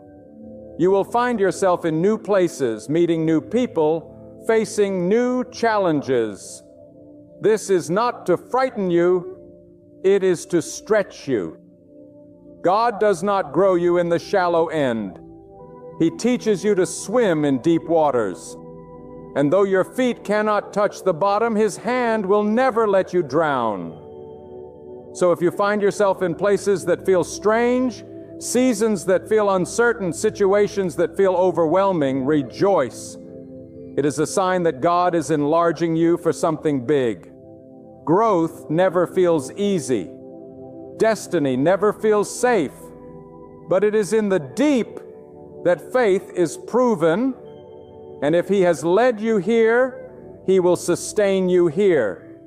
He did not bring you this far to abandon you. He brought you here to show you His power. When God is about to give you something big, He often allows you to stand in places where your own strength fails. He will bring you to the edge of the Red Sea in your life, where behind you the enemy presses hard, and before you the waters seem impossible to cross. Why does He do this? Because it is in the impossible that His power is revealed. If the way was easy, you would have thought it was your own wisdom. If the door opened by the hand of man, you would have given man the credit. But when God places you in a place where no one else can help you, where no solution can be found, where only His hand can make a way, then when the waters part, you will lift your hands and declare, "It was God alone." This is why you must not fear the impossible places in your life. Do not panic when you see no way forward. Do not despair when your back is against the wall. These are the very signs that you are in position for a miracle. For when God is about to give you something big, He often lets the situation look hopeless, so that when He moves, there will be no doubt who was in control. You may not know how, you may not know when, but you can be certain of this: God has not led you here to leave you. He has not brought you into the storm to let you drown. He has placed you here to show you His glory in a way that will leave you speechless. When God is about to give you something big, He refines your words and your thoughts. Suddenly, you cannot speak like you used to. You cannot entertain the same negative conversations. You cannot allow doubt to take root in your mind, because the size of your blessing requires the discipline of your tongue and the purity of your thoughts. God will nudge your spirit when you complain. He will correct you when you speak defeat. He will convict you when you allow fear to dominate your heart. Why? Because He knows the power of life and death is in the tongue. He knows that the way you think will shape the way you live. And if you are to carry something great, you must learn to speak with faith and think with clarity. This is why you will notice in this season that your spirit grows restless with negativity. What once entertained you now burdens you. What once seemed harmless now disturbs you. That is God sanctifying your inner life for the magnitude of what He is about to place in your hands. He cannot pour great blessing into a vessel filled with toxic thoughts. He cannot release abundant favor into a life filled with careless words. He must clean the inside before He fills it. And so if you feel that tug, if you sense that conviction, do not resist. It is the evidence that you are being prepared for something higher. When God is about to give you something big, He stirs up courage in your spirit. He will not allow you to remain timid, weak, or passive. He will demand that you stand strong, that you refuse to bow to fear, that you declare boldly what He has promised. Because greatness is not given to those who shrink back. It is given to those who step forward in faith.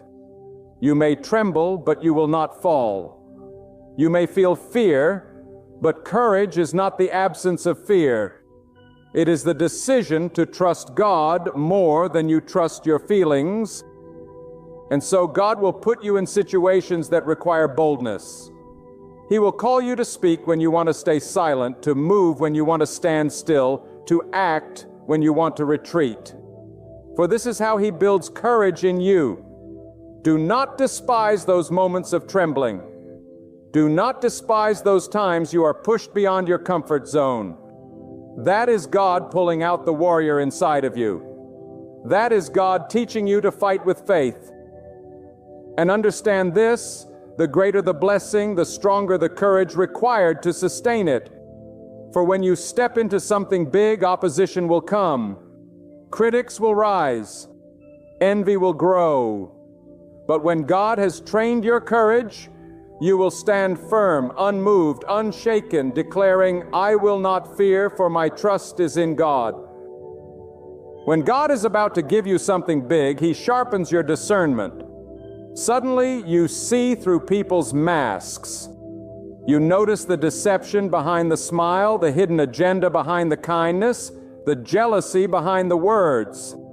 This is not to make you suspicious of everyone, but to guard you from the traps of the enemy. For big blessings attract big opposition, and the enemy often works through those closest to you, those you least expect.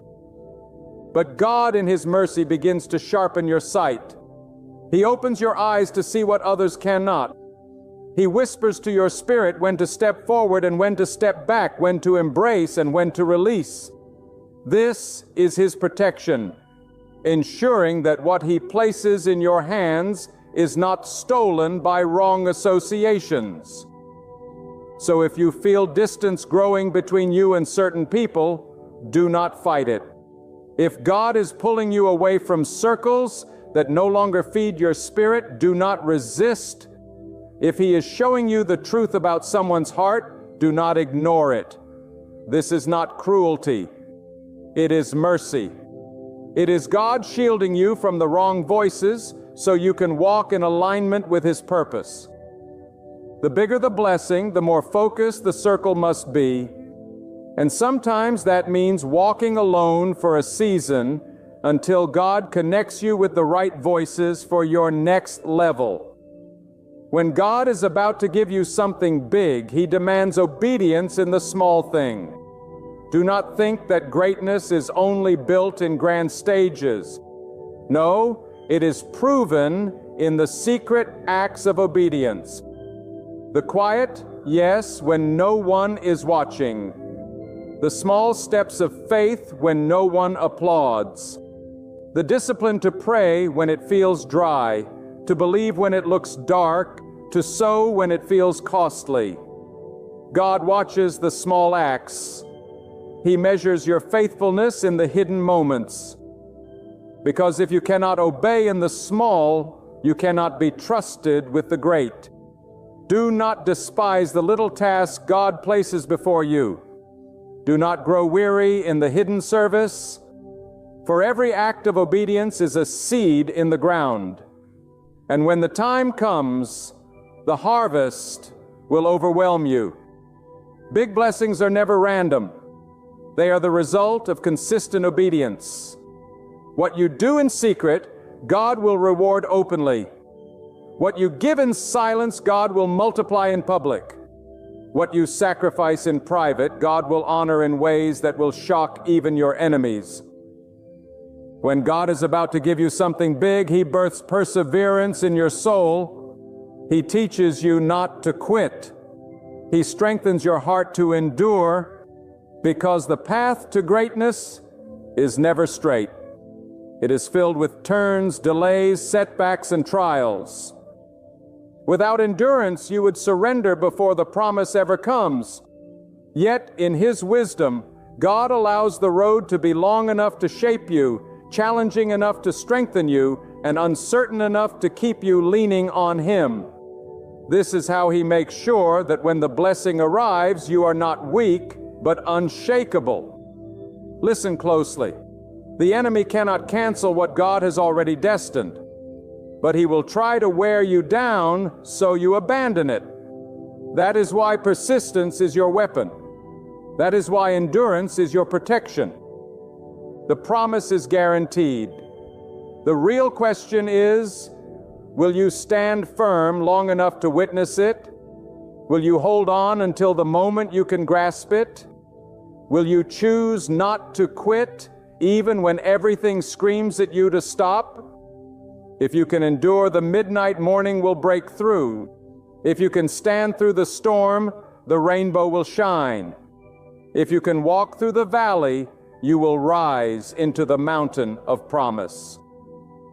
Perseverance is the bridge between prophecy and manifestation. When God is about to give you something big, He places in your spirit a peace that does not make sense. The storm may rage, but deep inside there is calm. The winds may blow, but within there is stillness. The world may shake, but your heart rests secure. This peace is not the absence of trouble, and it is the presence of God in the midst of trouble. It is His way of telling you, I am with you. Do not fear. Keep walking. And this peace is your anchor. When doubt rises, it steadies you. When fear whispers, it silences you.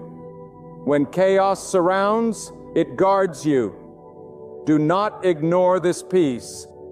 It is God's confirmation.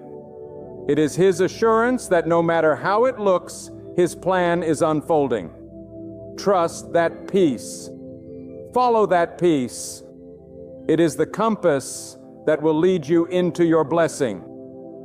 When God is about to give you something big, He will require you to release your grip on control.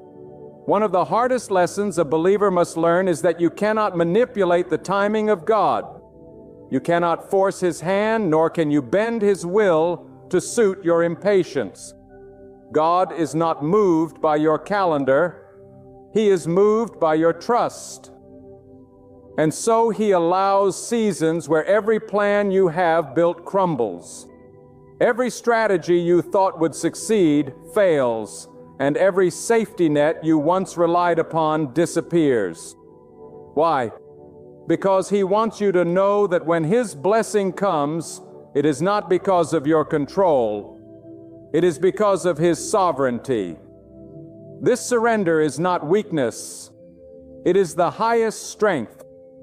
To say, God, I release my plans for yours, is not defeat. It is victory. Because your plan may be good, but His plan is perfect. Your strategy may open a small door, but His strategy unlocks an entire future. Your wisdom may carry you for a season, but His wisdom establishes you for eternity. Let go of the illusion that you must orchestrate everything. Trust that God has already written the script of your blessing. He knows the beginning from the end. He knows which doors to close and which to open, which voices to silence and which to amplify. Stop wrestling for control and start resting in His control. When God is about to give you something big, He cultivates patience in the deepest part of your soul. Patience is not simply waiting. It is waiting without complaint, waiting without doubt, waiting with trust. It is holding on with peace in your spirit, even when the visible evidence looks contrary. And understand this, the size of your patience is often a mirror of the size of your blessing. If God is asking you to wait longer than others, it is only because He is preparing something greater than others. Do not despise the waiting room. It is sacred ground where faith matures, where hope strengthens, where character is forged. Look around you. Those who rush into blessings often see them vanish. But those who wait on God walk into blessings that cannot be shaken. God will never allow patience to be wasted. Every second of your waiting is building endurance for the weight of what is coming. And one day soon you will realize the wait was not a delay. It was a preparation. The longer the roots grow underground, the stronger the tree stands above. So if God is stretching your patience, rejoice. Something mighty is about to break forth. When God is about to give you something big, He ignites in you a hunger for more of Him. Suddenly, the shallow no longer satisfies. The distractions that once filled your time lose their grip. You find yourself longing for His presence, desiring His voice, craving His guidance. That hunger is not accidental. It is divine. Because the blessing you are about to receive cannot be carried by talent, money, or connections alone. It can only be carried by intimacy with God. And so He draws you closer. He pulls you into prayer. He awakens you in the midnight hours to whisper into your spirit.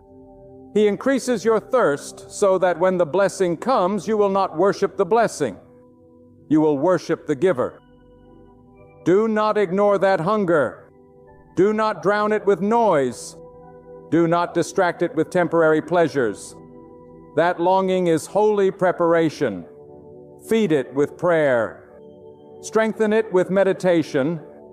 Guard it with obedience. Because the more you seek God, the more capacity you have to carry His blessing. And the more you desire Him, the less the blessing itself can corrupt you. For blessings are dangerous when they take God's place. But when your hunger is fixed on Him, the blessing only multiplies your worship. When God is about to give you something big, He positions you in the presence of opposition to sharpen your spirit. You may wonder, why are so many against me? Why do I face so much resistance? Why does it feel like people are rising to block me at every turn? Do not be discouraged. God uses opposition as a chisel to shape you. He allows resistance to build resilience. He places you before enemies, not to destroy you, but to display His power in you. Without enemies, there can be no victory. Without resistance, there can be no breakthrough. Without opposition, there can be no testimony. And so lift your head in the face of opposition. Say, God, I will not fear. For if you have allowed this, you will use it for my good. Understand, this opposition is not a sign that you are forgotten. It is proof that you are chosen. The enemy does not fight those who are empty. He only fights those who carry something worth stealing. The greater the blessing, the fiercer the battle. But the fiercer the battle, the louder the victory. And soon those who rose against you will see with their own eyes that God was on your side. When God is about to give you something big, He refines your priorities. Suddenly, you can no longer waste time on meaningless pursuits. You cannot live carelessly, distracted by the trivial, consumed by the temporary. God awakens you to the value of time, the weight of purpose, the urgency of destiny. He teaches you to walk wisely, to choose carefully, to invest your energy in what truly matters. Because blessings require stewardship, abundance requires focus. And if you are careless with your time, you will be careless with your blessing. This is why in this season, you may feel pulled away from old habits, old patterns, old distractions. Do not resist this shift. It is God's way of clearing your path. He is teaching you to number your days, to value your hours, to walk with purpose. Because when the blessing comes, you cannot afford to be entangled in what does not matter. The higher He lifts you, the more disciplined your life must become. And if you embrace that discipline now, you will be ready when the doors open. When God is about to give you something big, He increases the fire of adversity to expose what cannot go with you.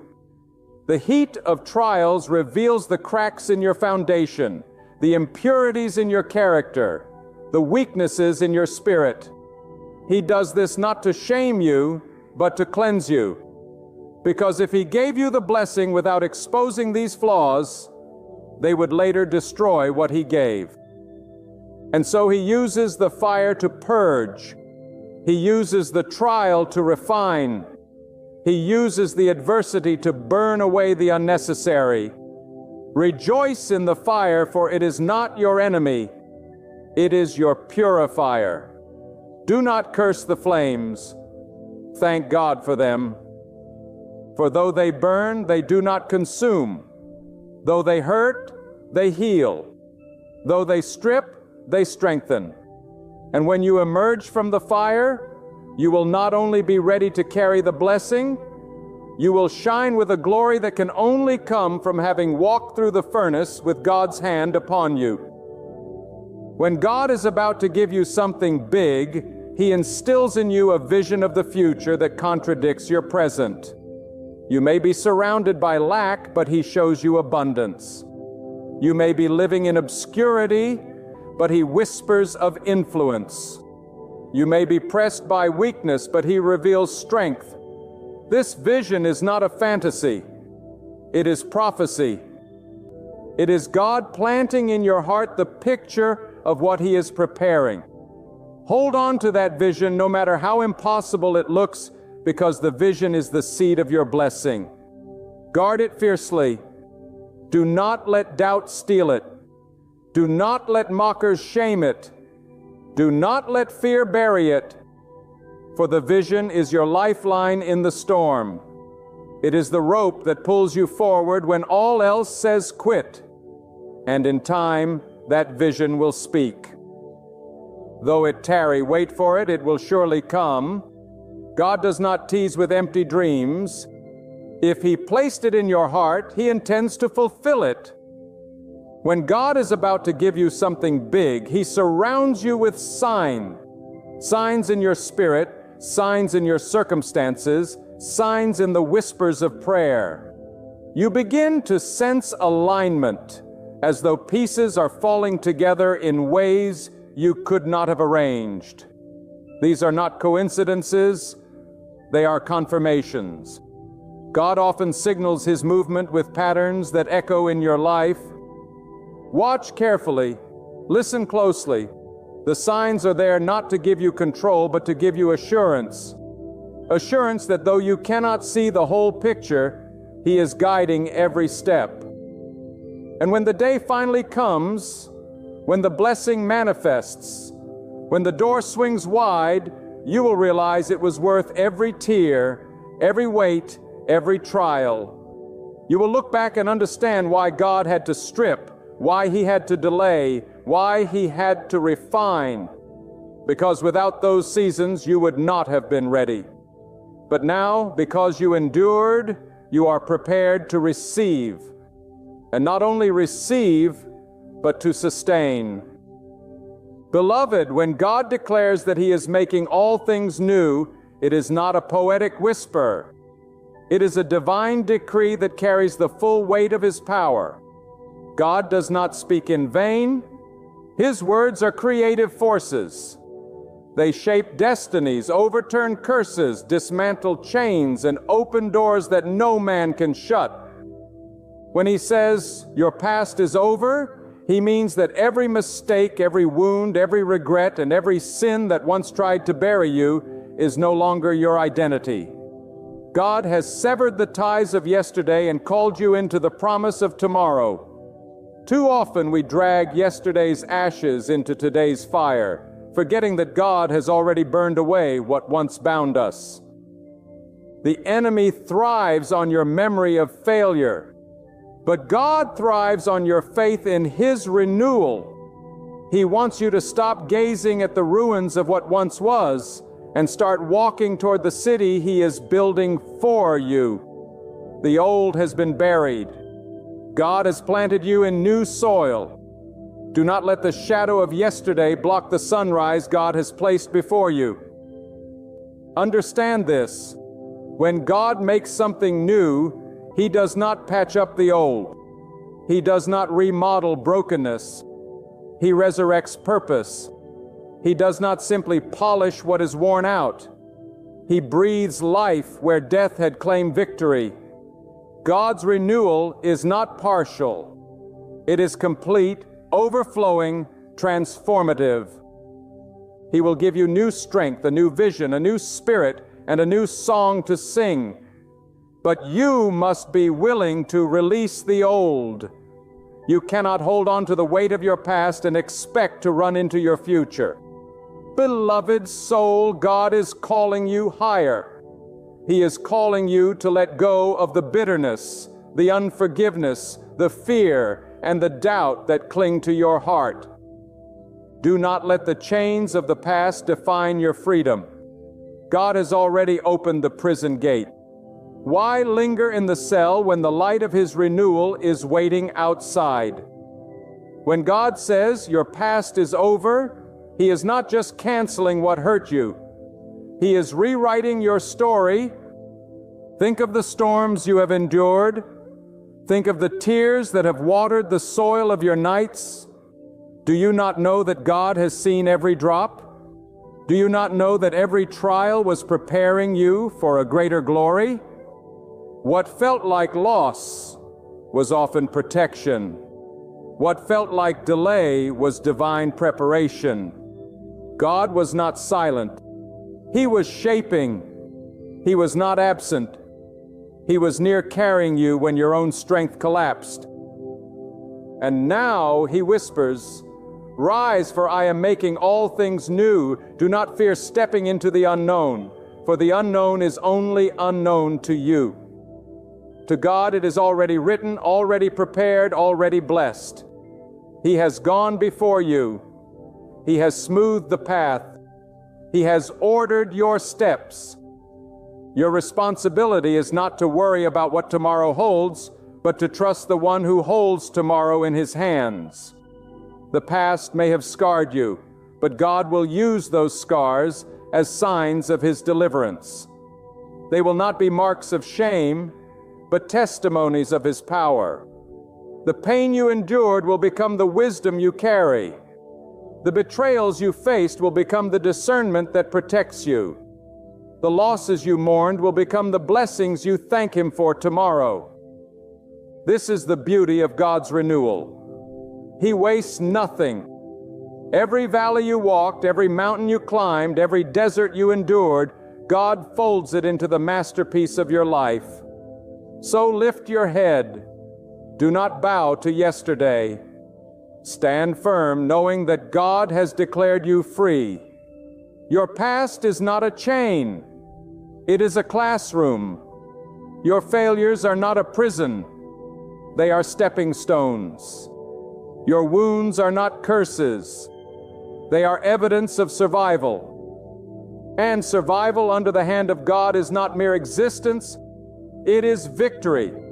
Yes, God is making all things new. He is restoring, redeeming, refreshing, and rebuilding. Let the old die. Let the past fade. Let yesterday be buried. Step into the dawn with faith, for the God who spoke the universe into being is speaking into your life now. Behold, I am making all things new. My beloved brothers and sisters, listen closely, for the hand of God is not short that it cannot reach you, nor is His mercy scarce that it cannot cover you. Every trial, every storm, every wound of your past is not the end of your story.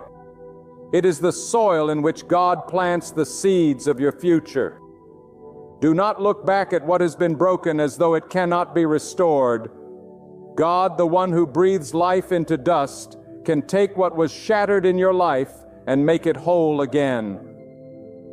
Do not allow regret to chain your spirit. Do not allow bitterness to poison your heart. Do not allow fear to dim the fire of your soul. For the same God who lifted his servants out of the darkest pits will lift you too. He turns ashes into beauty, sorrow into strength, and weakness into power. He is the one who says to the weary, "Do not despair of my mercy, for I forgive all sins." That means nothing from your past has the authority to cancel your future when God Himself has chosen to make all things new for you. You may feel unseen, but God sees you. You may feel forgotten, but God remembers you. You may feel like the doors are closed, but the keys are in the hand of the Almighty. And when He wills, no power on earth or in the heavens can keep the door shut. You may have stumbled, but falling is not the end. Rising with God's help is the beginning. Understand this truth. When God renews, He does not simply patch the broken pieces. He creates something greater than what was before. He molds your pain into wisdom, and your loss into compassion, and your struggle into unshakable strength.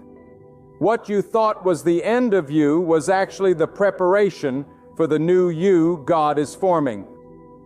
So walk boldly into tomorrow with your trust anchored in the Almighty. Leave the weight of yesterday behind, for the God who split the sea for His servants can split your troubles wide open. The one who provides for the bird in the sky and the fish in the sea will not abandon you. If He watches over the smallest of His creation, will He not watch over your destiny? Lift your head high, child of God, for your past is over. A new season is unfolding. The author of your life has turned the page, and what is written ahead carries blessings, strength, and divine favor.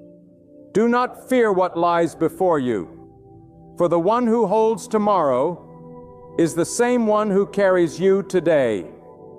My beloved, let us go even deeper into this truth. When God declares that He is making all things new, it is not a suggestion, it is not a possibility. It is a divine decree. God's word does not return empty. It accomplishes what He sends it out to do. That means when He speaks renewal over your life, no force in this world can stop it.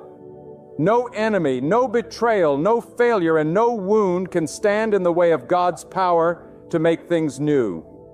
He is the creator of beginnings, the author of destiny, and the one who brings beauty out of ashes. Some of you have lived so long with the memory of your mistakes, with the heaviness of your regrets, that you have begun to believe your past has the final say. But hear this clearly. Your past is over when God steps in. God is not holding you hostage to the things you did or the things done against you. His mercy is greater than your shame. His wisdom is deeper than your confusion. And His power is stronger than every chain that once bound you. When God forgives, He doesn't just erase the record. He gives you a fresh page, a new life, a redeemed purpose. Do not let the shadows of yesterday block the light of what God is doing today.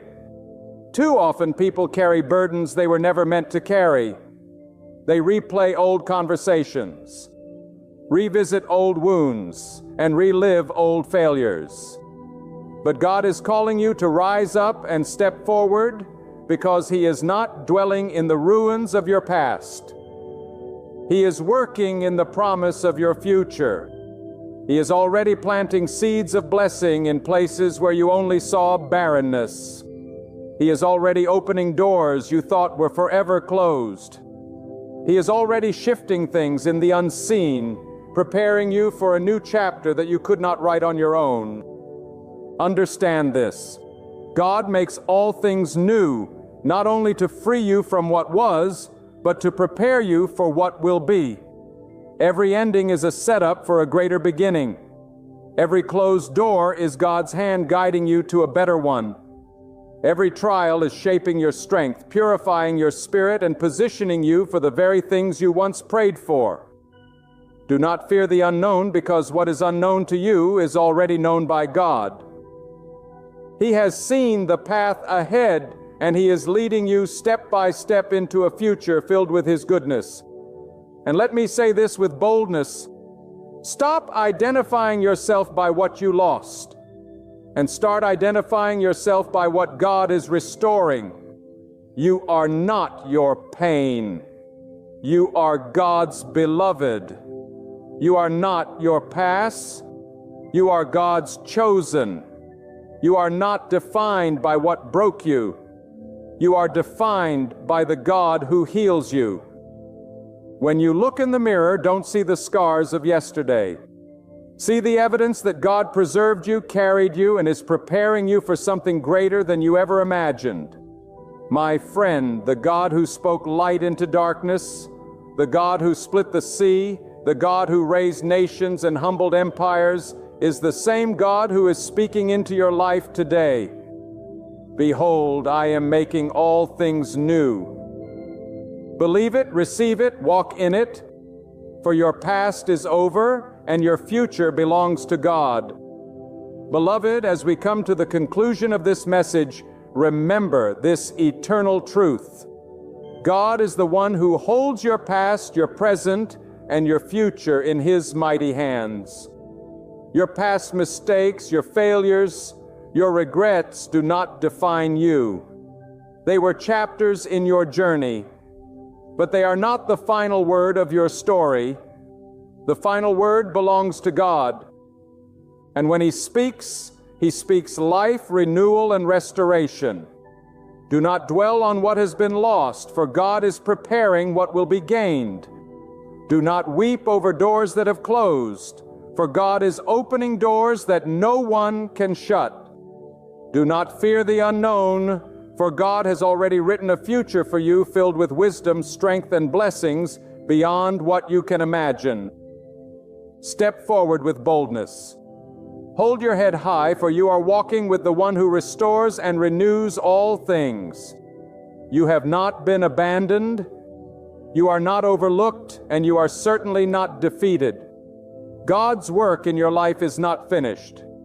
What's behind you is closed, but what stands before you is overflowing with hope, promise, and divine intention. Step into this moment with faith. Trust the Lord fully and leave yesterday where it belongs behind you. For the Almighty has spoken, "Behold, I am making everything new." And when God begins a new work, no force on earth or power in the heavens can hinder it. Your past is finished. Your new chapter has already begun. Walk in it, embrace it, and give all glory to God. Hear me right now. Even as you sit with a heavy heart, your thoughts racing and your spirit weighed down by fears of what tomorrow may bring, God is already at work. You cannot see it, you cannot hear it, you may not even sense it, yet His hand is moving in ways beyond your imagination. That very weight that keeps you awake at night, the burden that eats away at your mind, the struggle that feels like it is consuming you, God has already entered into it. You are anxious over something that is already being resolved in the realm beyond your sight. You are restless over a fight that has already been won by the silent strength of His power. We live in a world that demands evidence before it will believe, but God declares, "Believe first, and then you will see." While you pray from a place of desperation, He is creating a path where none seemed possible. While you drown in the what-ifs, God is establishing the "it is finished." Your eyes may perceive disorder, but His plan is unfolding in perfect alignment. Your ears hear the noise of uncertainty, but His whisper has already declared victory.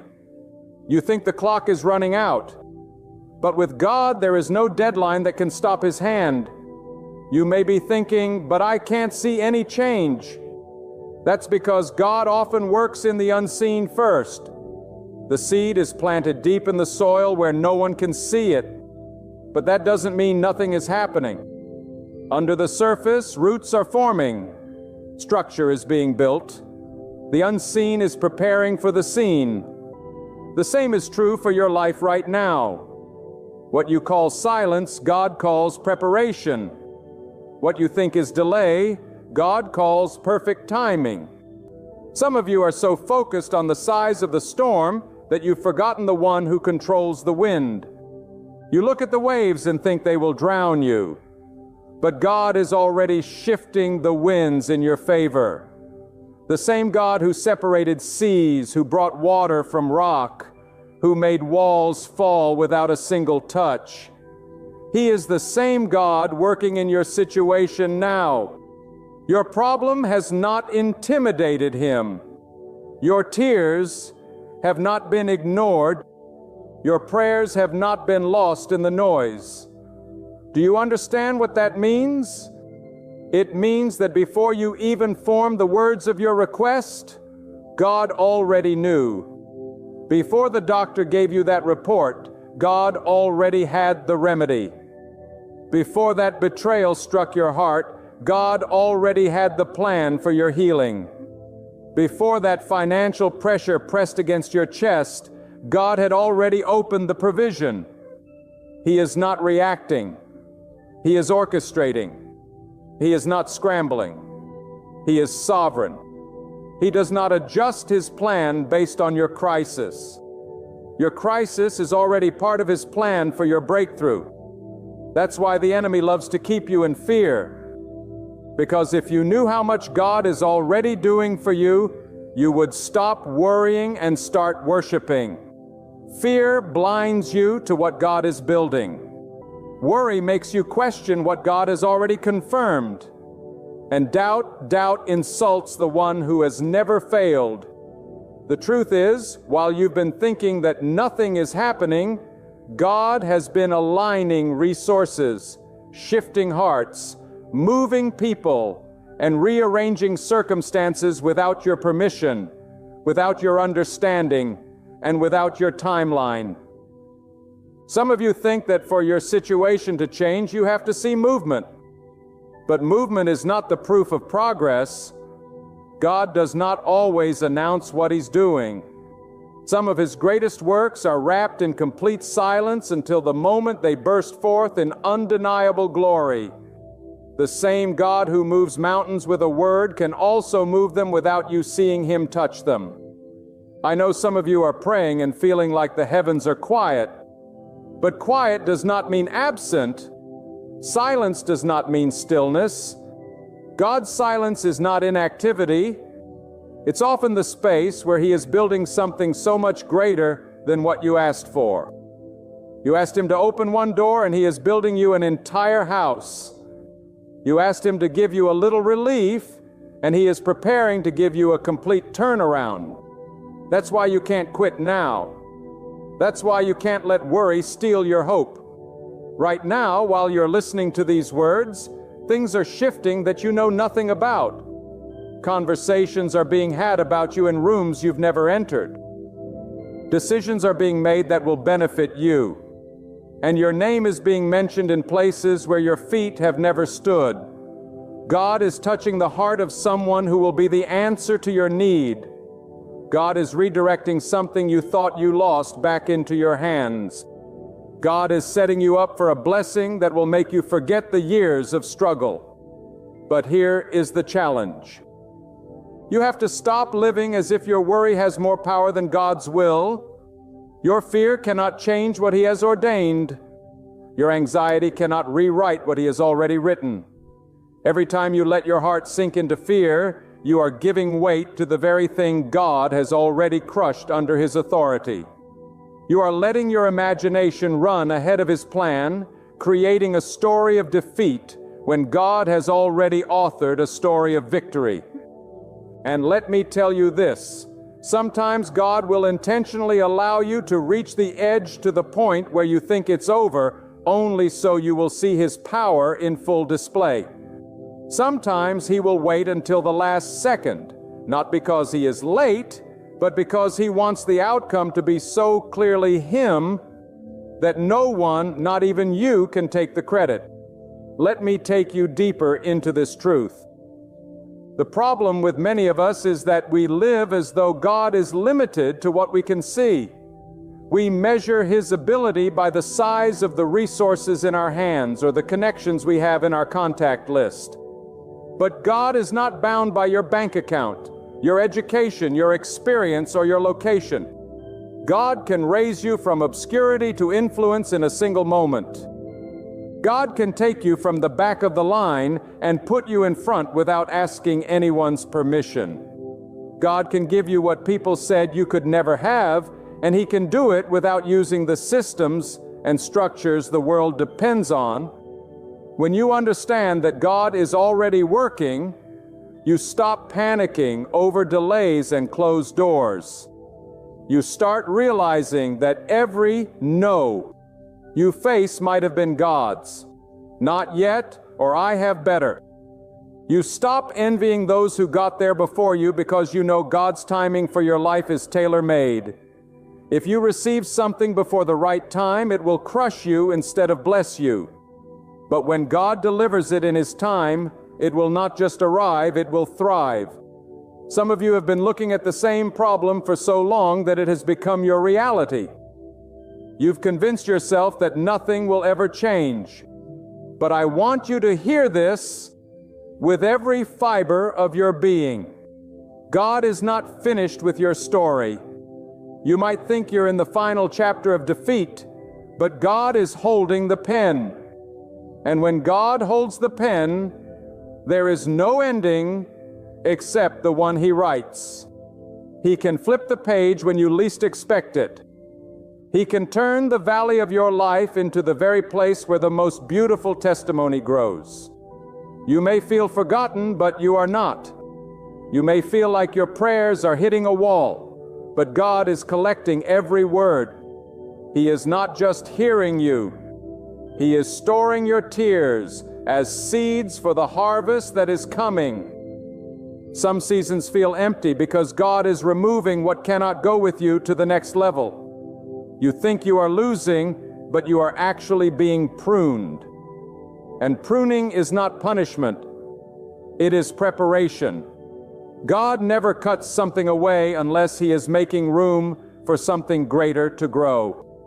Worry thrives in the absence of perspective.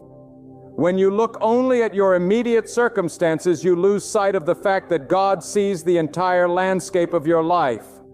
You see one corner, God sees the whole map. You see the obstacle. God sees the outcome. You see the delay. God sees the alignment. What you think is random is actually strategic. What you think is chaos is actually a carefully crafted sequence that will make sense when you step into the next season. And here's something that will change your entire outlook.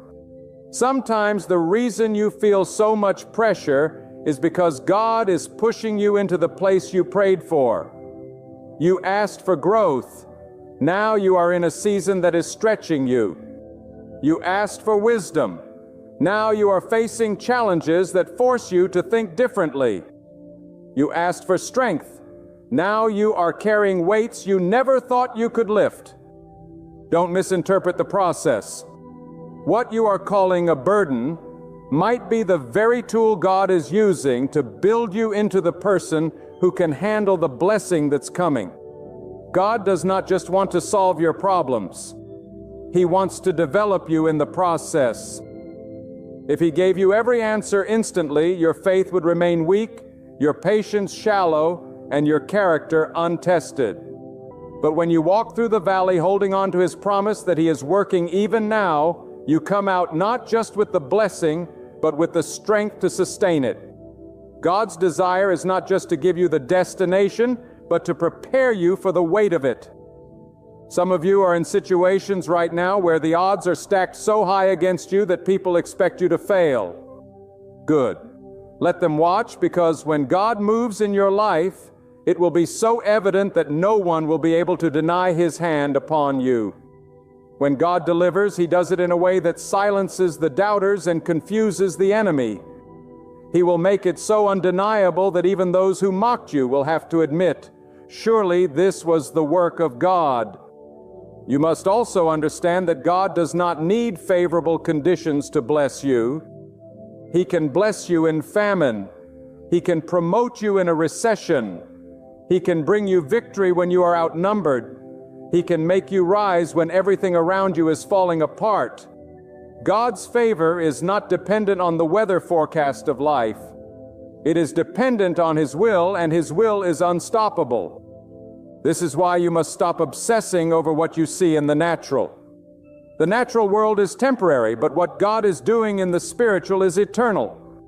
While your eyes see lack, heaven sees abundance. While you see the end, heaven sees the beginning. While you think you're waiting, God may be saying, it is already done. There is a rest that comes when you truly believe God is working on what worries you. This rest is not laziness. It is trust. It is the ability to sleep in peace even when the storm is raging, because you know the storm is under God's control. It is the refusal to let your mind be hijacked by fear, because you know God's plans will stand no matter how hard the winds blow. Right now, God might be moving someone to pick up a phone and call you with an opportunity. He might be turning the heart of someone who wronged you toward reconciliation. He might be lining up a series of events that will connect you to the exact place you need to be at the exact moment you need to be there. You can't see it, but it's happening. You can't feel it, but it's unfolding. And one day soon, you'll look back and realize that what you feared the most was the very place where God showed you His greatest power. Let me tell you something that will set your spirit free. What worries you right now is not greater than the one who rules over all creation. The situation you call impossible is nothing more than an opportunity for God to display His unmatched power. You may be staring at a wall so high it feels unshakable, but God can make it crumble without a single hammer strike. You may be facing a door locked by human hands, but God holds the master key that no man can duplicate. You may feel surrounded by problems, but remember, God surrounds what surrounds you. Nothing gets through without first passing through His authority. Sometimes we forget that God's power is not limited to a single method. If He does not move the obstacle, He can move you above it. If He does not change the environment, He can change you to thrive in it. If He does not remove the storm, He can give you the strength to walk through it without breaking. God's solutions are not confined to our imagination.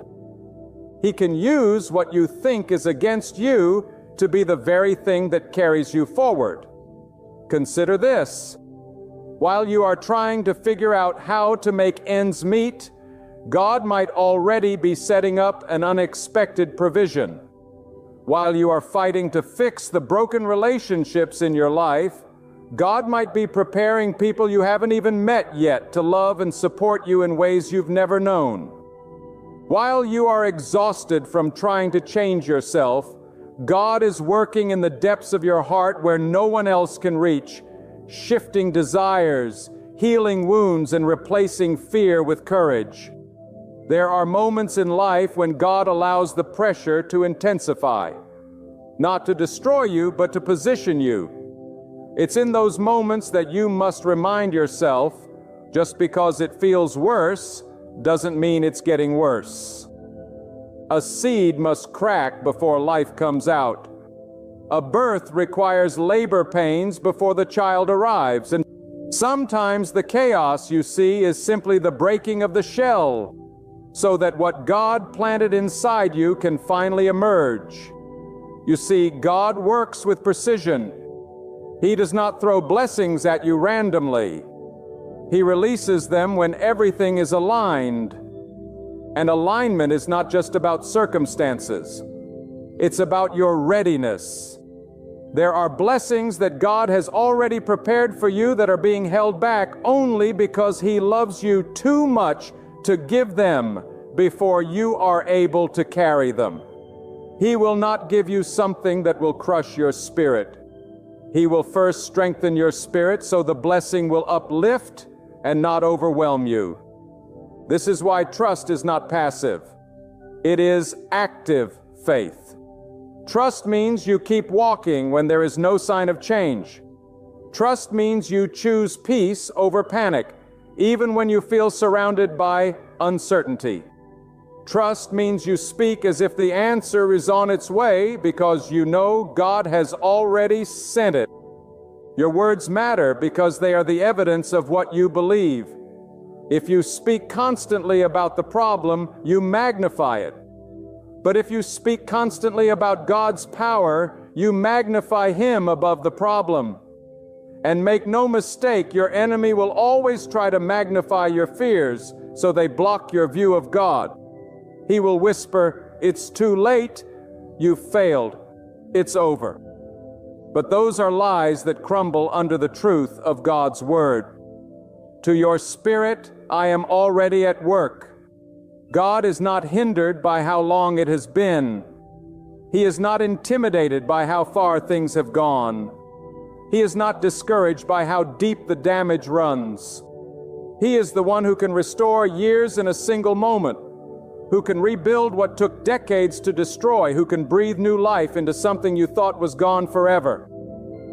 Sometimes God's way of working things out is not to change your situation, but to change your perception of it. The mountain in front of you may not move because God wants you to climb it and see from the top a perspective you would never have gained otherwise. That climb will teach you endurance. That climb will teach you faith.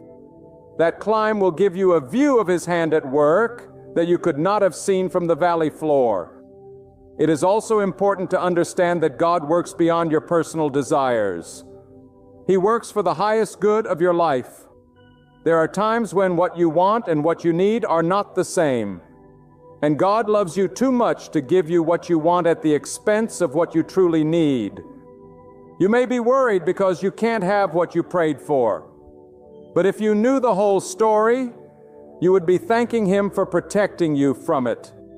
What feels like rejection may actually be divine protection. And here's the thing, God's work in your life is not always going to be visible to those around you. Some of the most powerful breakthroughs are the ones that happen inside you before anyone else notices. When God replaces your despair with peace, when He replaces your fear with unshakable calm, when He takes away the constant anxiety and replaces it with quiet confidence. That is a victory as real as any change in your circumstances. You can be standing in the same storm, but no longer drowning in it. Right now, as you listen, God could be working through people you've never met, arranging situations you haven't even thought about, moving resources you didn't know existed. He could be opening paths in places you thought were closed forever. He could be stirring in the hearts of others to bless you, defend you, or guide you. And the beauty of it all is that He doesn't need your worry to make it happen, only your trust. That's why today you must release the weight of carrying what was never yours to carry. You were never designed to handle the full burden of the future. Your mind was created to trust, not to endlessly calculate every possible outcome. God did not call you to live as if the next moment depends entirely on your ability to control it. He called you to live knowing that He has already been there and made a way. When you embrace that truth, something changes. You walk lighter. You sleep better. You stop overthinking every decision. You start to notice small signs of His hand. Conversations that happen at just the right time. Doors that open without you knocking. Opportunities that find you instead of you chasing them. These are not coincidences. They are confirmations that God is indeed already working out what you have been worried about. And I will tell you this, when the day comes and you finally see the result, you will realize that the waiting, the uncertainty, the tears, and even the moments of fear were all part of a story that God was writing for your good. You will see how every delay was protection. Every no was redirection. Every closed door was the guidance of a loving hand that knew where you truly belong. Let me speak to the part of you that still wonders if things will ever truly turn around. God has not brought you this far to leave you here. The very breath in your lungs right now is proof that His purpose for you is still alive. If your life was finished, you would not be here. The fact that you are still standing, even after all the nights you thought you wouldn't make it, means that God is still working, still shaping, still unfolding the next chapter you cannot yet see. The truth is, God has been working on your behalf long before you even knew you needed help. Before you faced this situation, He was already setting in place the connections, the opportunities, and the answers that would carry you through it. You may think you are running behind, but in God's timing, you are exactly where you need to be. You are not late, you are in process. And the process is not punishment. It is preparation for the greatness He has already written into your destiny. Sometimes the biggest challenge is not believing that God can do it, but believing that He is doing it right now. We are quick to trust Him for the past and hopeful for the future, but we struggle to see His hand in the present. Yet this very moment, this breath, this heartbeat, this step is part of His plan.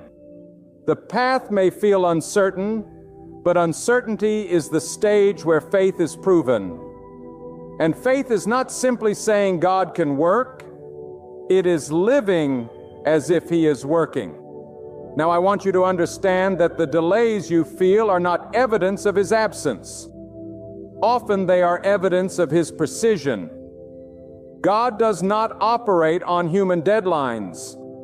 He does not rush because you are impatient, and He does not stall because you are worried. Every moment is intentional. Every step is measured. He is not scrambling to catch up to your needs. He is ahead of them, arranging the outcome long before you arrive. Think about this. Some of the most life-changing blessings in your future are being shaped right now. But they require certain people to be in the right place, certain events to align, certain doors to be ready to open. If God were to give you the blessing before these pieces were in place, it might fall apart in your hands.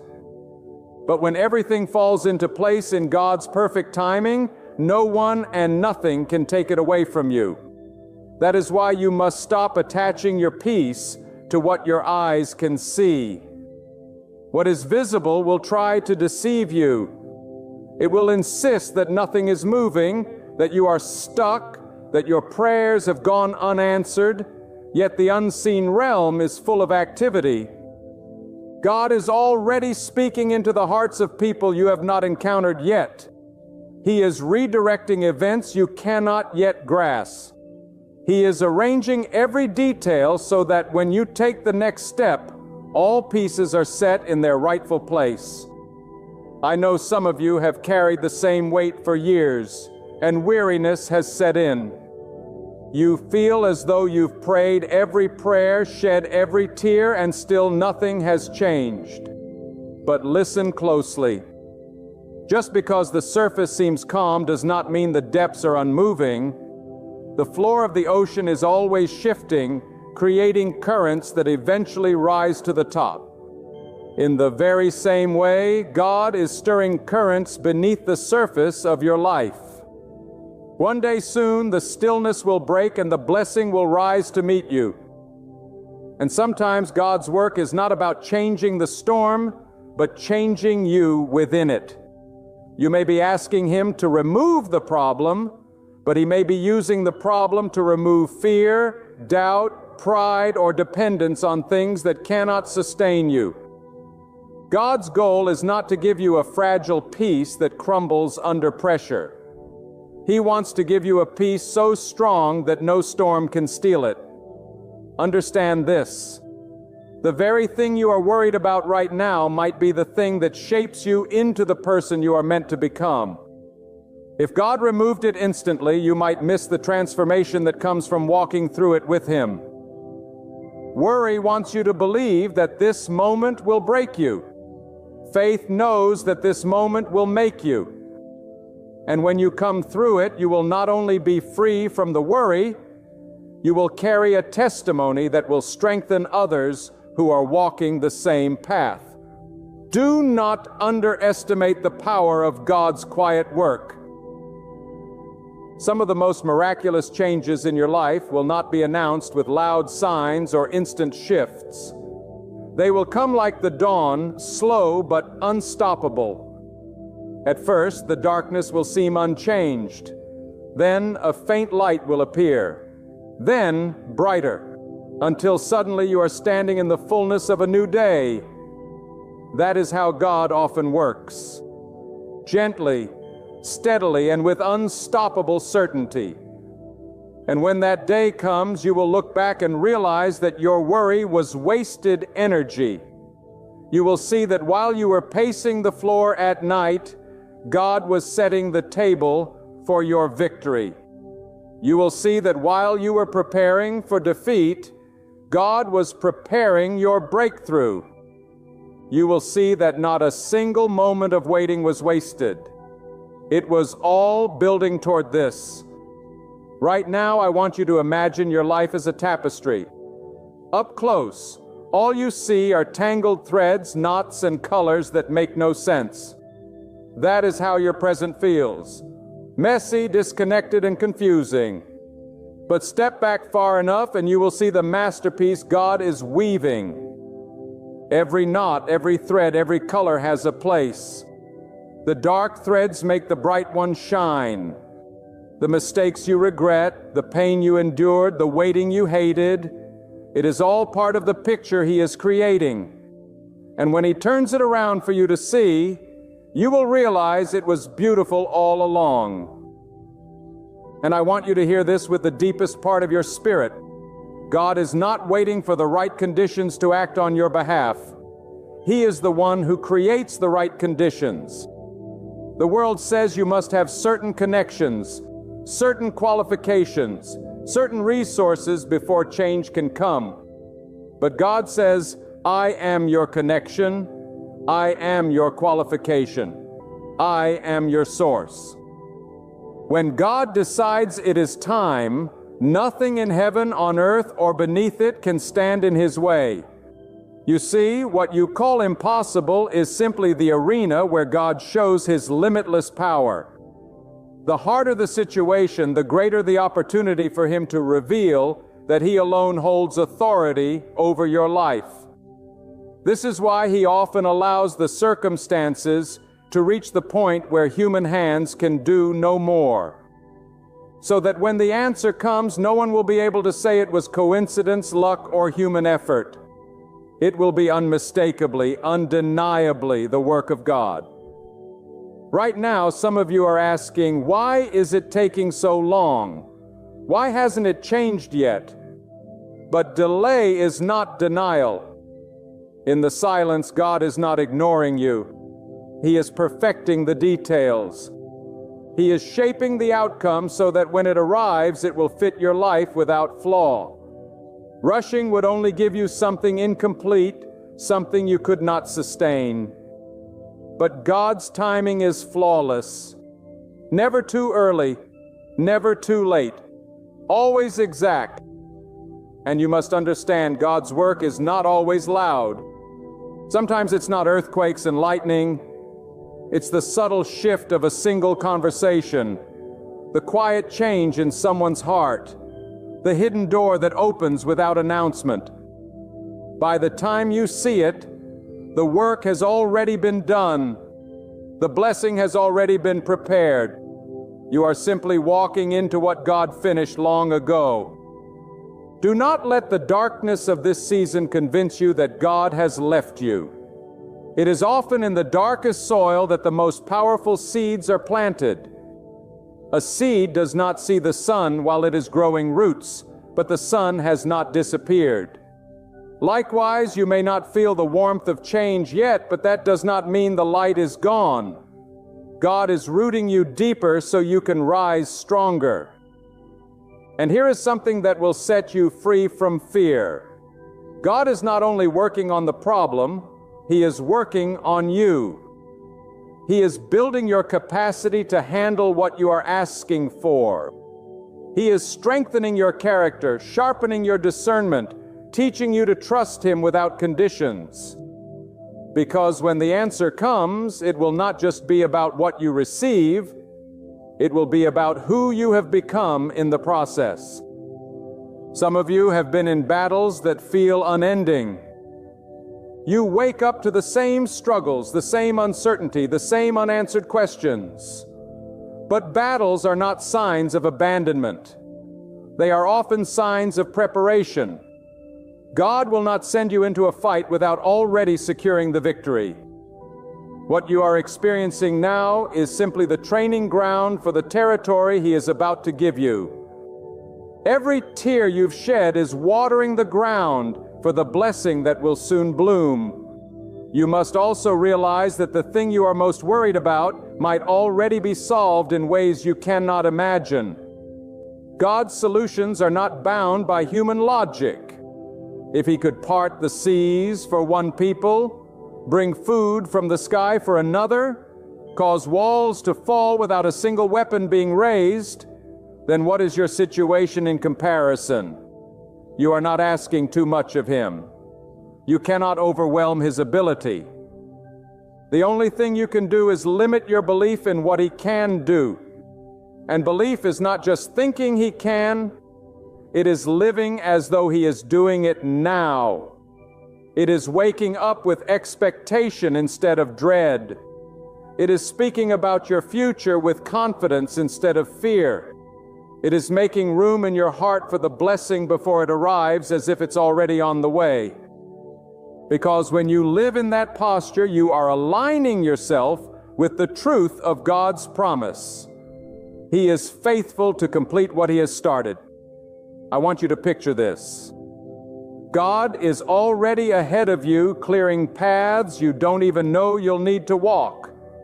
He is already behind you, closing doors that would have destroyed you if you entered.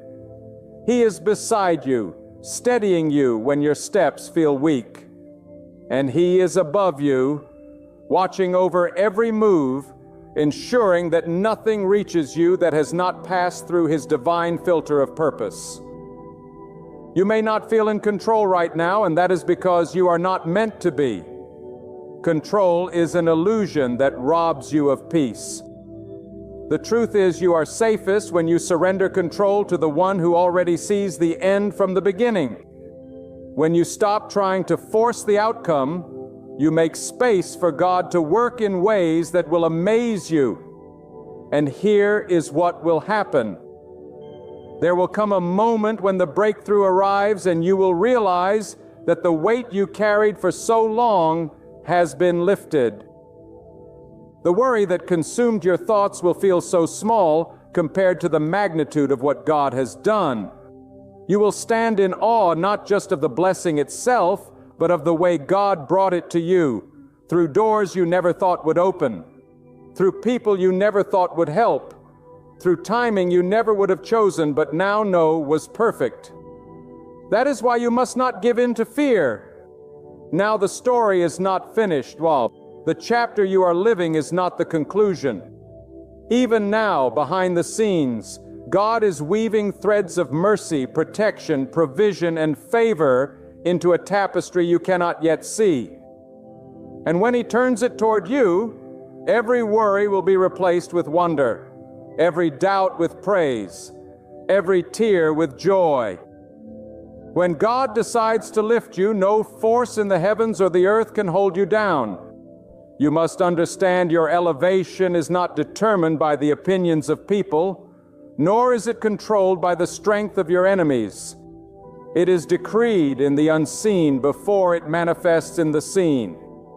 When God opens a door for you, it is a door no hand can shut, no tongue can curse, and no enemy can block.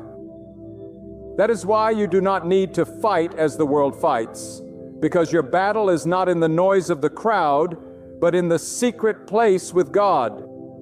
Sometimes God will allow delays not because He is denying you, but because He is protecting you.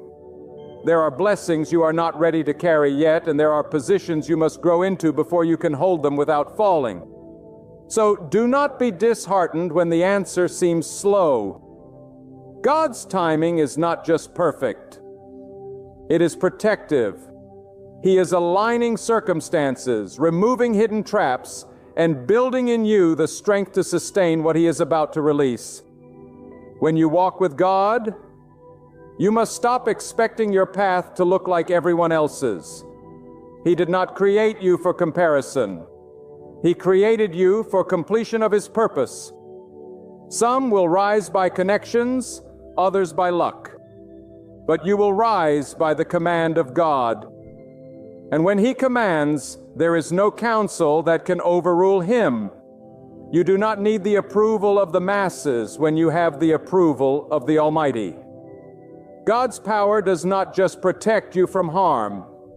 It also transforms you into a vessel of resilience. When you have been through storms and still stand, it is not because you are stronger than others, but because God's hand was holding you while others thought you were alone. This is why you must walk with confidence, not in arrogance, but in the assurance that the one who formed the mountains and stretched out the heavens is the same one guiding your steps. And hear this, the same people who once doubted you will one day bear witness to your elevation. But when that day comes, remember it was not your own hand that brought you this far. It was God. Let your success never make you forget your source, because blessings without gratitude lead to arrogance, and arrogance leads to a fall. Stay humble, stay faithful, and God will take you places you never imagined you could reach. When God lifts you up, no power in this world can push you down. When God speaks over your life, no voice can cancel His command. And when God opens a path before you, even the mountains must move and the seas must part, because His will is unstoppable. That is why you must stop being intimidated by the size of your problem and start being confident in the size of your protector. Your enemies may plan, your critics may speak, and the world may conspire, but every plan against you will collapse when it collides with the will of God. Understand this, God's timing is perfect. You may think the delay is a denial, but in reality, God is aligning the pieces in ways you cannot yet see. While you are wondering why it hasn't happened, God is working behind the scenes, protecting you from harm, setting up divine appointments, and ensuring that when your moment comes, it will be unstoppable. You are not being overlooked. You are being prepared. Do not be deceived by appearances. The battle is not always about what you can see. It is often what you cannot see that determines victory.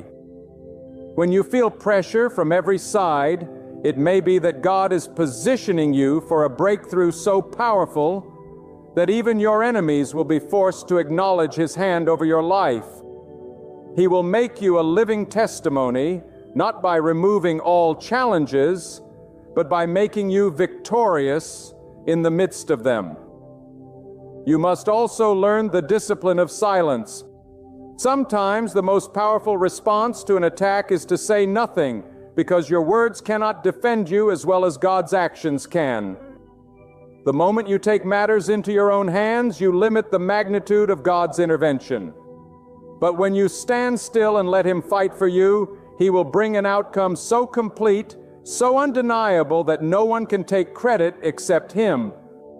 God does not waste pain, and He does not ignore faith. Every tear you have shed, every night you have spent in prayer, every injustice you have endured, all of it is being stored in the unseen account of God's justice. And when the time comes, that account will be poured out upon your life in blessings that not only heal your wounds, but also elevate your position. This is why you must not quit. You are closer to your breakthrough than you realize. The very resistance you are feeling now may be the final push before the door opens. Hold your ground. Guard your faith. Keep walking in obedience, for God's hand is over you and His promise will not fail. When God chooses to defend you, His methods are unlike anything the human mind can predict. He does not need to shout, argue, or prove your worth to anyone. His power is silent but unstoppable. He can remove a person from your path without you lifting a single finger. He can make the plans of your enemies crumble in their own hands. He can turn the very weapons they formed against you into tools that work for your good. This is why you must rest in the knowledge that your defense comes from the Almighty, one whose wisdom surpasses every human scheme. Sometimes God will allow the storm to rage, but keep you calm in the center of it. He will not always change the situation immediately, but He will change you so the situation cannot destroy you. Your enemies may be watching, expecting your downfall. Yet God will make your endurance a living testimony of His power. They will see that no matter how many traps they set, you still rise. And it will not be by your own strength, but because the hand of God is holding you steady.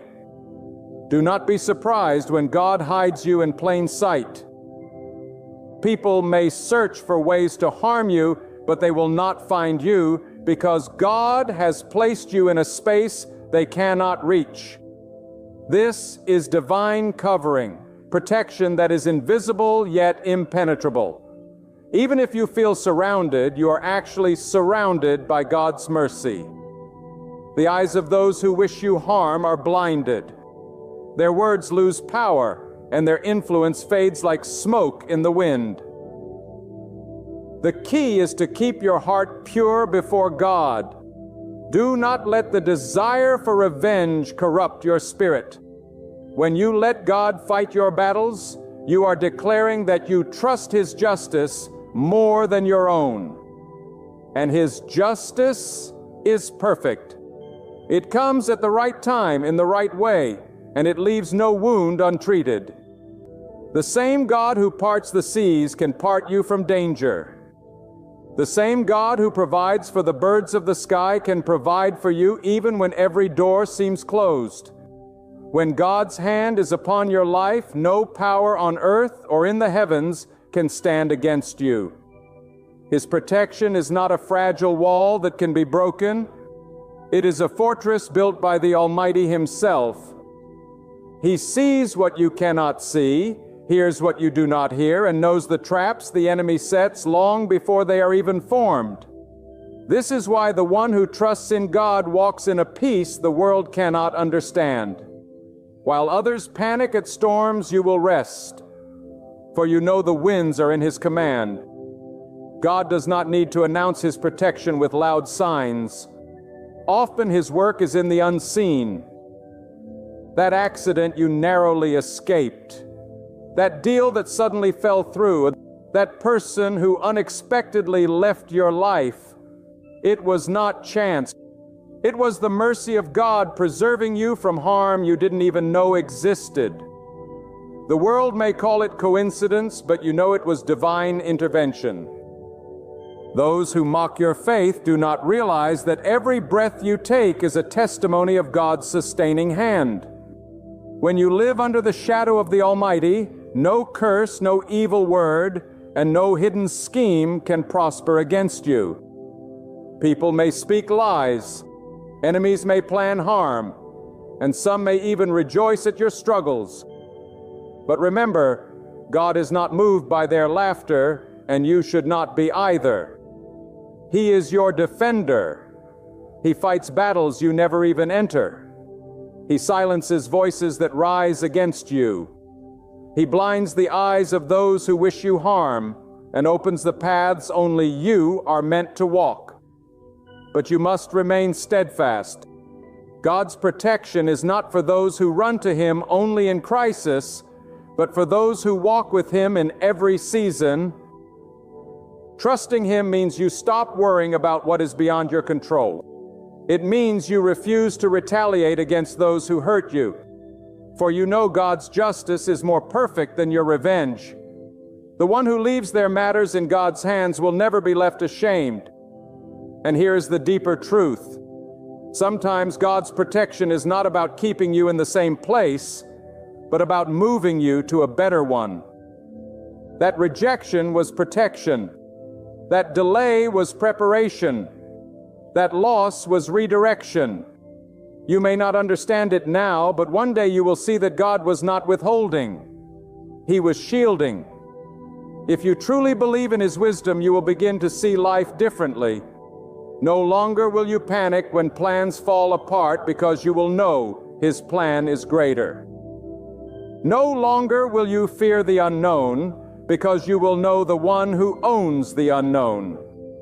And no longer will you be shaken by the actions of people, because you will be anchored in the will of God, which no man can overturn. My beloved, as we close this message, let your heart hold firmly to this truth. God is your ultimate refuge, your unshakable protector, and your unfailing provider. When storms roar around you and enemies plot against you, do not tremble, for the Almighty is greater than every threat. The same God who split the sea for His servants, who brought water from a rock in the desert, who raises the humble and humbles the arrogant, that God is watching over you right now. Do not allow fear to speak louder than faith. Do not be deceived into thinking the darkness has the final word. The power of God is mighty, working in ways beyond what you can perceive. He is arranging blessings quietly, shielding you from unseen dangers, and leading your path toward places where your soul will flourish. Your part is not to win every battle by your own effort, but to remain steadfast in trust. Guard your heart against resentment and let your actions stay pure before Him. As you walk in the light of His direction, even those who rise up against you will stumble and fall. For no human hand can overturn the plan of God. Lift your head with courage. Step forward with the assurance of one upheld by the Creator of heaven and earth. Keep your faith steady, your spirit meek, and your eyes fixed upon His promises. If God is on your side, no force on earth or beyond can prevail against you.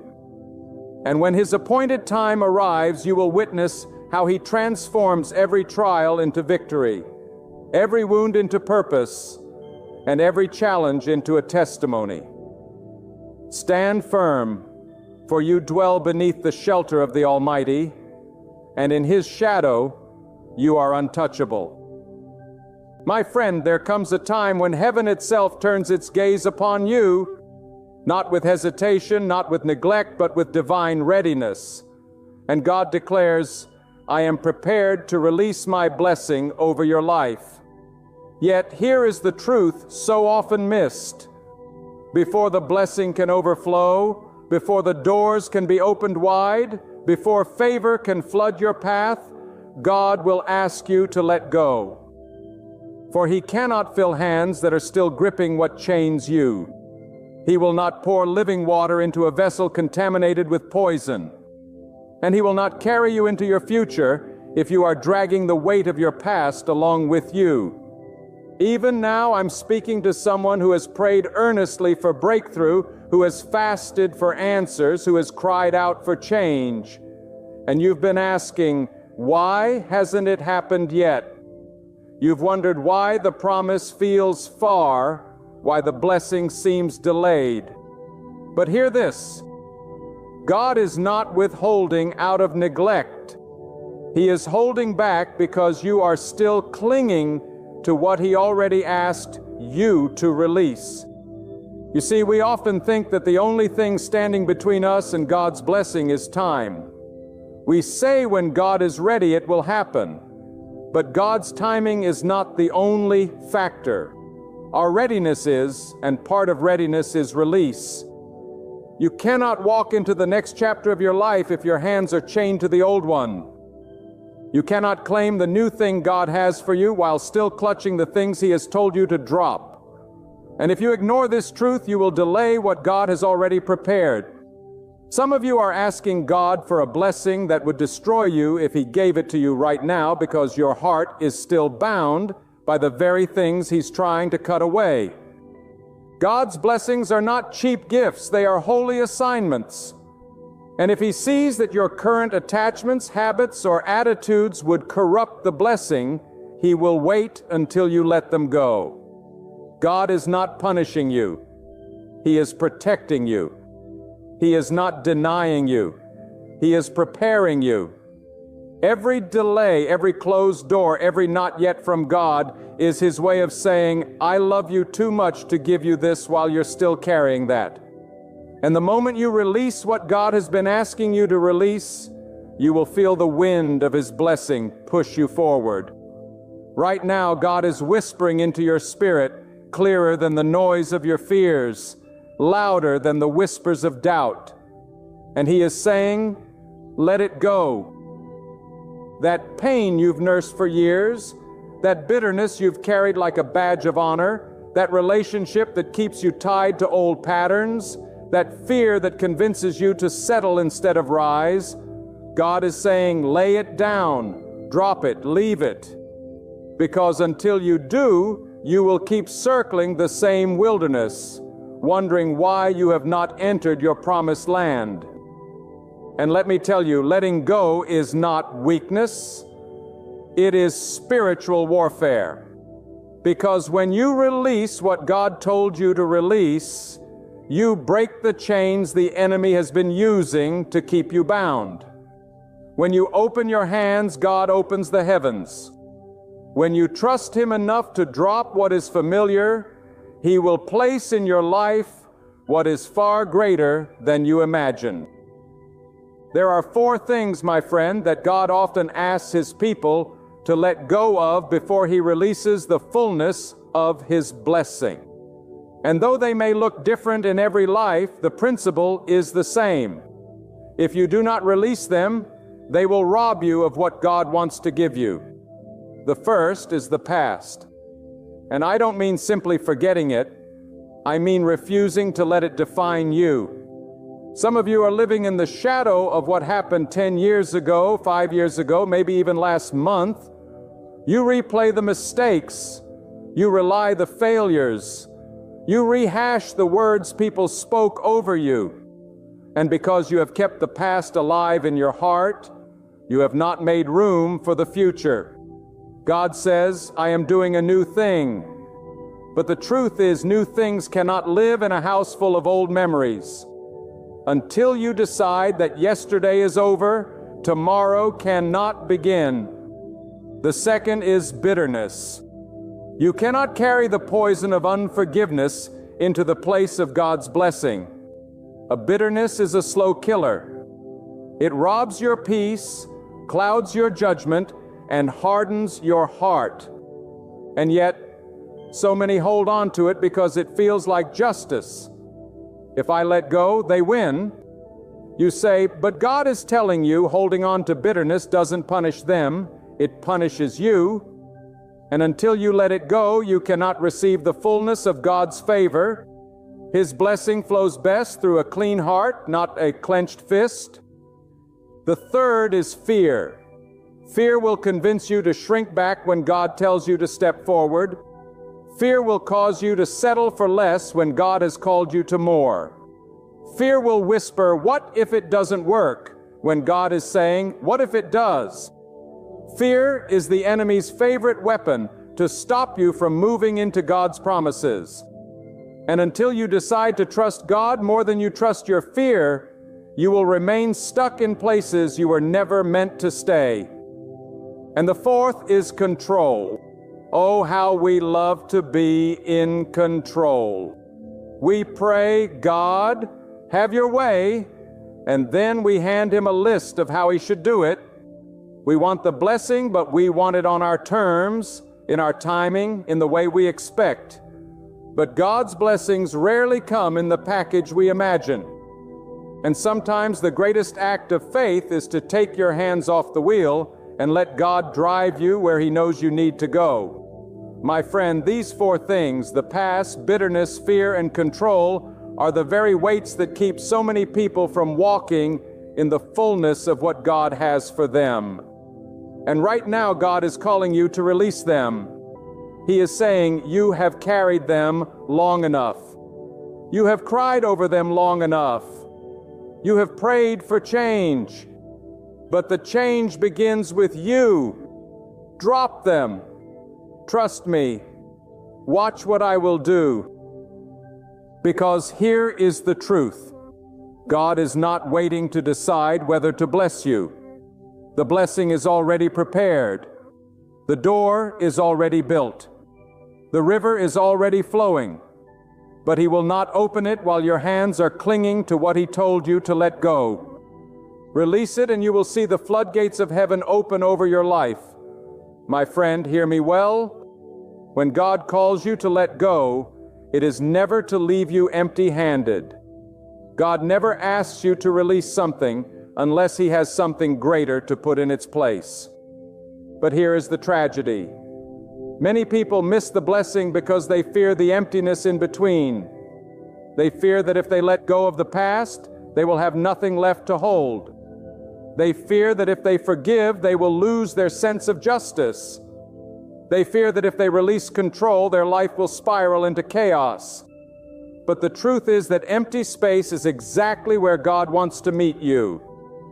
That empty space is where His power is revealed. If you fill every corner of your life with your own strength, your own plans, and your own attachments, you will never see what God can do with surrendered space. Let me tell you, God does His best work in the space you cannot fill. He does His miracles in the gap between what you release and what He provides. And if you trust Him enough to let go, you will see Him move in ways that will leave you speechless. Think of a seed. A seed cannot grow unless it is buried, hidden, and seemingly lost in the ground. If the seed clings to the comfort of sunlight and the safety of your hand, it will remain small, unfruitful, unchanged. But when you release it into the soil, it dies to what it was, so it can become what it was meant to be. That is what God is asking of you. Release it. Bury it. Trust that what feels like loss is actually the start of growth. Letting go is not just about removing obstacles. It is about proving to God that you trust His way more than your own understanding. Too many people pray for a blessing while secretly believing they know better than God. They want His provision without His process, His reward without His requirements. But God's blessings come with conditions. And one of the greatest conditions is obedience. Obedience is not half-hearted surrender. It is complete release. It is saying, God, even if I do not understand, even if it hurts, even if it leaves me feeling vulnerable, I will let go because I know you have never failed me before. Some of you are still holding on because you think you are protecting yourself. You think that if you keep your guard up, you will avoid disappointment. But the wall you built to keep out pain has also been keeping out God's blessings. You cannot receive with closed hands, and you cannot be filled while you are still clinging to what drains you. Sometimes God has to strip your hands bare so He can place in them what will truly sustain you. And here is the sobering truth. The longer you hold on to what God has told you to let go, the heavier it becomes. What may have once been a small burden will grow into a chain that wraps itself around your future. At first, you carry it easily, thinking it's not that bad. But over time, it slows you, bends your posture, and robs you of strength until one day you realize you are so weighed down that you cannot even take a step toward the blessing. My friend, that is not God's will for you.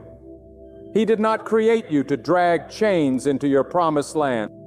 He created you to walk freely without the weight of yesterday pulling you back. When God tells you to let go, He is not negotiating. He is commanding for your own good. God sees what you do not see. He knows what is up ahead. He knows the battles you will face tomorrow. And He knows the blessings that are already on their way.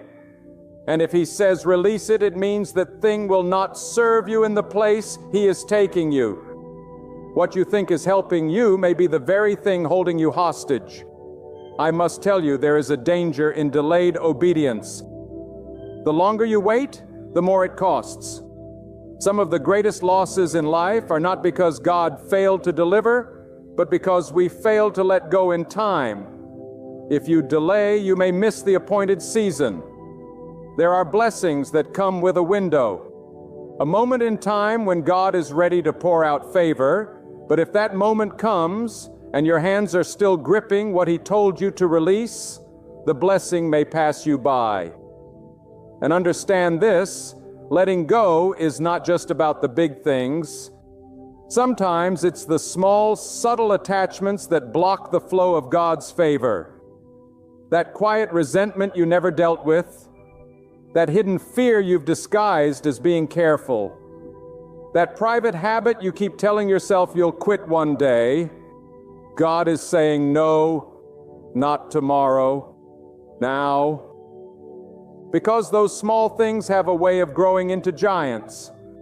And giants will always stand in the way of your promised land unless you deal with them before you get there. Do not think for a moment that God's call to release is to harm you. It is to make you lighter so you can move faster. It is to make you freer so you can climb higher.